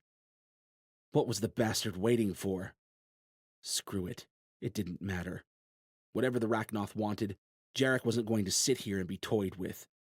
He might as well make a move. Any move. Golga finished laughing and spoke before he could. That your kind would think to stand against the Rakul when you are the mightiest of their warriors. He laughed again and poked at Jarek with the tip of his club. "Sir, it's HQ." The tension in Al's voice was like a punch to the gut on its own. But then he said the words. "They're under attack." Over to the right, Rachel tensed like she'd heard Al's message too. You see, Golga asked, baring fangs in a sneer at their reactions. it is over for you and your friends. You have meddled in affairs beyond your comprehension, and now the time has come to pay the price. How? Jarek stopped himself as the pieces fell into place. It was obvious, wasn't it? Golga must have been tracking Mosin somehow. They'd had enough sense to ditch Mosin's comm and make sure his mind was cloaked like Drogon's. They'd even rooted through his clothes and gear. But they could have missed something, and even if they hadn't, there were other ways. Golga could have implanted Mosin with a tracking chip for all he knew. It didn't really matter how Golga had found HQ. What mattered was that Jarek had played straight into the bastard's hands. Golga had wanted to draw out their heavy hitters so he could roll over HQ with minimal resistance. That's what the bombings had been for. Only Jarek and Rachel hadn't just stepped out to deal with the pests on their front yard. They'd done Golga one better. They'd flown off on this half-cocked idiocy he called a plan, and managed to leave both themselves and HQ that much more open to attack. And now they were stuck here at the mercy of the strongest, most ruthless creature Jarek had ever encountered. Without a ship, surrounded by Golga's posse. HQ was about to burn if it wasn't already doing so. And Golga was raising his club. No time. Jarek coiled and prepared to throw himself at the Rachnoth to punch, kick, bite, and otherwise fight to his last breath. Golga was faster. The Rachnoth's foot slammed into Jarek's chest and stomped him to the grassy earth like a pneumatic press. Even through the armor, it knocked the wind out of him. Jarek clawed at Golga's foot and tried to pry himself free, but the Rachnoth was too strong. I can smell it on you, Golga rumbled. the fear, the defeat. And now, Jarek Slater, at the height of your folly, you may prepare to die. That said, he swung the club. 100 thoughts exploded through Jarek's mind. Defensive maneuvers, twists, turns, and crotch shots, cries of terror and rage. Every single thing he could have done in that last moment. And yet somehow, he couldn't seem to do a goddamn thing but lay there waiting to die. Then Golga's club jolted to an abrupt halt halfway through his swing. For all of a single second, the Rachnoth looked as flabbergasted as Jarek felt. Then it dawned on both of them. Rachel. God bless her golden locks. For that single second, hope swelled in Jarek's chest. Then Golga gave a terrifying roar and heaved at the motionless club, and a shaky-looking Rachel fell to one knee. Kill the Arcanist! Golga bellowed. Toady and Slenderface loosed a pair of roars and darted forward to honor his orders. Rachel! Jarek screamed. He had to move, had to help her, had to... Golga raised his foot and stomped Jarek's chest hard enough to reduce his awareness to a breathless mess of dark spots. For one morbidly blissful moment, Jarek nearly forgot where he was and what was happening. Then his world cleared, and Zargolga's club began its descent toward his head. Chapter 26. Jarek had never bought into the whole life flashing before the eyes thing. For one thing, he'd never experienced such a phenomenon, and God knew he'd given his poor brain enough opportunities to engage the "oh shit, this is it" button. Maybe it was simply that none of those situations had been his time. Maybe he'd somehow always known deep down inside that it wasn't the end just yet, that the way out was only a grunt, a strain, and, more often than not, an excruciating pain away. Maybe this time it would be different. But right now, all he saw was a giant freaking club speeding down to crush his skull to pulp. Rachel had 2 Rachnoth at her throat. HQ was under attack. And Jarek, sure as shit, wasn't about to wait around for that trip down memory lane. He was cocking back to throw the mightiest crotch shot he could manage when Golga jerked in mid-blow. The Rachnoth's club slammed down next to Jarek's head, kicking dirt into his face, and Golga staggered back with a choked roar. What in the... A small pop split the air. Golga jerked again, and this time Jarek noticed the fine trail of dark ichor that exploded outward from his torso, painting the grass in a thin line just as a second pop reached them. A sniper? Stunned as he was, Golga gathered enough of his wits and power to throw himself 30 yards through the air toward the combined wreckage of their two ships for cover from Jarek's friendly sniper angel. Assuming they were friendly, whoever the hell they were. Jarek! Rachel's cry sent a blast of panic through his chest. He kipped to his feet, snipers momentarily forgotten, and took off for Rachel at a dead sprint. She was on the ground, hands outstretched toward Toady and Slenderface, who seemed to be caught in mid-lunge by whatever defenses Rachel had scrambled together. Without a clear line of fire, Golga's soldiers were approaching to pitch in with fists, knives, and batons. A wordless cry erupted from Rachel's throat, and her 8 nearest attackers rocketed backward on the wake of a soft boom. Rachel collapsed forward onto her hands, but started woozily fighting her way to her feet. The two Rachnoth regained their feet far quicker. Toady closed on her first and grabbed her staff. Rachel thrust her hand in his face and sent the Rachnoth stumbling backward with a flash of brilliant white light. Rachel turned her staff on Slenderface, but he was pressing in too fast. On a good day, when he was particularly motivated, Jarek's sprinting speed with Fila could flirt with 60 miles per hour. Watching those red-eyed bastards closing in on Rachel, he was beyond motivated. He broke 60, no question, and he didn't slow down except to lower his shoulder at the end of his charge. 60 wasn't the only thing he broke. Jarek's shoulder slammed into Slenderface's narrow chest with a wet, cracking sound. The impact felt a light breeze shy of removing Jarek's shoulder from the socket, but it had the intended effect. Slenderface went sailing a good 10 yards backward and would have continued for another 5 if he hadn't bowled into 2 of his own men. Jarek clenched through the pain of the impact and stepped into a one-handed sword sweep at Toady's neck. The Rachnoth had apparently recovered enough of his eyesight to see it coming, and he leapt back to regroup with his partner. Jarek stepped back toward Rachel, still facing their foes, until he felt her hand on the back of his shoulder. "We need to get out of here." The wrenching screech of torn metal yanked Jarek's attention back to the ships to find Tsar Golga hefting a large metal section of...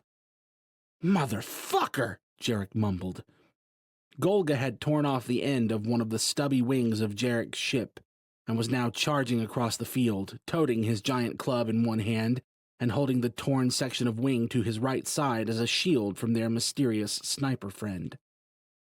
"Goldilocks, I think it's time to run." "I've got it covered," Rachel said behind him. "Unless you've got a ship tucked between those lovely cheeks, I think we might..." The blow of a deep horn rumbled his core, and a shadow rose up behind them, accompanied by the sound of rushing air.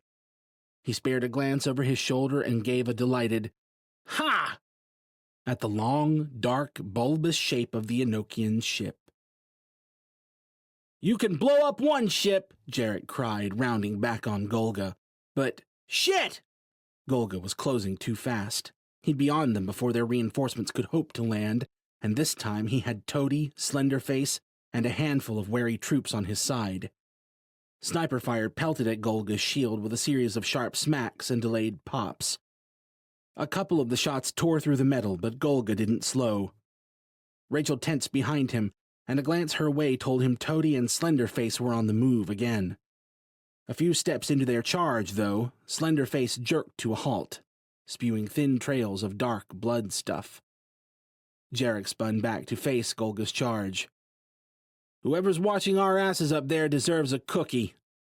"You can see to it he gets one when we all get out of here alive," a voice said in his earpiece. Not Rachel, but definitely female. He didn't have time to ask who, what, or why. He darted forward to meet Golga's charge where the aftermath of their impact wouldn't spill back and roll over Rachel. It felt a little bit like stepping up to butt heads with a runaway semi-truck. At least he could buy time for Rachel to make it safely aboard their miraculous getaway ride. Jarek brought his sword up as they closed the last 10 yards between them. A shadow flicked over Golga. The Rachnoth's stride faltered, and he raised his shield just as Alton Parker slammed down on him in a double-footed drop kick from on high.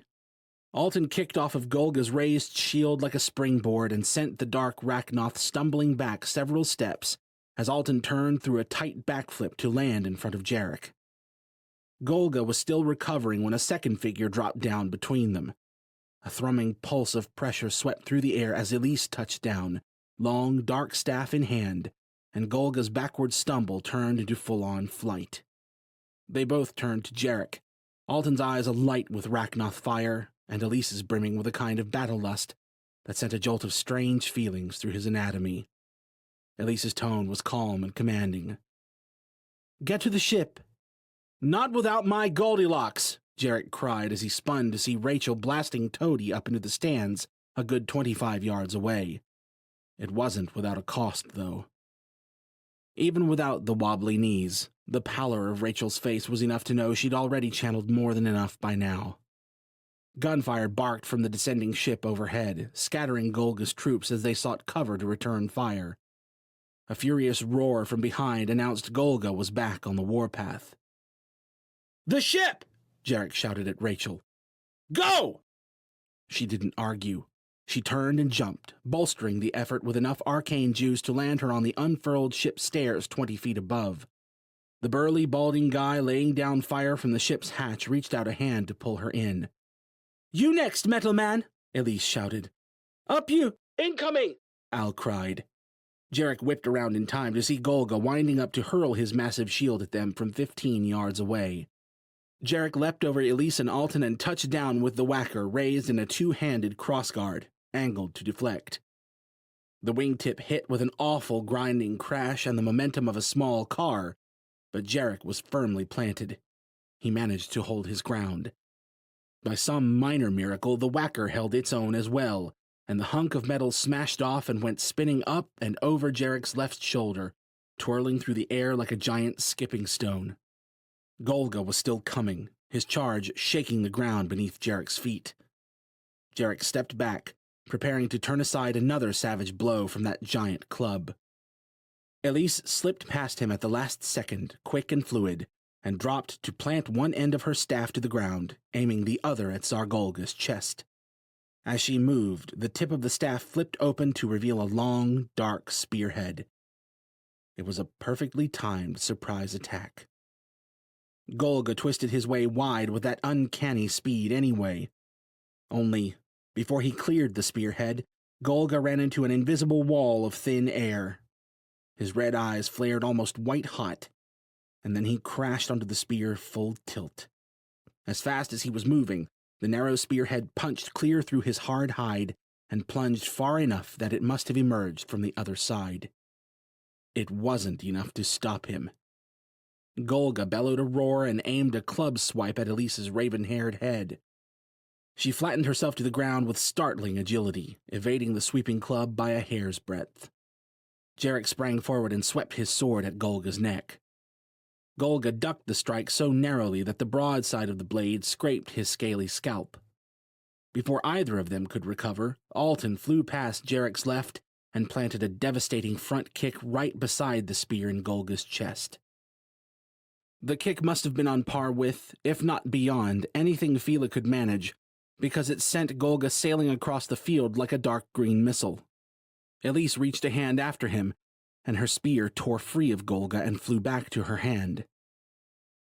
"Ship!" she cried, whirling around. "Now!" That sounded like a plan. Elise was the first to take her own advice, leaping to the hovering ship just as Rachel had done. Alton was barely a second behind her.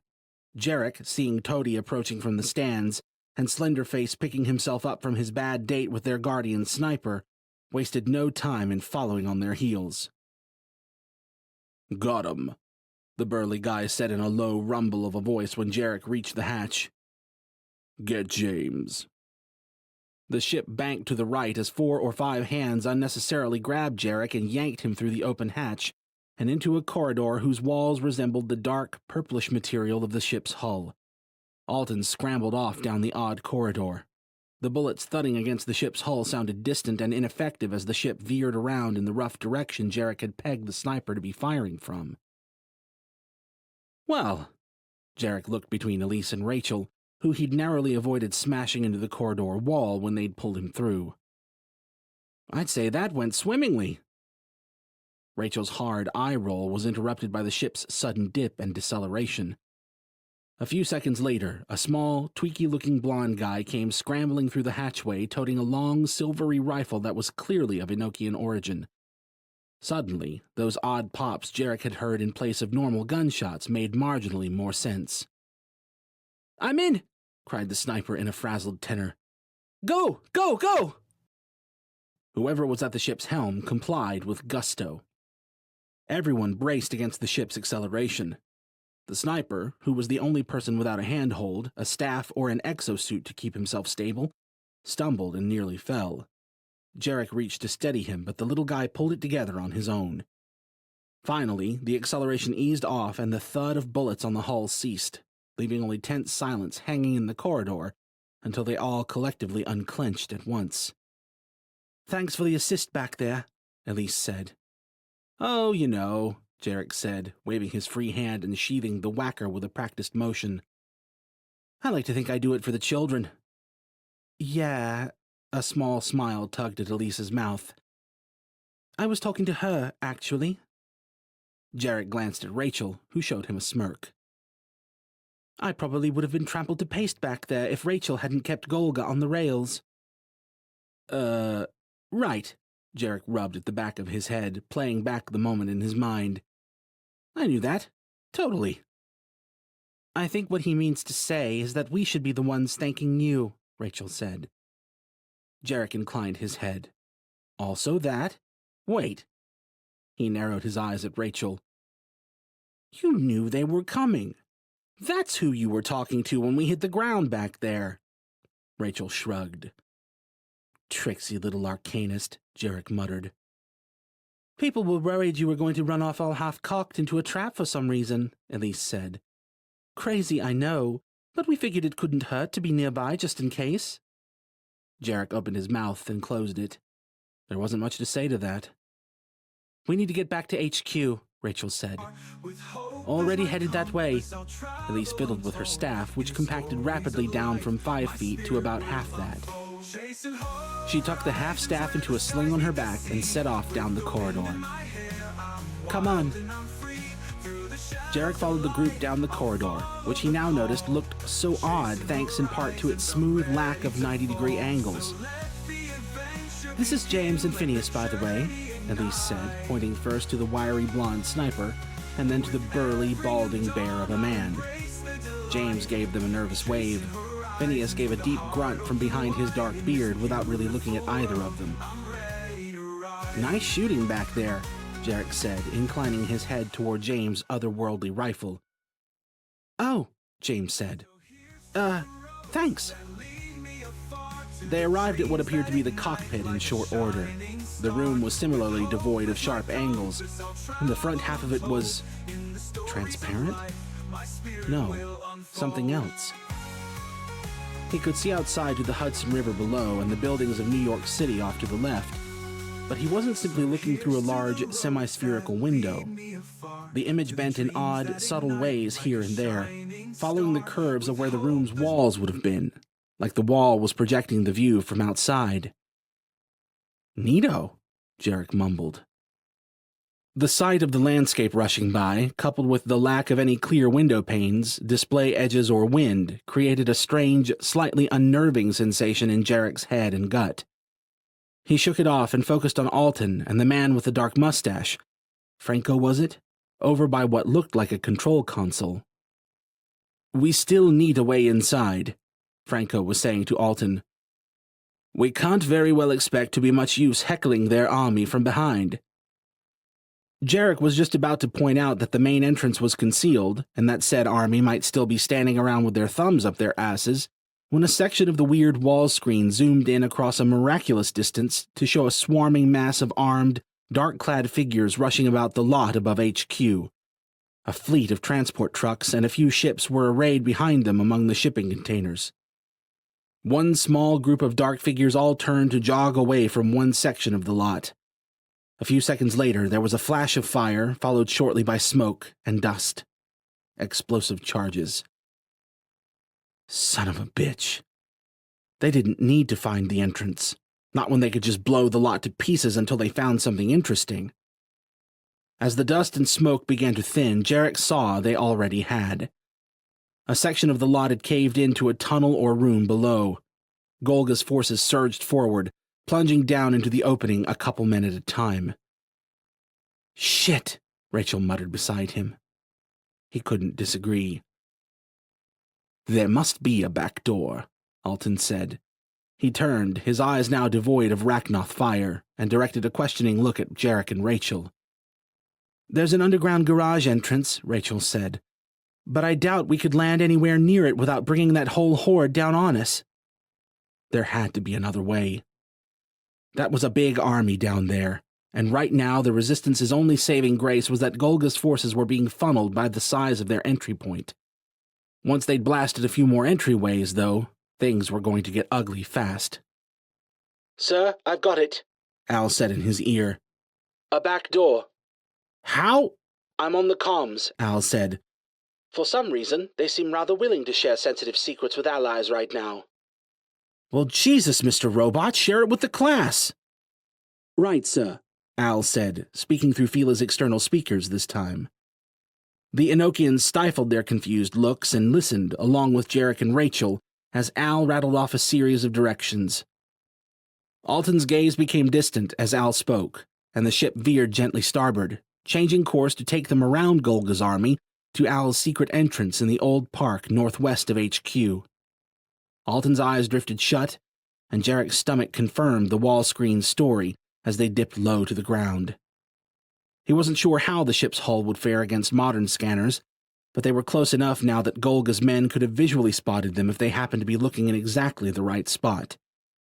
Fortunately, they seemed rather occupied with their full-on assault. A minute later, Alton slowed the ship at Al's instruction and descended to land in the grassy clearing beside what looked like an old sewer outlet set into the hillside at the park's edge. We can't leave the ship unguarded, Alton said as they made their way back to the hatch. Given the look James and Franco exchanged with each other, and then the others, that was shorthand that the two of them should stay behind. We have it under control, Franco said, disappearing into a nearby room behind Phineas. He emerged a second later, sporting a sleek weapon that looked something like an assault rifle. Phineas came behind him, laden with several new weapons in addition to the rifle he'd carried in. What about you? Jarek asked Alton. I can't imagine they'll be too excited to see red eyes popping in through the back door. You got a pair of shades or something? Alton frowned. I'll try to keep it under control. Splendid, Jarek said. What could possibly go wrong? Let's move, Elise said. The back door was unsurprisingly locked, but the code Al's panicked contact had provided opened it without issue. The hallway beyond was dark and, like the rest of HQ, cramped. How far are we from HQ exactly, Al? Jarek said. A little under a mile, sir. Awesome, Rachel muttered. Well, Jarek gave Alton a meaningful glance. Guess we better give you guys a ride, then. Rachel narrowed her eyes at him but hopped into his waiting arms with no additional protest. Come on, Jarek waggled his eyebrows at Elise and turned in invitation. You know you wanna. Is he always like this? Elise asked as she planted her hands on his shoulders and hopped onto his back, piggyback style.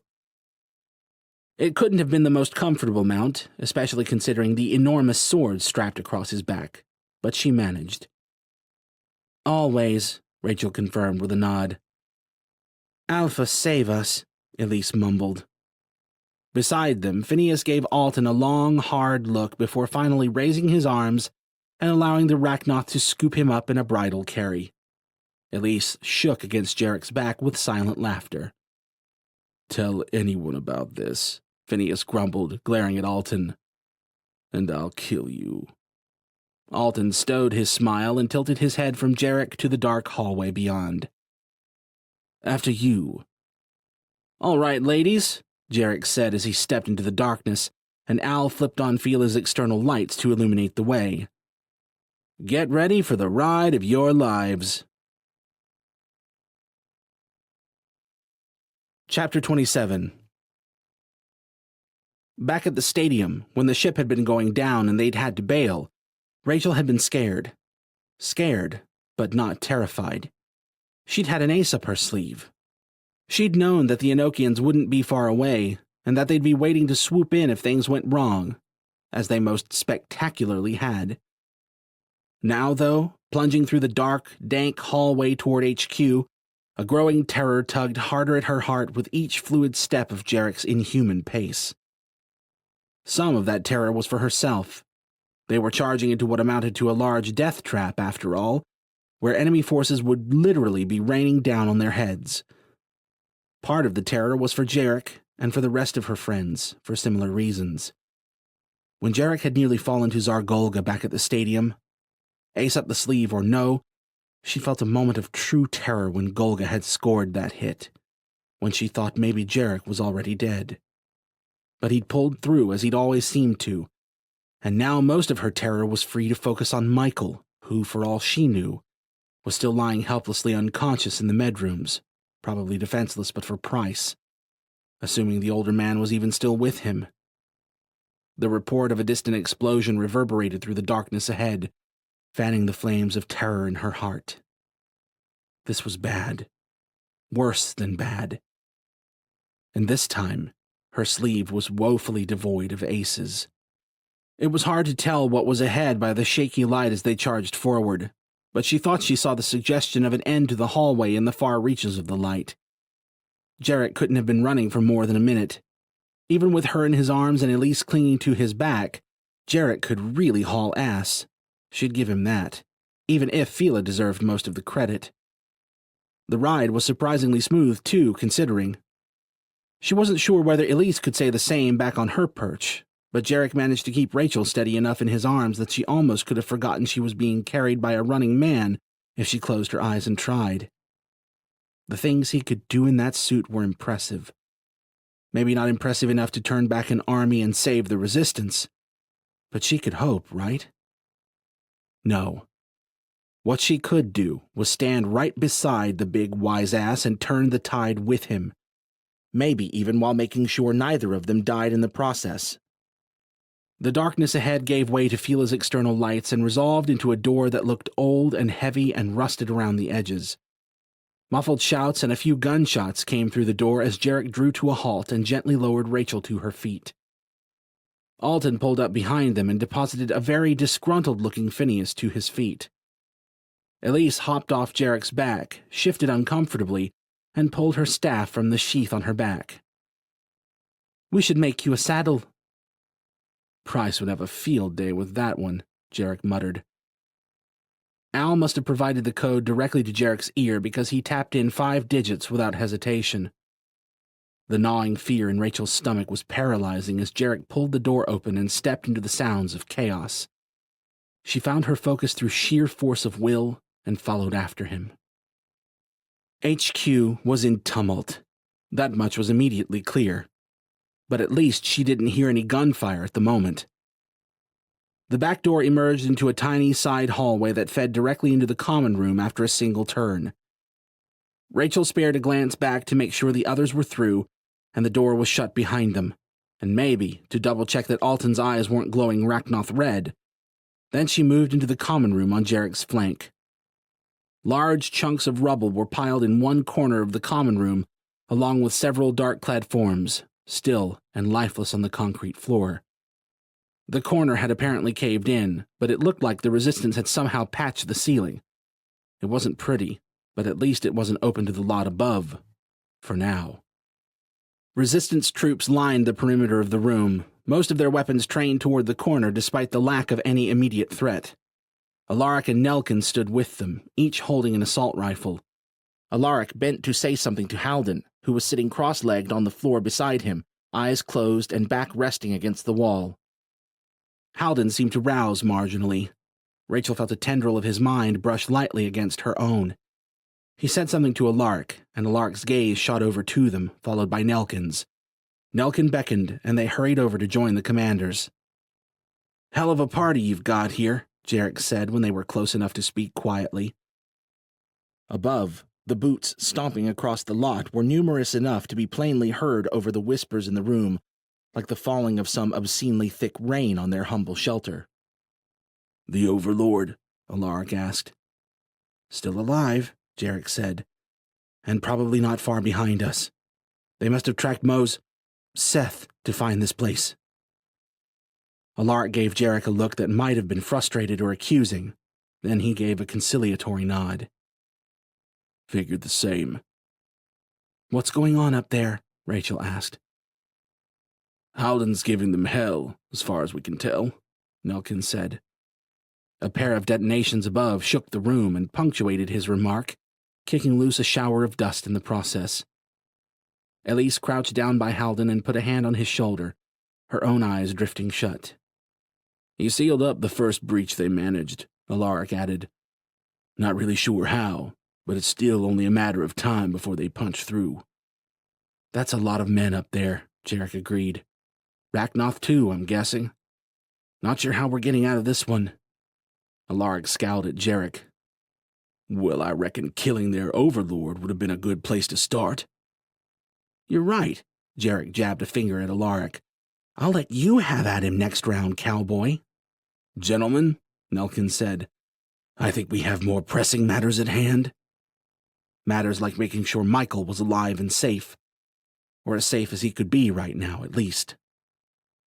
"I'm going to medical," Rachel said. "I need to check on Michael." "I'll come," Elise said, rejoining their huddle. "I need to find Johnny." Rachel nodded at her and the commanders. Her eyes lingered a moment longer on Jarek's. "Be safe," he said. "Yeah," she said, "coming from you." He shot her a wink. Then his helmet gave a whirring groan, and he frowned at the dented edges where his faceplate used to be. "Shit. Forgot I was flying without protection. Pretend that was dramatic." Rachel turned and set off down the adjacent hallway, praying that wouldn't go down in the books as their last interaction. She did her best to work through the ranks without too much pushing. A glance back confirmed Elise was with her. Of the two roughly equidistant routes leading to medical, the hallway straight ahead past the council chamber was far more congested with armed resistance traffic, so Rachel cut right down the less crowded hallway. Halfway down its length, 4 explosions rocked the base from the direction of the common room, shaking more dust loose right along with Rachel's resolve.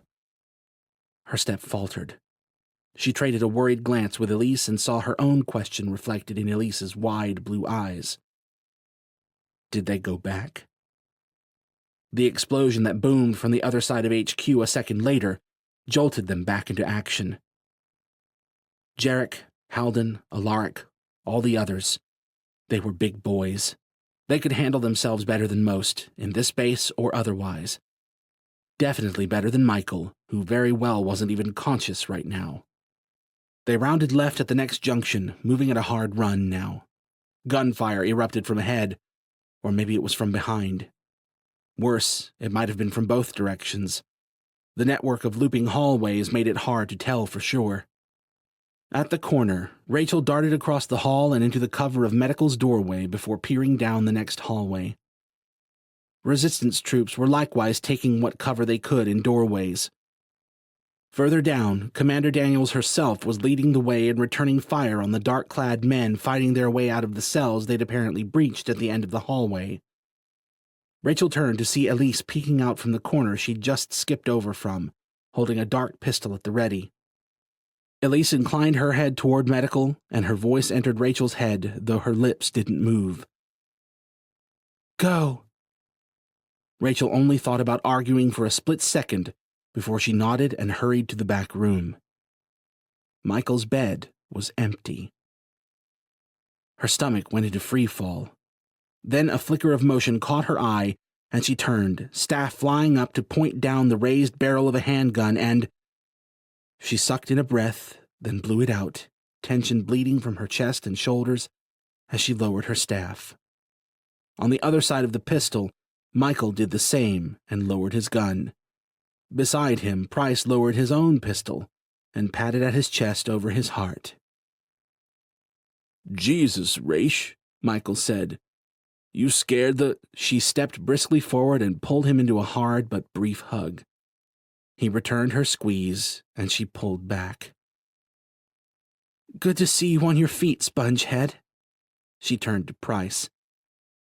"Thanks for sticking with him." Price opened his mouth, only to be cut off by another wall-shaking explosion close by. "We need to get out of here," Price said. "Is our Golga—" "Alive," Rachel said. "We barely made it out ourselves." "Out of the frying pan," Price said, looking around as if plotting potential escape routes. "I need to go back to help them," Rachel said. "We've got your back," Michael said, shuffling forward. "Michael, you've been unconscious for the past—" "We'll be safer with you anyway," Michael said. "Plus," Price said, "if you happen to decide it's time to abandon ship, I'd rather not be squirreled away back here." Rachel wasn't so sure abandoning ship was even a remote possibility at this point, but they raised fair points either way, and they didn't exactly have time to argue. For all they knew, Golga's men could breach through right above their heads at any moment. "Okay. You've got your bullet catcher, Spongehead?" Michael patted the spot where the device must have been clipped to his belt beneath his shirt. "All right, then." She paused by the door back to the hallway. "Cover our asses, Spongehead. Price, you stay between us so—" "Catch your fields," Price said. "Overlapping. Got it." She almost smiled despite herself. "Right. Let's go." Elise was nowhere in sight when Rachel stepped into the hallway.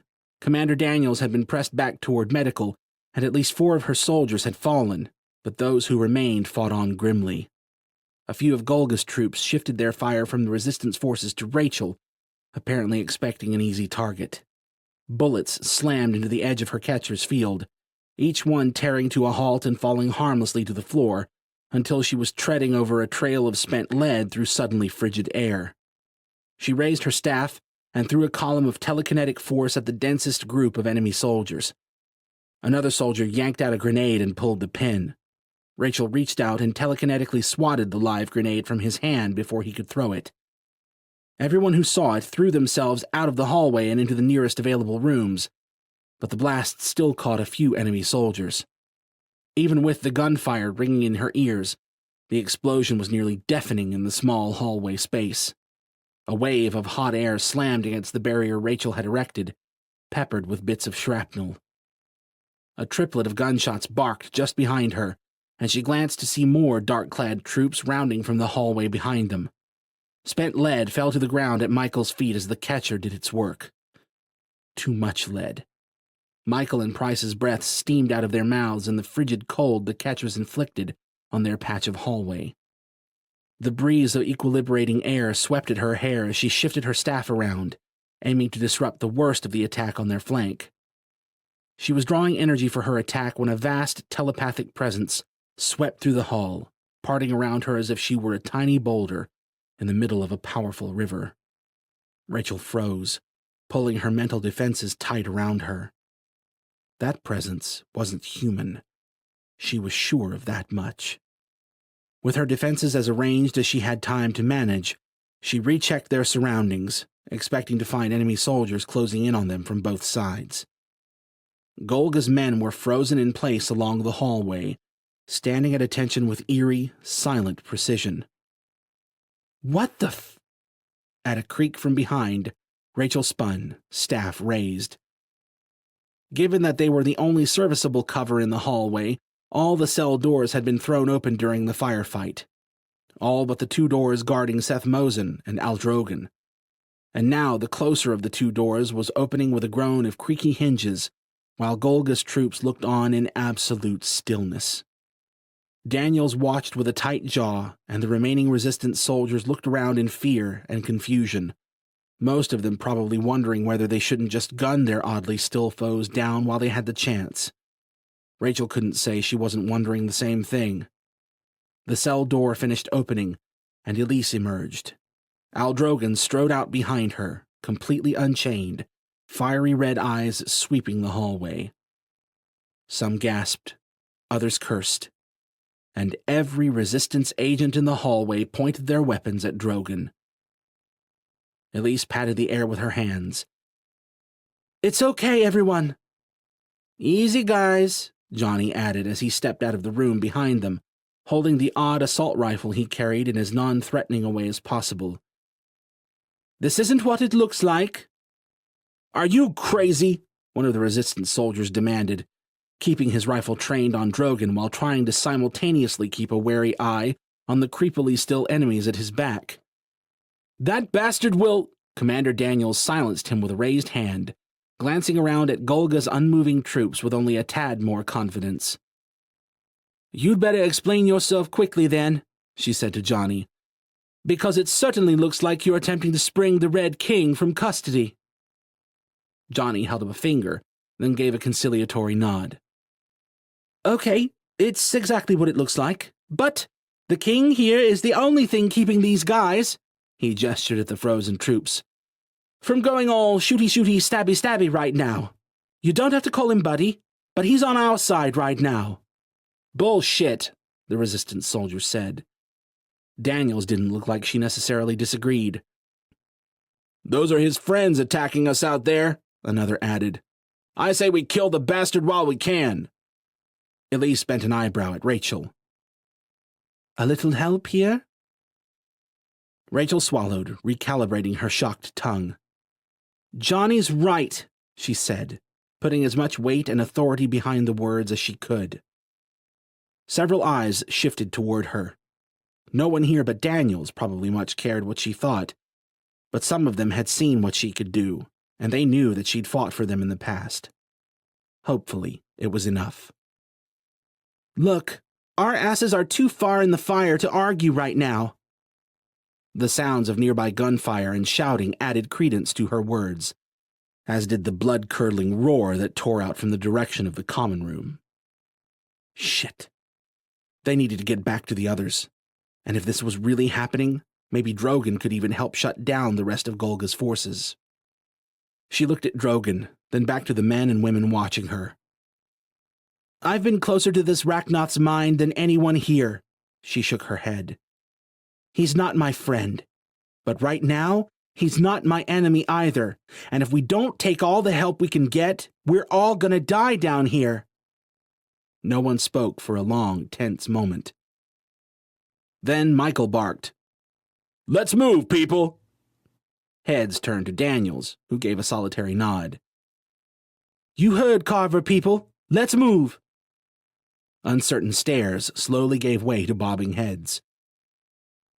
"We need to get back to the common room," Rachel said. "Shut them down before—" A sound like a choir of roaring lions spun Rachel back to Michael's side of the hallway. Down by medical, Golga's men began to unfreeze and promptly parted to clear a path.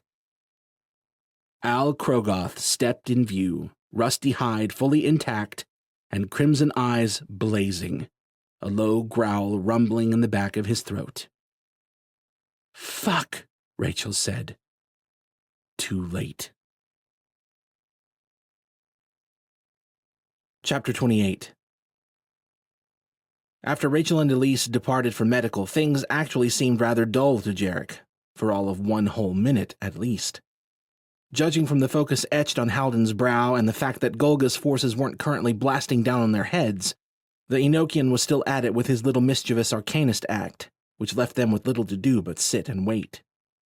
At least until Alton bristled up and quietly announced that Halden was under attack.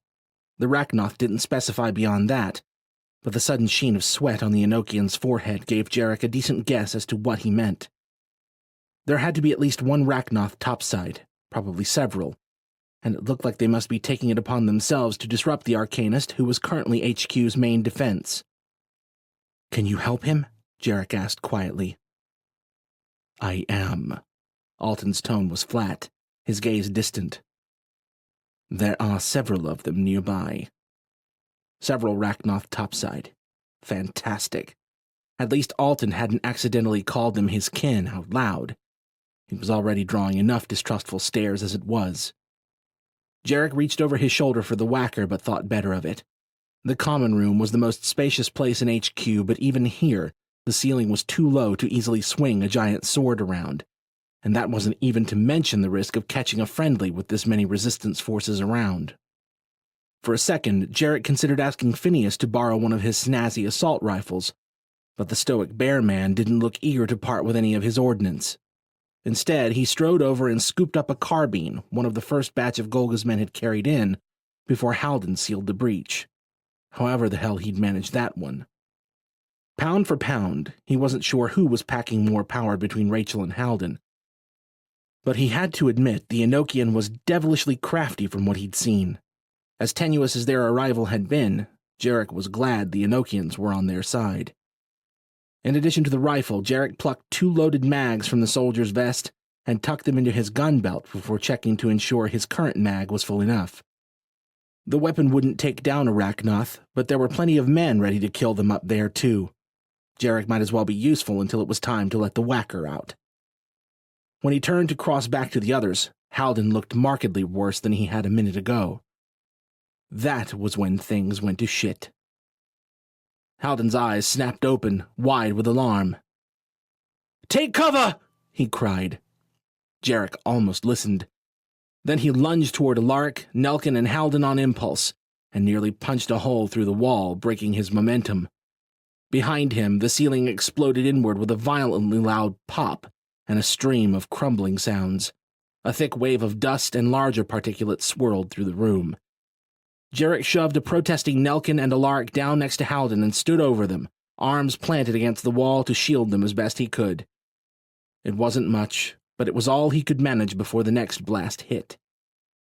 Jarek barely had time to register there had been a blast at all until after the rapid series of violently abrupt impacts that left him drifting in a murky haze of disorientation. He blinked and tried to move. It hurt. Somehow, he'd ended up on the ground. Something was on top of him, and it was...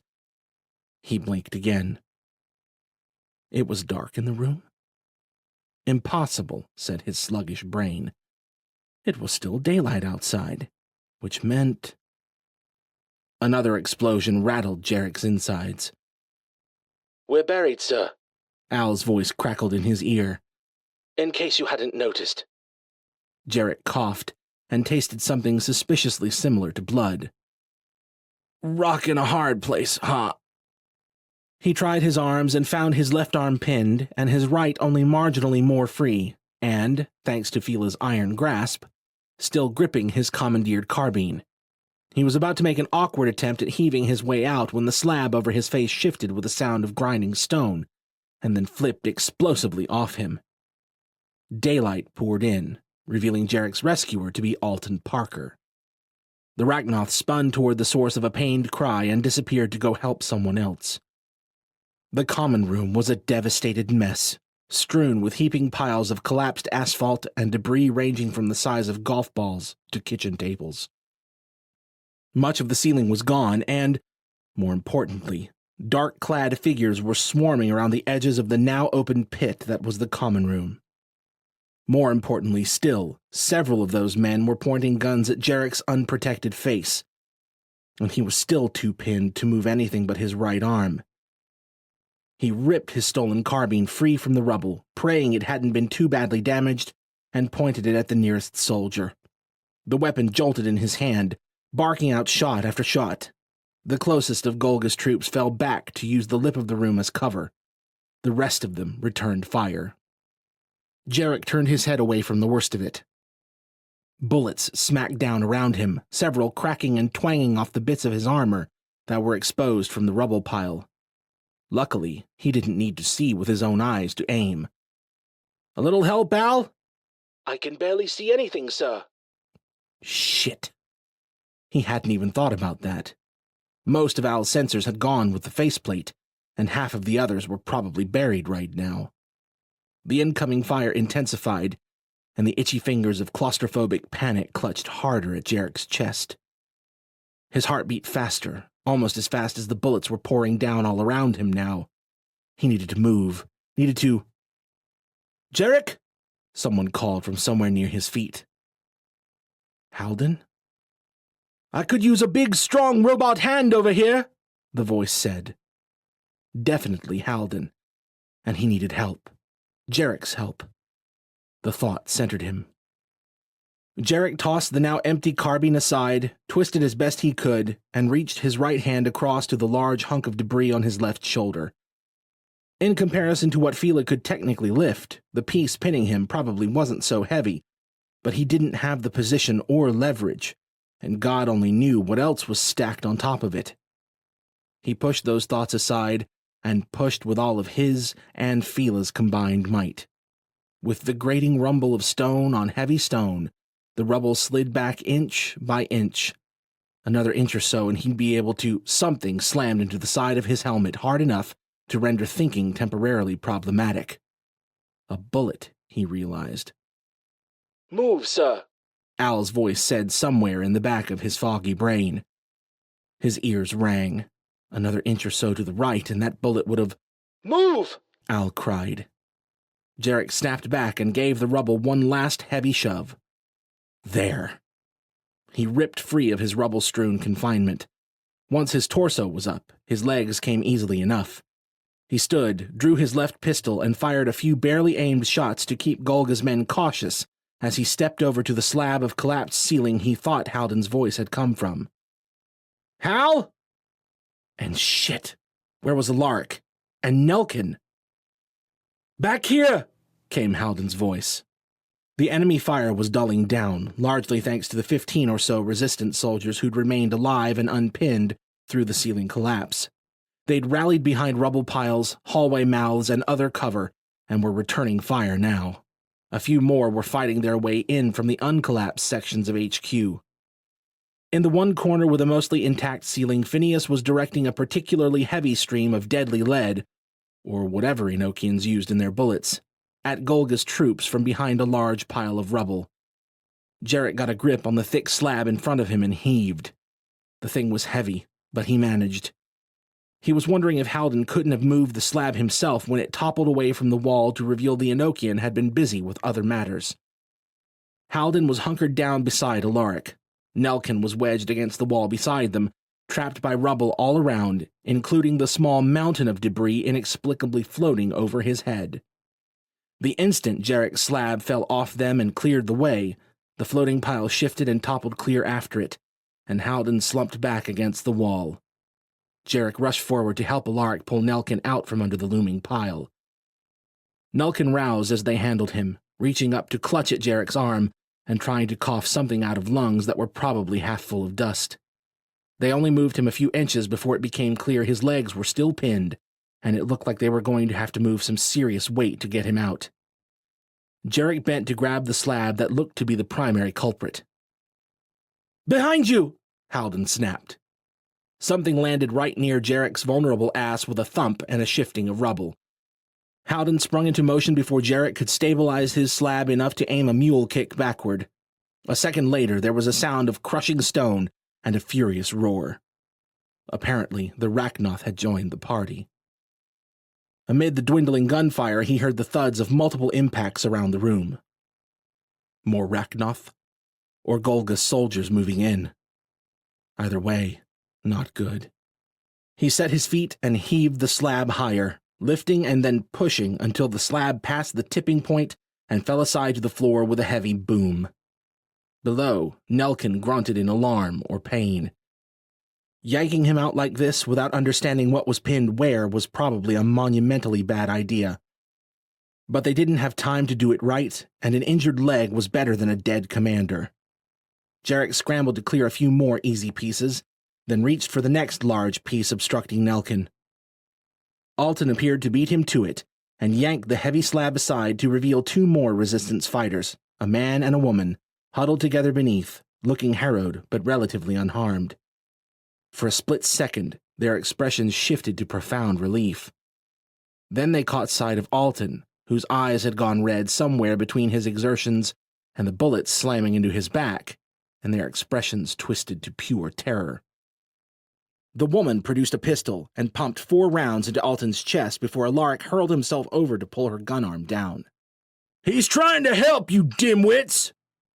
Before either of them could respond, a second pair of fiery red eyes dropped down behind Alton, and a pair of scaly green arms clamped around his torso and chucked him across the room, where he smashed into the opposite wall like a sack of bricks. The enemy Rachnoth turned back to them just in time to catch Jarek's front kick full on in the chest. The kick launched the Rachnoth across the room, bouncing from one pile of rubble to the next. Alaric was waving the 2 stunned resistance troops to action. "Wipe those dumb looks off and help me get your commander out of here!" They snapped to and complied, and Jarek turned to follow his Rachnoth foe, reaching for the whacker as he went. He hadn't drawn his blade, hadn't even made it 2 steps, when what might have been a 600-pound gorilla came down on him from behind. He did his best to tuck and roll with the thing's considerable momentum, but there was only so much he could do with his attacker stubbornly riding him all the way down.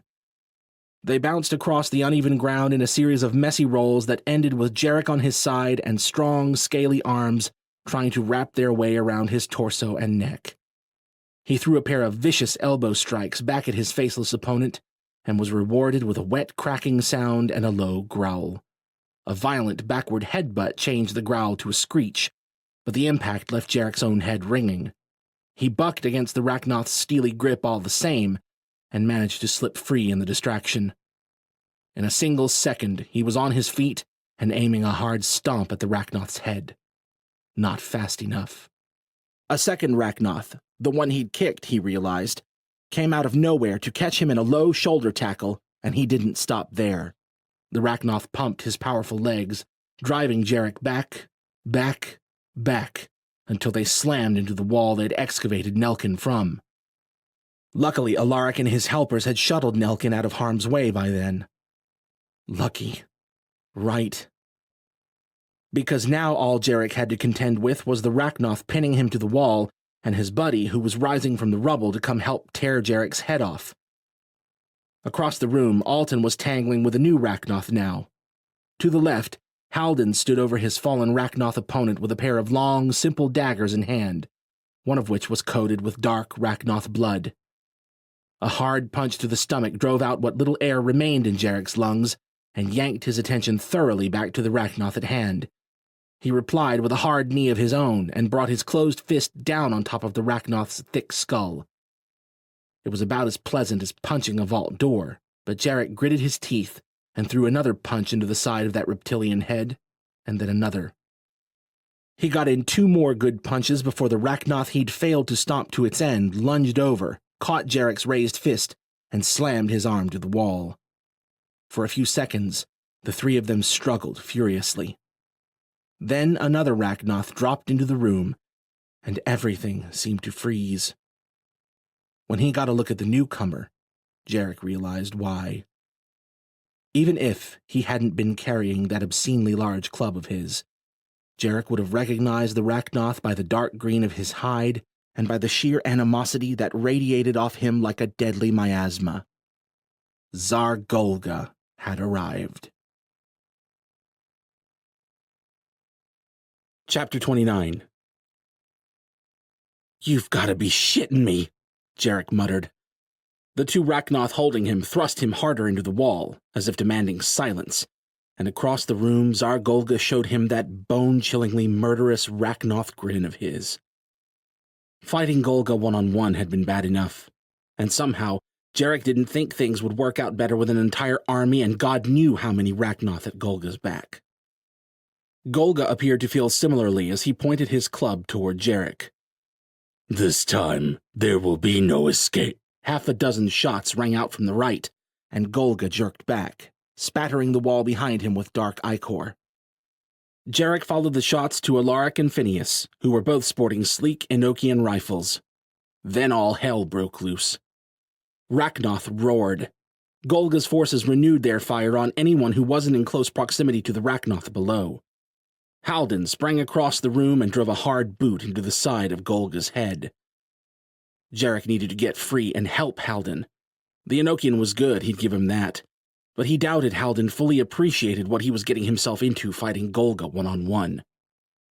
Jarek bucked against his captors, kicking and stomping. He broke his left hand free just in time to catch a clawed hand on its way to his exposed face. Ahead, Halden twisted and turned past a rain of Golga's blows, with a grace and speed that should have been well outside the limits of a human being. He moved as if he knew what would happen before it did, like a machine built for the sole purpose of dancing smoothly around a rampaging Rachnoth. While Jarek struggled to keep one Rachnoth from gouging his eyes out, the other came to the realization that Jarek's hands were tied and his neck vulnerable. A strong hand clamped over his armored throat and tugged him forward, only to slam him back into the wall, and then again. Jarek's vision swam with oddly colored spots from the impact, and he was fighting a losing battle for breath. But at least the Rachnoth's new hold freed up one of his legs. He kicked the Rachnoth's right knee before he could give Jarek another slam. There was a grisly crunch, and the Rachnoth hobbled back, but didn't fall. Instead, he gave an angry roar and started forward again, ready to end Jarek. His buddy held Jarek in place, content to let his kin have the honor. Or did, at least, until Phineas came charging in and planted an earth-shaking punch right on the side of the Rachnoth's head. The punch should have broken Phineas's hand, only it wasn't his hand, Jarek realized, but a prosthetic. Jarek's captor stumbled aside from the hit and released his grip on Jarek to aim an angry backhand at Phineas. The blow caught the big guy in the chest and sent him sprawling into the wall, but Phineas's distraction wasn't wasted. Jarek threw a shove into the Rachnoth's chest, hard enough to buy himself a moment, as the Rachnoth with the bum knee closed in on him from the left. In one continuous motion, Jarek tore his sword free and stepped in a high-to-low sweep. The giant blade caught the incoming Rachnoth at the left knee joint and ripped through, tearing more than cutting. The Rachnoth fell with a screech, and Jarek pivoted straight into his next strike, maintaining the blade's considerable momentum and steering it into a rising sweep at the spot where the second Rachnoth would probably be lunging straight for his exposed back. Claws ripped at his left shoulder armor as he completed his turn, and then the Rachnoth came into view, and Jarek's blade connected with his upper arm. Between the angle and the Rachnoth's proximity, the strike didn't have the power to remove the arm, but judging by the sound and feel of the impact in Jarek's hands, it at least broke something. Jarek darted back just in time to avoid a wild backhand. The Rachnoth lunged after him. He spun, dropping his left hand from the hilt, and brought the whacker around in a high, horizontal sweep. The sword kicked in his hands, and the Rachnoth fell to Jarek's side, the top half of his head torn open. Jarek caught a glimpse of something wriggling in the dark fluids oozing from the open head wound, and his stomach turned. Then a roar to his left wrenched his attention away. Across the room, Halden's dagger shot up to meet a tremendous blow of Zargolga's club. Jarek tried to cry out. Too late. What was the crazy bastard thinking, trying to catch that thing with those tiny... The club smashed off thin air as if it had hit an invisible, immovable post a few feet from Halden's daggers. Jarek's horror turned to shocked admiration as the force and leverage of the impact proved sufficient to jolt the weapon free from Golga's grip. Halden, apparently expecting the large weapon to come spinning out of Golga's hand, had already ducked to the side to avoid its wild trajectory. What he hadn't expected was how seamlessly Golga reacted. The Rachnoth abandoned the club as if throwing it away had been his intention all along, and whirled to catch Halden by the throat. Halden dropped his daggers and managed to catch Golga's hand with both of his, and avoid getting his throat torn out. But he couldn't do a thing to keep Golga from driving him down to his knees and yanking him in for the killing blow. Jarek sprang forward, aiming an overhand strike at Golga's left elbow. The Rachnoth saw him coming and leapt backward, releasing Halden to avoid Jarek's attack. Jarek planted his feet and turned, raising his sword as he tracked Golga. There was a gasp of air and a choking cough from behind, and then Halden stepped to Jarek's side, daggers at the ready. Behind Golga, Alton stood wearily from an unmoving foe and began to skirt the edge of the room toward them. Two Rachnoth dropped down from above to bar his way, Toady and Slenderface, Jarek registered. Another pair of Rachnoth dropped down behind Jarek and Halden, low growls emanating from their throats.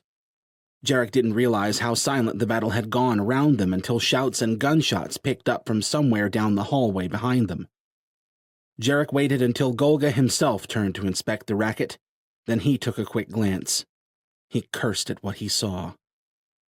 Rusty-hided Al Krogoth emerged from the hallway, not ripping and tearing his way through the resistance troops there, but merely pushing through them as if treading through a field of tall, wild grass. One of the stunned troops pointed his pistol at Krogoth and pulled the trigger, and the Rachnoth simply swatted him aside. Behind him came Drogon, another Rachnoth, and Johnny? And Rachel, Elise, Daniels, and another dozen resistant soldiers. Jarek traded a confused look with Halden, expecting any one of the several Rachnoth in the room to spring at them at any moment. He followed Halden's gaze around the lip of the common room pit and realized most of Golga's soldiers were watching the scene in eerie silence, their weapons lowered to their sides. What the hell was going on? Stop them, Krogoth said. Jarek tensed as the Rachnoth beside Krogoth prepared to spring, but he leapt well over them and Golga and landed squarely on Toady's stout form.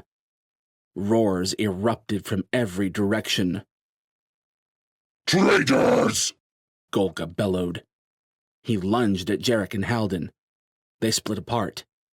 Jarek aimed a swipe at Golga's leg as he streaked in between them, but the Rachnoth stepped aside from the attack. The two Rachnoth who dropped down behind Jarek and Halden were moving to help their master, but Drogon and Elise cut them off. Golga rounded on Jarek and charged, deigning to leave Halden unchecked at his back. Jarek pedaled backward, sweeping his sword around, and used his last step to leverage a heavy diagonal cut at the oncoming Rachnoth. Golga went aerial and spun in parallel with the strike, and Jarek nearly shat himself when the Rachnoth's scaly hands shot out and clamped onto the dull back edge of the whacker. Golga touched down from his aerial maneuver and pulled, and between Jarek's surprise and the Rachnoth's unbelievable strength, Jarek stumbled forward, off balance. Golga roared in Jarek's face and smacked the base of the blade with his free hand hard enough to tear the hilt from Jarek's hands. Jarek let out his own battle cry, lowered his head, and dove into Golga as hard as he could. Golga was already scrambling to gain control over Jarek when they hit the ground. Jarek wrestled with the Rachnoth, throwing knees and elbows where he could. Golga made a grab for Jarek's vulnerable face, and Jarek grabbed the Rachnoth's wrist. Too late. He growled a curse as hot lines of pain lanced across his face. He clamped down harder on Golga's wrist and struggled against the Rachnoth's superior strength as warm blood ran down his face, forcing his left eye shut.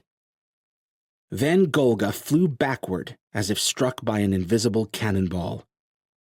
Jarek spit blood from his mouth, pushed down his body's pleas to slump to the floor and never move again, and kipped to his feet. Rachel was there at his side, staff raised in the direction of Golga's flight. Halden faced them from Golga's flank. Golga leapt back to his feet and started forward. Only something was off. The Rachnoth moved like he was trapped in a pool of thick syrup. Or thick concrete, maybe, given how freakishly strong he was. "We've got him," Rachel said beside him, her voice tight. Across from them, Halden's expression was just as strained. No time like the present, then. Jarek darted forward and threw a hard kick into the side of Golga's head. The Rachnoth spun and crashed to the ground. He struggled against his telekinetic shackles to push himself up toward Halden. Jarek snaked his arms under Golga's armpits, locked his hands behind the Rachnoth's skull, and hauled him to his feet. Golga struggled against his hold, but Jarek had the leverage now. A moment later, the Rachnoth's arms were both tugged straight out to his sides and held immobile by unseen hands. Rachel and Halden again, Jarek assumed. Halden appeared at Jarek's side, grabbed the back of Golga's head in one hand, and planted the tip of a dagger in front of the Rachnoth's eye with the other. Behind him, Rachel slammed her staff to the ground, and a low, thrumming boom swept through the room, drawing all eyes to them. "That's all she wrote, folks!" Jarek cried, the taste of his own blood only adding to his frantic battle high. "Now if you'd kindly lay down your weapons and claws and get the fuck out of here, We have some stern words to exchange with this club-happy asshat. Surrender, Halden said to Golga, his expression grim and his dagger hand steady. Golga ignored him. Krogoth stalked across the room toward them. Halden's dagger hand stayed perfectly stable as he glanced back at the rusty-hided Rachnoth. Finally, he gave a small nod and took a step to the side, allowing Krogoth to approach Golga directly. Traitor, Golga said, his voice a low rumble. He wasn't struggling anymore. You would join these pathetic meat sacks? Rebel against the masters? I would fight for my life, Krogoth said, rather than lay down to the master's fury like a sheep to the slaughter. The scarlet fire in his eyes dimmed in a manner that seemed almost remorseful. You will not stand beside us? Fool, I will tear you to pieces myself if you— Krogoth clutched wordlessly at Golga's throat and wrenched with a clawed hand. Jarek's stomach turned at the horrible, wet sound and the airy screech that pierced through it. Twin voices demanded at equal intensities in Jarek's mind that he stop Krogoth, and that he stand aside and do nothing. The latter won by default. In front of him, Halden and Rachel looked like they were experiencing a similar moral paralysis. Meanwhile, Krogoth calmly pushed through the gurgling screeches and methodically clawed his way through Golga's throat until the Rachnoth's body went limp in Jarek's arms. He stepped back, feeling like he might puke. Jarek was no stranger to violence, but this was disturbing on a whole new level. Krogoth took a firmer grip on Golga's spasmodic head, and Jarek looked away. There was an awful, ripping sound, and Jarek slowly looked back to see Krogoth holding Golga's disembodied head high for all to see.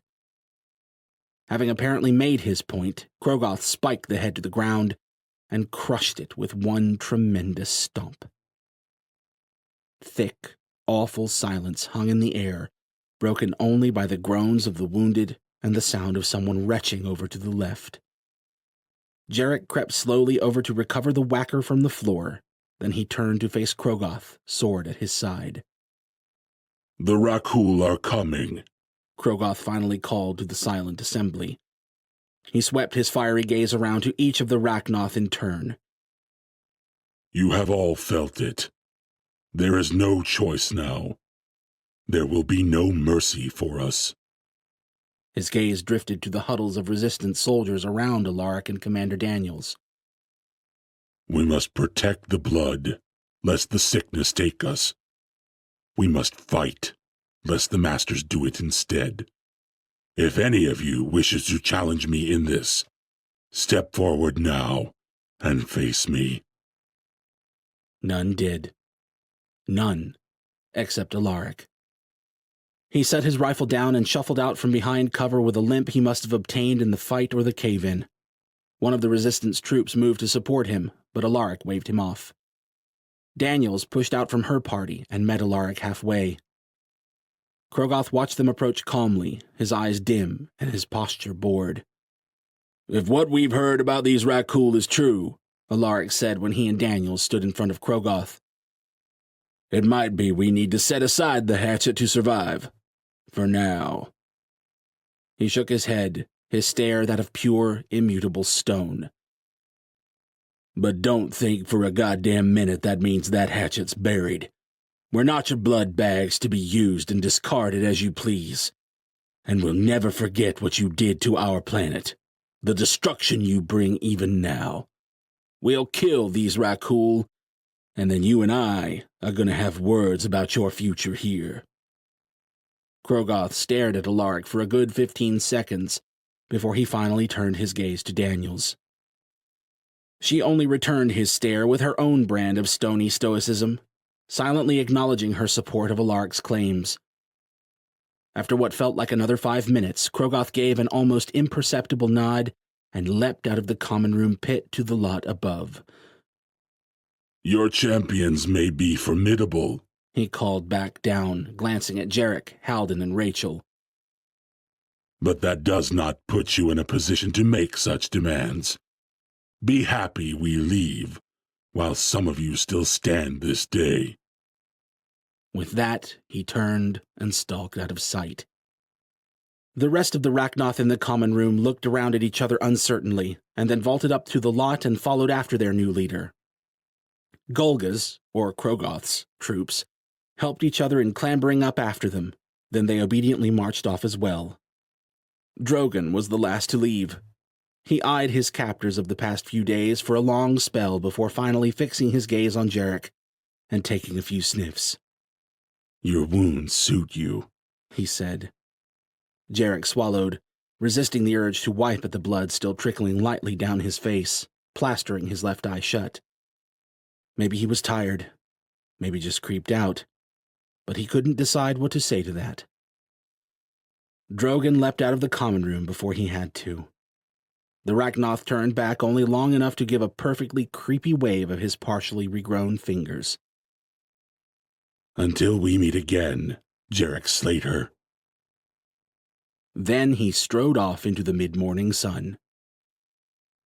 Jarek turned his one-eyed gaze to Halden and Rachel and forced his best nonchalant smile. "I think he likes me." He must have looked garish, because Rachel just cringed. "Come on." She walked over and squinted at his closed eye before pulling him off toward medical. "Let's get you cleaned up before you bleed everywhere." Around them, people were beginning to move again, checking on ignored injuries, looking for fallen friends, and carting the wounded back toward medical. Halden and Elise stood together in one corner, their arms tightly wrapped around one another. "Yeah," Jarek said, allowing Rachel to drag him across the rubble-strewn ruins of the common room. "I mean, we wouldn't want to go and make a mess of this place." Chapter 30. Rachel had never considered herself particularly squeamish, but then again, she'd never realized just how much a few face wounds could bleed either. As far as she could tell, Jarek's wounds weren't all that deep, but they'd stubbornly bled on as she'd done her best to mop up the mess and seal up the damage with the wound glue she'd nabbed from medical. In light of the dozens of critically wounded resistant soldiers, the doctors hadn't protested when she'd offered to clear out of medical and see to Jarek's wounds herself. In fact, she wasn't certain they'd even heard her.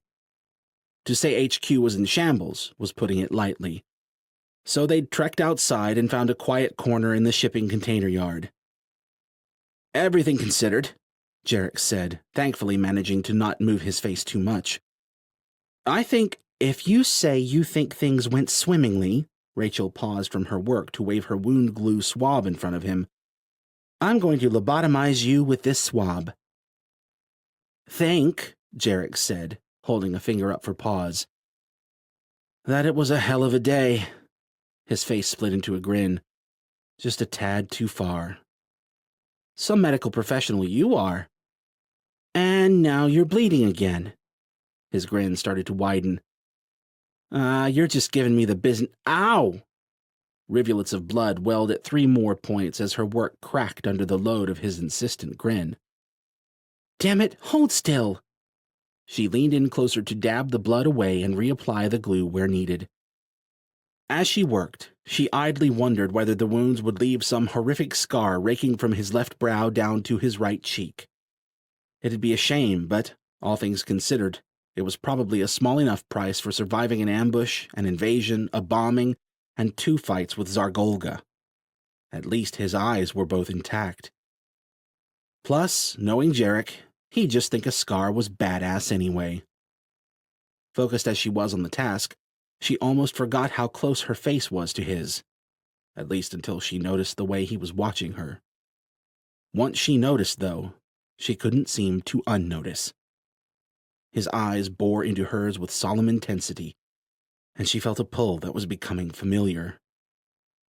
"Rach, I don't." She hadn't thought about saying it, wasn't even sure why she did, but it popped out all the same. And for some reason, Jarek looked less surprised about it than she felt. He gave a shrug and slipped on one of his nonchalant masks. "I just wanted to say thanks." She should say something, apologize, explain. But explain what? She was hardly sure herself. So she followed Jarek's lead in limping away from whatever had just happened. Thanks. Well played, Rachel. Smooth. Jarek's smile didn't spread to his eyes. I mean, I think we can both agree I'm good. Amazing, even. But I'm not sure I would have made it through today without you. She dropped his gaze in favor of the pavement. She didn't want to see the fragility in his smile, knowing that she'd put it there. Part of her wanted to reach out to him, to tell him all the terrible shit that had gone through her head in the moments when she thought she was about to lose him, when Zargolga had stood over him, club raised. But she couldn't. Jarek, I didn't mean I get it, he said. It's hard. We almost died today. Either one of us could finish the job tomorrow. And even if that weren't the case, he looked into the distance and shrugged. It's hard. For people like us, I mean. That's not... Not what? Not true? It's what she wanted to say. But it was true, and Jarek knew it. And the fact that he knew it only made her feel all the worse for feeling the need to distance herself. But she didn't have a choice, did she? Because Jarek was right. Either one of them could be dead tomorrow. She didn't need to look any further than the chopping block of Jarek's face to remember that. They'd won the battle, but they'd barely even made it to the beginning of the war. The Rakul were coming, and the thought of getting close to someone just to lose them, to lose him, it was ridiculous. More than ridiculous, it was stupid. She'd had more than enough loved ones ripped away for one lifetime, and she'd be damned if she was going to let either of them end up in a position where they let their emotions pull them into doing something stupid. She almost laughed, despite herself, as if that wasn't what led both of them here in the first place. Hypocrisy, thy name is Rachel. But this was different. This could be managed. This could be business. Slay the Rakul and save the day first. Everything else later. Simple, easy, manageable. So why couldn't she get that stupid kiss out of her head? She needed to say something. The silence had already stretched too long between them. So what's next? She finally asked. Jarek didn't seem to begrudge her the awful segue. A few ounces of amusement even crept back into his expression. Next, I suppose we pull ourselves together the world's first human space vampire alliance and start preparing to slay ourselves a space dragon. Assuming you're still game. The last bit took Rachel by surprise. How could I not be? It's not like we really have a choice anymore. The Rakul wouldn't be keeping a list and sparing the innocent when they arrived. It was all hands on deck, fight or die. And even if it weren't, she still had questions that needed answered. Why her mom had done what she'd done to the Rachnoth. What had actually happened to her in the end. It might not change anything, but she needed to know. And sometime soon, Alton Parker was going to tell her. Jarek sighed and stood to offer her a hand. We always have a choice, Goldilocks. Always. Christ, how did he do that? Switch from carefree wisecracker to somber philosopher at the drop of a hat. But he was right. Rachel had a choice, and she was going to see this thing through to the end. Maybe even find some justice for her mom along the way. She took his hand and allowed herself to be hauled to her feet. Well, in that case, want to come save the world with me? Jarek showed her his first genuine smile since the tension had started. I thought you'd never ask. As rough as the entirety of his day had been, Jarek had to say that reflexive little whammy of rejection from Rachel might have been the most brutal part. Okay, in fairness, taking Golga's club to the helmet had probably been a bit worse. And then there was the aching, bloody mess of his face. But then it was definitely the rejection. Maybe he should put down the sword and start writing bad, unrequited love songs. Not that this was... that. The cursed L word. Absolutely not. He enjoyed being around Rachel, that was it. Maybe he kind of wanted to do it more. Maybe without all the pesky clothes, he decided, as Rachel strolled up the steps to the Enochian ship in front of him. So sue him. Add it to his bill. He'd settle up after they dealt with the intergalactic assholes coming to rain on their parade. Assuming there was anyone left to settle up with at that point, or a planet to do it on. It still didn't feel quite real, the coming doomsday via space dragons and God knew what else. But then again, it didn't sound wildly less believable than a bunch of immortal space vampires invading Earth's population and blowing it to smithereens after the humans gave them a crafty supervirus, which had totally happened. So real was probably out the window at this point. Inside their ship, the Enochians were gathered in an oddly angleless lounge room, most of them seated on a pair of cushy blue Enochian couches, which turned out to be more or less like the couches on Earth. Go figure. Halden and Johnny on one couch, with Elise in between them, and Franco and James on the other. Alton Parker was standing, and Phineas sat in one non-corner of the room, slumped heavily against the smooth, vaguely purple wall.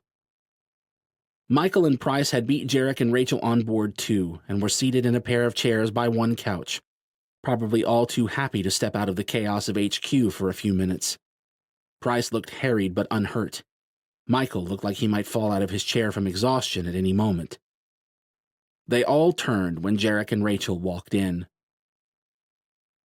"Dude," Johnny said, "that's gonna make one badass ska." "Right?" Jarek said with far more enthusiasm than he felt. He wasn't exactly excited about the disfigurement Golga had left him with. He was hoping it might manage to heal without leaving a garish mark. But if he did have to come out of this with facial scars, at least they probably would be pretty badass. And he still had both eyes. Hard to complain about that. "So what's up, guys?" Jarek asked. "Are we celebrating a victory well won?" "You call that well won?" Alton asked. "Hey, someone's got to give us credit for the day's victories," Jarek said. "Zargolga? Problem solved. Surprise attack on HQ? Averted. Necessary evil alliance with the Rachnoth?" He wiggled a hand in a so-so gesture. Progress was made. Not bad for a day's work." "And the unstoppable force coming to destroy this world and everything on it?" Alton asked. That silenced everyone for a solemn few seconds. "I didn't say it was a perfect day," Jarek finally said.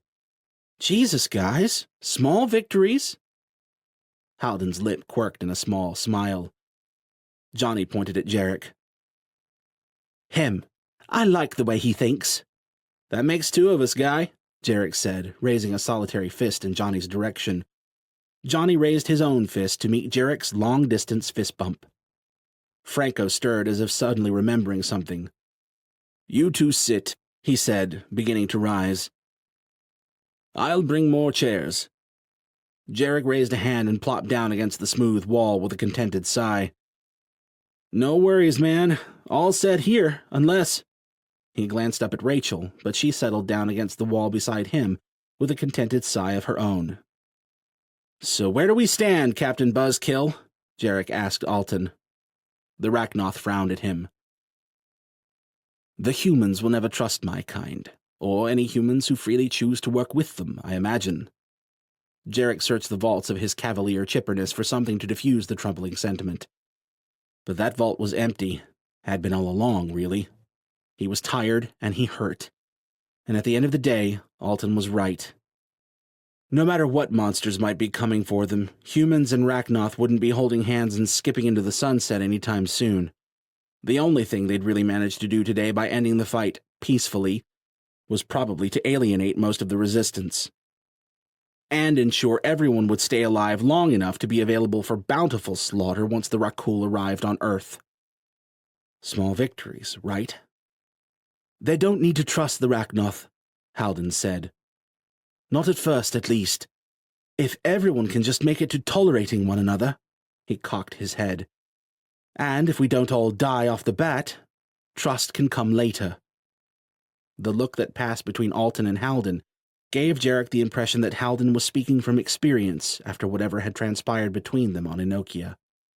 It was easy to forget, and still pretty hard to believe, that these people had fought to protect their own world from the Rachnoth, only to fly across the galaxy with one of them to do it all again.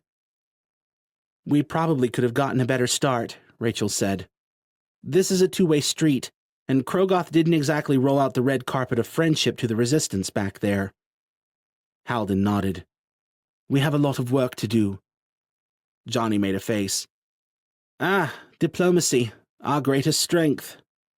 Halden smiled and pointed at Alton and Franco. "That's what we brought these two along for." Franco arched a decidedly sage eyebrow at Halden from over-steepled fingers, a small smile pulling at his mouth as he received the compliment. Alton looked less flattered. "We wouldn't happen to have any idea how long we have to do this work, would we?" Price asked. Alton shot a speculative glance at Michael and shook his head. "Not with any real accuracy. At any time, the 12 could be scattered well across the galaxy and possibly beyond. Depending on location and just how furious they are, we could be looking at anywhere from days to years." He gazed through the deck, thinking. If the nest ruptured 3 days ago, judging from what little I felt of Kulgada's message yesterday, my best guess is that we're only looking at a few weeks before at least he arrives. "Kulwada?" Jarek asked. "Kulgada." Beside Jarek, Rachel tensed at the word. "Am I correct in assuming Kul is a fourth title?" Price asked. "Above Tsar?" Alton nodded. "It is the title of the Rakul, and the highest station of our people, though a Kul can only loosely be called one of us. If we translate to your years, Kulgada, the youngest of the 12, is well over 10,000 years old." Jarek processed that for a few seconds. Across the room, Price's mouth cycled open and closed half a dozen times as probably 300 times that many questions fought to escape his head. Jarek raised a hand. Alton stared at him for several seconds before he finally shook his head and extended a hand to Jarek in invitation. "I have a feeling I'm not going to like the answer to this one," Jarek said. "But, has anyone actually ever taken down one of these Rakul guys?" Tense silence stretched, the Earth crew all leaning forward in anticipation. The way the Enochians' gazes all dropped to the deck gave Jarek all the answer he needed. "Only once," Alton finally said. "By the oldest of my kin." "And what happened to that guy?" Rachel asked. Alton's smile was utterly devoid of humor. "He became Kulgada." "And I take it that meant no sympathy for the little folk anymore?" Jarek asked. "Not so much," Alton said. "In fact, it's the opposite, if anything. Ascensions to Kul clearly don't happen every day, or millennium. I would imagine Kulgada feels the need to prove himself even now. He's certainly acted like it over the past 2,000 years."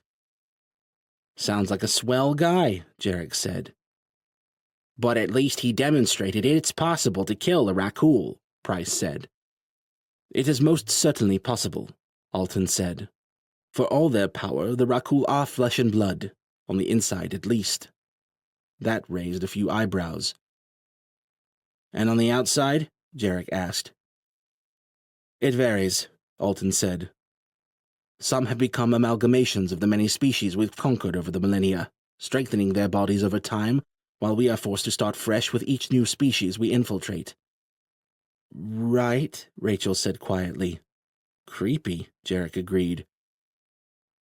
"It's one of the ways they'd kept us subservient all this time," Alton continued. "By the time any of my predecessors thought to first question the way of things, the Rakul had already grown too strong." "Double creepy," Jarek said. "But killable," Halden said. "Right," Johnny said. "All we gotta do is unite a bunch of scared humans and the blood-sucking monster, guys, who blew their planet to ashes and get everyone ready to rumble with a dozen alien warlords who've basically never suffered a loss." "So, yeah," Jarek said slowly. "A bit of work to do, then." "Who doesn't like a good challenge?" Elise asked. "Well," Price said, glancing from Alton to Halden, As our resident experts, what do you believe to be our best shot from here out? We'll begin reaching out to the other Rachnoth on Earth, Alton said, looking to Halden and Franco for confirmation. There are several clusters of my people scattered across the planet. We'll try to convince them the only hope is to join forces and rally here to face the Rakul together. Jarek looked at Rachel. Guess that means we should focus on getting the party started right with Krogoth and Drogon. Maybe they could even get Mosin to help them bridge the gap with the Rachnoth, provided the ruthless bastard had any pull with Krogoth's new regime, and especially provided Alaric didn't shoot Jarek in the face for even suggesting such a thing. Maybe he'd wait to mention it, at least until he had a functional faceplate to protect him after word got to Alaric. With Fila's missing faceplate, his thoughts turned to his wrecked ship, sitting abandoned in the middle of Yankee Stadium. He and Price, and mostly Price if he was being honest, had some heavy-duty repairing to get to. A lot of work to do indeed. Jarek sighed and leaned back to rest his head against the wall. When his shoulder brushed against Rachel's, he paused, waiting to see if rejection would strike again and she'd withdraw from the contact. He felt, more than saw, her uncertain sideways glance. Then, quietly, she shifted and settled more comfortably against his side. So it was going to be like that, then. Jarek met Michael's soft frown with an easy smile, then settled in to take a few deep breaths and enjoy the contact while the others continued talking plans. Then his calm decided to buzz and ruin everything. Call from Alaric, sir, Al said in his earpiece. Jarek scooted around so the others would be behind him and in frame. Share it with the class, Mr. Robot. Jarek's calm hollow sprang to life to reveal a battered-looking Alaric standing in the council chamber, which was empty but for the muffled bustle of voices and activity that carried through the doors.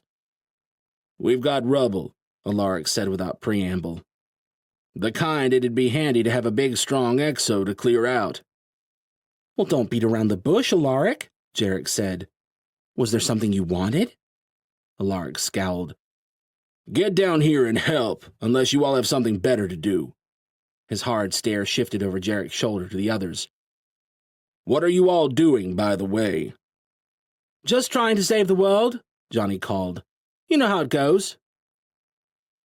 We were discussing our best next steps in facilitating a human Rachnoth alliance, Halden added.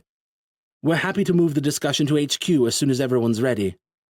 Alaric shook his head, his scowl deepening. Jarek half expected him to give a strong hell no or something of the sort, but when he spoke, it was with defeated acknowledgement. I can't believe it's come to this. No one in the room seemed to disagree with the statement. Not that I'm particularly excited to suggest it, Alaric continued after a stretch, but the logistics of this half-assed alliance might at least be a touch easier now that we have a resistance commander on board. Jarek studied the stoic expression behind Alaric's grizzled beard. You? He asked finally. Alaric nodded. Can't imagine Sloane approved that decision, Jarek said, and he had a feeling he knew why. Sloane is dead, Alaric said. Enemy forces breached into his room from above. Looks like the blast took him. That earned a moment of silence, which Jarek willfully refrained from breaking with something along the lines of good riddance. He wasn't the best man we lost today, Michael finally said. No, Alaric said. He wasn't. Jarek had never seen Alaric look so tired. For a second, he thought about asking if Mosin had made it through the fight safely in his cell, but that wasn't liable to do Alaric's mood any favors. All right, Jarek stood and showed Alaric a casual salute. I'm on my way, cowboy. We'll get HQ squared away, and then worry about the end of the world. See you in a few. Alaric looked a shade surprised, but he stifled it quickly enough, said a gruff, Thank you, and cut the call. Jarek looked back at the others. Anyone up for strengthening alien goodwill with a bunch of twitchy resistance fighters? They shared a look, and all rose to their feet. Jarek pulled Rachel to her feet, and together the party began the short trek out of the ship and back to HQ. As they went, Jarek found himself wondering where along the line things had changed to the point that he was the one leading the march to go help the same resistance, that had been willingly hiding Fila from him not even a week ago. Sideways, apparently. Or maybe not. Maybe it wasn't the same resistance that they were marching to the aid of right now. Because everything had changed, hadn't it? For now, at least. And all it had taken was the threat of extinction. Jarek wasn't about to paint a big red R across his chest, and he sure as hell wasn't about to thoughtlessly toe the line and give any of them the "Sir, yes, sir." But there was no denying it anymore.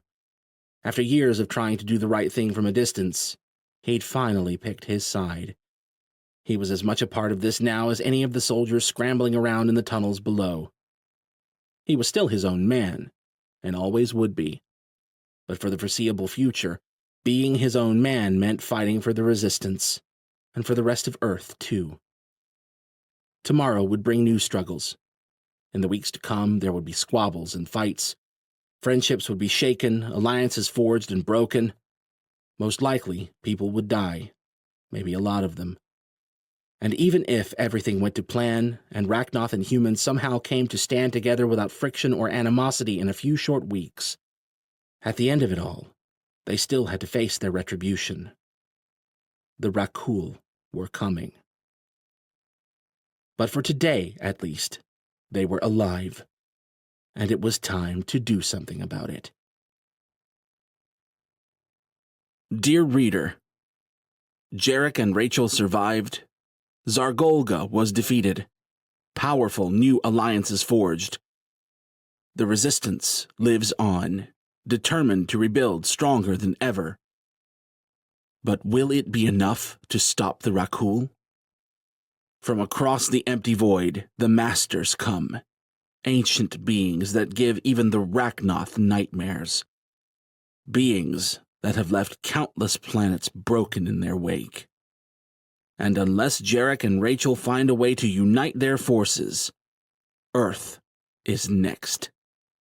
The adventure continues with Reaping Day, Book 3 of the Harvester series. For more information, and to snag your free copies of the Harvester series prequels, Cursed Blood and Soldier of Charity, hop on over to lukermitchell.com. Thank you for listening.